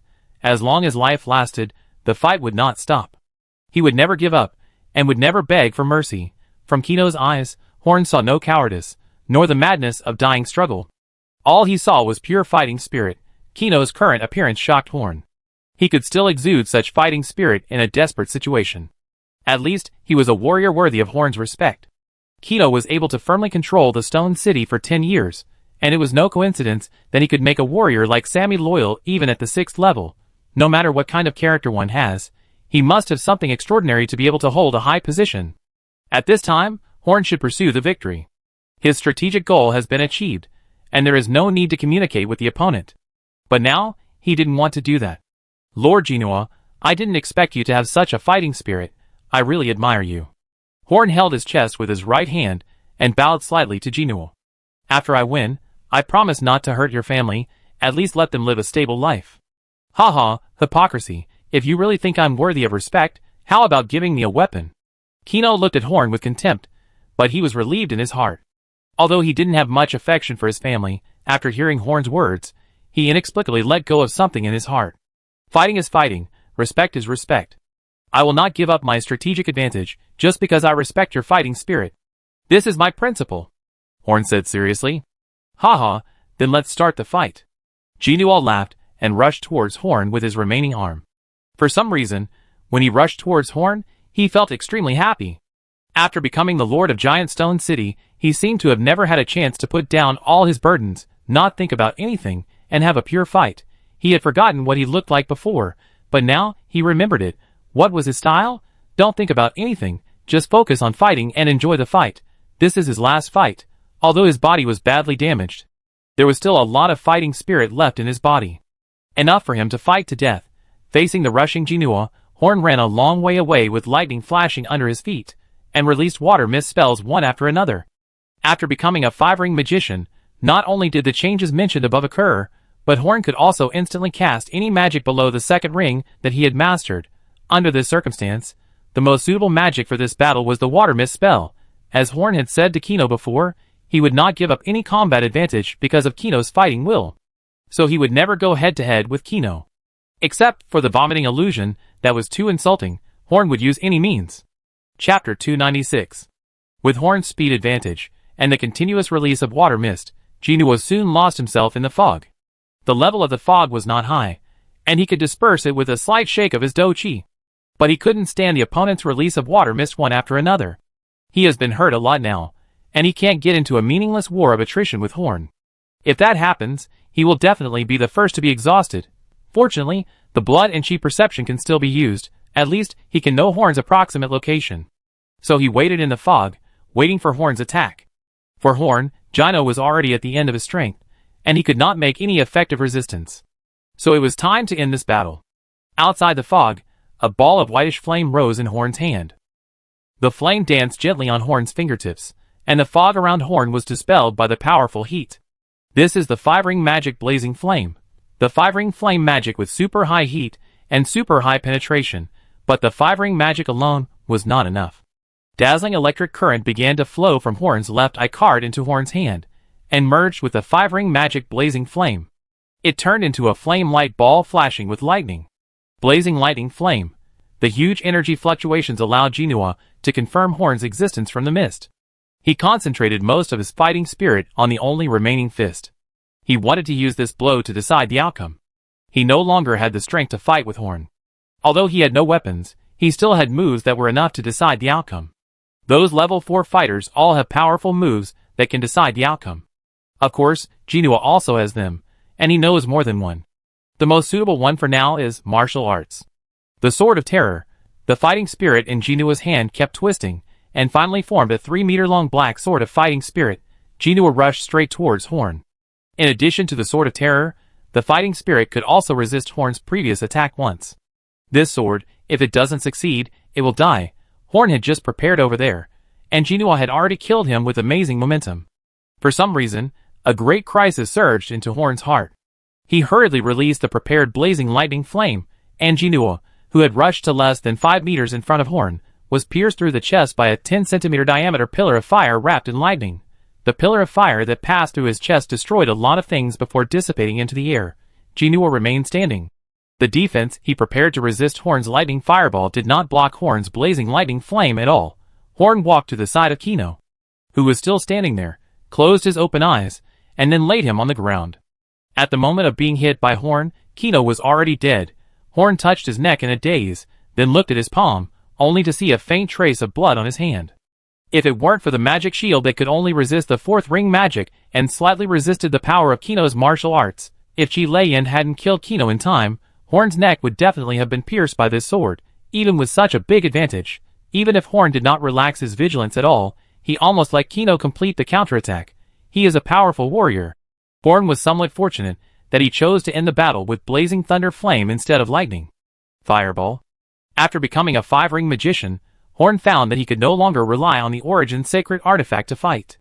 At least, apart from exhausting all the magic power to launch a 7-ring fireball, the only advantage of the Origin Sacred Artifact was that it was very convenient to launch fireballs. Simple fireballs no longer satisfy Horn's pursuit of magic power.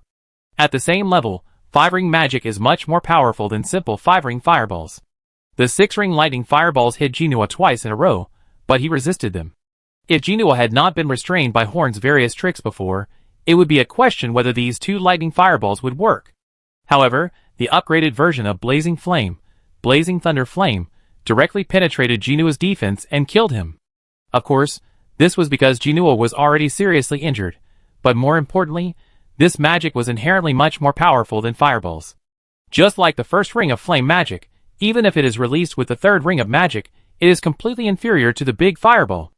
Even if the big fireball is filled with magic to the level of the 5th ring, its power is completely not at the same level as the genuine 5th ring magic Blazing Flame.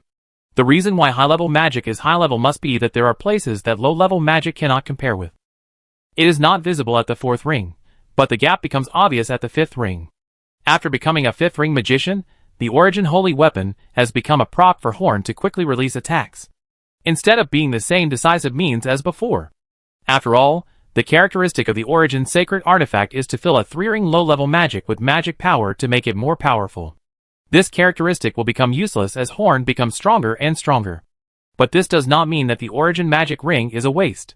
Compared with the king's sword, which is also an origin sacred artifact, it may not be as good.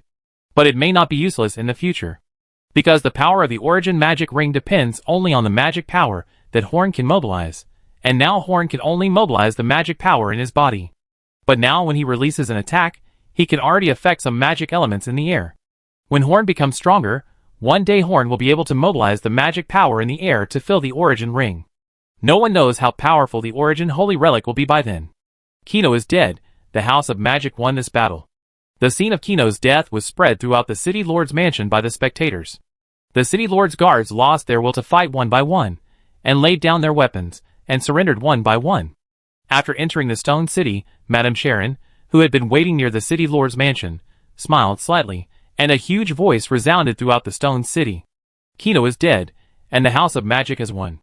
After she was promoted to a second-ring magician, she developed a new amplification technique, which is clearer and has a longer transmission range than the original amplification technique. The most important thing is that this amplification technique does not make ears deafening. As Madame Sharon's voice spread throughout the Stone City, the City Lord's men who were resisting stubbornly began to surrender one by one. Even though Sammy was seriously injured and just subdued, he closed his eyes in pain. Gino finally died in the hands of the Magic House. When the City Lord was about to attack the Magic House, he felt something was wrong, but he did not explain it to Gino. The City Lord's will is his will, which is his loyalty to Gino. As long as Gino does not let him down, he will not refute any of Gino's orders. If he had persuaded them at the beginning, would the result have changed? He didn't know. Chapter 297. The huge sound spread throughout the entire giant stone city, bringing this grand battle to an end. No one doubted the authenticity of this news. If Jinua were alive, his shouts containing fighting spirit would have spread throughout most of the giant stone city. But the City Lord didn't. So the possibility that this news was false was very small. The major forces and Wild Witch magicians who were fighting in various places in the city cheered at the same time. Because they won this battle, Yan smiled with relief. The plan was foolproof, but he was still worried that Horn could not deal with Jinua. Now that the result came out, he was relieved. In another fiercely fought battlefield, a level 2 warrior with a talent for command surrendered immediately when he heard that the City Lord was dead, and his forehead was covered with cold sweat at the moment of surrender. Because at this moment, a sharp dark blue dagger suddenly appeared in his sight, less than 10 centimeters away from his throat. If he had spoken 10 seconds later, his head would have fallen to the ground. Yan's figure appeared out of thin air, stretched out his hand to pat the sweaty warrior's face, spitted, and turned away. Only this warrior, who was frightened so suddenly that he could not stand steadily, was left. In this battle, Enoch's contribution was no less than anyone else, and he even played a decisive role in the entire battle situation. Although the coalition forces had an absolute advantage overall, the Magic House side was a mob that was temporarily mixed together, while the City Lord side was made up of elite warriors who had cooperated for many years. If the battle was really fair, the coalition forces might not be able to defeat the City Lord side. Enoch, relying on his own strength, killed almost all the low-level commanders of the City Lord side. He successfully turned the City Lord side into a mob, so that their coalition forces could gain an advantage in this battle. In the only abandoned street in the entire central area, a building was surrounded by magicians from the House of Magic and soldiers from the coalition. A dozen killers in black were tied up tightly and knelt on the ground. This is where Jinua specially raised killers. The only 2 level 3 masters of the assassins were already dead, and there were at most level 2 masters here. Terry did not let anyone else take action, and he subdued these dozen killers, some level 1 and some level 2. Don't you want revenge? The enemy of your family should be here, Terry said to the door. The thin Megan carried the iron sword she always carried with her, and walked into the room angrily. Brother Terry, are the people who killed my parents really here? Tear off their masks, and whoever you have seen is your enemy. Megan walked over and unmasked the killers one by one, trembling as she walked. Isn't this the chance for revenge you've always dreamed of? Why are you hesitating now? Terry stood behind Megan and said in a low voice. If you really can't do it, I can help you. No, Brother Terry, I didn't hesitate. Megan turned to look at Terry and said firmly, I'm just very excited. She unmasked another person and was stunned. This person and her teacher, the man in black number 2, had been to her home. He was most likely the murderer of her parents. She raised her sword high, her hand even trembling. But she did not pause at all, nor did she question the killer why he wanted to kill her parents. She just chopped down with the rusty iron sword without hesitation. The iron sword was not sharp, and Megan was not a warrior, and could not kill a level 2 warrior with one sword. But the sword did not kill him. Megan did not pause and chopped again. One sword after another, she did not stop until the warrior was chopped into a bloody mess. Covered in the blood of her enemies, she thrust the rusty iron sword into the middle of the bloody flesh, and officially said goodbye to the sword and everything it represented. After taking revenge, Megan ran to Terry and hugged him tightly. She cried loudly. This was the first time she cried since she said she wanted revenge. After the war, Colin, Daisy, and the servants of the magic house finally felt relieved. They had been moved away long before the war. After the war began, the magic house must have been a key point for the city lord to attack. So those who have no fighting power must be transferred out first. Colin deployed many magicians and warriors from various forces there. Based on the maze and numerous magic traps, it will become a burial ground for the city lord. The masters of the city lord have been restrained by Colin's plan. Those who can go there are not masters, who can ignore the arrangement of the magic house. As many low-level warriors come, as many will die. After hearing what Mrs. Sharon said, Daisy and the servants cheered happily. Only Colin had a blank expression. He walked up to Daisy and said to her, "I want to go out and take a look. Do you want to come with me?" Daisy tidied her long hair in a silly way and looked at Colin in surprise. Was this an invitation to her? It was rare for Colin to do this. "Okay, go out and take a look." The servants wanted to stop them, as it was not certain whether the outside world was safe, and it was really dangerous to let the two children go out. But under Colin's insistence, they had to let them go, and were ordered not to follow. Two small figures walked on the street in the middle of the night. Usually at this time, the streets of Boulder City were silent, but today, some noises could be heard from afar from time to time. The place where they were transferred was not far from the magic house, so they soon walked to the gate of the magic house. The ground of the magic house was covered with corpses. More than 20 warriors of the city lord were tied up and kneeling on the ground. A dozen magicians were walking in the magic house. "Hey, why are you here? Didn't I ask you to transfer first?" An uncle magician found Colin and the other two and walked up to them and said, "Nothing, just came to take a look." Colin nodded slightly. He insisted on coming out to see how his plan was executed. He wanted to learn from the experience of each plan and make himself stronger, until one day, he was strong enough to kill back to the parish of the god of wealth. There was a strange feeling that all his negative emotions were suppressed, and he could not feel the hatred towards the church. But he was full of persistence in the act of revenge itself.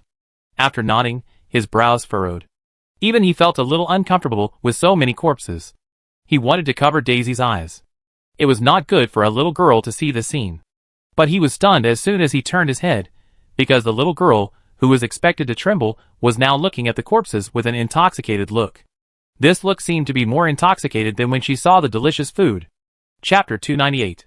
Horn sat beside Kino's body, reflecting deeply on the battle.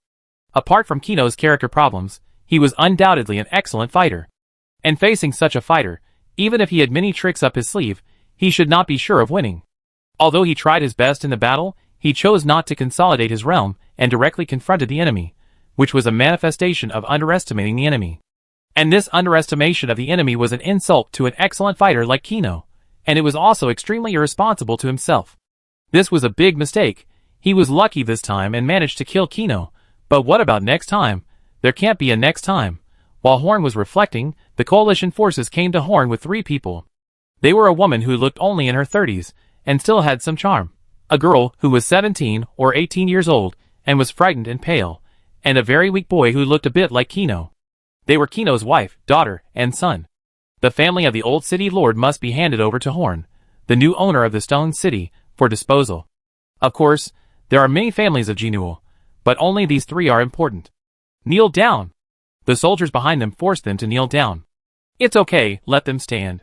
Horn waved his hand to let the soldiers of the coalition retreat, and then said to the 3 people, "I promised Jinul that I would not kill you, and at the same time, I will let you live a stable life for the rest of your life." "Thank you, sir." The woman trembled and saluted Horn. Horn, wearing a strange mask, clearly said that he would not harm their lives, but it could not make the woman feel at ease, and only deepened her fear. Horn ignored the woman's thanks, and looked at the 13-year-old boy with his right eye. "Tell me, I killed your father, and I took away all the wealth and power that you will inherit in the future. Do you want revenge?" Horn's voice was full of bewitching meaning, and he was using his mental power to provoke the boy. At Horn's level, if you want to do something to ordinary people, you don't need to study anything specifically. Tanzio, no. The woman wanted to say something to her child, but stopped abruptly. Because Horn's finger was erected in front of her, the invisible force made her speechless. I want revenge. I will kill you with my own hands. Under Horn's induction, Tanzio said this without thinking. It's really disappointing, ma'am. I can't leave a root of trouble, so... The invisible wizard's hand grasped Tanzio's body, his thin body creaked, and he couldn't scream in pain. The woman burst into tears and broke down crying. Tanzio's sister, Gino's daughter, squatted on the ground the whole time, covering her head and trembling. After estimating the severity of the injury, Horn let Tanzio go. All the expenses for his treatment will be paid by the magic house. After he recovers, he will not be able to practice fighting spirit anymore. Lock them in a better place for 2 days. We will decide how to deal with them later. Just keep them here. Whether Tanzio chooses revenge or not, Horn will not let him have the opportunity to continue practicing fighting spirit. He has chosen to cut the grass without removing the root, so he will not let this grass have the opportunity to grow to a point where it can threaten him. Tanzio's answer only concerns the degree of pain when Horn deals with him. Even if Horn never thinks that this Tanzio will not have the opportunity to seek revenge on him, Horn will not forget what he should do. As for this girl and his wife, they have no talent for fighting, so Horn will not be so mean as to attack them. When the situation stabilizes, he will find a place for the family of 3 to live. The 3 of them can live like ordinary people in the Stone City. If they want to remarry or have children in the future, Horn will not interfere. But this is limited to ordinary people. If they consciously seek marriage with a big force or contact with some more harmful organizations, Horn will not allow it. Sparing their lives is already a leniency of Horn. Horn will not give them any more preferential treatment. Horn stayed beside the corpse for a while. Yan, Enoch and other elders of the magic house, who performed various tasks, Ivan who brought the Grey Tower mage to save the situation, and the leaders of the major forces in the godforsaken land all gathered in front of Horn. The battle is over, and what remains is to divide the spoils. This still needs to wait until everyone is present before starting. Sita, Chief Yoam, Savara, the leader of the Red Flame group, and other leaders of all forces seem timid in front of Horn. There are also their people in the coalition forces besieging the City Lord's mansion, and they can find out with a little inquiry. The City Lord Jinoo, who they once feared like a tiger, was completely beaten in front of the man sitting on the ground in front of them, and this man was not even injured. On the other hand, there were countless scars of all sizes on Kino's body. This was enough to prove Horn's strength. The onlookers could only see the result of Horn's battle with Kino, but could not see the fact that Horn was almost killed by Kino's dying counterattack. But it was also good. Overestimating Horn's strength was a good thing for the establishment of the new city. Seeing that everyone was there, Horn no longer wasted time. He led everyone directly to the City Lord's mansion that had been destroyed in the battle. While Horn was sitting, the coalition had already counted the gains of the City Lord's mansion. Now what Horn had to do was to distribute them. The total cash in the giant Stone City treasury is less than 5 million gold coins, and there are 20 million gold coins in Jinoo's private vault. Horn led everyone to the open door of the vault, pointed at the gold coins inside and said, "You can take half of the gold coins here." There were a total of 6 large and medium-sized forces that came to help the House of Magic deal with the City Lord. The Yoam family, the Red Flame group, and the Neo family each received 2 million gold coins, while the Lizardman tribe of Savara and the other 2 medium-sized forces each received 1.3 million gold coins. Sita narrowed her eyes slightly, while Chief Yoam's face was full of smiles. 2 million gold coins were actually nothing to them, who were rich and powerful. You have to know that a small blacklist Black Axe Jeffrey, who was good at making money, could take out 100,000 gold coins. For a family like theirs, although 2 million gold coins were a lot, it was not surprising. In the past 10 years, Kino had made more than this amount from the Neo family. But 10 million gold coins was a large sum, and Horn gave them so much money without blinking an eye, which was really beyond their expectations. Chapter 299. The gold coins distributed by Horn are not much for the 2 large chambers of commerce. But for others, it is a huge sum of money. For the Red Flame group, this money is the money they can earn after years of risking their lives to do various tasks. With this money, he can give an explanation to many old brothers in the mercenary group. For the Lizardman tribe of Savara, this money can greatly improve the survival of their tribe. And for the other 2 medium-sized forces, that is to say, for the 2 nobles who have been keeping a low profile in the Stone City, this money is enough for them to maintain a luxurious life for a period of time. It is a bit shameful to say that there are not many nobles in Ceylon today. They often need a lot of money to maintain a luxurious life that matches their noble status, and most nobles do not have the financial resources to support such a life. So except for nobles like these two families, who have a certain amount of power, most nobles have given up their noble status. Even these two families were short of money. So the money from Horn was of great significance to them. Of course, not all nobles lived in poverty. There were also nobles who lived very comfortably. For example, the super noble in the god-forsaken land, Acuin, in addition to money, a large room of fine weapons and armor in Gino was also donated by Horn. The magic family was full of spellcasters, and had no use for these armors. Horn asked Harrington to choose a suit of armor that suited his reminder, and the rest was left for the warriors present to choose in order of strength. Armor and weapons are only meaningful when worn by people. If Horn keeps them, it will only let these armors gather dust, which is a huge waste. In addition to these things, Horn also let them take away the things they captured in the battle. When Horn showed his generosity, Yian's face was very ugly all the time. He was heartbroken. Horn didn't know how expensive firewood, rice, oil and salt were, and what he distributed was all money. Yian usually wanted to spend every penny on the blade, but Horn was so generous. But even though it was very uncomfortable, Yian didn't stop Horn. He knew that the value of distributing this money might be greater than the value of keeping it. No matter what purpose the Neo family and other forces in the Stone City had in joining Horn and his team to resist the Lord of Gino, Horn was grateful to them. If it weren't for them, Horn and his team would not have been able to win this battle, and even if they won by chance, it would have been a very tragic scene. In Horn's view, every magician and wild witch who was saved was much more valuable than the things he gave away. So Horn's generosity surprised them. This style is completely different from the previous Genoa City Lord, who looked down on money. Lord Horn, your generosity really surprised me. I believe that Boulder City will become more prosperous under your rule. Sita bowed to Horn with a smile. At this time, his heart was full of joy and a sense of accomplishment. Horn's success and his generous way of dividing the spoils were enough to prove that his adventure this time was not wrong, and the development of their Neo family would never be restricted again. From now on, the sea is wide for fish to leap, and the sky is high for birds to fly. The leader of the mercenary group on the other side also stood in front of Horn with a flattering look on his face. Although the risk of cooperating with the magic house to resist the city lord this time was a little greater, the income was far greater than this risk. And in this battle, their losses were not great. It turns out that high risks bring high income. The prosperity of Giant Stone City is certain, but the city lord will not be me. Everyone was thinking, but Horn would not tell them, so let them guess. The money had been distributed, and the next step was to deal with the prisoners. All the soldiers or officials who had served in the Stone City were imprisoned by Horn. The prison in the Stone City was overcrowded for a while.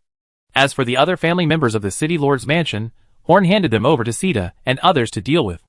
They could take revenge on those who had grudges, and they could complain about their grievances. They could kill or chop them up as they pleased. Horn only promised to protect Genoa's wife and children. He didn't want to care about other people. Before parting with everyone, Horn suddenly remembered something, and then said to Sita and others, "By the way, I would like to ask you for help." "What favor?" "Tell me." The leader of the Red Flame group, who had just received a lot of benefits, patted his chest and said, "The Lord of Genoa City has an illegitimate son, who should be a disciple of Sammy. He should only be a first-level warrior now. I would like to ask everyone to send someone to capture him and bring him to me." Horn, the illegitimate son, had promised Sammy to keep the secret for the reputation of the Lord of the city, but now that Genoa is dead, there is naturally no need to keep it secret. Now that the House of Magic has just taken control of the Giant Stone City, all aspects have not been fully controlled, so it is the most appropriate thing to ask them to find someone. That's all for today. Come to me tomorrow afternoon to discuss the conditions we promised you before this operation. After that, Horn led the elders of the House of Magic to walk in the central area, which had become somewhat dilapidated after the baptism of war. The people living in the central area are basically Geno's vassals, and some civilians, and wealthy businessmen. After they move out, we can live here. As they walked, Yian explained to Horn. "So you want to move here?" Horn said to them with a strange expression. "Of course we have to move here. Boulder City will be ours in the future. Why should we stay in a remote yard in the southeast area?" Yian said, as a matter of course. "But my magic tower." Well, Horn was thinking about his magic tower. Those magic towers had just been built, and he had not experienced them once before he had to move. This made Horn very sad. "It doesn't matter. I plan to make a major renovation of the entire central area. The renovation should take several months. During this time, you can use those magic towers as much as you want. Yan had a huge sum of money, like tens of millions of gold coins, for the first time, and he was always planning how to spend it. Spend it all. That's a big project. Can our magic house finances keep up? Don't worry, after occupying the Stone City, many industries should be expanded, and we can no longer rely on that small shop to make money. The magic house's shops are fully expanded, and there are many places to make money. I hope. I'm going to a place first, you go back first. Horn separated from the magicians, and went in another direction. Chapter 300. After saying goodbye to the people in the magic house, Horn came to a place alone. This place is the prison of Boulder City. Originally, this prison was used to detain people who committed crimes or disrespected Genoa. The prison was so big that it could never hold many people. Minor crimes can be released after paying some money after being punished. And people who committed great crimes or really offended Genoa usually don't live long. But this prison, which has always been empty, is full of people today. All of them were the upper class of the former Stone City. Due to the limited number of cells, some people of lower status were not qualified to be imprisoned here. This time Horn came to the prison mainly to see two people. He ignored the various reactions of the prisoners in the two cells of the prison, begging for mercy or cursing, and went directly to the deepest part of the prison. A huge fine iron cell. This is where the strongest prisoner of war, Sammy, the former warrior leader of the Stone City, was imprisoned. The one-armed Sammy sat in the prison, looking haggard. In less than a day, he seemed to have aged by a dozen years. There were thick iron chains on his hands and feet. The chains were not enough to suppress a level 6 master, but Sammy was forced to take some potions to reduce fighting spirit every day. After taking these potions, even a level 6 master like Sammy could only be tied up in this cell. I knew you were coming, but I have nothing to say. You don't have to sympathize with me or persuade me. It's just a matter of success or failure. Sammy looked up and saw Horn standing at the prison door. After saying this, he lowered his head. Before the conversation began, he stopped Horn from talking, and it was obvious that he was not going to cooperate with Horn no matter what he said. In fact, the person I least want to face on the Kino side is you, brother Sammy. We have more or less experienced life and death together. Why do we have to go to this extent? I don't dare to live and die together, future city lord. Since you regard me as a friend, why don't you inform me before you take action? Sammy said to Horn angrily, with anger in his eyes, as if he wanted to devour Horn. Inform? I'm informing you that I'm the one locked up here. No, Gino won't give me the chance to be locked up here. Quibbling. Quibbling? Why do you, Gino, put the blame on the magic house? You should know that it wasn't our magic house that started the fight, but your respected Lord Mayor. We didn't provoke anyone. Sammy turned his head back and stopped answering Horn's words. Your family is still safe. As long as you promise not to attack anyone in the magic house, and not to avenge Gino, I can let you out now. Sammy still didn't turn his head back, as if he hadn't heard Horn's words at all. I still keep these conditions. As long as you agree, I will let you go. I suggest you think it through as soon as possible, because it will make your wife feel at ease sooner. After saying that, Horn turned around and left the cell where Sammy was imprisoned. Sammy looked like he didn't want to cooperate, so Horn didn't need to waste words with him. Sammy was left alone in the cell with disheveled hair, sighing. The reason why he was loyal to Kino was simple. When he was 10 years old, Sammy's parents died, and he had to beg on the street. Later, a kind family wanted to adopt him. The young Sammy followed them, and was sold to a small mine. Under the abuse of the mine owner, Sammy lost half of his life in just a few days. At this time, a boy 2 years older than him was also abducted here. But the boy was not willing to accept his fate. So he chose to resist. The mine supervisor was stabbed to death by the boy who stole his saber. The mine owner and his family were also killed at night, and Sammy followed the boy to kill a man. Afterwards, the boy said to Sammy, "Hey, I think you are very useful, so follow me in the future." Since then, Sammy has been following the boy until now. The boy's name is Kino. Kino can no longer remember the incident, but he remembers this sentence very clearly. Next, Horn went to another cell. In this cell, there was the former sheriff of the southeastern district of Boulder City. His name was Garfield. Garfield sat in the cell with his back to Horn, as if he had not noticed the commotion in the prison caused by Horn's arrival. Ding ding ding, Horn knocked on the iron bars of the prison. "Hey, Lord Horn, I didn't notice you coming, please forgive me," Garfield said sarcastically. "It's okay, I won't blame you. After all, I was able to defeat Kino thanks to the information you gave me." After Horn finished speaking, the other prisoners in the prison were glaring at Garfield, because if what Horn said was true, then the sheriff was a traitor who made them prisoners. Traitors are shameful no matter where they are. "You know what I told you. I have helped you, but I have never betrayed the core information of Boulder City." Garfield walked to the fence, held the fence with his hands, and stared at Horn with wide eyes. If he knew that one day it would develop to this point, then when the magic house was suspected by the city lord, he would never speak well of the magic house, just because he received benefits from the magic house. Although he has been making profits for himself in his work in Boulder City, he is also trying his best to make Boulder City stronger. Before he became the sheriff of the Southeast District, the Southeast District was the poorest area in the entire Boulder City. But after he managed the Southeast District for 3 years, the Southeast District has become the 4th-ranked area in Boulder City. This is enough to show his ability. And Horn also saw his ability to run the city.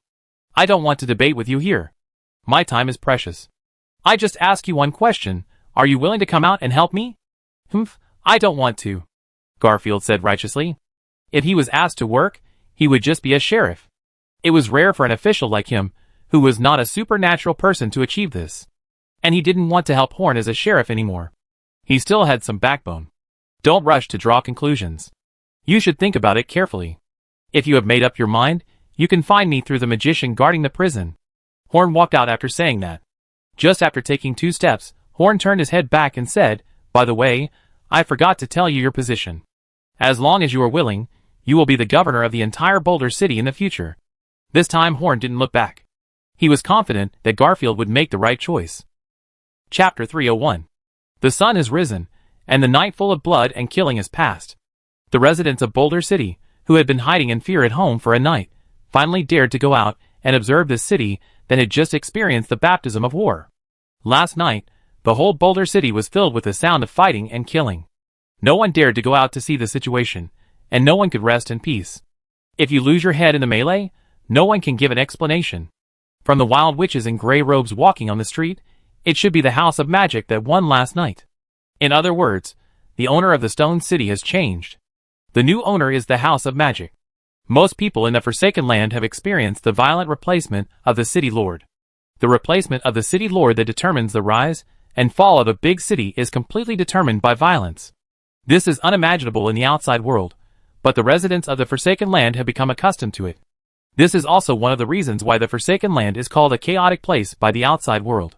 For the civilians of the Stone City, it doesn't matter who becomes the City Lord. They will not mourn for the death of Genoa, nor will they cheer for the victory of the Magic House. There are 3 types of City Lords in the God-forsaken land. One is the good type, who will try their best to seek welfare for the residents of the city, and give the residents of the city some preferential policies. This type of City Lord is the most popular among the people, but few of them can rule for a long time. Before their policies make the city prosperous, either the city's economy can't support it, or it is usurped by someone with ulterior motives. There are also successful ones, but they are too few. The second type is the bad guy type, who is tyrannical, extravagant, and destructive to everything in the city. This type is also rare, because except for a few who are extremely powerful and cannot resist, this kind of city lord will generally be overthrown by the residents of the city, or they will be arbitrated by nearby cities. Therefore, the mainstream city lords in the God-forsaken land are city lords like Genoa, and changing someone actually has no effect. As long as life does not change too much, people don't really care about this. Just like the name of the top leader of the city you live in, only half of the people can tell it immediately.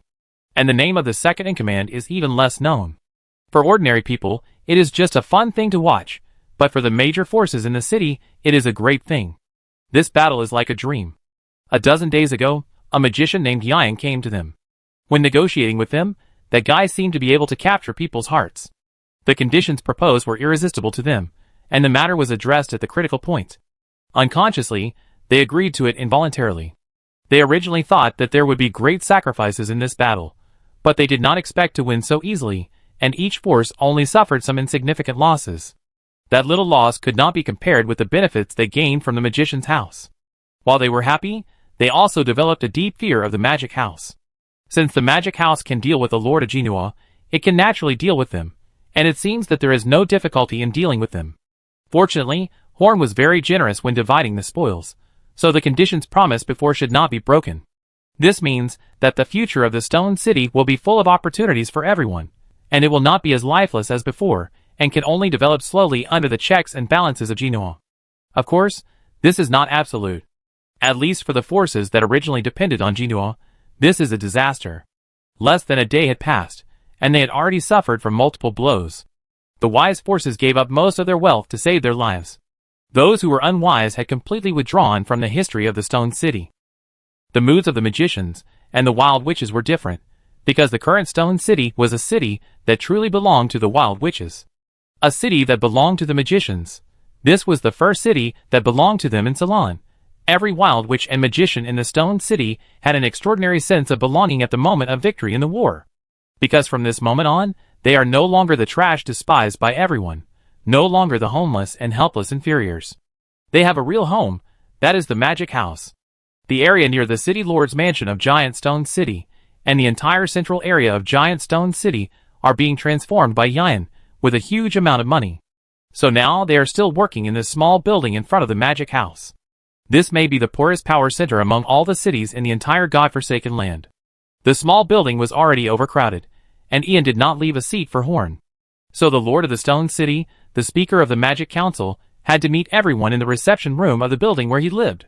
The busiest period was over, and Horn could finally make time to meet the people he needed to meet. At dawn in the morning, Horn got dressed and waited for the arrival of the people. The first person to meet was Ivan. Horn felt a little sorry that he had not officially met him until now.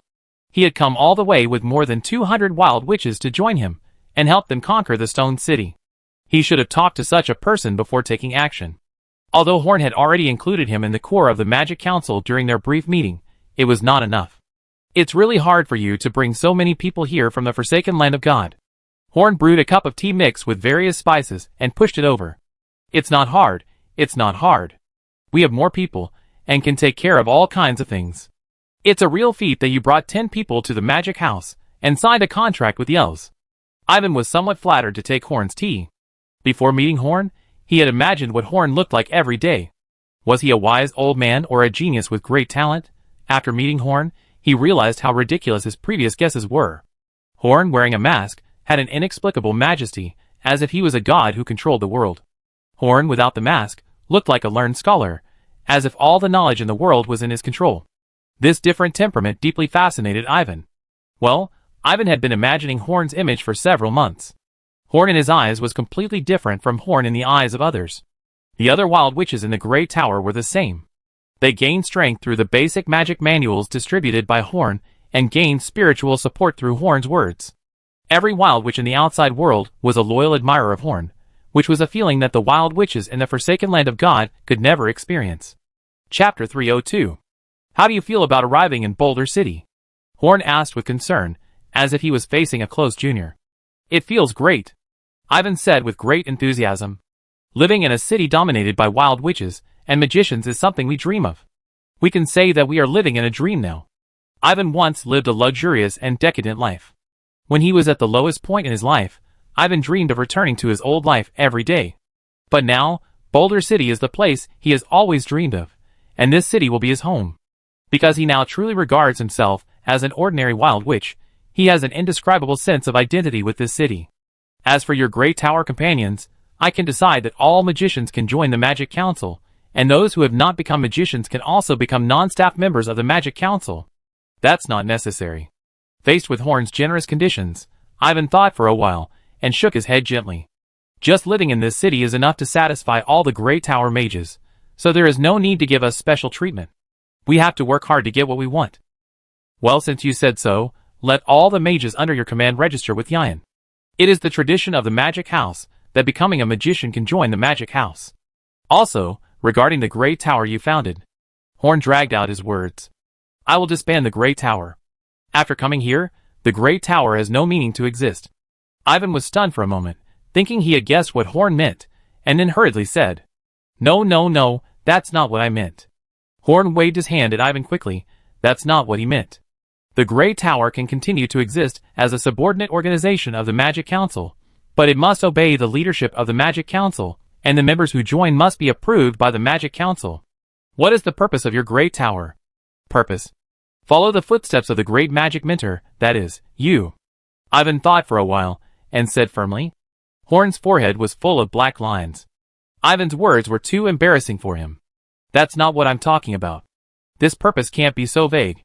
What I mean is that as an organization under the Magic Council, it must have a central idea and characteristics that distinguish it from other organizations. It can't be like before, absorbing all kinds of magicians. This is not acceptable. Other organizations? Ivan was stunned. As far as he knew, there should be no other organizations in the Magic Council. Yes, your Grey Tower gave me some ideas. I want to set up several organizations with different characteristics in the House of Magic, so that these organizations can compete in a healthy way, so that the Magic Council will become better and better. Are you not afraid that this will cause the Magic Council to split in the later stage? Ivan thought carefully, and found that Horn's idea was very risky. Of course, I can't let you split. These organizations are only independent to a certain extent, just like several departments in a city, responsible for different things, supervising and helping each other, promoting mutual development, rather than letting you develop your own small forces completely independently. Is that so? I go back and think about it. Ivan couldn't make up his mind for the time being. His Grey Tower had to make a transformation, so he had to think about it carefully. So Horn let Ivan go back first. He had to meet a lot of people today, so he would save as much time as possible. The second person to see Horn was Carp, the Wild Witch boy who was captured just as he was about to join the Magic House as a non-staff member. He was a Wild Witch with great talent, with super mental power and other high attributes. He was very rare among all the Wild Witches who came to the Magic House for testing. At the same time, his behavior played a very positive role when Horn and his team rescued the trapped witches. So Horn wanted to reward him, as an encouragement. Please sit down. Horn smiled, and said to the boy who stood in front of him stiffly. Well, okay, thank you. Carp's muscles were stiff like a robot, and he was shaking when he pulled out the chair. In his heart, Horn was an absolute big shot, and in fact it was true.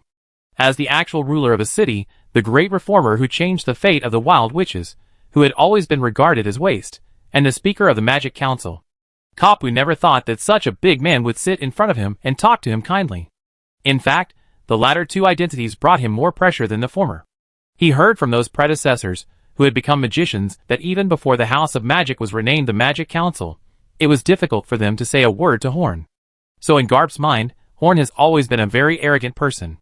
Well, in a sense, the momentum he inquired about was not wrong. But Horn was not arrogant, but he simply had no time to communicate with those magicians. Don't be nervous, I won't eat you.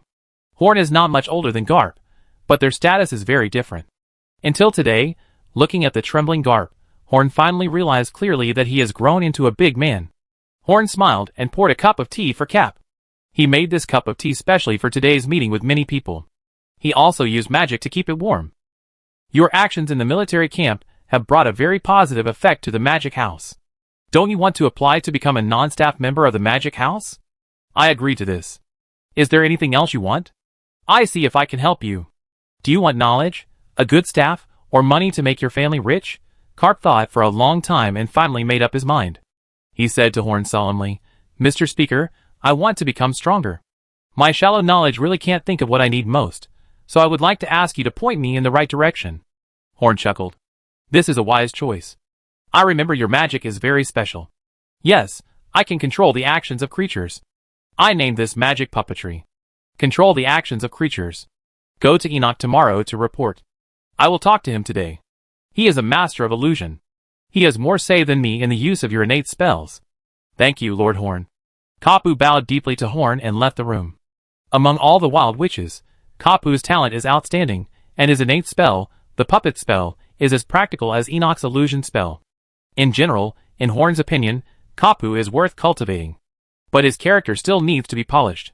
Chapter 303. After Carp left, the door opened slightly, but was closed again. After repeating this several times, the door of the reception room was pushed open. A figure strode to Horn and sat down directly. The person was Garfield, who had rejected Horn in prison yesterday. I think he is still very hesitant in his heart. Horn could sense his reaction outside the door clearly. But Horn did not expose it. His coming here means that he has made the decision he should make. You are about to take charge of the power. How do you feel now?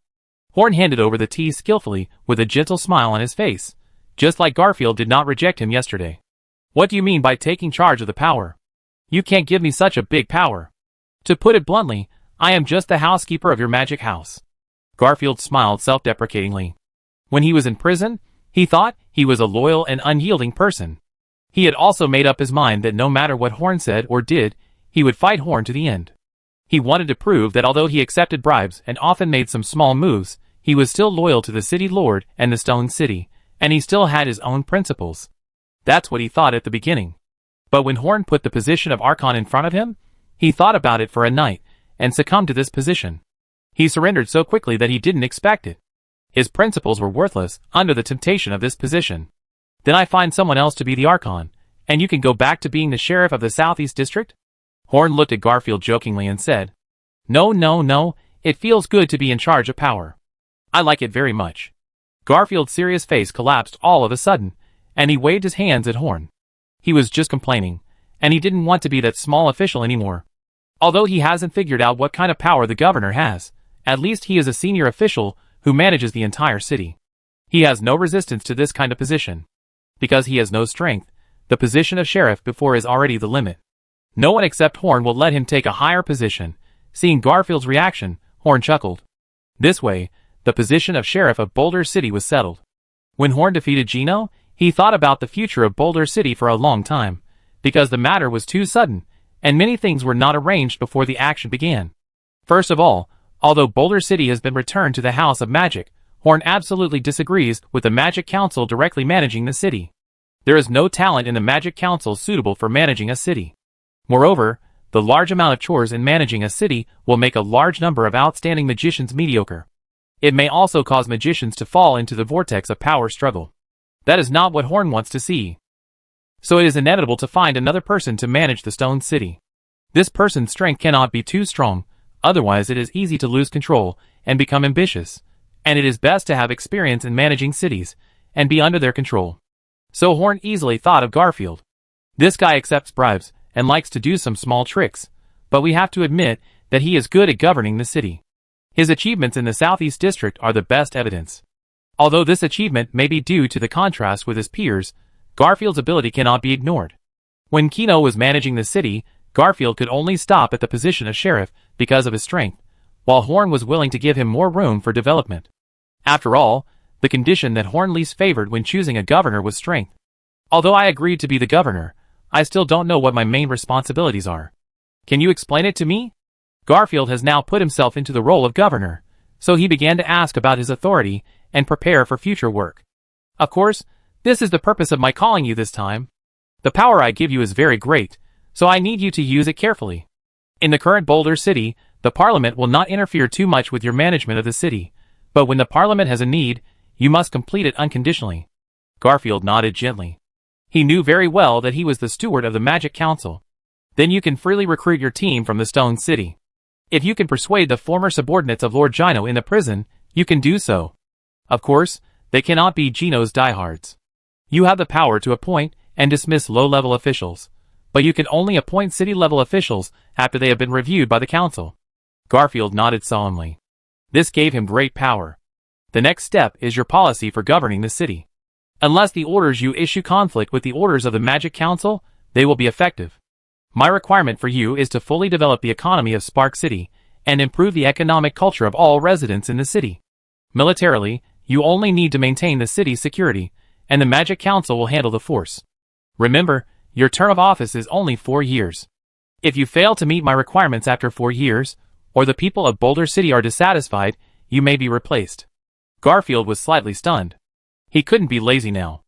After sending Garfield away, Horn worked for another day to meet all the people he should meet. First, the mayors of the 7 surrounding towns. After hearing that the mayor of Genoa was killed, these 7 mayors came to Boulder City to join Horn. The mayor is usually the most respected or powerful person in the whole town, and is generally not appointed by the mayor. The rules of the replacement of the mayor of the God-forsaken land still apply to the town level.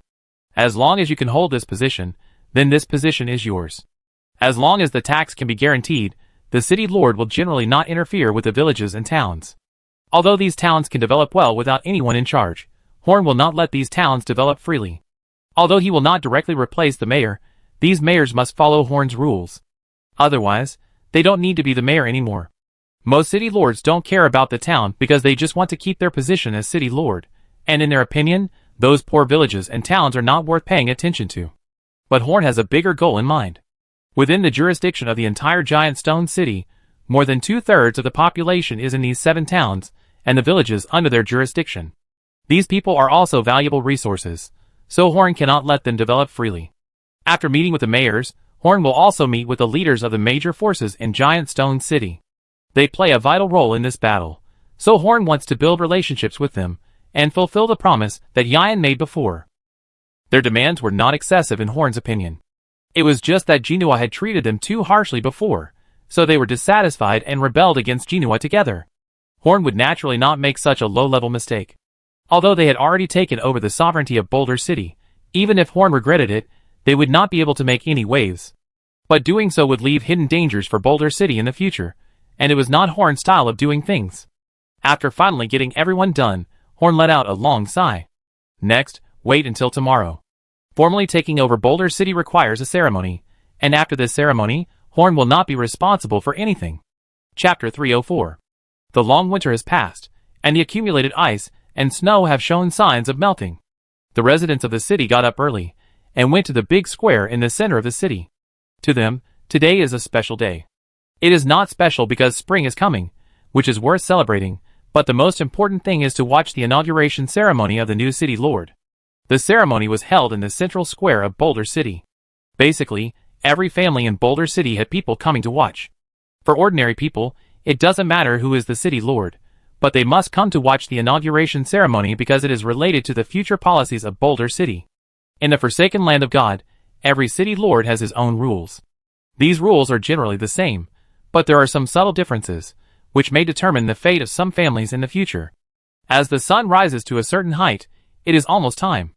The ceremony officially begins. The person presiding over the ceremony is a fat official, who has no other skills but good speaking skills. Most of the activities held by Jinhua were presided over by this official. After the fall of Jinhua, this guy was the first to surrender and become a traitor. He stood under the white circle holding a thick manuscript and began to speak. Under the magic of Mrs. Salin, his voice easily spread to most of the big stone city. Even people who did not come to the square to watch the ceremony could hear his voice. The official first criticized the evil deeds of Jinhua, the lord of Big Stone City, and exaggerated how he oppressed the people of Big Stone City. He was very skillful in speaking. When he talked about some unfounded crimes, he often used some things that everyone knew as evidence. After these words, Jinhua went from being a relatively responsible city lord to a heinous criminal. For a moment, the people of the entire giant stone city began to curse the dead Jinhua. So naturally, the magic family, who defeated Jinhua, became a great hero. Although the facts are somewhat different from this, the dead Jinhua will not jump out of the coffin to refute this official. And even if there are a few rational people who can detect that his words are watery, their voices are extremely weak. After successfully portraying Jinhua as an evil city lord, he began to praise the merits of the magic house, how life in the city had changed since they arrived in the city, and how the city would change after they took over the city. These words made Horn, who was sitting in the back, a little embarrassed, but he did not stop the official. This kind of speech is very necessary. If they were told directly that Jinhua was killed by us, they would all obey the magic house in the future, and those who disobeyed the rule of the magic house would be killed. This statement is consistent with the consistent style of the magic house, but it may cause panic to the residents of Boulder City. And watching others bragging to them from behind, the people seemed to be very cooperative, which made Horn feel good. When this official said something interesting, the people in the audience would generally laugh in a good-natured way. This shows that they don't hate the magic house. After the boring nonsense, they entered the main topic of the ceremony. Horn tidied his clothes and walked to the front. Hello everyone, I'm Horn Memhalin. For most people, this should be the first time you see me. The audience was talking a lot. The owner of the magic house has always been a mysterious figure and rarely appears in front of the public. The last time he appeared in front of the public was when the weapons competition was held, but that time it was mostly warriors who went to watch, and it had nothing to do with ordinary people. From today on, the stone city is under my control. Horn's left eye was exposed, and the dazzling electric current wrapped around Horn, making Horn dazzling. For a moment, no one dared to look directly at Horn. This level of display of strength could not fool the extraordinary, but it was surprisingly effective for ordinary people. Because even if Horn burst out with the power of a strong man, they could not sense it. Only such exaggerated abilities could make them full of confidence in the new leader of Boulder City. From this moment on, the House of Magic will be officially renamed the Magic Council, governing all magicians, and providing shelter and help to all wild witches. I will be the speaker, and the vice speaker is Ian, and the counselors are Enoch and Ivan. Celio. As Horn spoke, the elders of the House of Magic came out one by one. Led by the wild witches in the audience, the applause was thunderous. The name of the Magic Council had nothing to do with them, and they could not tell the big difference between the House of Magic changing its name to the Magic Council. It was enough for them to applaud. The Magic Council does not directly manage the Stone City. The Stone City is usually managed by the Archon. The Archon is directly responsible to me and has all the obligations and powers of Kino before, but these powers will not serve him, but will be used for you, for the prosperity of this city in the future. The crowd continued to applaud, but they were somewhat dissatisfied in their hearts. Every city lord said that they would make the city better, but which one didn't just enrich himself in the end? You don't have to worry about the governor just enjoying power, but not doing anything. In addition to being restricted by our Magic Council, he is also supervised by you. The audience was noisy. Officials were supervised by ordinary people.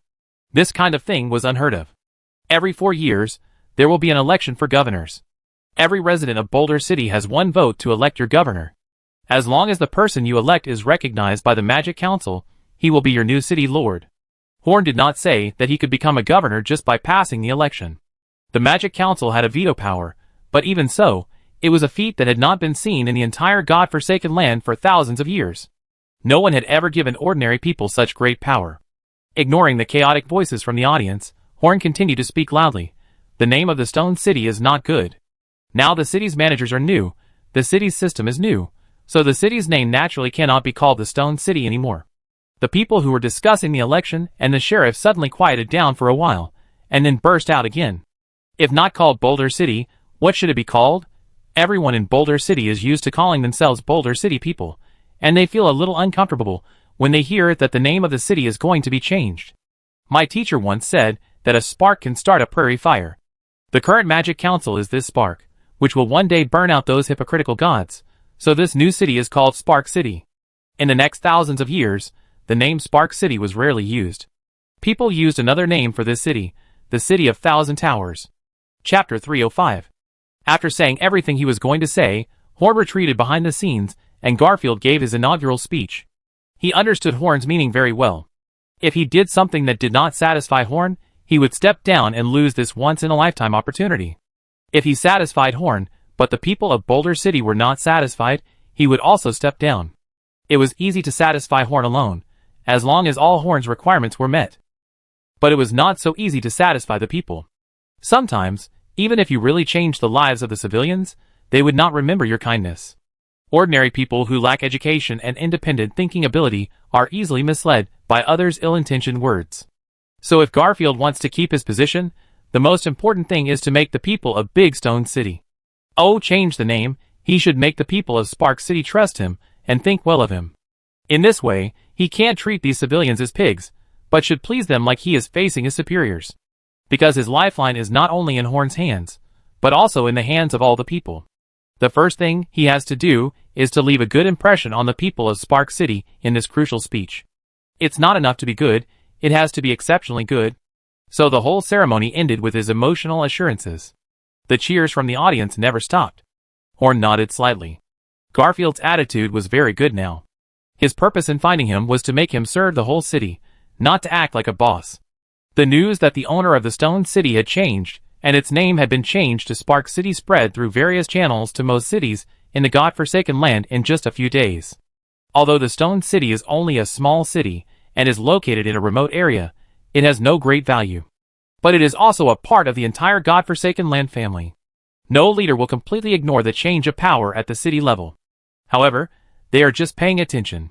Even if they have any ideas, they can't take action against the Stone City. In this era, distance is a big limitation. The only cities that are really closely related to the Spark City are the nearby cities. There are 3 cities around the Stone City, namely Bigma City in the south, Unta City in the west, and Moonlight Castle in the north. These 3 cities are the only ones paying close attention to the change of ownership of the Stone City. Moonlight Castle, a young man with long, smooth silver hair sat lazily on a chair, drinking sweet hot milk tea slowly. It was a very casual action, but it looked very elegant on him.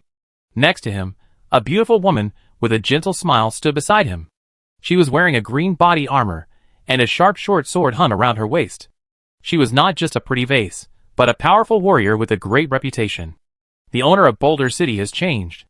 Is the Lord a spellcaster? The young man asked casually, playing with the cup in his hand. Yes, your highness, and according to the news from your hometown, they seem to have reached some agreement with the elves. TSK, can humans reach an agreement with the elves? This is a rare thing. Go and take a look. If you can help, help. If you are lucky, you could even win the favor of my cruel father. Yes, your highness. The woman in green bowed and retreated. The young man gently lifted his hair, and a pair of slightly pointed ears could be vaguely seen. In the southern Bigma city, in the castle where the mayor lived, a huge voice echoed throughout the castle. What? That little jerk Kino was killed? I was thinking of finding a chance to beat him up myself. He was so arrogant that I couldn't stand it any longer. A woman who looked at least 400 pounds was chewing a juicy lamb chop while shouting loudly. This woman was at least 2 meters tall and almost 1 meter wide. There was no fat on her body, only gnarled muscles. If she wasn't wearing pink armor, delicate makeup, and the big lump on her chest, you wouldn't know she was a woman. She was the mayor of Bigma City, and also a hybrid of human and barbarian. Everyone here is used to the woman's screams, and they don't have any special reaction to the loud noise that can scare children. Master Bigma, the one who killed Gino, was a spellcaster named Horn. I should have seen this spellcaster when I was exploring the ruins with the Akuan family. The person who spoke was a man with a giant dragon head. He looked at Bigma with gentle love in his eyes. He was the dragon blood sorcerer Landoya. Really? How does that guy look like? Is he handsome? Is he married? If he is not married, I can consider marrying him. Bigma did not ask about Horn's strength, but asked Landoya about Horn's appearance. Landoya thought about it first. Horn's appearance was indeed much more handsome than his, and he also had the mysterious temperament of a spellcaster. He is not married, but he is blind. If one eye has a problem, he should be considered blind. Landoya added in his heart. Blind man, that's a pity. Sigma was a little disappointed, otherwise she would have considered seeking marriage with Horn. You can marry me, Landoya shouted in her heart, but said nothing. When he was still very weak, it was Bigma who saved him, and Bigma was the only woman who never despised his dragon-like face. Just because of this, Landoya was willing to sacrifice her life for Bigma. Landoya, take people to see there. If that Horn is not as strong as you, when you come back, we will go to rob him together.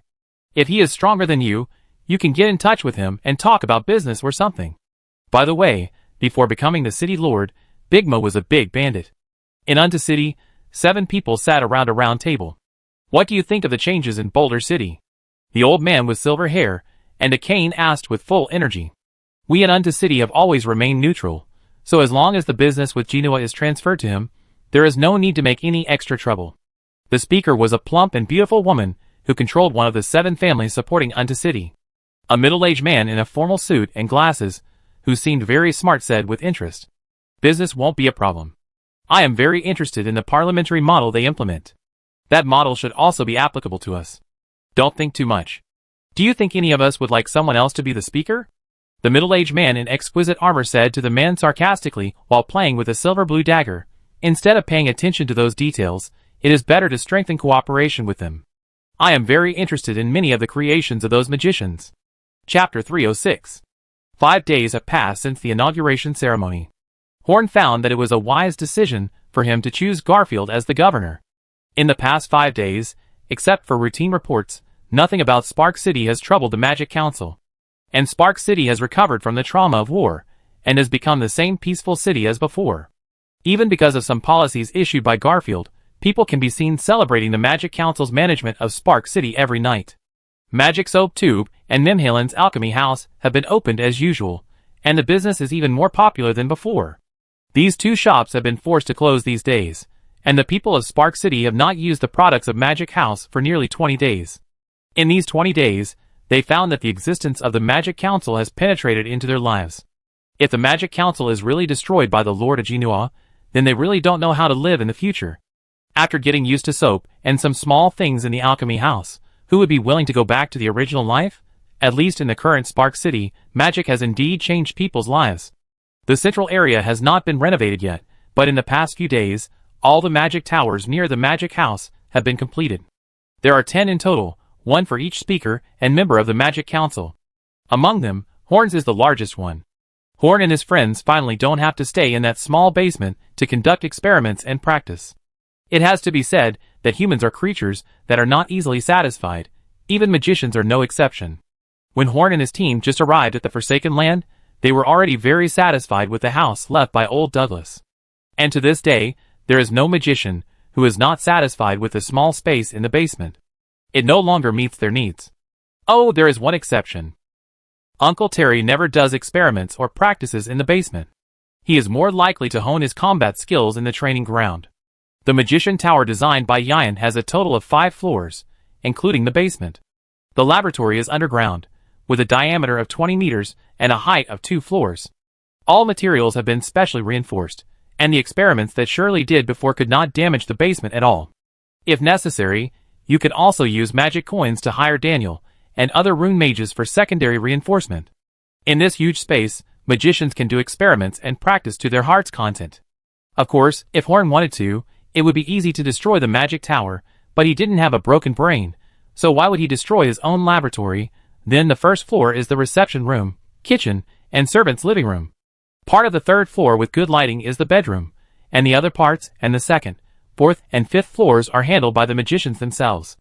Because the experiments to be done by each magician are different from their daily living habits, Yayan did not take on the responsibility of arranging all the places. The magicians moved into the magic tower, which made Butler Alpha feel a little disappointed, because the originally lively magic house suddenly became empty. The masters all moved into the cold stone towers, and only the servants were left in this warm house. But soon, Butler Alfred's mood improved again, because Yayan hired another group of servants, and arranged a servant and maid in each wizard tower. This greatly increased the number of people under Butler Alfred's management. At the same time, these servants also saved the counselors from spending time on trivial matters. These are all minor details. After a brief familiarity with this wizard tower, Horn began to practice. All external conditions are for making oneself stronger, and Horn will not put the cart before the horse. Although Horn can now be regarded as a 6th-level extraordinary person, as a 5th-ring magician, Horn still has many deficiencies to make up, because this can make him stronger in a short period of time. First of all, Horn must start to fill his magic quantity, that is, he must develop some new magic suitable for his own use. Before, his spells mainly relied on the magic given to him by old Douglas. Fire magic was okay, but lightning magic only reached the 4th ring. This means that Horn needs to develop at least a 5th ring lightning magic. And Horn didn't feel anything before the 4th ring, but after the 5th ring, Horn felt that his previous methods were a bit single. How can one level only have one magic? Horn can clearly feel that he can learn at least dozens of low-level magic. Every time he advances, the sea of consciousness is expanding, but the number of Horn's magic has not increased much. Now Horn's magic only occupies a small part of his current sea of consciousness. Waste is shameful, so Horn needs to find more practical magic for himself. At the same time, Horn needs to strengthen the magic array of Thunder Walk and Magic Shield to a level suitable for his current use. Thunder Walk is still passable, but Magic Shield is obviously not suitable. It is a joke to let Horn fight with a shield that can only resist level 4 attacks. When facing Jinua's terrifying sword, Horn held up 2 layers of shields, but it did not hinder him at all. So this magic needs to be upgraded. Finally, Horn has another idea. He wants to create a magic that can be used for flying. The flying ability that every level 5 superhuman can master is really useless. When flying at full speed, it is as fast as running without using the Thunder Walk. And Horn himself is just a level 2 warrior without using the Thunder Walk. What is the use of this flying skill? Even the level 6 Gino only ran when escaping, not flew, which shows the uselessness of this flying ability. After writing down all the things to be done on a piece of paper, Horn was overwhelmed after reading it carefully. How can there be so many things to do? I still have many important experiments to do. After complaining twice, Horn began to act. He knew that even if he complained all day, those magics would not develop themselves. So he took action and started with the development of the 5-ring lightning magic. Shirley also liked her new magic tower very much. It looked quite sturdy, and should be able to withstand some of her powerful experiments. She directed the servants to move things one by one from her shabby shack to the new wizard tower. Among all the wizards, she had the most things. Suddenly her eyes fixed. During the transportation, a box fell to the ground and accidentally broke open, revealing a pile of colorful stones. These stones were brought back by Horn when he went to the ruins. At that time, she studied them for a while, but didn't find any results, so she didn't care about them anymore. But when she moved again, she accidentally saw these stones, and found that these stones were different from before. Chapter 307. For Horn, developing 5-ring lightning magic is not difficult, but how to develop powerful and practical magic is difficult. Horn can also simply strengthen the magic circle, and create a magic circle that is only more powerful than before, but has no changes in the core. But in that case, it can only be regarded as a 5-ring fireball, which is meaningless to Horn. What he wants is a powerful 5-ring lightning magic that can rival blazing flame. Simply discharging electricity is obviously not enough to satisfy Horn. When Shirley rushed into Horn's magic tower excitedly and stretched her finger towards the door of the underground laboratory, a huge current surged into her body. Her soft long hair instantly turned into a hairball with a diameter of nearly half a meter. Quite funny. The door opened automatically, and Shirley saw the scene inside the door. Horn stood in the empty basement. The whole basement was full of shining arcs. The black robe fluttered without wind, and 5 dazzling spherical lightnings floated around him. The 5 lightning balls were linked by arcs, making Horn, who was standing in the middle, feel like he was trapped. Seeing Shirley coming in, Horn waved his hand and dispersed the lightning in the whole room. "What's wrong with your hair?" Shirley's cotton candy-like head was so eye-catching that Horn couldn't take his eyes away. "Don't worry about that. Are you developing new magic?" Shirley's face didn't change much, but her eyes lit up. Horn was now the highest level magician they knew, so naturally every progress of Horn had great reference value for them. "Indeed, but I have no clue. The magic I can think of is too mediocre." Horn cleaned up the table and invited Shirley to sit down. "I saw that the magic just now seemed very powerful. Is that not possible? That one? It just looks good. As long as one of them has explosive power, the other 5 will also have explosive power. Although the power of the 5 lightning balls exploding together can barely meet my needs, there is one fatal point." "What's so terrible?" "That's because these 5 lightning balls will only gather around me, which means that I will be the first target of attack once the power explodes." This? Cheryl didn't know what to say. Horn was very distressed by the bottleneck encountered at the very beginning of a long series of spell development plans. "I have some experience in developing new magic. I wonder if you need it," Shirley said expressionlessly when she saw Horn's gloomy face. Yes, I'm worried about having no ideas." Although Shirley's strength is not as strong as his, there are some things that do not necessarily have an advantage because of strength. Maybe Shirley can help him figure out something that he can't figure out. "You know my innate magic is cold current magic. This magic is still powerful when used for a long time, but it is not as powerful as other magic in a short time." Horn nodded gently. He knew that Shirley's magic was a bit useless. "And the only other elemental magic I can learn is water magic, which is not as lethal as my own cold current magic." "Then how did you solve it?" Horn looked at Shirley eagerly, wanting to get an answer. "Since both magics are of no great use, and I can't learn other magics, why don't I combine these 2 magics?" Shirley stretched out her palm, and magic surged in her palm. A thick ice cone instantly appeared in her hand, emitting amazing coldness. "This is the ice cone. I combine the water stream and cold stream magics." Looking at Shirley's ice cone, Horn smiled bitterly. This is a good idea, but he has already used it. What he is thinking about now is the application of single lightning magic, not mixed magic. "In fact, I have already dabbled in mixed spells. The reason why I can compete with the 6th level warrior as a 5th ring magician is because of mixed magic. After casting the fire magic, I merge the power of lightning into it, which is my current means of attack." Horn also stretched out his hand, and a small lightning fireball appeared in front of Shirley. "I am now considering a single lightning magic, so your idea is indeed not helpful, but the prospects of ice magic are very good. I am optimistic about you." Shirley nodded thoughtfully, and then said to Horn, "Why do you have to release the fire magic before wrapping the lightning? Can't you just combine the magic arrays of the 2 together?" "The magic arrays are fused together and released." Horn suddenly got an idea. Why didn't he think of this before? It is definitely not feasible to merge the magic array of lightning and fire. It is Edward's ability that makes lightning and fire merge with each other, not that the magic of these 2 attributes has a good compatibility. Forcing these 2 magics to merge will only result in an explosion. Even if Horn really finds a balance between lightning and fire through long research and creates a magic array with both lightning and fire attributes, it will only be an ordinary magic. At most, it is stronger than pure lightning and fire, but it cannot reach the explosive improvement of one level directly produced by Edward's ability. But just because lightning and fire cannot merge with each other doesn't mean that other magic and lightning can't coexist. By learning from other low-level magic circles, Horn will definitely be able to create a 5-ring magic that satisfies him. Shirley, you really woke me up. My new magic has been found. Horn was so excited that he almost jumped up, and he was so happy that he didn't know what he was thinking. Researchers are like this. When they get new results, the huge sense of accomplishment is enough to make anyone dance with joy. Shirley's mouth curled up slightly, which was a very happy expression for her. After all, Horn's progress was of great benefit to the entire Magic Council. After the excitement passed, Horn began to ask Shirley why she came. Okay, now my problem is solved. Tell me what you are doing here. With your personality, you won't waste your experimental time to find me if you have nothing to do. Horn already knew Shirley's personality very well. If she said she was here to cause trouble for him, Horn would believe it. But if she came to solve his doubts, Horn would not believe it at all. This is really good news. Do you remember the things you brought back from the ruins? Remember, didn't you find any effect of those things? Shirley took out a bag of colorful stones and put them on Horn's desk and said, Now I have found one.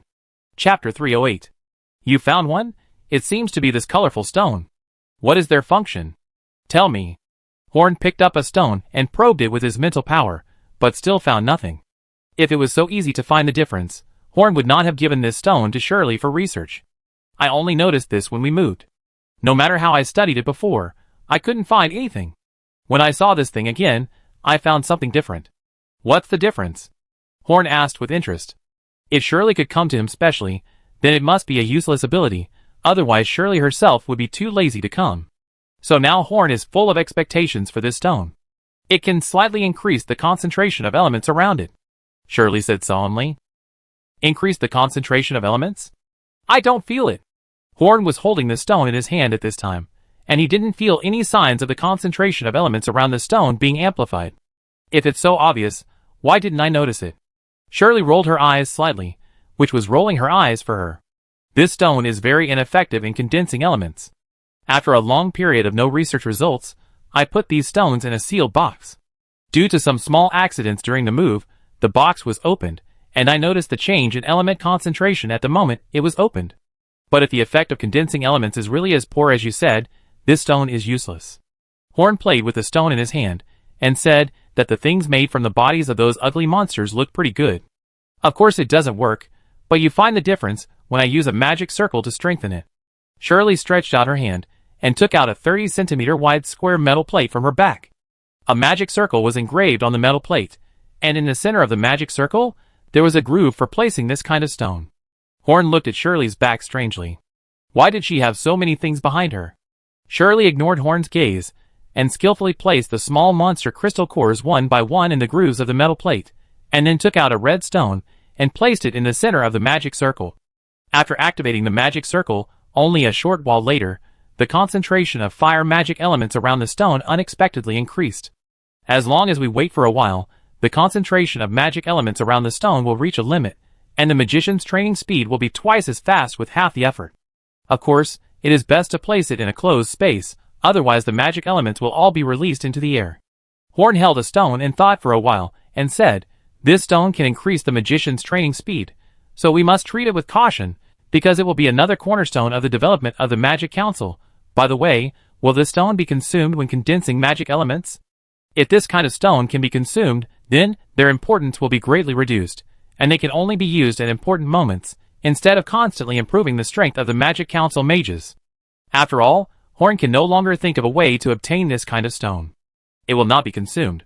The magic elements are not emitted from this stone, but are attracted from the air by this stone. The stone is just a medium. Shirley said without thinking that she had done this kind of investigation before coming to Horn. TSK, this is really amazing. How about this? Give one stone with matching properties to each member of the Magic Council, and keep half of the rest as spare, and use the rest to build several large magic training rooms. After listening to this, Shirley left a red fire stone and a blue-purple lightning stone at Horn and prepared to leave. She didn't have enough time, and couldn't stay in Horn for too long. Wait, take these 2 stones, I don't need them. Horn called Shirley, who had already jogged to the door. You don't have to do anything. It's most meaningful for you to become stronger in the Magic Council. You don't have to be humble in this matter. Shirley frowned slightly. Humble. I'm not humble, I just don't need them. Horn shook his head gently, stretched out his hand and clenched it. Magic power gathered in Horn's hand, and then the fire magic elements in the air instantly became dense, filling the entire basement in a short time. The rich fire element made Shirley's mouth dry, and the feeling was relieved after a burst of cold air emanated from her body. See, I can increase the concentration of elements with just a wave of my hand. This thing is more useful to you. Shirley looked at Horn in shock and said, How did you do it? With Horn's ability, what use is there for this stone? He just waved his hand and far exceeded the limit of what this stone could gather. This is a skill you will naturally acquire after becoming a 5th ring magician.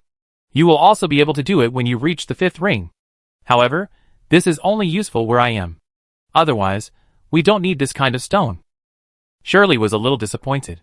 She felt that the stone she studied was discounted by Horn. This stone will make the Magic Council more powerful. We should give it a name. Let's call it the Elemental Stone. After that, Shirley took all the elemental stones to find Yan. The specific operation was still done by Yan. After all, the speaker was a hands-off boss, so the deputy speaker had to work hard. Before the effect of the elemental stone was revealed, a special visitor came to the Magic Council. Hello, I am a warrior of the Neo family. My family leader has a message to tell the honorable speaker. A young warrior wearing the standard armor of the Neo family said respectfully at the door of the Magic Council.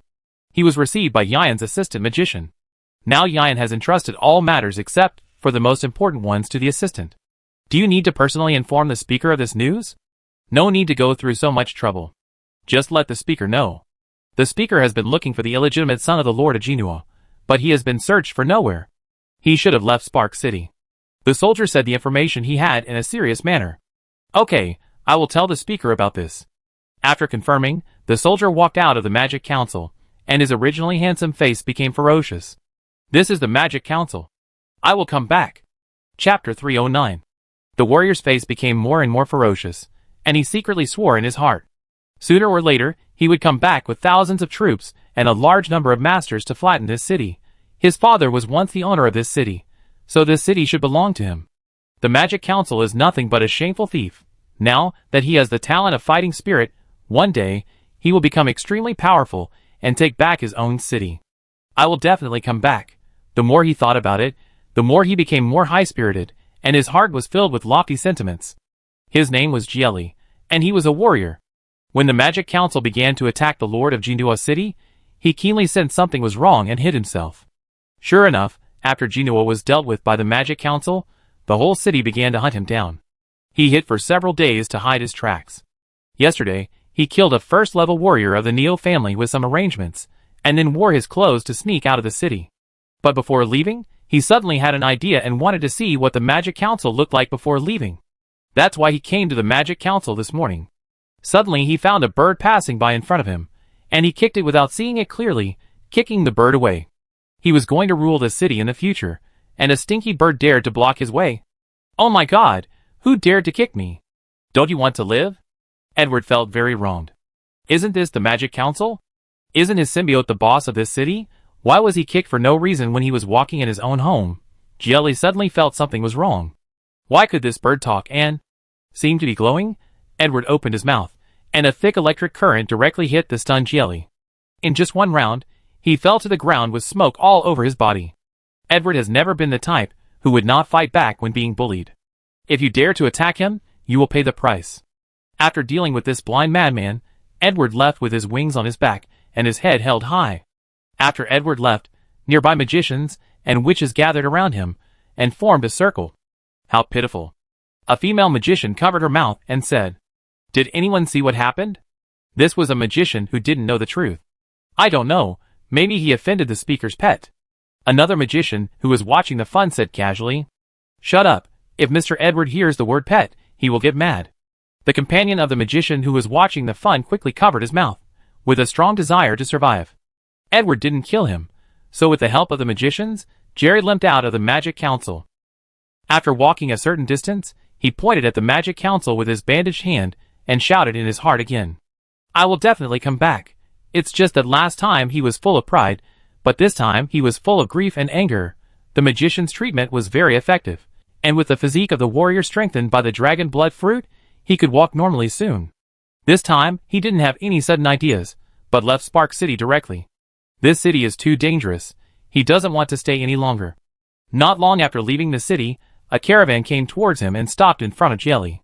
A noble boy in black long clothes lifted the curtain of the carriage and said to Jelly in a friendly manner, "Brother, you are from Xingho City. Can you tell us about the situation in Xingho City? Don't worry, we won't ask about any prohibited issues, and I will give you enough compensation." Jelly glanced at the caravan with a bad face, and didn't find any masters. It should be a caravan of ordinary people. He was already upset because Kino was killed, and then he was bullied by a bird, and now he was extremely angry.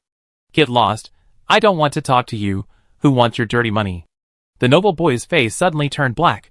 What's wrong with this guy? Are all the people in Xingho City so arrogant? "I'm Art."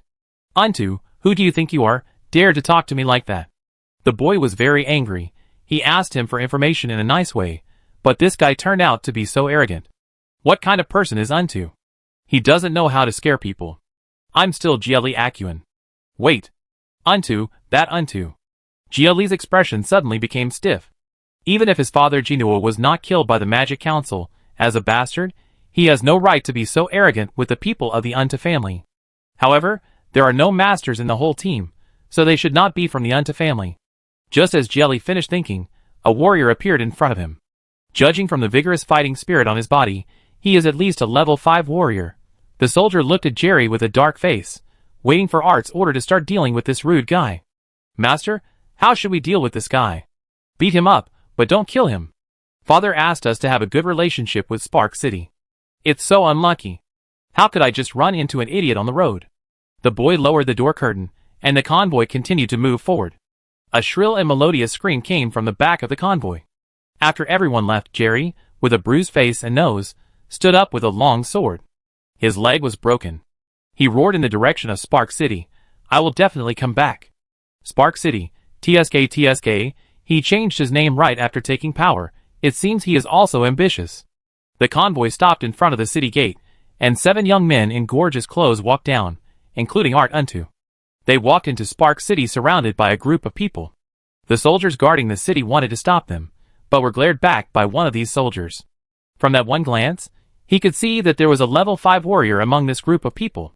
Yo, Unta City is really impressive. If you don't know, you might think you are from the Akuan family. A sarcastic voice came from behind the people in Unta City. Everyone looked behind them, and saw a green-haired young man holding a thin long knife, and speaking sarcastically to them. In front of the green-haired young man was a guy with a dragon head and a human body. "Landoya, take care of your people." The level 5 warrior looked at Landoya with some fear. Landoya, the dragon blood sorcerer, was the real first caster in the vicinity before Horn appeared. No, maybe he is not even a spellcaster. The highly atavistic bloodline certainly makes him look like a monster, but it also makes him have a fighting power far beyond the same level of extraordinary people. The two groups of people confronted each other for a long time, and neither of them was willing to admit defeat and lose face. "If you don't want to go in, get out of the way." A group of people chattering like men are not like men. A woman in green came from behind. Facing her ridicule, no one in the two cities dared to speak. Because this woman is a level 6 master. Chapter 310. Not only is the woman herself a level 6 expert, the dozen or so figures in white behind her are at least level 3 experts. Landoya reached out to stop the eager young warrior behind him. If he challenged the people in Unta City, Landoya could protect him. After all, the strongest of the people in Unta City could not beat him. But Landoya had no way to provoke the woman in front of him. After all, this woman was an expert, who was no less than the lord of a city. And the Moonlight Castle where this woman was located had always been a mysterious city, with a large number of half-elves living in this city.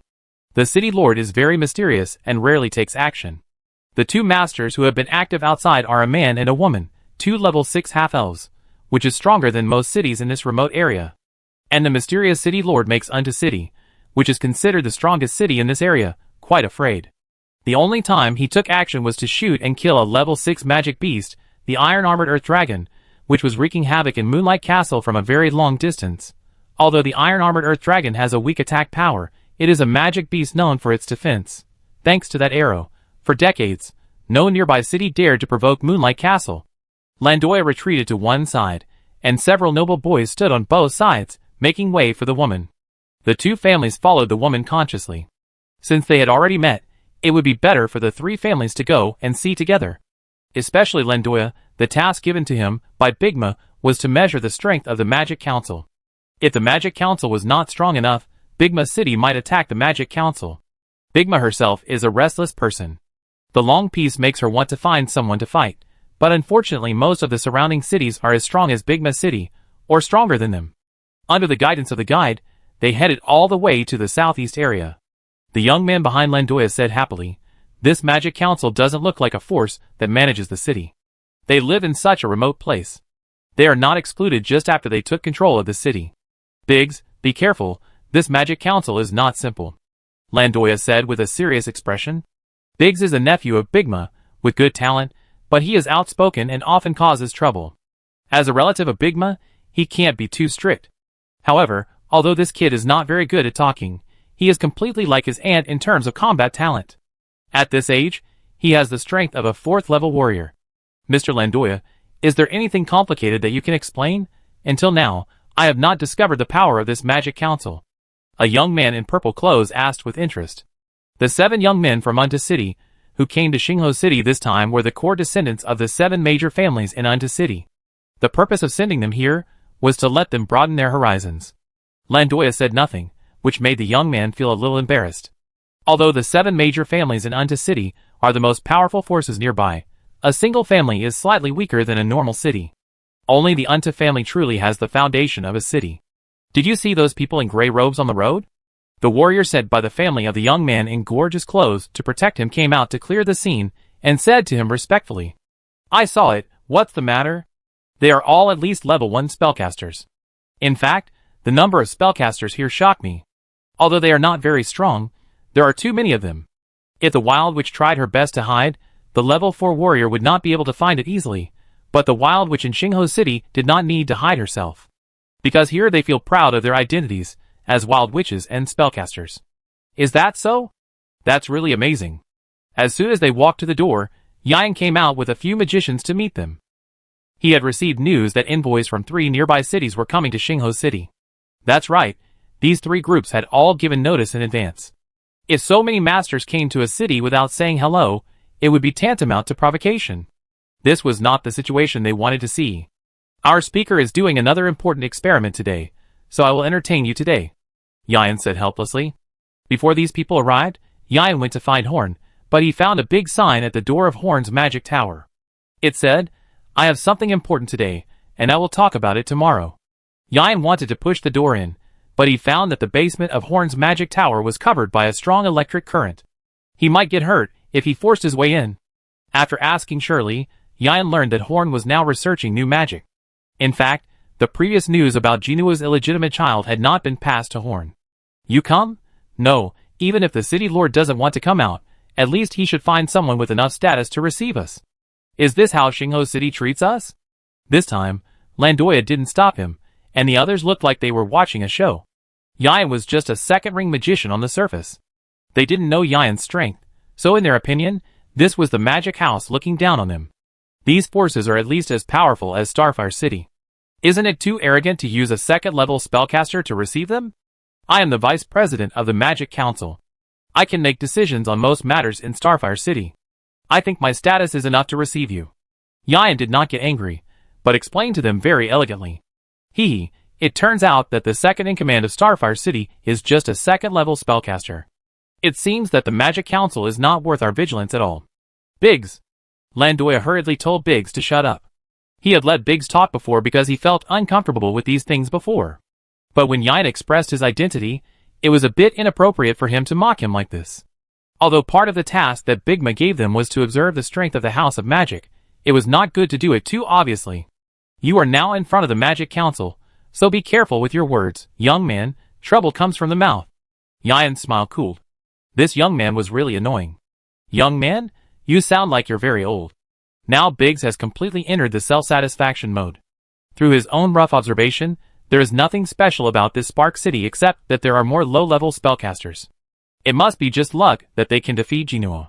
If that's the case, they may bring a large group of people to bully Spark City in the future. What else is he afraid of? Mr. Lendoya, is this the attitude of you in Bigma City? Yan said with narrowed eyes. From his perception, he found that among the three groups, the woman from Moonlight City always looked arrogant, but they were the only ones who came with good intentions. The attitudes of the 7 young men in fancy clothes were a bit ambiguous, and they seemed to be here for speculation. And the people in Bigma City were purely malicious, and they came to Spark City with no good intentions this time. No, the kid is a bit sly, please forgive me. Landoya showed a fierce look to Biggs, and then said to Yan, like a good gentleman, "You will suffer if you always talk like this. For the sake of this kid, I will teach him a lesson for you." Yan laughed evilly, and his purple pupils seemed to become brighter. Chapter 3:11. As soon as this sentence was said, everyone suddenly realized that Yan was not simple. If he was just a second-level spellcaster, how could he have the confidence to teach a fourth-level warrior a lesson? Don't bother with that. Landoya stood in front of Biggs and looked at Yan with some caution. He was not sure whether Yan was bluffing or really capable. But his instinct from the dragon told him that the man in front of him was a little dangerous. Is that so? That's a pity. I take you to find a place to rest. Now Spark City is in ruins, and there is nothing to play. Please don't mind.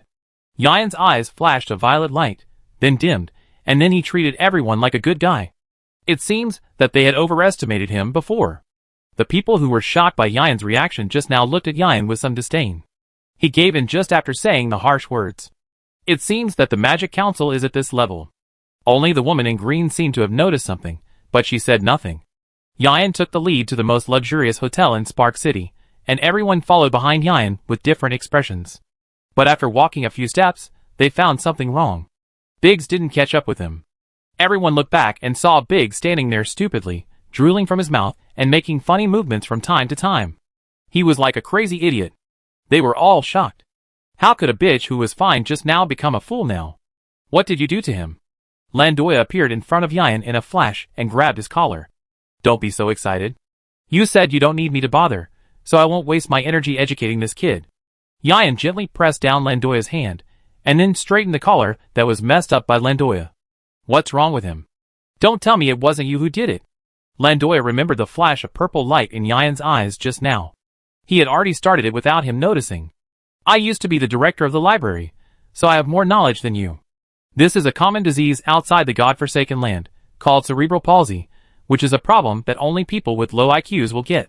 Anyone with a normal IQ knows that brain-dead paralysis is all Yan's nonsense. In addition, Yan's chilling smile is enough to let people know that it was him who did it. He is ignorant. I apologize for him here. What do you want to do to let him go?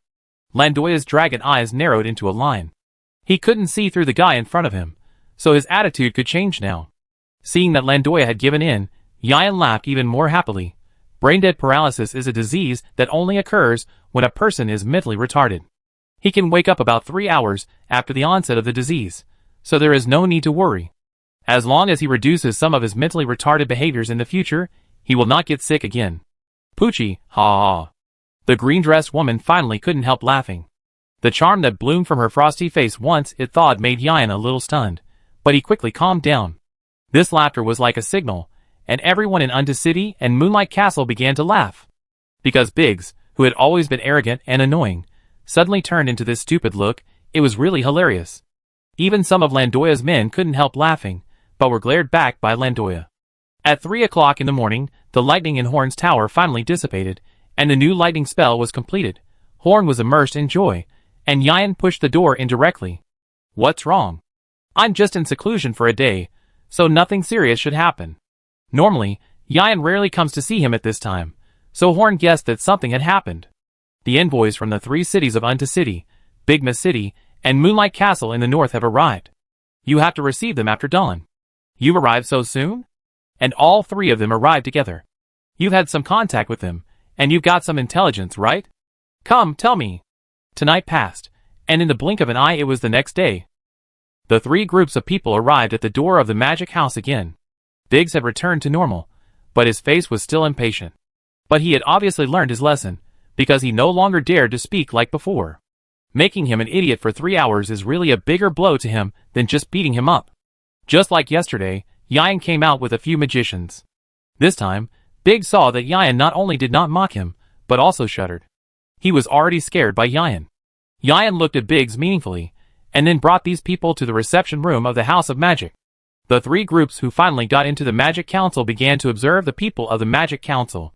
After all, there was nothing else to observe.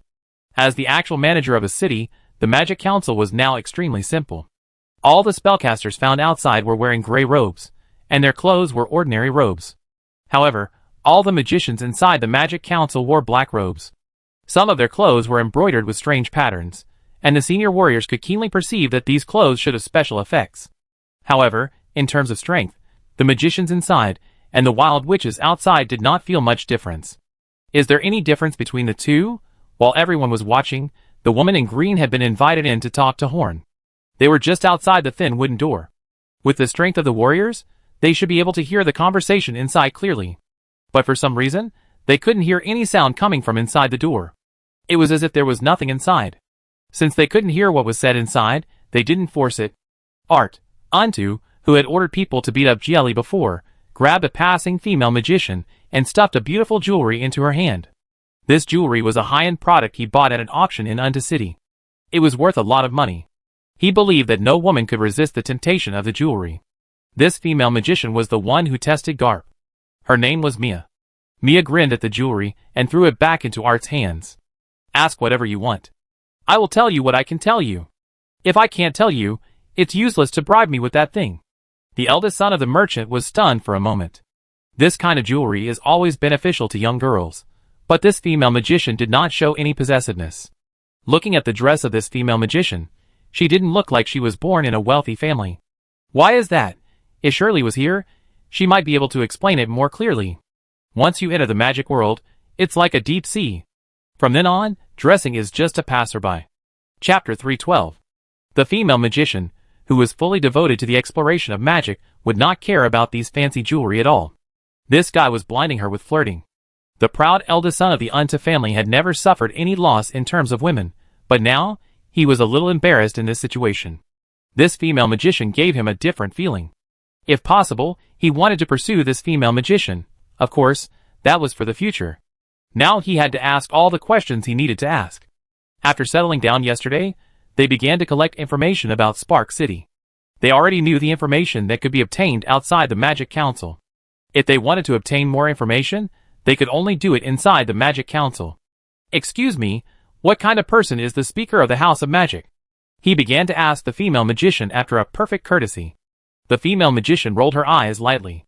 If you want to ask questions, just ask them. Why do you have to do these tricks? Our speaker is very powerful, handsome, and scary. The female wizard's eyes curved into crescents, revealing a crazy look, which made Art feel uncomfortable. Can you be more specific, like what you hate, etc.? Art needs to collect more information to add some bargaining chips for the negotiations later. To build a good relationship with Horn, of course, he needs to know Horn's interests and hobbies.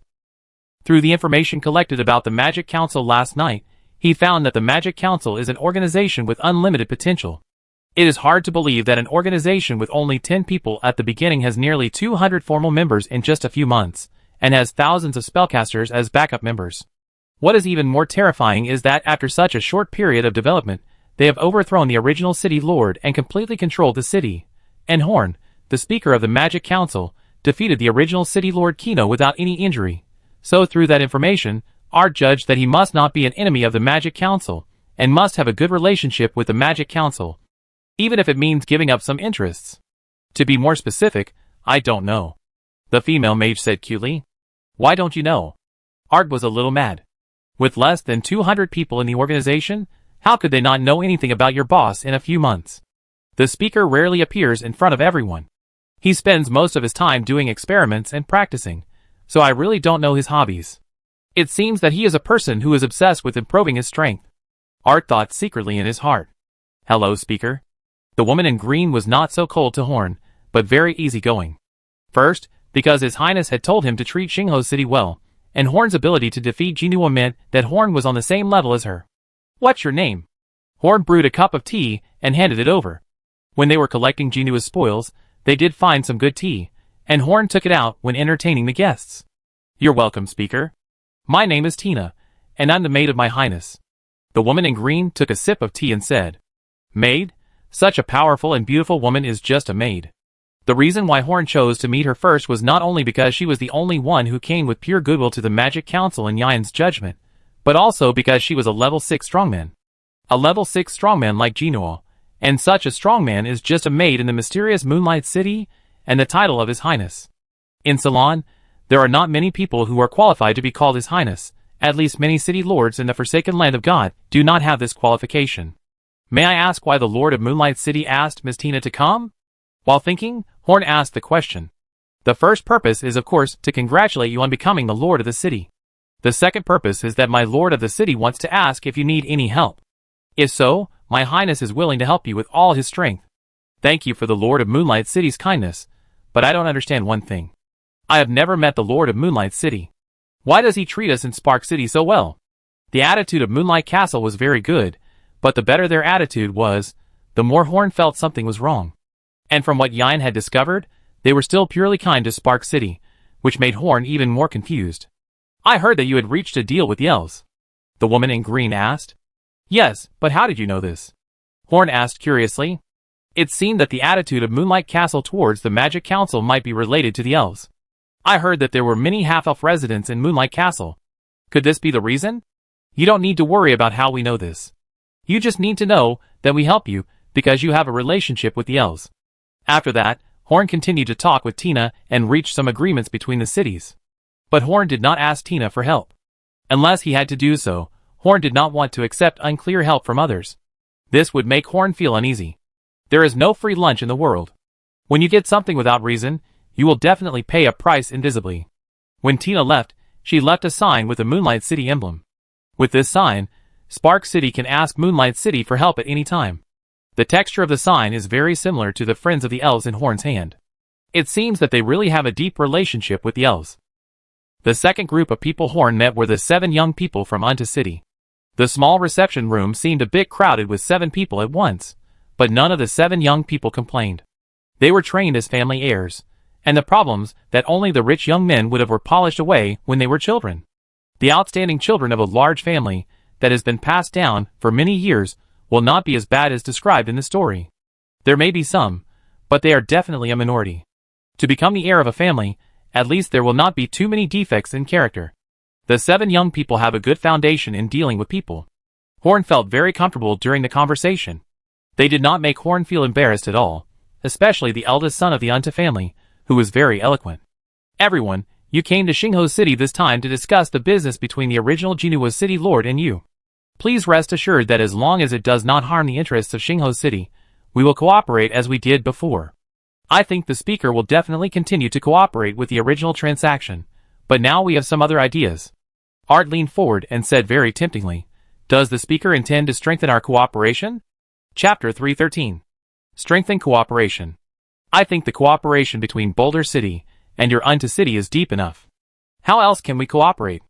The cooperation with Unta City has penetrated into every aspect of the city. If we continue to deepen it, I am afraid that the 2 major chambers of commerce in Spark City will not have room for development. The whole city may become someone else's. You misunderstood. We don't want to cooperate with Spark City, but with your Magic Council, said a young man next to Art.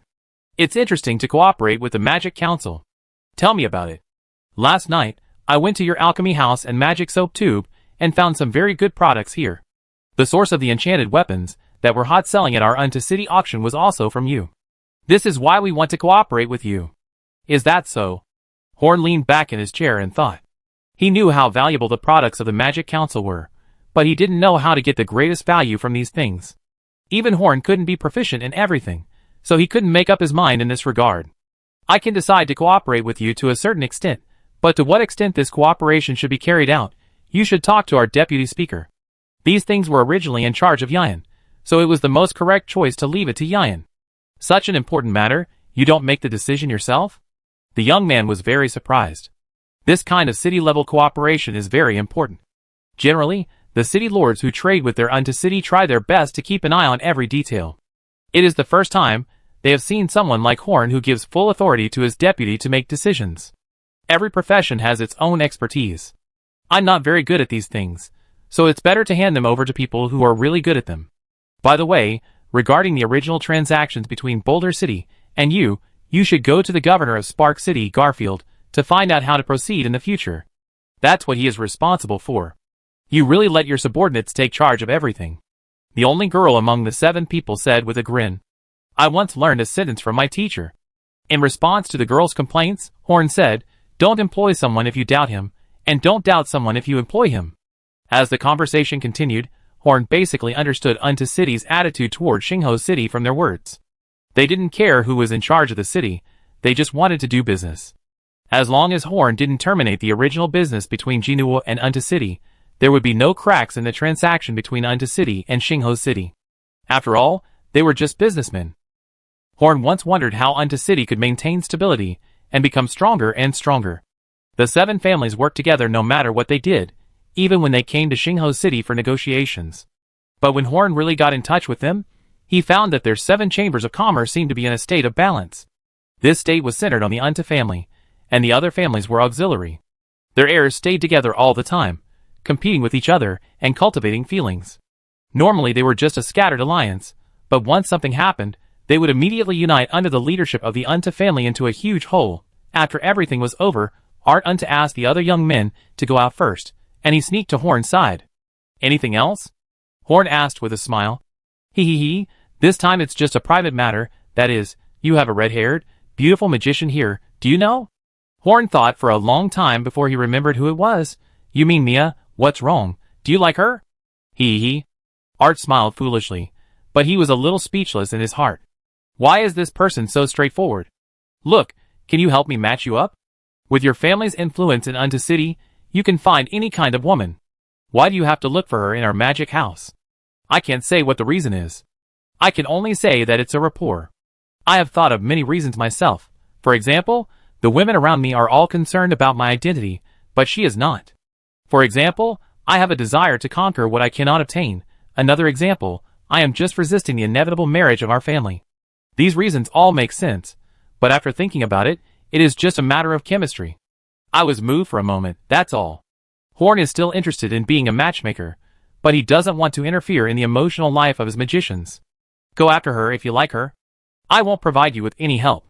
It is her freedom to choose you or not. I won't interfere. But I have to make one thing clear in advance. If you use any despicable means, I will not let you go. Art's expression became more awkward. Don't worry, the situation you think will never happen. I'm not a bad person. Chatting with this person really.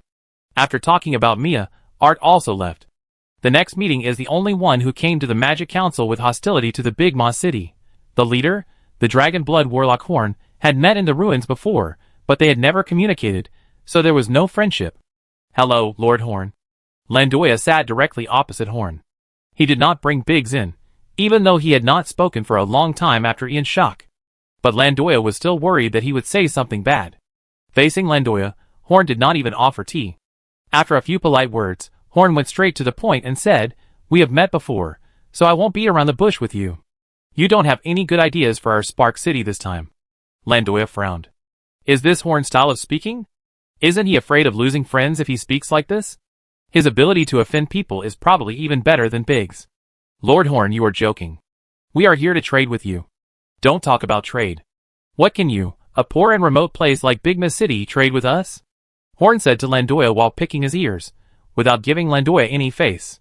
If necessary, Horn could naturally argue with Landoya slowly, but now Horn's identity no longer needs to be faked with a person who has an ulterior motive and has investigated his purpose clearly. After knowing that they were plotting against Xingho City, Yan and Enoch investigated them overnight. It can be said that their purpose was clearly known to Horn. Bang!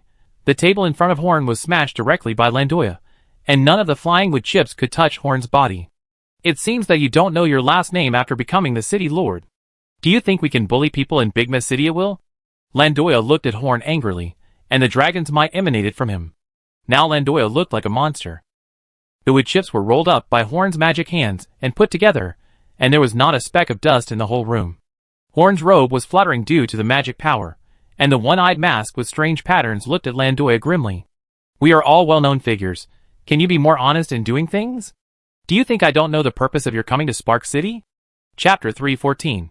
We are here to congratulate you on defeating Jino. Speaker Horn, do you really think you can do whatever you want just because you are in charge of this city?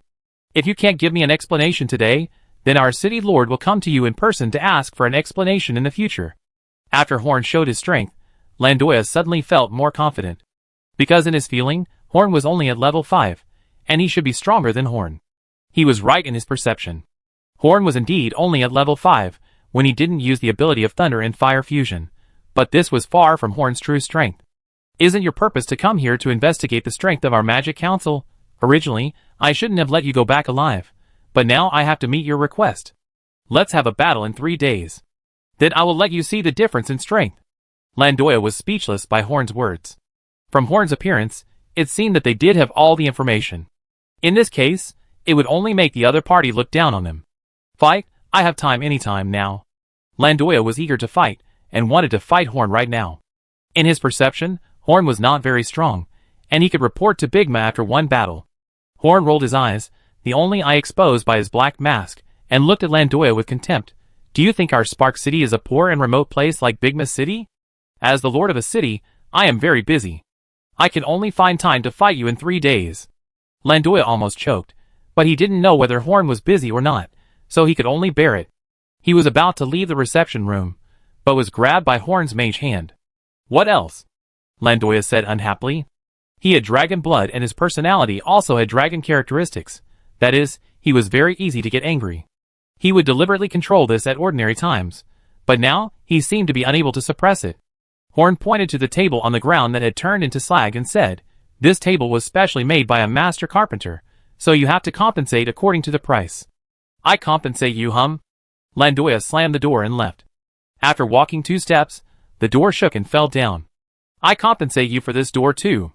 Landoya shuddered halfway and left angrily. 3 days later, it turned out to be the largest training ground in Xingho City. If you want to fight in Xingho City, ordinary venues will not work. Only this training ground can meet the requirements. The battle between the strong will cause great damage to the city, so you must find a good venue. The people from Unta City and Moonlight Castle did not leave either. They had all heard that Landoya from Bigma City was going to fight the speaker of the Magic Council, so they all stayed to watch. This was a good opportunity to see how powerful the speaker of the Magic Council was. Whether he could defeat the 6th level warrior Gino without any injury, as the legend said. Landoya arrived early, and walked to the center of the training ground, with an expressionless face, and sat cross-legged. He wanted to find the best fighting state before Horn arrived. Although in his perception, Horn was not very strong, after all Gino, the lord of Giant Stone City, was defeated by Horn, so he had to be extremely vigilant. There were no ordinary people watching on the parade grounds, only magicians from the Magic Council, the remaining warriors from Spark City, and the messengers from the 3 cities. The fight between the 2 of them would definitely cause great damage. If there were a crowd of people outside, accidental injuries would be inevitable. When the time was about to expire, Horn finally arrived slowly. The reason why Horn arrived so late was not to show off his pomp, but because he was really in a very tight schedule. He agreed to this battle in order to show his strength to the 3 cities, so that they would not pay attention to Spark City, and give Spark City enough time to develop. Landoya is only a level 5 dragon blood sorcerer. Although he is stronger than ordinary level 5 masters, Horn is not incapable of dealing with him. But Horn could only rely on the fusion of thunder and fire to win easily before, which would most likely kill Landoya. Landoya has a high status in Bigma City. If he is really killed, a war is likely to break out. So Horn spent 3 days preparing for today's battle. As for the busy official duties in Spark City, it was just an excuse to fool Landoya. There are indeed many things to do in Spark City, but he has assigned them all. Unlike when he faced Genoa, this time Horn was really fully prepared to face Landoya. "Your Excellency, the speaker is really arrogant, making so many people wait for so long," Landoya said with a hint of sarcasm. "Let's not talk about bickering. I squeezed out time to fight you, so let's get started." There was no referee for the fight between the 2. When Horn said start, Landoya jumped up.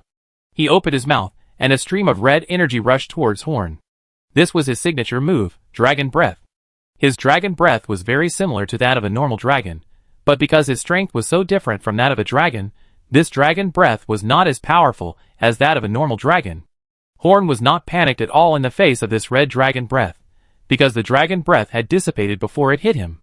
A semicircular shield appeared in front of Horn, and the dragon breath and Horn shield offset each other, emitting magnificent sparks. This is an upgraded version of the magic shield. It doesn't take too much time to simply turn him into a magic that can only be used by a 5-ring magician. The defensive ability is just enough to block Horn's own 5-ring magic. Landoya narrowed his eyes. Now he is more confident facing Horn, because Horn's shield can only barely block his dragon breath. After releasing the dragon's breath, Landoya ran quickly. God took away his appearance, but gave him a strong physique. He had never trained like a normal human warrior, but when he reached level 5, he could already compete head-on with a level 5 warrior with his body. So now his running speed is exactly the speed of a normal level 5 warrior. While running, he spit out dragon's breath at Horn. To the onlookers, the current situation is that Horn is being suppressed by Landoya again. The green-clad woman Tina nodded gently. Landoya's current performance was outstanding among the level 5 transcendents. On the other hand, although Horn had always been calm and composed, he did not show the strength he should have. The people in Bigma City were all cheering, and even Biggs covered his mouth and cheered silently. He no longer dared to speak in Spark City. In any case, the current situation was that Horn was being suppressed by Landoya, and there was no expression on Horn's face. So most of the onlookers booed because Horn did not show an absolute advantage over a level 5 Dragon Blood sorcerer. I see. You are really strong. Horn's voice came from the magic shield that was shaking due to the dragon's breath. The new magic shield has been tested, and the next step is to test other new magic. The next second, a huge lightning wrapped around Horn's legs, and then Horn instantly appeared behind Landoya. It was so fast that all the onlookers couldn't believe their eyes. Chapter 315. In the surprised eyes of everyone, Horn turned into a human-shaped lightning and left the place in an instant. The hot dragon breath sprayed on the ground behind Horn, forming a long charred pit. Let Horn avoid this improved version of Thunder Walk. The original Thunder Walk was already faster than the speed of a 6th level warrior, and now, because of the physical improvement brought by the promotion to a 5th-ring magician, Horn's legs can bear a greater load. So he upgraded the magic circle of Thunder Walk, and now it has become faster. Horn, who ran behind Landoya, did not rush to attack, but kept pestering Landoya. He still had several spells that had not been tested, and he couldn't end the battle now. Landoya was just stunned for a moment, and then rushed behind him. He had a keen sense and a strong physique, and Horn's sudden disappearance did not surprise him. Stronger warriors usually have the ability to burst speed in a short period of time, so this is not surprising, because it is not long-lasting. After dodging several attacks, Horn found that this was not working. He was indeed much faster than Landoya now, but Horn needed more accurate data. So in a short time, he divided the Thunder Walk into 3 levels according to his magic output. First is the speed of the first stage. Horn maintained a relatively low level of magic output. In this state, the magic consumed by the Thunder Walk was just about the same as the speed at which he recovered magic. This can be regarded as a normal state. Originally, Horn's speed had completely exceeded the limit that Landoya could handle, but Horn suddenly slowed down. It became the speed of a normal 6th level strongman, and although this speed was still faster than Landoya, he could keep up. Did he run out of ways to increase his speed? Landoya took advantage of Horn's slowdown and used his claws, feet, tail, and head as weapons, attacking Horn like a warrior. Horn managed to hold onto Landoya's attack with his Thunder Walk and magic shield. Ignoring the boos outside, Horn was thinking while dealing with Landoya's attack. It seemed that if he didn't use any offensive means, it would be difficult to deal with a master of Landoya's level, with only the speed of the first stage and the magic shield. The battle was stalemated for a while. Landoya had already mastered Horn's action mode. After a few deceptive attacks, he finally stood in Horn's blind spot. Dragon's breath accumulated in Landoya's mouth, making his cheeks red. Horn absolutely could not dodge this attack. Seeing that he was about to fall into danger, Horn was not panicked at all. The first stage of the test of the Thunder Walk technique was completed. The next stage of the test began. The lightning that was originally wrapped around Horn's legs suddenly spread to Horn's whole body, and the current as thick as chopsticks became about twice as thick. This is the second stage of the Thunder Walk technique. Just after the dragon breath was spit out, Horn's speed suddenly increased too much, and he dodged the attack that Landoya thought was absolutely impossible to dodge. Then Horn quickly distanced himself from Landoya and waved his staff a few times, preparing for the next move. He held the staff with both hands, like holding a crossed sword, and then rushed towards Landoya. He wanted to try if he could fight in close combat in this state. Although he was a spellcaster, Horn himself had a deep yearning for the feeling of hitting the flesh with fists. All of Landoya's attacks could not reach Horn, so Horn rushed towards Landoya smoothly at a speed that even a level 6 warrior could not reach. Bang! The staff made of the branches of the World Tree collided with Landoya's dragon body, making a huge muffled sound, and the shock wave swept away the dust nearby. Landoya flew backwards for a long distance, while Horn stood there trembling slightly. He still took it for granted. To be safe, he should not consider hand-to-hand combat before his body reached a certain level, because Horn's body simply couldn't withstand such a close-range impact, and even if his speed became so high, his attack power was not that strong. Look, Landoya has already dusted himself off and stood up. Although this attack looks amazing, it actually doesn't have much effect. Landoya's damage may not be as high as Horn's damage from the backlash of his own power. It can be said that he hurt the enemy 800 times and hurt himself 1,000 times. Landoya stood up hesitantly. Now he was a little confused about the situation. Horn's attack just now didn't cause any damage to him. Logically, he should be full of confidence now, but every time he saw Horn's performance and was confident of defeating Horn, he would be slapped in the face immediately. He felt a little strange now. Although the battle seemed to be going back and forth, it seemed that everything in the battle was under Horn's control.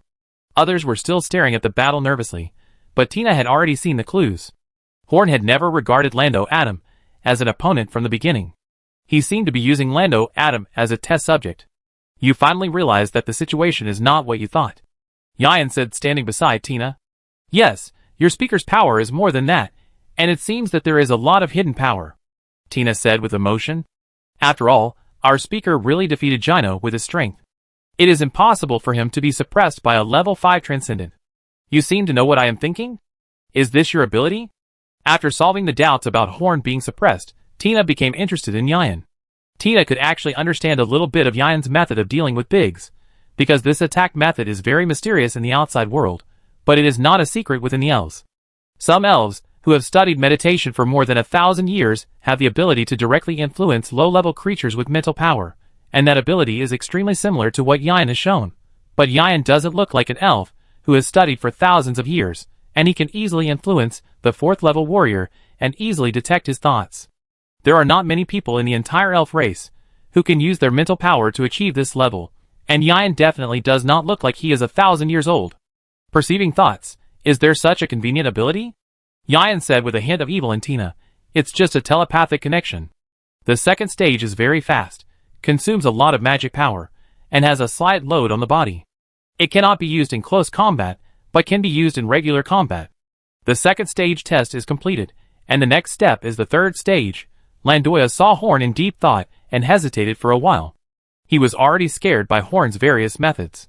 When he was about to attack, the scales on his body stood up, and he retreated quickly, because Horn was too terrifying now. The roar of thunder and lightning resounded throughout the city, and half of his body was covered by dazzling lightning. Horn himself became a light source brighter than the sun, making people dare not look directly at him. The lightning flew from Horn's body into the sky, and the originally sunny weather became gloomy almost instantly. The lightning on Horn's body seemed to change the climate. The twisted thick electric current was running around with Horn as the center, and the lightning wrapped Horn. Invisible pressure appeared in everyone's heart. At this moment, Horn was like the god of thunder. Everyone outside was shocked by Horn's amazing power, and Horn himself was in a strange state. In this state, Horn felt amazingly powerful, as if he was the god of thunder and lightning, holding the power to control thunder and lightning in his hands. In fact, Horn himself was also very confused now, and it took him a long time to understand the current situation. Horn's current state can no longer be considered magic, but the effect of the Eye of Thunder. His previous use of the Eye of Thunder was very low level, and it was not until today that the Eye of Thunder truly showed its power. The Thunder Walk technique itself is a magic based on the Eye of Thunder. Even at this level, Horn cannot use the most basic Thunder Walk technique without the Eye of Thunder. It may be that the third stage of the Thunder Walk technique has brought the Eye of Thunder to a new level, so it has aroused the true power of the Eye of Thunder. Only this level of lightning power is worth the cross-border search of the Lightning Clan in Ceylon. It took Horn a long time to understand this power, but from the outside world's point of view, it was just a moment. Looking at the retreating Landoya, Horn wanted to try out the extent of his power in this state, but the lightning that just tried to attack Horn began to dissipate. He spat out a mouthful of blood in the mask. He couldn't control this power. He couldn't even use this power to attack. He just saw the threshold of truly controlling the Eye of Lightning. At this moment, Landoya rushed towards Horn. Although he was frightened by Horn just now, there was no scary lightning around Horn now, and he smelled blood on Horn. Chapter 316. The third stage failed. Landoya rushed towards Horn, but was intercepted before she started to attack. A pair of transparent hands extended from Horn's body, and on top of the hands, there was a strong electric current. Horn was behind the hands, but Landoya could not get close. Whether using dragon breath or direct melee, all of Landoya's attacks would be blocked by the hands. And Horn also recovered under the protection of the hands. Just for that moment, when he tried to use that power, Horn felt a sharp pain in his body. That power was far beyond his level. Is this the power of that sudden eye? Knowing how powerful this power was, Horn was not happy at all, but instead felt worried. The Eye of Lightning chose Horn because he did have a talent for lightning, but there must be an invisible hand behind it. Horn didn't believe that the Lightning Clan would cross the border to recover these lightning spirits, and that the treasures of their race would fall into Horn's hands due to unexpected reasons. Ever since he met Yan and his group in Leon City, and even before that, Horn had been influenced by that invisible existence. Although every action of that existence had been beneficial to Horn, Horn could not let down his guard. Gifts without reason might exist, but they were definitely rare, and Horn would not believe that he was the lucky one. That thing helped Horn so much, it must want to get something from Horn, or want Horn to accomplish something. Outside the big hand, Landoya was in a stalemate. To be fair, the lightning hand protecting Horn outside was not very powerful, and its power limit might be only level 5. But he couldn't see how Horn was controlling the big hand, but the big hand was extremely flexible. Even if Horn didn't use any other means, using only the big hand was enough to fight Landoya. This magic was called the Hand of Thunder God, a new magic developed by Horn under the inspiration of Shirley. It was a combination of lightning magic and the magician's hand. Horn didn't need to pursue power excessively. He already had Blazing Spell in terms of power, and Horn couldn't develop a magic more powerful than Blazing Spell in a short period of time. So he developed the hard spell of Thunder God's Hand. Horn was more satisfied with this magic than the blazing spell created by Douglas. It was both offensive and defensive and flexible to release. It had almost no shortcomings except for insufficient power and range. After a long breath, Horn looked at Landoya. Now he was no longer in the mood to test his magic slowly. It was time for this battle to end. Mr. Landoya, please get ready. I'm going to be serious next. Red flames flowed from Horn's hand into the lightning hand. With the mage's hand as the skeleton, flames and lightning blended together.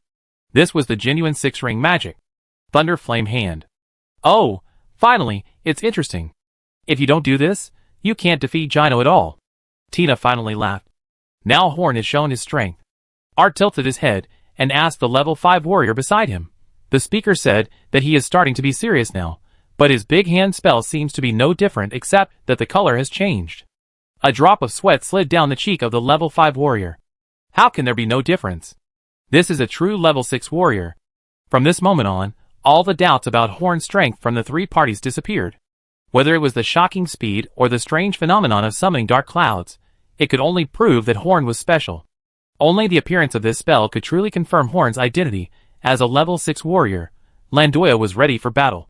He had always thought that he could defeat Horn if he worked harder, but now, he could not see any hope of defeating Horn. But this is a battle, and a battle must have a winner. Tighten your nerves, deploy defense, I'm going to start, don't die. Horn's left eye flashed with tears, looking at Landoya coldly. At this moment Landoya realized that the previous battle was a joke. Horn never took him seriously. For Horn this battle is just a part of his busy life as the speaker. Begin. With lightning wrapped around his body, Horn directly started the second stage of the Thunder Walk technique. Before Landoya could react, Horn appeared in front of him. A lightning fist bigger than his entire body came at him. He had no room to dodge. Bang! With a sound, Landoya flew backwards. All the clothes on his upper body were shattered, revealing the hard scales on his body that were bleeding. His hands were even more miserable. The scales on the side facing Horn had completely fallen off and were abnormally twisted. Before the fist came, he barely made a defensive posture, but he didn't expect that he would still become like this. But even so, Landoya did not give up. The huge dragon wings spread out behind him, and he flew directly into the sky. He had always hidden these wings under his clothes, and he would not use them unless necessary, because it would make him look even less like a human. But now that his clothes were gone, he no longer had to cover them up. With the blood of a giant dragon, he had a unique ability to fly, and even a genuine level 6 warrior could not catch up with him in the sky. Now he had no way to win this battle, but he just needed to fight in the air for a while to make his defeat not so ugly. Horn raised his head, and without wasting any time, he chanted another spell. The flames gathered behind him, and formed a huge flaming wing in an instant. This is the 5th ring fire magic. Fire wings. The creation of fire wings did not take too much energy from Horn. As a fifth-ring magician, he already had the ability to float in the air. The flames only provided Horn with a powerful propulsion. The ground was scorched black by the powerful heat wave, and Horn soared into the sky. It was like a rocket, rushing directly into the sky. The people on the ground were all staring with their eyes wide open. They had never thought of such a way of flying. Landoya tried his best to avoid Horn's approach. He didn't expect Horn's speed in the sky was no slower than on the ground. In just a moment, Horn flew past Landoya and rushed into the sky. The huge airflow almost made him unable to stabilize his body in the air. Landoya stared at Horn blankly. He was here. Why was Horn flying so high? Well, this was Horn's first time trying this magic. He flew too far. Chapter 317. Everyone stared at the sky in a daze, and Horn disappeared in a flash. This speed is indeed very shocking, but why did he fly so high? Landoya was only 5 or 6 meters above the ground, and Horn must have flown 100 meters away. Does he have a magic trick that can drop from the sky? After a while, Horn swooped down from the sky towards Landoya, bringing down a string of red-tail flames. He accelerated while flying, and Landoya's consecutive dragon breaths were flexibly dodged by Horn. At this time, Landoya was horrified to find that even his proud air combat ability was far inferior to Horn. This was the first time he met an opponent whose strength was completely different from what he perceived. The fist flashing with lightning and fire grew larger and larger on his dragon-like vertical pupil, and then slammed into him. Landoya was blown away by the huge force, and fell on the hard ground of the school field, leaving a deep pit. This time, Landoya could never stand up again. After extinguishing the huge and gorgeous flaming wings behind him, Horn's slightly longer hair kept rolling with the heat wave, and he landed on the ground. Without looking at Landoya, he walked directly towards Yayan. With these newly developed magics, Horn's strength has more than doubled. You know, Landoya is not an ordinary level 5 warrior. Heal him, don't let him die, save trouble. After that, Horn returned to his magic tower like a king. No one talked to Horn during the whole process. Yayan nodded and walked to the huge pit. Landoya's body was like a tattered rag. TSK, he was really cruel. If it weren't for me, I would have made an enemy this time, although we didn't have a good relationship in the first place. Biggs rushed over with red eyes. Seeing the miserable state of Landoya, he got angry all of a sudden. He grabbed Yayan by the collar and lifted him up. If he dies this time, we in Bigma City will never let you go. War will definitely come. Put me down? Do you still want to get sick? Yayan said calmly, without any ups and downs in his expression. Come on! Biggs stared at Yayan with red eyes. He was not afraid of brain paralysis now. Young people are impulsive. If you put me down now, I can still cure him, but if you hold me up again, I won't cure him. There was a dangerous light in Yayan's eyes. Since he got power from the Energy Man, his personality has changed subtly. He is no longer as amiable as before. It's not that he became arrogant after getting power, but his personality has changed. Hearing that Yayan can cure Landoya, Biggs reluctantly let go of Yayan's collar. You people from poor places are barbaric. You pull people's collars at every turn. Yayan frowned and looked at his wrinkled clothes and mocked Biggs. I must. Heh. Heh. Heh. Heh. Just as Biggs was about to scold Yayan's eyes flashed with purple light, and he became stupid again. The brain-dead paralysis is acting up again. I've already said that this disease only occurs when the brain is retarded, but this kid still doesn't believe it. Except for Biggs, the other people from Bigma City were not qualified or courageous to touch Yayan, so Yayan walked to Landoya leisurely. Tina watched with her arms around her chest the whole time. She was very interested in these magicians now. It's not too much to say that Horn has some fancy abilities as the leader, but Yayan, a magician who seems to be weak in perception, is also very special. She wanted to see how Yayan cured Landoya.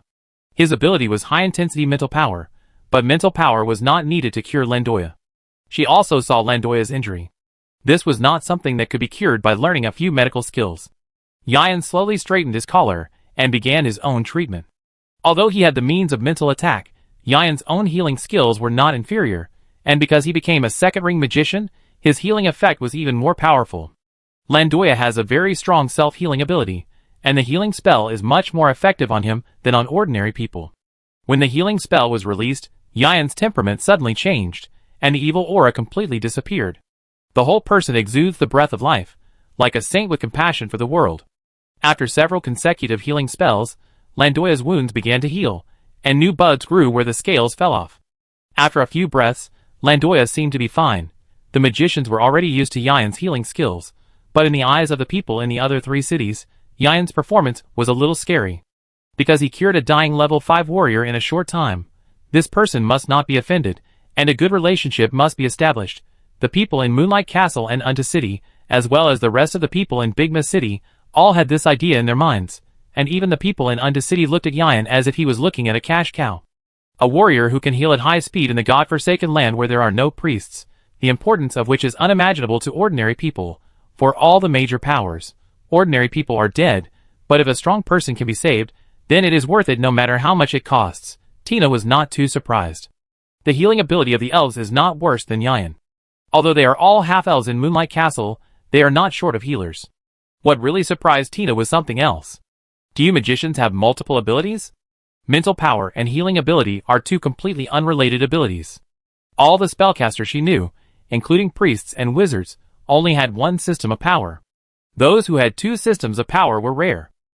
Horn showed multiple powers in one battle, so it can be understood that he was a genius. But when it came to Yayan, Tina had some ideas. Could it be that these extraordinary people called magicians could all learn the abilities of other systems? It seems that you still don't quite understand what a magician is. We are fundamentally different from all the other spellcasters, you understand. Yayan said with a rare look of pride on his face. Really? You are a little arrogant when you say that? Tina felt that Yayan was a little too arrogant, as if he looked down on all spellcasters. Your idea is a little wrong. Existence is reasonable. Other spellcasters naturally have their own strengths, but I want to say that we are different from everyone else. Our abilities are not gifts from other species, nor do they rely on blood and ancestors. All our great powers come from ourselves, from learning, from knowledge. Every magician can freely learn other magic. We will become stronger and stronger, and we will eventually achieve our goal. We will create a magic era that belongs to all of us magicians. Inexplicably, Tina felt that Yayan was extremely domineering now. Chapter 318. Tina opened her mouth, not knowing what to say. Yayan's words tacitly acknowledged that almost all magicians could use different types of abilities at the same time. And from what he said, it seemed that there was no big barrier for magicians to learn abilities of other departments. Everyone knows that the more means you have in a battle, the more advantageous it is. This means that in a battle of the same level, magicians may be stronger than other professionals of the same level. Don't be so surprised. Most magicians today can't do what you think, because our development has just begun. Yes, we have just started. Tina raised her eyebrows. You always like to speak out what is in other people's minds directly. Don't you know that this is very rude? And can you really fully explore what I am thinking in my heart? In fact, in the entire Spark City, Tina is most interested in Yayan. Every magician is enough to make her feel surprised, but Yayan is particularly outstanding. She wants to find out more about some new things, and then tell her prince, because he is really lonely. Yayan was not surprised that Tina could see his ability, because he had already noticed Tina's thoughts when he paralyzed Biggs's brain 3 days ago. In fact, to this day, few people's behavior can surprise Yayan. How far can I go? Guess. Tina and Yayan were chatting, and the 7 young men from Unta City and the warriors responsible for protecting them gathered in a small circle, and they were evaluating Horn's combat power. The strength of a city determines the degree of cooperation between Unta City and this city. The whole battle lasted about 15 minutes, and the opponent was a level 5 dragon blood sorcerer, which is not even the lowest among the level 6 strong men. A young man said while looking at the pocket watch in his hand. Art shook his head gently and said, "You can't count it like this, you have to start from him." In the previous battle, it is obvious that Speaker Horn did not use his real ability, and you also know that Landoya is not an ordinary level 5 sorcerer. That would be very fast, but I didn't record it. I recorded it.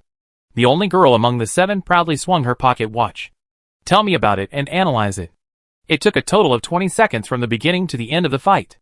If we exclude the time when he rushed into the sky 100 meters away, then the fight only lasted 5 seconds and attacked twice. 5 seconds. 2 attacks, it can be considered an instant kill. After pondering for a while, Art asked the soldier behind him, "Can my third uncle do it?" The warrior shook his head solemnly and said, "He can't do it. None of the 7 level 6 warriors in the entire Unta City can do it unless my grandfather takes action personally, right?" Art interrupted the warrior without waiting for him to finish. Lord Osmer's action is of course easy. The level 5 warrior didn't say a word. In the short moment, when Horn was wrapped in lightning, the pressure he exuded far exceeded Osmer's, Art looked at the towering magician tower where Horn lived, and his evaluation of Spark City was even higher. At this moment, Landoya sat up from the ground in a daze, touching his body in a daze. I am not dead. The scene of Horn rushing towards him at the end kept replaying in his mind. That attack did hit him, but if that happened, he would be seriously injured even if he didn't die. But he was not in the mood to think about this now. What he was concerned about was that Horn didn't see him at all at that time. He could accept that Horn was stronger than him, but his self-esteem couldn't accept that at the moment when the enemy won, he didn't see him. Horn is very powerful. Even Bigma may not be Horn's opponent. At the beginning, they were planning to come to Xingho City to take advantage of the fire, but now it is so ridiculous in the echo of Landoya. In just a few months, a little spellcaster, who he didn't even look at, has completely surpassed him, and no longer takes him seriously. He broke free, and came to support his subordinates, ignoring Biggs, who was jumping around foolishly alone. He limped to Tina Yan, who was chatting with Tina. Where is your speaker? He has already gone back. I want to see him. After saying that, he went straight to Horn's mage tower without waiting for Yan's consent. You should rest and recuperate now. My healing skills are not omnipotent. Your body is in the healing stage. Forcing yourself to move now may leave irreversible sequelae. Are you sure you still want to go? Landoya turned a deaf ear to Yan's words. He wanted to know why Horn was at a disadvantage even though he had such strength. He wanted to ask why Horn looked down on him so much. Hey, Horn asked me to heal you, so you can't move. Yan's eyes flashed with purple light, and Landoya, who had no strength left, fell to the ground. He knew that Landoya was in a very excited state, and persuasion was useless. Then Yan turned to Tina and said, let's continue our previous topic and ignore this loser. Quickly returning to his own magic tower, Horn collapsed on the chair. It was embarrassing to have rushed too far just now, but that was not the reason for him to come back directly. As the leader of a city in the godforsaken land, he did not need to show his kindness, but only needed to show his strength to shock the four sides. Leave the rest to Yan. Horn believed that he could handle these things. Moreover, the Eye of Thunder allowed him to see a higher realm, and now Horn only wanted to devote himself to the practice of magic. In the battle with Landoya, Horn had tested all the magic he had developed in these days. The advantages and disadvantages are clear, and the next step is to improve all magic based on the data obtained from this battle. Good magic is definitely not something that can be used simply after it is created. It must go through countless improvements and tests, and only after 1,000 trials and tribulations can it create magic that is truly worthy of being passed down to the world. Horn knows that now every achievement of himself and everyone under his magic council is adding to the foundation of the magic council. 3 days have passed, Landoya's injury has healed, and all the transactions of the 3 cities in Spark City have been completed. Now it should be time for them to leave. When leaving, Horn came out with a messy hair to see him off. This was met with a roll of eyes from Enoch. Horn no longer paid attention to the image of the magic council, but he felt relieved after thinking about it. Does Horn still need to care about those things now? Horn has already demonstrated his strength in front of the 3 nearby cities. As long as nothing unexpected happens, the Magic Council can exist in Spark City for a long time. Genua has ruled for 10 years, but the Magic Council will not rule here for only 10 years. In half a year, they have changed from more than a dozen refugees from the Forsaken Land of God to what they are now. 10 years later, they will become extremely powerful. Chapter 319. 3 days was enough time for Landoya to recover from his injuries and think. All the emotions he had when he first woke up had disappeared. There was nothing to say about not being as skilled as others. It would only be embarrassing to ask questions. Tina said goodbye to Yan with a sweet smile. After just a few days together, the relationship between them seemed to have become a little special. The intimacy between the two made Horn look sideways. His subordinates started to flirt with girls, but he, as the chairman, was still single. But Horn was just thinking about it. Before fulfilling his original oath, Horn was not in the mood for any love affairs. He had always known that Annie had feelings for him, but he always pretended that he didn't know. Art from Unto City kept showing his courtesy to the female magician Mia.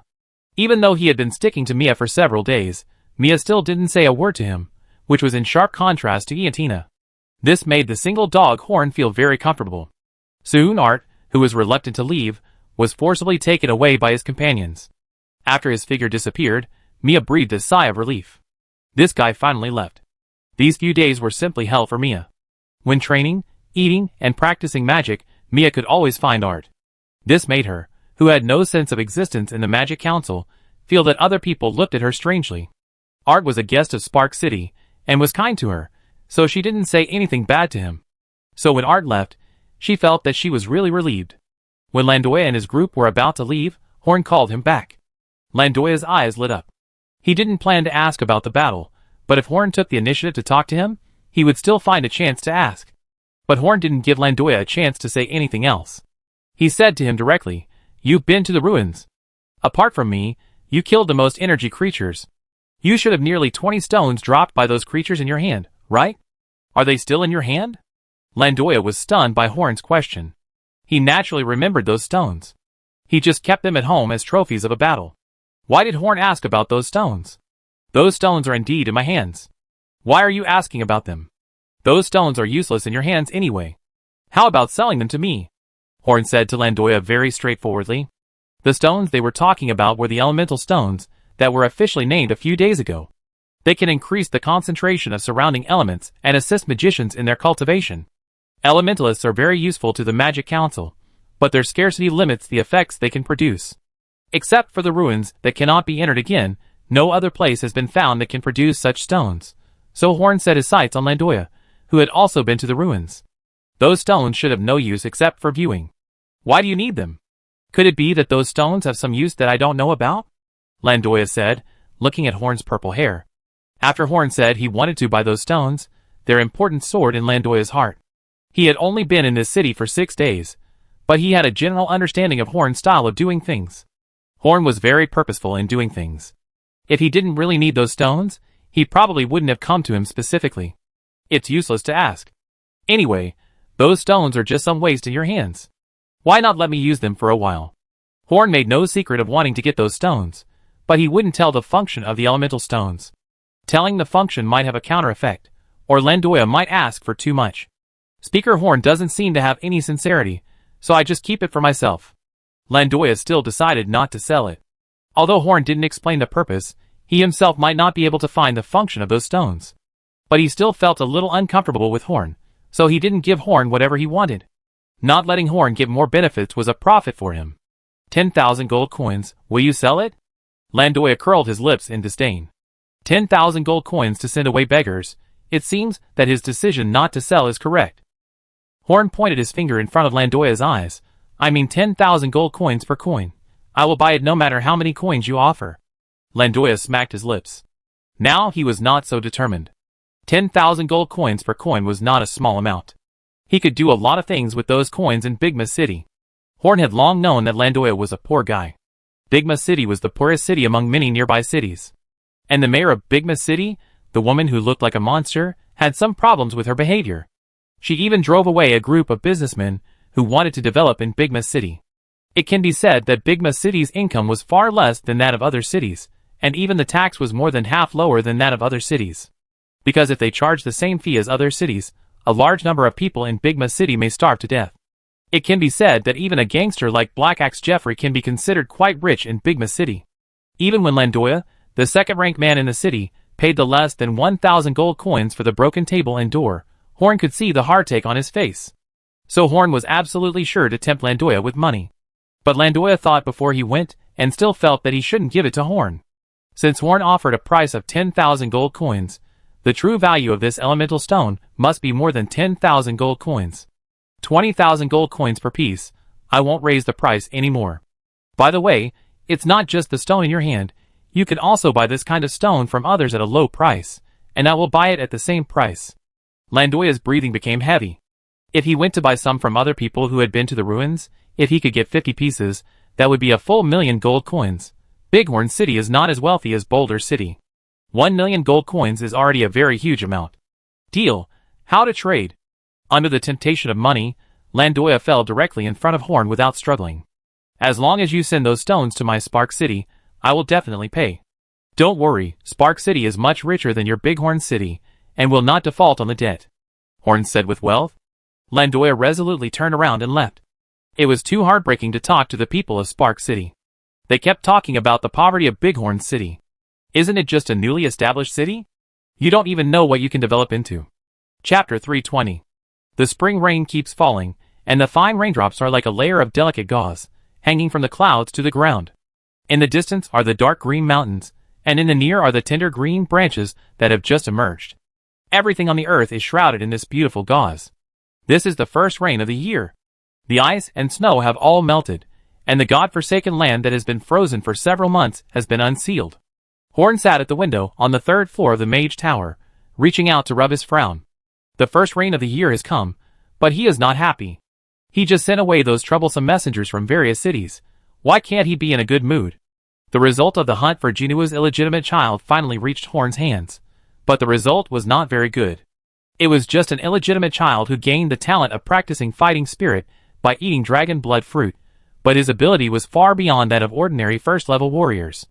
Not only did he escape the siege of the entire city with his low strength, but he also snatched a set of Neo family clothes and arrogantly came to the Magic Council for a tour.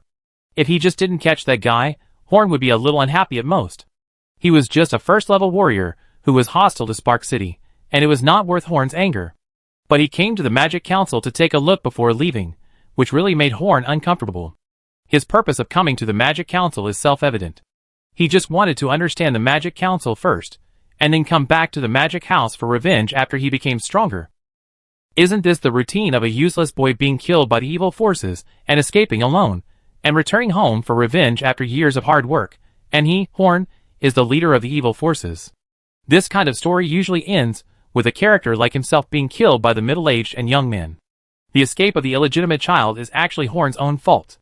He should have directly controlled the illegitimate child before launching the battle, and he could also use him to threaten Jino. But who made him so arrogant at the beginning? This is the price of immaturity. The illegitimate child has already escaped far away, and now Horn can't catch him no matter how upset he is. In the god-forsaken land, the influence of a city lord is only his own city, which means that as long as you commit a crime in one city and run away to another city, you will basically not be punished.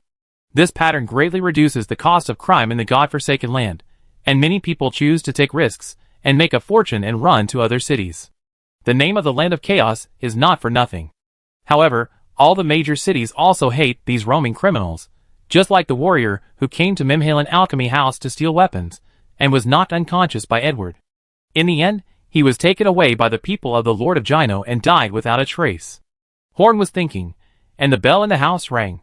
Someone came to see him. Horn had nothing to do now, so he let the person in. It was Ivan. "Sir Horn, I have thought about the future development purpose of our great tower that you asked me to think about last time," Ivan said directly. Ivan's arrival dispelled Horn's depression caused by the illegitimate child. "If you have thought it through, just tell me. As long as there are no major problems, this organization can be officially established within the Magic Council. These few days, I have thought carefully about the significance of the establishment of our great tower." Ivan's face showed a look of reminiscence. "We had many ideas at the time: revenge on the church, gain power and knowledge, or explore the mysteries of magic, but more of me just wanted all wild witches to live freely and safely. I want wild witches to live in Ceylon with dignity, as human beings." So, Horn had guessed what Ivan wanted to say. "After repeated consideration, I decided that the purpose of our great tower is to protect the rights and interests of all wild witches and magicians, and to resolve disputes related to wild witches or magicians. My goal is to allow all magicians and wild witches to live more and more dignified under the leadership of the Magic Council you established." Ivan finished speaking in one breath, looking at Horn eagerly. "Do you have any advice on my idea?" "Guide? There's nothing to guide." Horn rubbed his gay purple mess hair and said, "Your idea is feasible. Wait for a while. I should also start to set up several other organizations." After sending Ivan away, Horn thought about it alone and found Yan. Now that the internal stability of Spark City has been basically solved and the external hidden dangers have been basically resolved, it is time to carry out reforms within Spark City. Yan summoned all the members of the Magic Council and spent a morning in the conference room of the small building to roughly discuss the prototypes of these organizations. First is the Great Tower created by Ivan. No one needs to worry about this because Ivan has already thought about it. Its responsibilities are to protect the rights and interests of wild witches and magicians, promote mutual assistance between wild witches and magicians, and also maintain the order of the magic world. Once a magician violates the ban of the Magic Council, he will be handed over to the Great Tower for disposal. Then, there is the Tower of Wisdom, which is in charge of Shirley and Enoch. This organization aims to study the mysteries of magic and constantly discover new knowledge. All magicians who are determined to explore the mysteries of magic can join this organization. Next is the Tower of Mystery, which is in charge of Lady Sharon and Ian. It is mainly responsible for collecting and managing all magic, and is also responsible for developing new magic. This organization will have the most magic in the entire Magic Council. Daniel and Luke are in charge of the Tower of Casting, which is mainly responsible for manufacturing and researching magic props. They will be the source of funds for the entire Magic Council. Finally, Terry is in charge of the Tower of Fury. The main function of this tower is to serve as the force of the Magic Council, punish all enemies of the Magic Council, and show the powerful force of the Magic Council. Well, in the short term, the strength of this organization is not very strong, but it will eventually become strong enough to support the Magic Council. Great Tower, Wisdom, Mystery, Forging, Fury, these are the 5 affiliated organizations that the Magic Council is about to establish.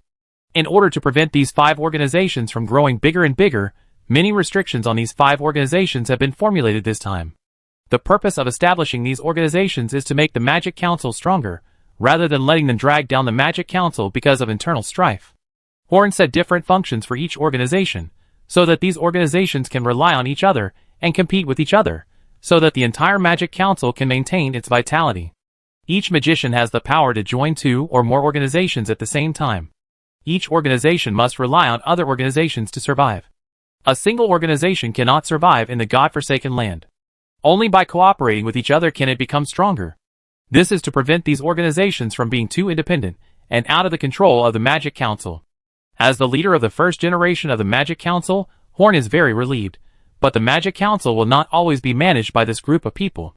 To make the Magic Council develop into a behemoth, Horn must think further than others. Chapter 321. The reform led by Horn, who held the power alone, did not encounter much obstacles. Most of the entire Magic Council were Horn's fanatics, and a small number were rational worshippers. No one would go against Horn. So Horn's orders were passed on very smoothly, but chaos was inevitable during the reform, even in the Magic Council, which did not have many people now. Except for Horn, the entire Magic Council was busy from top to bottom. To achieve the 5 organizations described by Horn is not just a matter of talking, but also requires a lot of attempts. This move actually has no effect on the Magic Council in the short term, but in the long run, it will definitely be beneficial to the Magic Council. These 5 organizations are currently the official organizations of the Magic Council. If this reform is successful, then in the future, there may not be only these 5 organizations. Horn will allow more organizations to appear within the Magic Council. Only when 100 flowers bloom can the sparks of knowledge collide. Even when the Magic Council is strong enough, Horn will allow the existence of civil organizations. However, no matter how busy the outside world is, it actually has nothing to do with Horn. He can always find a way to make himself the one with the most private time in the entire Magic Council. The more he grows up, the more Horn finds that there are more things he is not good at. Under the influence of Douglas, his vision is different from that of all Celanese people, so he can command the development of the entire Magic Council. But once it comes to specific matters, Horn is not much better than others. The benefits of his concentrated study of magic and the results he has obtained are far greater than the benefits of random command, so Horn is also willing to delegate power. After all, Horn is best at things related to magic. The improvement of his personal strength is the key to the survival of the Magic Council. As for the specific matters of the Magic Council, he only needs to grasp the general situation and prevent the development of the Magic Council from going astray. So even if Horn is now lying on a rocking chair, holding a local night novel in the God-forsaken land in his hand, and looking at the busy figures outside through the window, it is definitely not laziness. Well, this is just a necessary relaxation. Now Horn's plan to increase his magic reserves has come to an end, and the next step is to carry out other research. The time between 2 research projects is Horn's rare relaxation time. Once Horn enters the state, he will continue to study day and night without sleep for many consecutive days. If he does not relax properly, even an Iron Man can't stand it. Ding ding ding, Horn's face changed, and he hurriedly looked for a place to hide his book. It was one thing to read it secretly, and it was another thing to let others find out. If it was a normal night novel, it would be fine, but this was not normal. Horn didn't even show up when buying the book. At the last moment, Horn finally hid the book properly, and then heaved a long sigh of relief. Enoch pushed the door open and entered. Horn's magic tower was completely unguarded when not practicing and experimenting, so Enoch could come in directly. "I'm resting, I'm not lazy," Horn said righteously. Horn's reaction made Enoch a little confused. Why did Horn look a little guilty? He wouldn't do anything sneaky again. Are you hiding something? Enoch said with a strange look on his face. No, I'm not. Horn quickly denied and said, if you have something to say, just tell me quickly. You definitely wouldn't come to me if you didn't have anything to say. He must be hiding something. As the wild witch who has followed Horn for the longest time, it can be said that Enoch is the second magician who knows Horn best, so he knows very well what Horn is hiding. The first is Yan. That guy can see through people's hearts and basically understands everyone. However, Enoch did not say it out loud. He should not disturb Horn's private space. He sat solemnly opposite Horn's rocking chair and said to Horn seriously, the Magic Council has become more powerful, and you really don't have to care about other people's eyes, so you don't have to dress up every time you go out. Yeah, that's right. It's great that you think so. Horn became happy. Could it be that Enoch has come to his senses and no longer chased him about the appearance problem? This way, the days ahead will be much easier. But Enoch changed his tone and began to lecture Horn again. But I've been thinking about it for the past few days, and I still feel that I can't let you continue to be decadent. After all, you are the leader of all magicians, and you are the face of the Magic Council. Horn instinctively got up from the rocking chair. When facing Enoch and asking him this question, he always had no confidence, not at all. You also said that we have become stronger, so there is no need to be so strict. Enoch shook his head seriously, looking disappointed. I have nothing to say if you think so, but can you bear to make others think of magicians as sloppy ghosts because of you? In fact, except for you, most of them. Horn said to Enoch with a wry smile, but he was interrupted by Enoch before he finished speaking. You can't bear it, so this is a new magic I specially developed for you, called self-cleaning magic. Enoch handed Horn a few pieces of paper with magic circles and spells written on them. I know you are very tight on time, and you are very busy with your experiments, but I want you to promise me that you must use this magic once before you go out. Isn't it a bit of a waste to develop a magic specifically for this kind of thing? Horn said unconfidently while holding up the papers. Very good, you have promised me to use this magic frequently. You must keep your word, Mr. Speaker.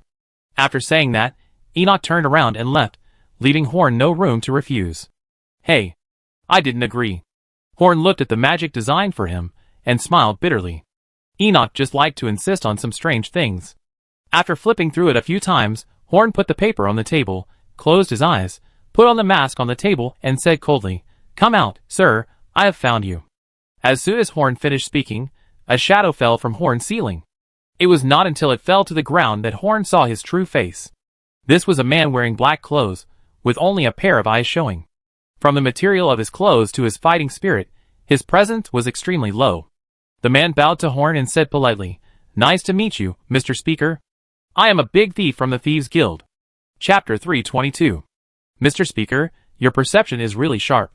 I have tried my best to eliminate my presence, but you still found me. The man's voice was very strange, like a synthesized voice, not his real voice at all. You exposed yourself to me, so don't say that I have a keen perception. I can't stand it. Horn looked at the man with an ugly face. No one would be happy if someone sneaked into anyone's house silently. No, your place is a den of dragons and tigers for people like me. This is the first time I have tried so hard to hide my existence in front of a level 6 master.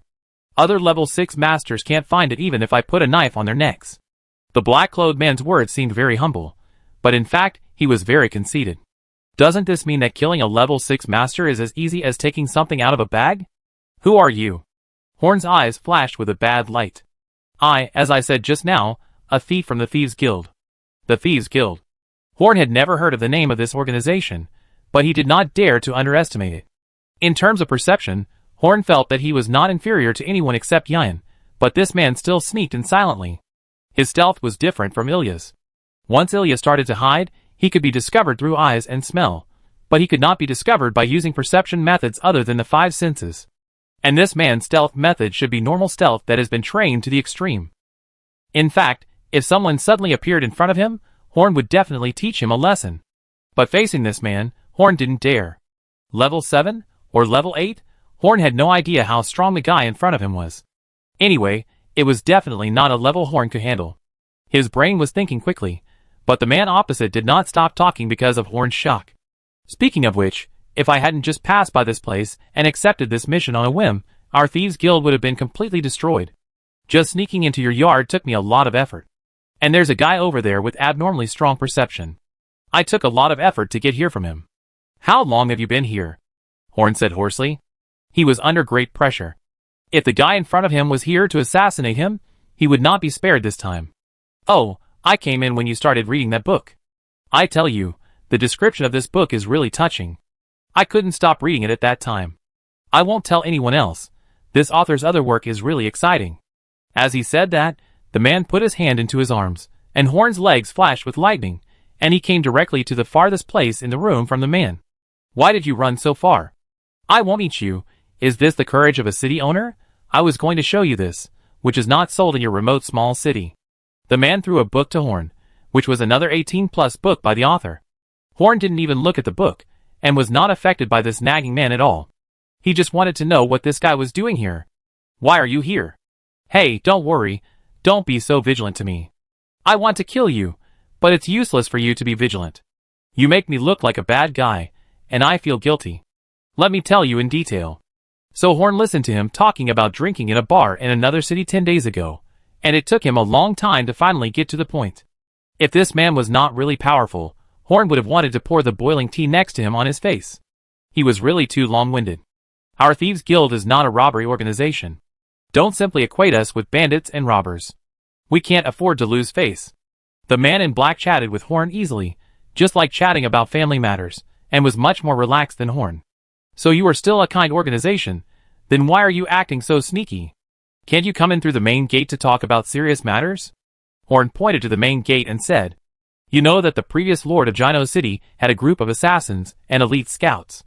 Those people were trained by our Thieves Guild for Lord Gino City. So you are here to avenge those assassins you trained? Horn's eyes flashed with a gleam. It seems that this man is here to cause trouble.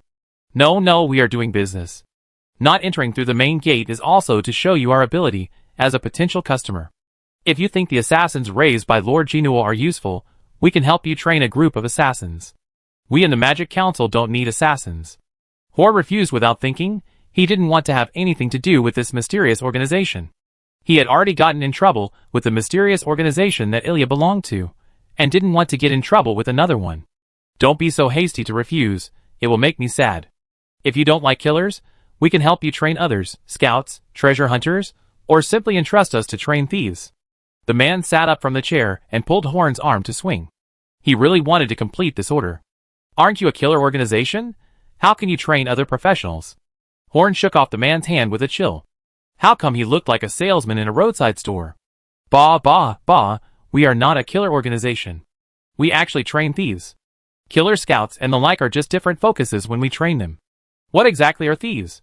Can you explain it? If it's not just about training killers, Horn can indeed consider it. Training some elites is indeed good for the Magic Council. Thieves, let me tell you in detail. The man's eyes lit up, and a lot of words were brewing in his mouth. Damn, Horn immediately felt that he had asked the wrong question. This guy would definitely spend a lot of time to introduce Horn to what a thief is. The problem is that Horn only wants to know something simple, and doesn't want to listen to those annoying long speeches.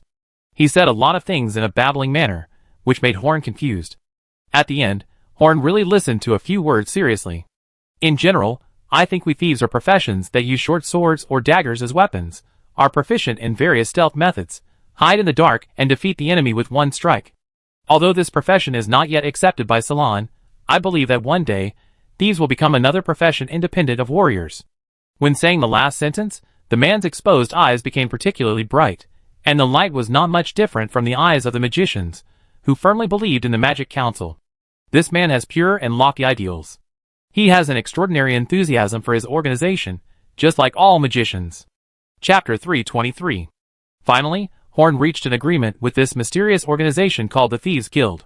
The training price was 500,000 gold coins. When Horn and his team selected 20 young men with fighting talents, they would mark them in a conspicuous place at the city gate, and their people would appear and take them away. Compared to 20 people with excellent stealth abilities, 500,000 was not expensive, and could even be said to be very cheap. However, what really made Horn agree to cooperate with this unknown organization was the light that burst out in the man's eyes at that moment. The reason why they are so keen on helping other cities train talents may not be due to any conspiracy or to make money. They are just trying to spread the profession of thieves. They just want thieves to become a profession independent of warriors, that's all. Frankly speaking, this man makes Horn feel a little strange. It's not just the Magic Council that is fighting against this world. Magicians are at least recognized in the godforsaken land, while thieves like them are not taken seriously in the whole of Ceylon. Just like between training thieves, scouts and assassins, few people choose to train thieves, so that when Horn chose to train thieves, the man's expression gave Horn goosebumps. I won't let you down. Not many people choose to train thieves. Believe me, our training results will definitely satisfy you. After saying this, the man jumped out of the window. Horn scratched his head. This man won't go through the main door. This time, Horn watched the man leave with a telescope. He was covered with a strong fighting spirit, which not only did not attract attention, but reduced his presence. Moreover, he occasionally used some tricks that Horn could not understand. After using them, Yian's maze lost its effect. It seemed that he relied on these tricks to sneak into the Magic Council. Every profession has its own expertise. The people of the Thieves Guild are definitely professional in stealth. At least even if Horn tried his best, he could not simply break into the Magic Council and hide in front of him. Under Horn's gaze, this man did not trigger any defense mechanism of the Magic Council and disappeared in the telescope. After making sure that the man had gone far away, Horn looked around to make sure that no one was there, then picked up the book left by the man in black on the ground, flipped through it twice, and hid the book like a thief. After that, he simply practiced and imprinted the self-cleaning technique on the sea of consciousness. It was just a first-level magic, so Horn didn't need to waste too much energy. This magic was a rather complex compound magic, adapted by Inyo from a magic called cleaning. A burst of magic light appeared and disappeared, and Horn's whole person had become brand new. His greasy and messy hair became fresh, the stains on his clothes were cleaned, and even some wrinkles on his magic robe disappeared. TSK, this magic is really interesting. Originally, Horn was not willing to spend time to tidy himself up, but this magic just solved this problem. Horn can cast a single magic ring instantly. However, with this magic, Horn will no longer have an excuse not to take care of his appearance. If Enoch catches him looking sloppy again, the scene will definitely be very embarrassing. After finishing everything, Horn ended his rare leisure time and rushed directly to Yian's magic tower.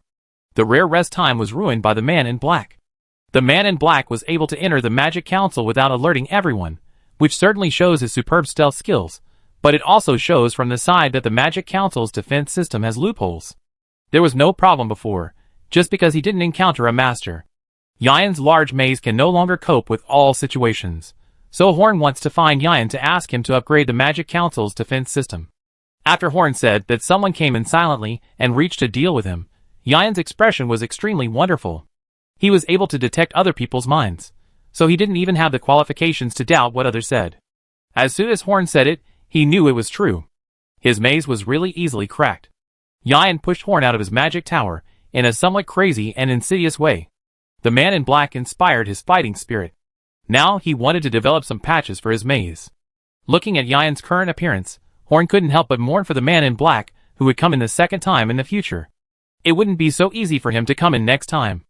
After leaving Yian, Horn was not in a hurry to return to his own magic tower. Anyway, his leisurely rest time had been disrupted, so he might as well take a walk in the current Magic Council. After defeating Jinul, Horn really did not walk around the entire Magic Council.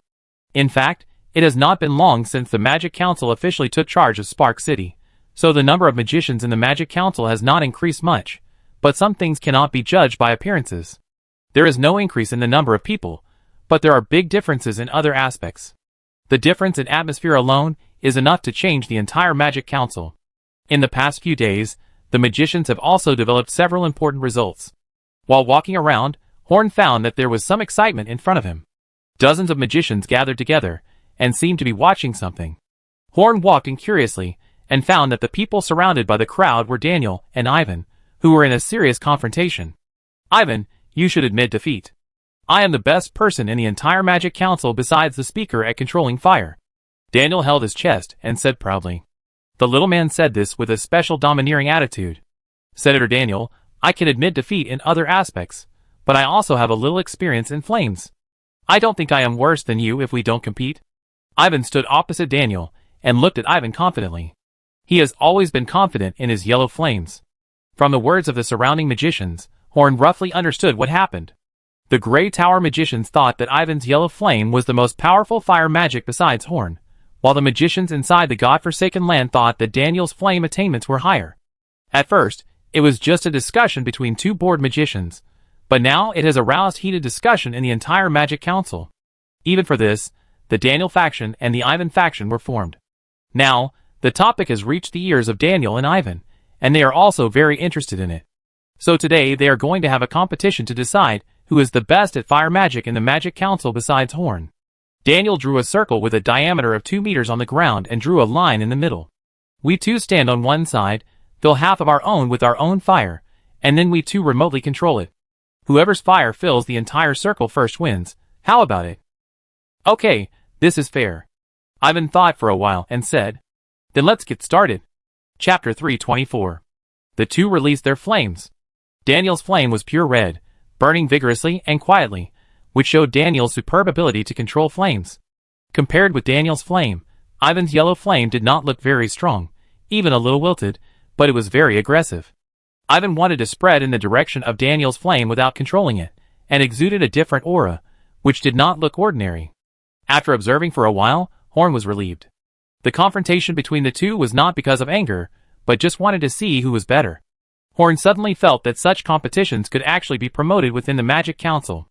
In addition, it could be possible to hold a water first, earth first, or a peaceful magic creative competition if there is time. This could promote the magic level of the members of the council, and make the atmosphere of the Magic Council more positive and accelerate the construction of the Magic Council. Wait, let's not do it for now. Horn quickly stopped his thoughts. Now the state of the people in the Magic Council is like chicken blood, and who knows what will happen if they are stimulated again. Horn doesn't want any magician to die from overwork. At the referee's command, both began to urge their flames. Ivan's flames took the upper hand at the beginning. His flames were very aggressive and hot. Among all the known flames, Ivan's flames were the most powerful in the same level. Daniel's position was lost little by little. Even though Daniel's control was much more sophisticated than Ivan's, he could not break through the quality gap of the flame itself. Seeing the excitement, Horn began to comment outside. At first, he was still very quiet, but later his voice became louder.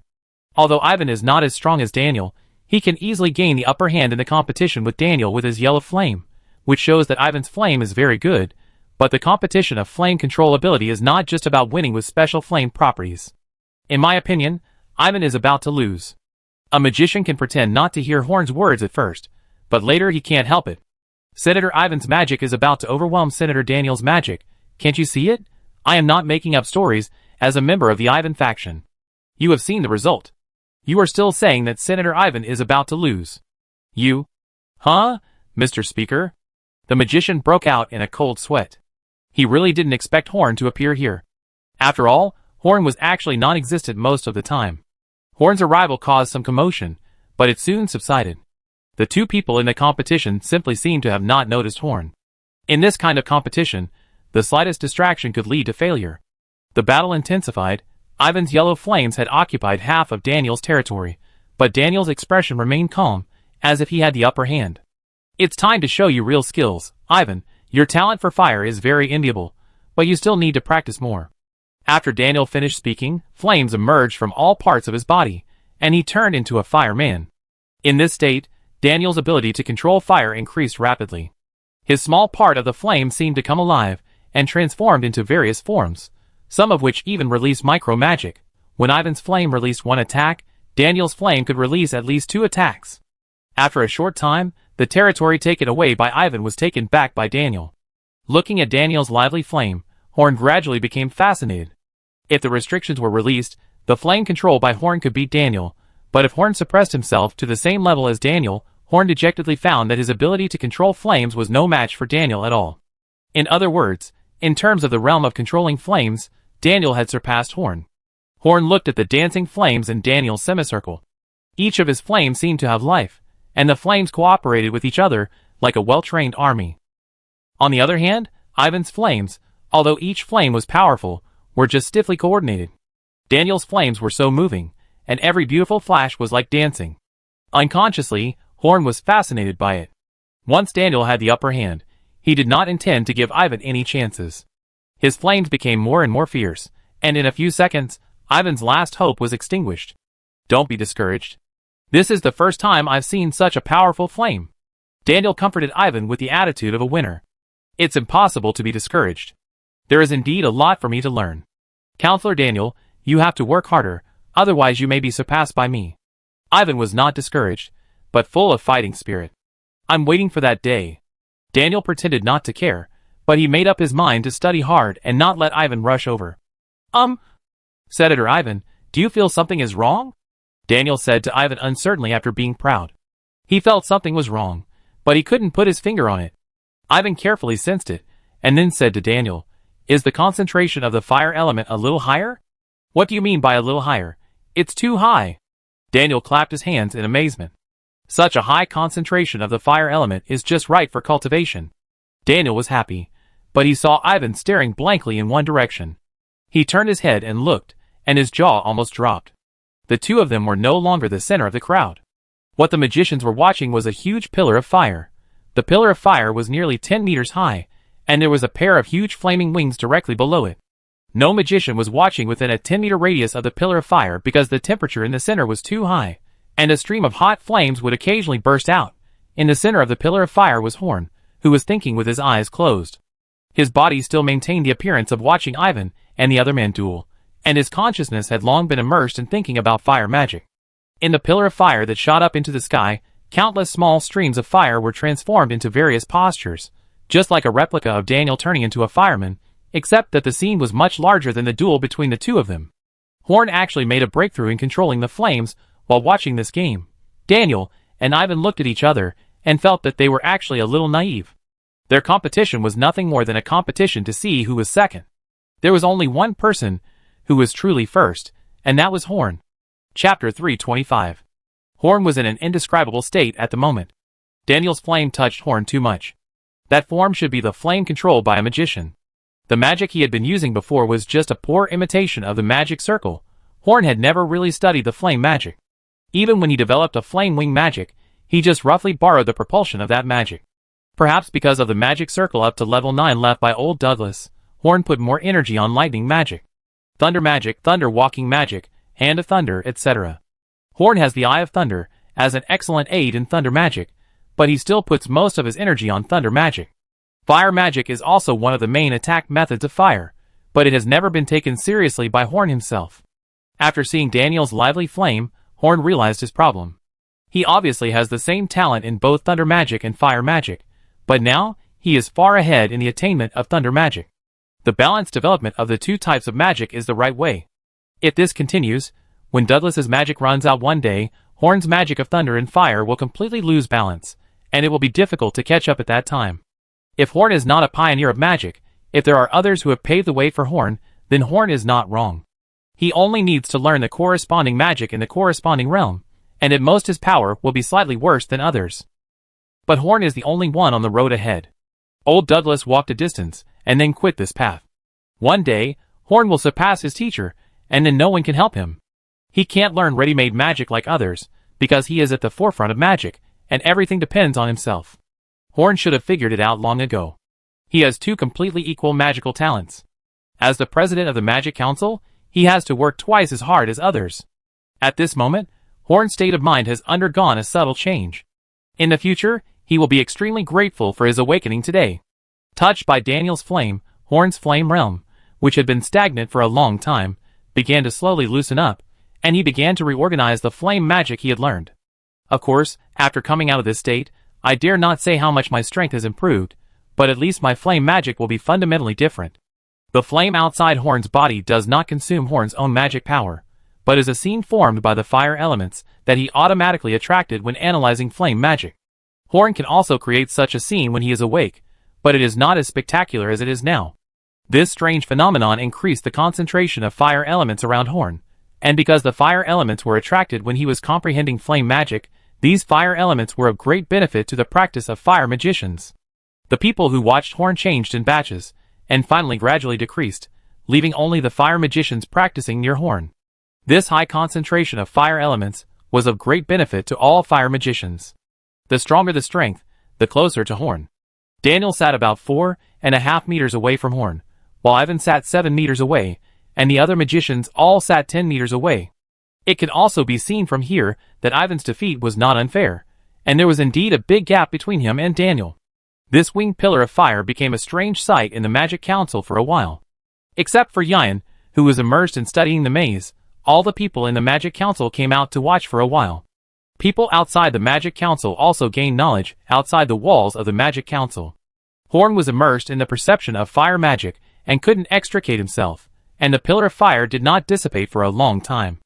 At the beginning, it was okay, and people could still watch the excitement.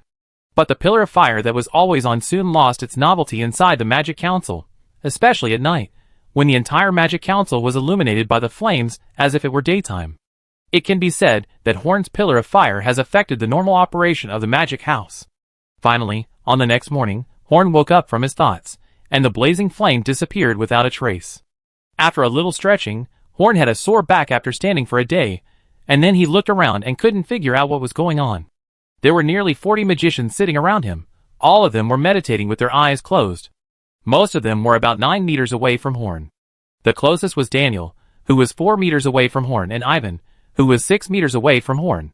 In this one day, they all advanced a certain distance, which proved that they had their own gains. Horn thought about it, and understood that he must have been touched by Daniel's fire magic, and something happened to him, so there was a magician training beside him. But, it's morning now, doesn't it mean that he has been standing here in that posture for a whole day? This is a bit embarrassing. Luckily, Horn has this mask, so they can't see Horn's expression, otherwise Horn would have to find a crack in the ground to crawl into. Hope they can gain something, otherwise Horn would be embarrassed for nothing. The magicians are now practicing. Horn flew up on the spot, and Jing escaped from their encirclement. Interrupting them now may affect their gains from this practice. Returning to his own magic tower alone, Horn went directly to the underground laboratory. He wanted to see what he had gained from this enlightenment. A fireball condensed at Horn's fingertips. This was a second ring fireball spell. Horn wanted to use this fireball spell to test his gains from this enlightenment. Without changing the magic power contained in the fireball, Horn tried to make the fireball more powerful. With what he had gained from Daniel, Horn easily changed the power of the fireball, making this magic not necessarily much more powerful than the normal second ring magic. Without changing the magic power, this level is the limit of what Horn can do. Then Horn began to change the shape of the fireball. The fireball was like a piece of plasticine, allowing Horn to knead it, and finally formed a palm-sized bird with more power than the normal second ring magic. In this way, a new magic was formed. This idea is not difficult, but Horn had never thought about it before. This magic was named by Horn, Firebird. Firebird has the flexibility that Fireball can't match. Although it is slower than Fireball, it can move freely in the air under the control of the caster, and it also has more power than the second ring Fireball. It can be said that in actual combat, Firebird is even more practical than the third ring Big Fireball. Although the magic circle of Firebird is more complicated than the normal second ring magic, it is still a second ring magic after all. After Horn had a new understanding, creating new magic is so simple. Chapter 326.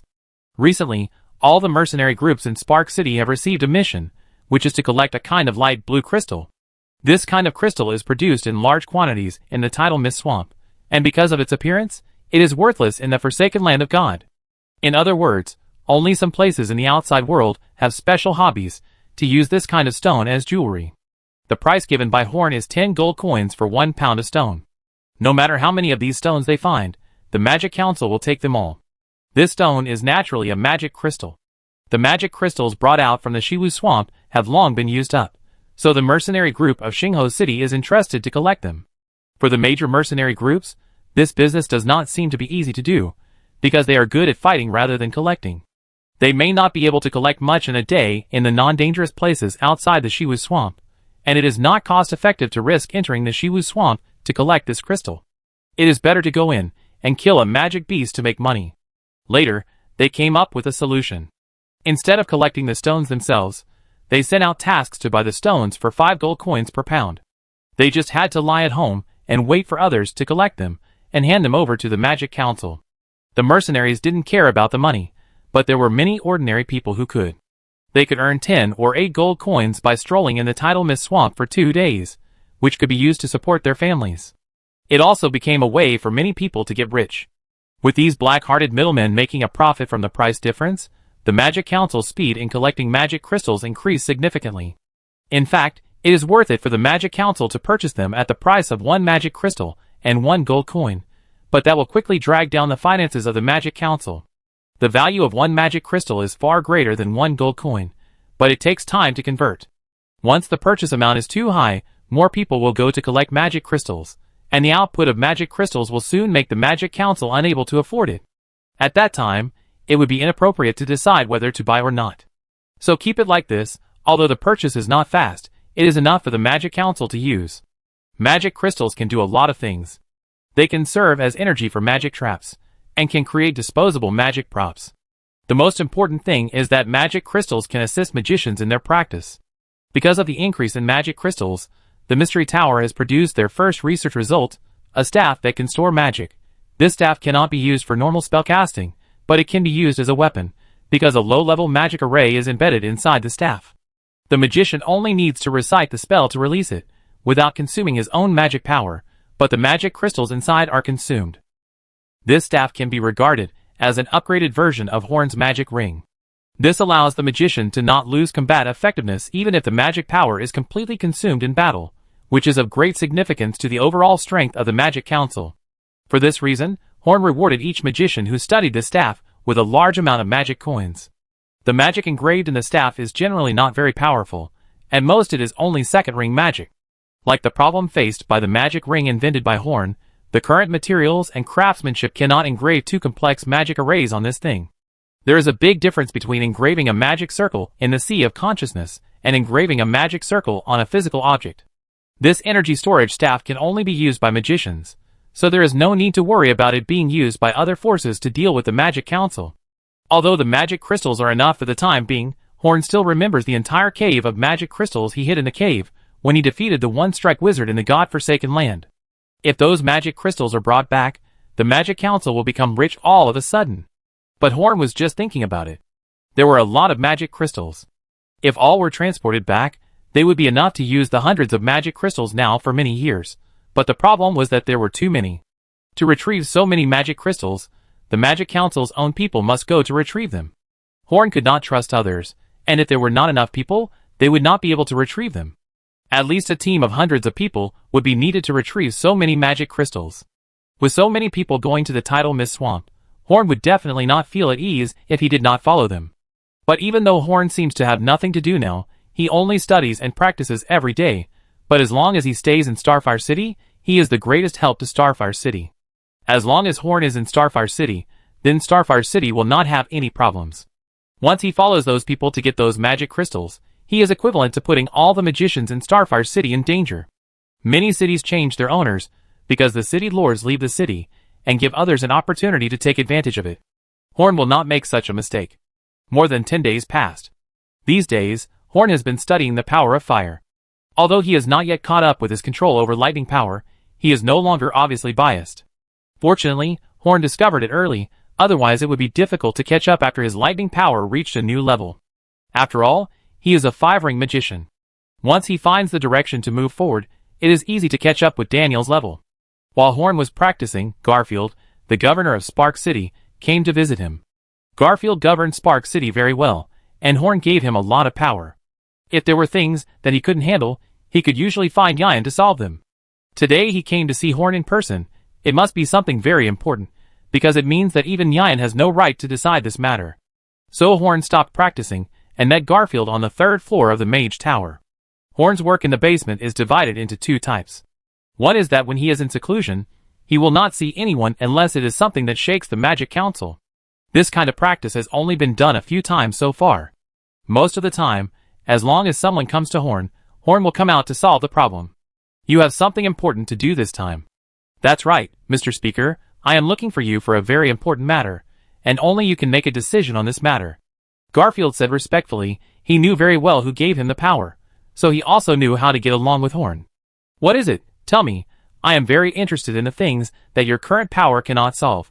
I remember you once said that if I could persuade the former officials of Boulder City to work for me, I could release them from prison to manage the current Spark City. Garfield asked tentatively. Of course I remember.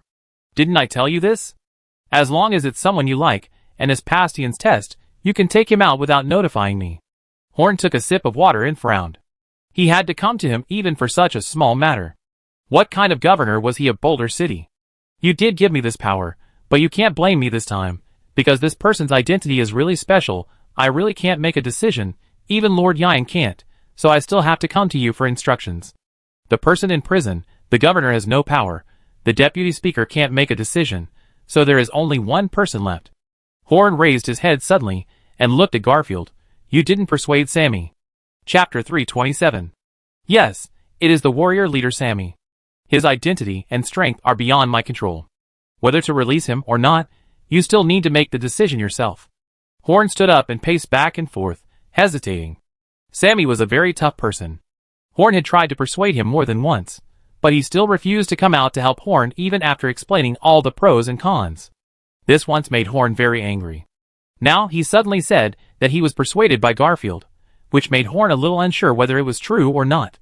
Has his hatred for Horn really disappeared? Will he really not retaliate against the Magic Council? The threat of a 6th level master is completely incomparable to the threat of an illegitimate child. Although Sammy did not help when Gino persecuted the Magic House, he did not add insult to injury. As he said, before the incident, he regarded Horn as a friend, and Gino was his whole world. So even if they were friends, Sammy would never help Horn again. It was a huge waste to spend so much energy to lock up a level 6 expert. Emotionally, Horn couldn't bear to let Sammy be locked up in prison and tortured by drugs every day. But Sammy didn't give in, and Horn had no reason to let him out. Horn poured a cup of tea for Garfield, his eyes full of inquiries. He couldn't wait to know the details of the matter. How did you convince him? I tried my best to persuade him, but couldn't change his mind. It's like this, Mr. Speaker. The reason why Mr. Sammy would rather stay in prison than come out to help you is because you killed the original lord of Giant Stone City, Gino. For him, it is already a great thing not to seek revenge on you, let alone to help you work. You are right, so I have never been able to convince him. He would rather die in prison than come out to help me. Horn sat in the rocking chair and rocked twice, a little distressed.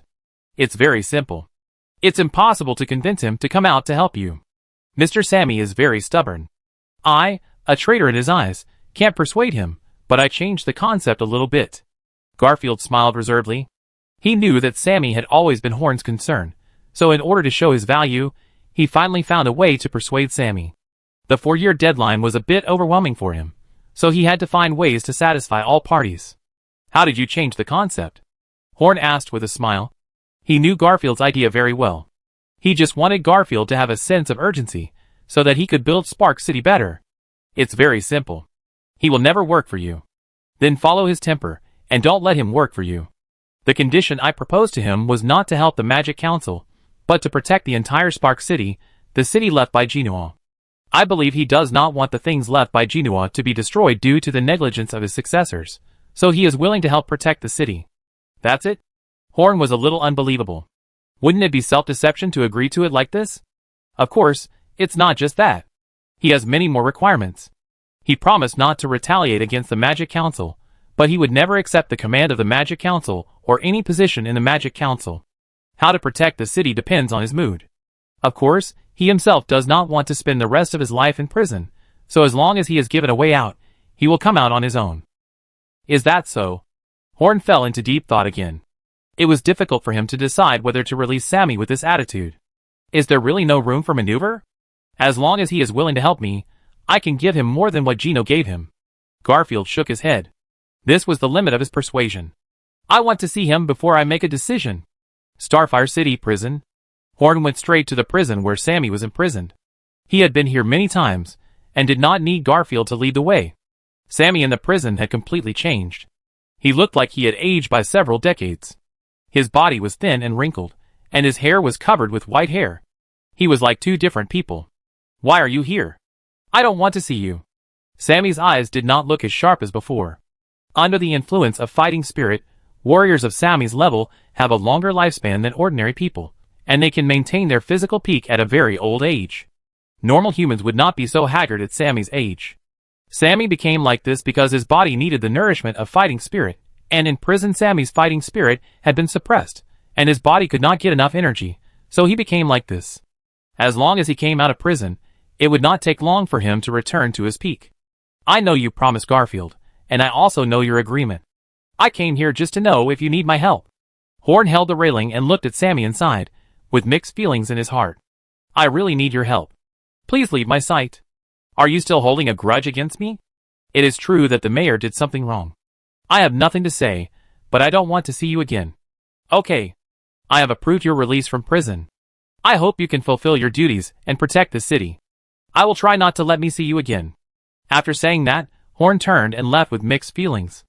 Ian had already tested Sammy's thoughts. He was indeed sincere, and was not trying to fool Horn in order to get out of prison. Letting him out of prison would be of great benefit to Horn's own feelings and the development of the entire Spark City. With Sammy, the safety of Spark City has been greatly improved, so that it has more resistance when encountering some emergencies. And he knows Sammy well. As long as he promises something, he will definitely do it. Horn, feeling a little depressed, returned to the Magic Council. He wanted to talk to someone now. The magicians were all very busy, and Horn couldn't disturb them, so the best person to talk to was Edward. That guy has nothing to do all day, and once he starts talking, he never stops. He is the perfect person to chat with. Speaking of Edward, Horn suddenly realized that he seemed to have not seen Edward for a long time. That chatterbox has not bothered him for a long time, so Horn went to Luke's botanical garden. Generally speaking, if Edward cannot be found, it must be the green squirrel Doobie who bullied Luke in the botanical garden. As the only two symbiotes in the Magic Council, they have a lot in common. But when Horn arrived at the botanical garden, he found something wrong. Luke was sitting on the steps outside the botanical garden with a sad face, while inside the botanical garden, Edward and Doobie were lying in a small basket made of plants by Luke. This scene seemed familiar. The last time Edward slept like this, Edward had the ability to transform, and this time he was about to transform again, and Doobie was the same. Sammy left the prison and walked in the Spark City. This city, which had just experienced war, soon burst out with amazing vitality, and this vitality was never seen when Gino was in power. He stood near the entire city lord's mansion that was being rebuilt, looking at this place that had become a little different. It took a long time for him to come back to his senses. He looked in one direction with a gentle smile on his face. That direction was his home. Chapter 328. Horn could understand that Doobie had evolved. After all, Luke had become a three-ring magician in the past few days. This guy with a silly smile on his face had grown amazingly without making any noise. Edward's evolution again was beyond Horn's expectation. Indeed, the symbiote could gain stronger power and various strange abilities as the symbiote's strength increased. But Edward had just evolved and gained the ability to transform a while ago. After the transformation, he could have the combat power of the fourth ring in a short period of time. Now he had gained new abilities, which made Horn feel a little surprised. Gaining abilities is a good thing, but gaining new abilities so frequently makes Horn a little confused. This time Horn did not enter the research for a short time. He was very curious about what new abilities Edward would gain this time. Through Luke, he learned that Edward had been in a deep sleep for a while, and he had already fallen asleep before Doobie fell asleep. The sad expression on Luke's face was also because of this. He witnessed Edward's evolution, so he knew that this kind of sleep was good for Doobie, but many of his experiments were stagnant because of Doobie's sleep. Without Doobie to provide him with seeds, his progress slowed down all of a sudden. So the two of them waited here for a whole day with their eyes wide open. Luke was not a very talkative type, and even with Horn by his side, they had nothing to talk about. Finally, after a long wait, Luke's green squirrel woke up. As soon as it woke up, the green squirrel climbed onto Luke's shoulder and rubbed Luke's cheek affectionately, which made Horn envious. Edward was not only a very likable guy, but it was also difficult to stop him from swearing. How come the gap between beasts is so big? Doobie was very happy to show Luke its ability, which is to communicate with plants. To put it bluntly, it can get some information from plants. For a plant mage, this is a very necessary ability. So Horn became more interested in Edward's ability. Edward, who had his back to Horn, opened his cat eyes, but his body did not move. While Horn turned around to watch Doobie's new ability, he quietly sat up and tried to escape from here. He had just taken a few steps when he was pressed to the ground by the hand of the mage Horn. I knew you were awake a long time ago. Tell me, what new abilities have you acquired? Horn stared at Edward with a fierce look in his eyes. This guy wanted to escape as soon as he woke up. He really embarrassed himself. New abilities? What new abilities? I just felt comfortable sleeping there. You are a pervert. Why are you pressing me? I am not interested in humans. Horn was full of black lines. When could he be as obedient as Kabuto across from him? Isn't it said that symbiotes are generally very close to their masters? Why did he sign a contract with this thing? Do you need 5 days to sleep? And why are you running away if you don't have a new ability? It's a pity to believe his words. This thing that looks like a cat and a bird, although it is sharp-tongued and merciless, can scold others, but it is not very good at lying. Every time it lies, its expression is very unnatural, and its eyes are dodging. If Horn can't see it, he will live in vain. And his concealment makes Horn more interested. You know, Edward is a very coquettish guy. According to his personality, he will definitely come to Horn to show off after he gets a new ability, but this time he strongly denied that he has a new ability. Why is that? There are not many reasons. Either this ability will make Edward suffer a lot, or this ability is purely beneficial to Horn and is completely useless to Edward himself. Looking at Horn's increasingly bright eyes, Edward covered his cat head with his wings and said guiltily, "Humph, I said no. So there is no. Can you know better than me, meow?" Horn narrowed his eyes, and directly cut off the connection between him and Edward. Edward collapsed to the ground in an instant. The feeling of losing strength made Edward feel that his entire cat life was meaningless. Horn's face under the mask smiled triumphantly. Ever since he found out that he could seal Edward's ability, he had already grasped Edward's weakness. This trick worked every time against Edward. This time Edward lasted for 10 minutes before he could no longer bear it. He hugged Horn's thigh with his wings, and looked at Horn with his big watery eyes. "Meow, I was wrong. I tell you. Tell me what ability you have gained. Don't try to deceive me this time." Horn said proudly that at the beginning, he was a complete victim when he got along with Edward, but now, he can easily subdue this strange bird, which makes him feel good. Meow, I told you. I declare in advance that I don't like you to use this ability." Edward's beard drooped, his ears drooped, and his whole cat face looked listless. "Hurry up and tell me, don't hide it, otherwise you still don't have the ability." "The ability I gained this time is called clone. You can put a part of your power in my body, and turn it into your clone. This clone has all my own strength. You can use your own strength for 5 minutes a day." Clone, clone, Horn was ecstatic. This ability sounded very powerful. If it could achieve the effect Horn had guessed, then this ability could really allow Horn to leave Spark City. Then the effect of this spell would be too great. "Come on, let me try it. I haven't tried the feeling of a clone yet," Horn said to Edward excitedly. Under Edward's guidance, Horn tried the ability of a clone for the first time. When he opened his eyes again, he felt a strange dizziness. It was quite strange to have one consciousness controlling 2 bodies at the same time. The 2 bodies could think about different things at the same time. But Horn keenly discovered that when he controlled 2 bodies at the same time, his original body's thinking efficiency slowed down. Moreover, when Edward's transformed body was thinking at high speed, the original body's brain was even less useful. This shows that it is impossible to use the ability of the clone to speed up one's research efficiency. Suddenly Horn felt a little chilly, and when he looked down, he found that Edward's transformed clone didn't even have a piece of cloth on his body. Yes, the ability of this clone is that Edward can directly transform into Horn. Edward himself has no clothes to wear, so naturally he has no clothes to wear after transforming into Horn. Chapter 329. The spring rain drove away the winter snow, and the city of Spark was filled with the rhythm of life. Green was no longer a rare color, and the color of the newly grown plants had become the main color salon. But Luke's botanical garden did not become mediocre because of the increase in plants from the outside world, but became more colorful. In winter, only some cold-resistant plants could be planted, and in spring, there were more choices. The tender green seedlings that had just emerged in the outside world became the foil of Luke's botanical garden. Such an outstanding botanical garden naturally became a favorite place for people in the Magic Council. Although most magicians like to hide in their own laboratories, there are always people among hundreds of people who like to hang out here after dinner. So now there are indeed a few people near the botanical garden, and the naked Horn transformed by Edward is openly watched by several people. It seems that a few crows flew in the sky. Everything happened too suddenly. Horn was stunned for a while before he figured out what happened. He ran naked in the Magic Council. No, it wasn't him, but he, Horn, still ran naked in the Magic Council and was seen. Quick, stop, Edward. How do you remove the spell?" The 2 Horns, one wearing clothes and the other stripped naked, jumped around in a panic for a long time before finally removing the spell. The naked Horn turned into Edward and landed lightly on the ground. Horn sneered and turned to look at the magicians who were watching. The powerful aura emanated from them, making them a little breathless. As a 5-ring magician, he had a natural suppression on low-level magicians.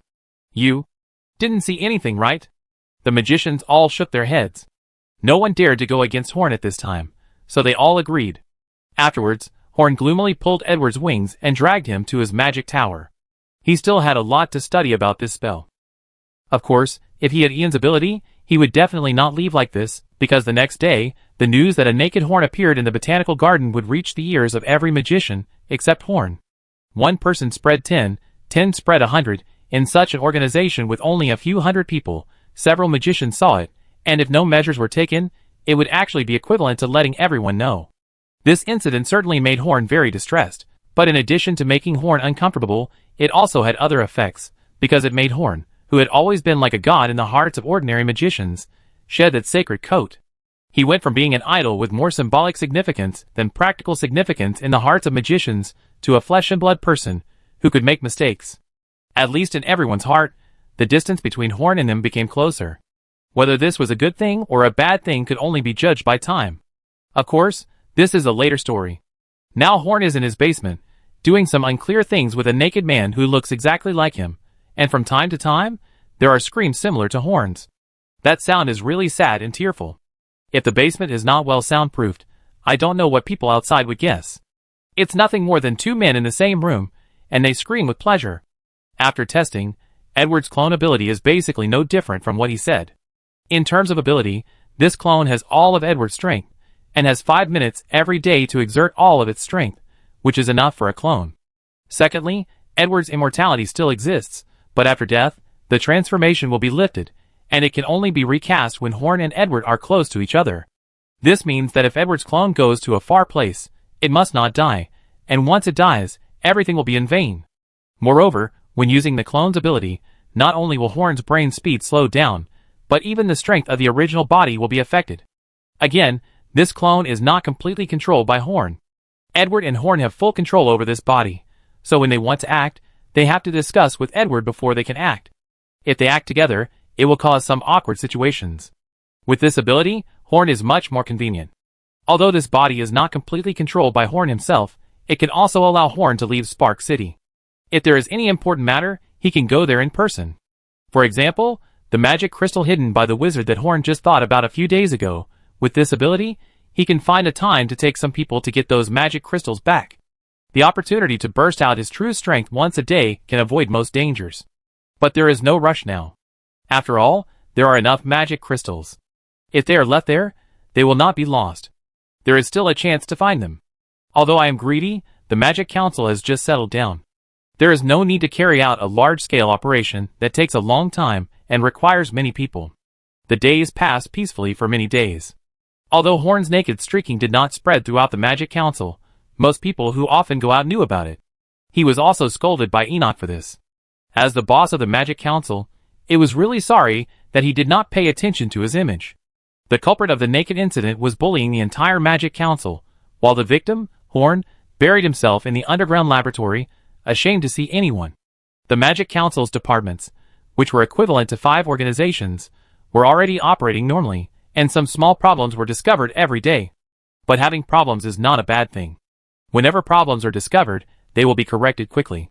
For a new and powerful organization, not harming the fundamental problems is the driving force for the organization to move forward. The Magic Council will become more perfect and more powerful in this problem. In addition to the 5 major organizations, the busiest place in the Magic Council is the reception place for wild witches, which has now been taken over by the Grey Tower. It should be said here that the nature of the current Grey Tower is different from the original Grey Tower. Except that the manager is Ivan, the wild witches in the original Grey Tower did not form gangs, so Horn was relieved that Ivan was in charge of such a large power. Every day, at least hundreds of wild witches come to test, and wild witches from nearby cities pour into Spark City. Now wild witches wearing grey robes can be seen everywhere on the street, even if it is not the southeast area where the Magic Council is located. And because there are so many wild witches, the number of spellcasters far exceeds that of warriors. In recent times, at least dozens of other spellcasters of various levels have come to live in Spark City. It can be said that Spark City is now a real spellcaster city. At least it has this qualification better than all the cities in the godforsaken land. Chapter 330. Hurry up! That thing is coming again! A man holding a wooden stick shouted loudly. His name was Stanley. He gathered about 60 wild witches in the suburbs of another church and started to go to the godforsaken land with a pilgrimage mood. But now, It was completely different from what they thought. Behind him, more than 20 wild witches were running desperately in the swamp. They didn't care about the deep mud pits that could appear at any time in the swamp, because the consequences of stopping were even more terrible. When they first entered the tidal mist swamp, the first half of the journey was full of hardships and dangers, and 8 of their compatriots stayed there forever, but they had never been so desperate. But in the second half, they were attacked by a monster that had never appeared before. At first, the monster only attacked the solitary witches, but later, even if they stayed together, someone would be suddenly attacked. As long as they stopped and relaxed a little, they might be able to stay here. Even though they had never seen the monster, judging from the claw marks on the ground and the force of its attack, it was at least a cat monster of level 3 or above. And the characteristic of cats is that they like to play with their prey, and they are the prey being targeted. The wild witches can't resist this kind of attack at all. All they can do now is to move forward quickly and reach the godforsaken land before they are wiped out. The danger here is beyond their expectations. In this environment, has the legendary Great Mentor who crossed the tidal mist swamp to the godforsaken land to build a territory belonging to the wild witches really succeeded? Could it be that they have died in the tidal mist swamp, having established a foothold in the godforsaken land? Could it be that this is just a utopia imagined by these desperate witches? Once, they were all yearning for the godforsaken land. But now all they want is to survive. Does the place we are going to at all costs really exist? I don't want to run away. A disheveled female, which suddenly stopped, she had collapsed. For 10 consecutive days, the high concentration of the spirit and the fear of death at any time completely defeated this woman, who was not very strong to begin with. Don't stop. Hurry up. The land abandoned by God is ahead. As long as we run out, we will win. Stanley rushed over with a wooden stick, trying to drag the female witch away, but at this moment a green light flashed, and the female witch's head fell directly to the ground, and warm blood splashed on Stanley's face. Behind her, Stanley finally saw the true face of the monster that had been attacking them, a dark cheetah with a green pattern on its body, more than 2 meters tall. After being chased by the monster for such a long time, the monster showed its body for the first time, because it no longer bothered to hide its existence. The cheetah looked at Stanley with disdain, then pressed the woman's body still standing on the ground to the ground and began to eat it in big mouthfuls. It was more like playing with the body than eating. Stanley took a deep look at the cheetah that was destroying the female witch's body, turned around and started running wildly. Since the monster no longer bothered to hide its whereabouts, it proved that the monster had begun to end, or it didn't want to play anymore. Next, the monster's attack will become more fierce and difficult to resist. They don't have much time left. They ran forward for less than an hour, and 2 more witches were killed by the monster. As Stanley expected, the monster's attack frequency was getting faster and faster. Because they were about to get out of the Shiwu swamp, the monster wanted to kill everyone before they got out of the Shiwu swamp. It won't let go of a toy. Sadly, Stanley and his friends had no choice but to run away in this situation, because they had no strength to resist. Another hour passed, and the ground gradually dried up. After crossing the small hill in front, they should be able to reach the long-awaited God-forsaken land. But now they no longer have any hope in their hearts, and are completely desperate. Because the monster has given up its sneaky attacks and started to attack them openly. The wild witch has been looking forward to fighting the monster head-on, but when they really fought head-on, they found that even in a head-on battle, they were far from being the monster's opponent. 20 magics were released, but none of them could hit the monster. The speed of the monster was beyond the range of the wild witches. The green stripes on its body lit up, and the green wind wrapped around its 4 legs, making it extremely fast. Finally, the 20 of them formed a circle, not daring to relax a little, because if they relaxed, the monster would take one of them away. Time passed slowly, they were exhausted, and now there were only 16 of them left. The monster slowly walked towards them. It knew that these humans had no way to resist. Now it was time for it to enjoy the fruits of victory. Stanley stood in front of all the wild witches. He was a wild witch from the Grey Tower. He brought these wild witches here. If they had to face death, he hoped that he would be the first to die. He watched the monster grow bigger and clearer in his vision. Even his beard became clearer and clearer, so he closed his eyes. The expected pain did not come. In front of him came a series of whimpering sounds, which were the sounds of the monster, as if it had encountered a natural enemy. Stanley opened his eyes in confusion, and found that the cheetah was trembling and lying on the ground. He should have been happy now, but he couldn't be happy. Because the opposite side of the cheetah was something more terrifying than it. A gray-white dragon. The Black Panther raised his head and looked at the dragon pitifully, and lay on the ground, which was the action of the monster to show submission. The dragon's eyes rolled around, and it stretched out its huge claws to stroke the cheetah's head. The cheetah's eyes narrowed, as if it was extremely comfortable. "Oh no, these guys are in the same group." Stanley secretly cried out. Their already ugly situation became even worse. While the cheetah was relaxing, the dragon's huge claws grabbed the cheetah and put it directly into its mouth. The wild witches all opened their mouths wide. What kind of operation was this? The dragon narrowed his eyes happily.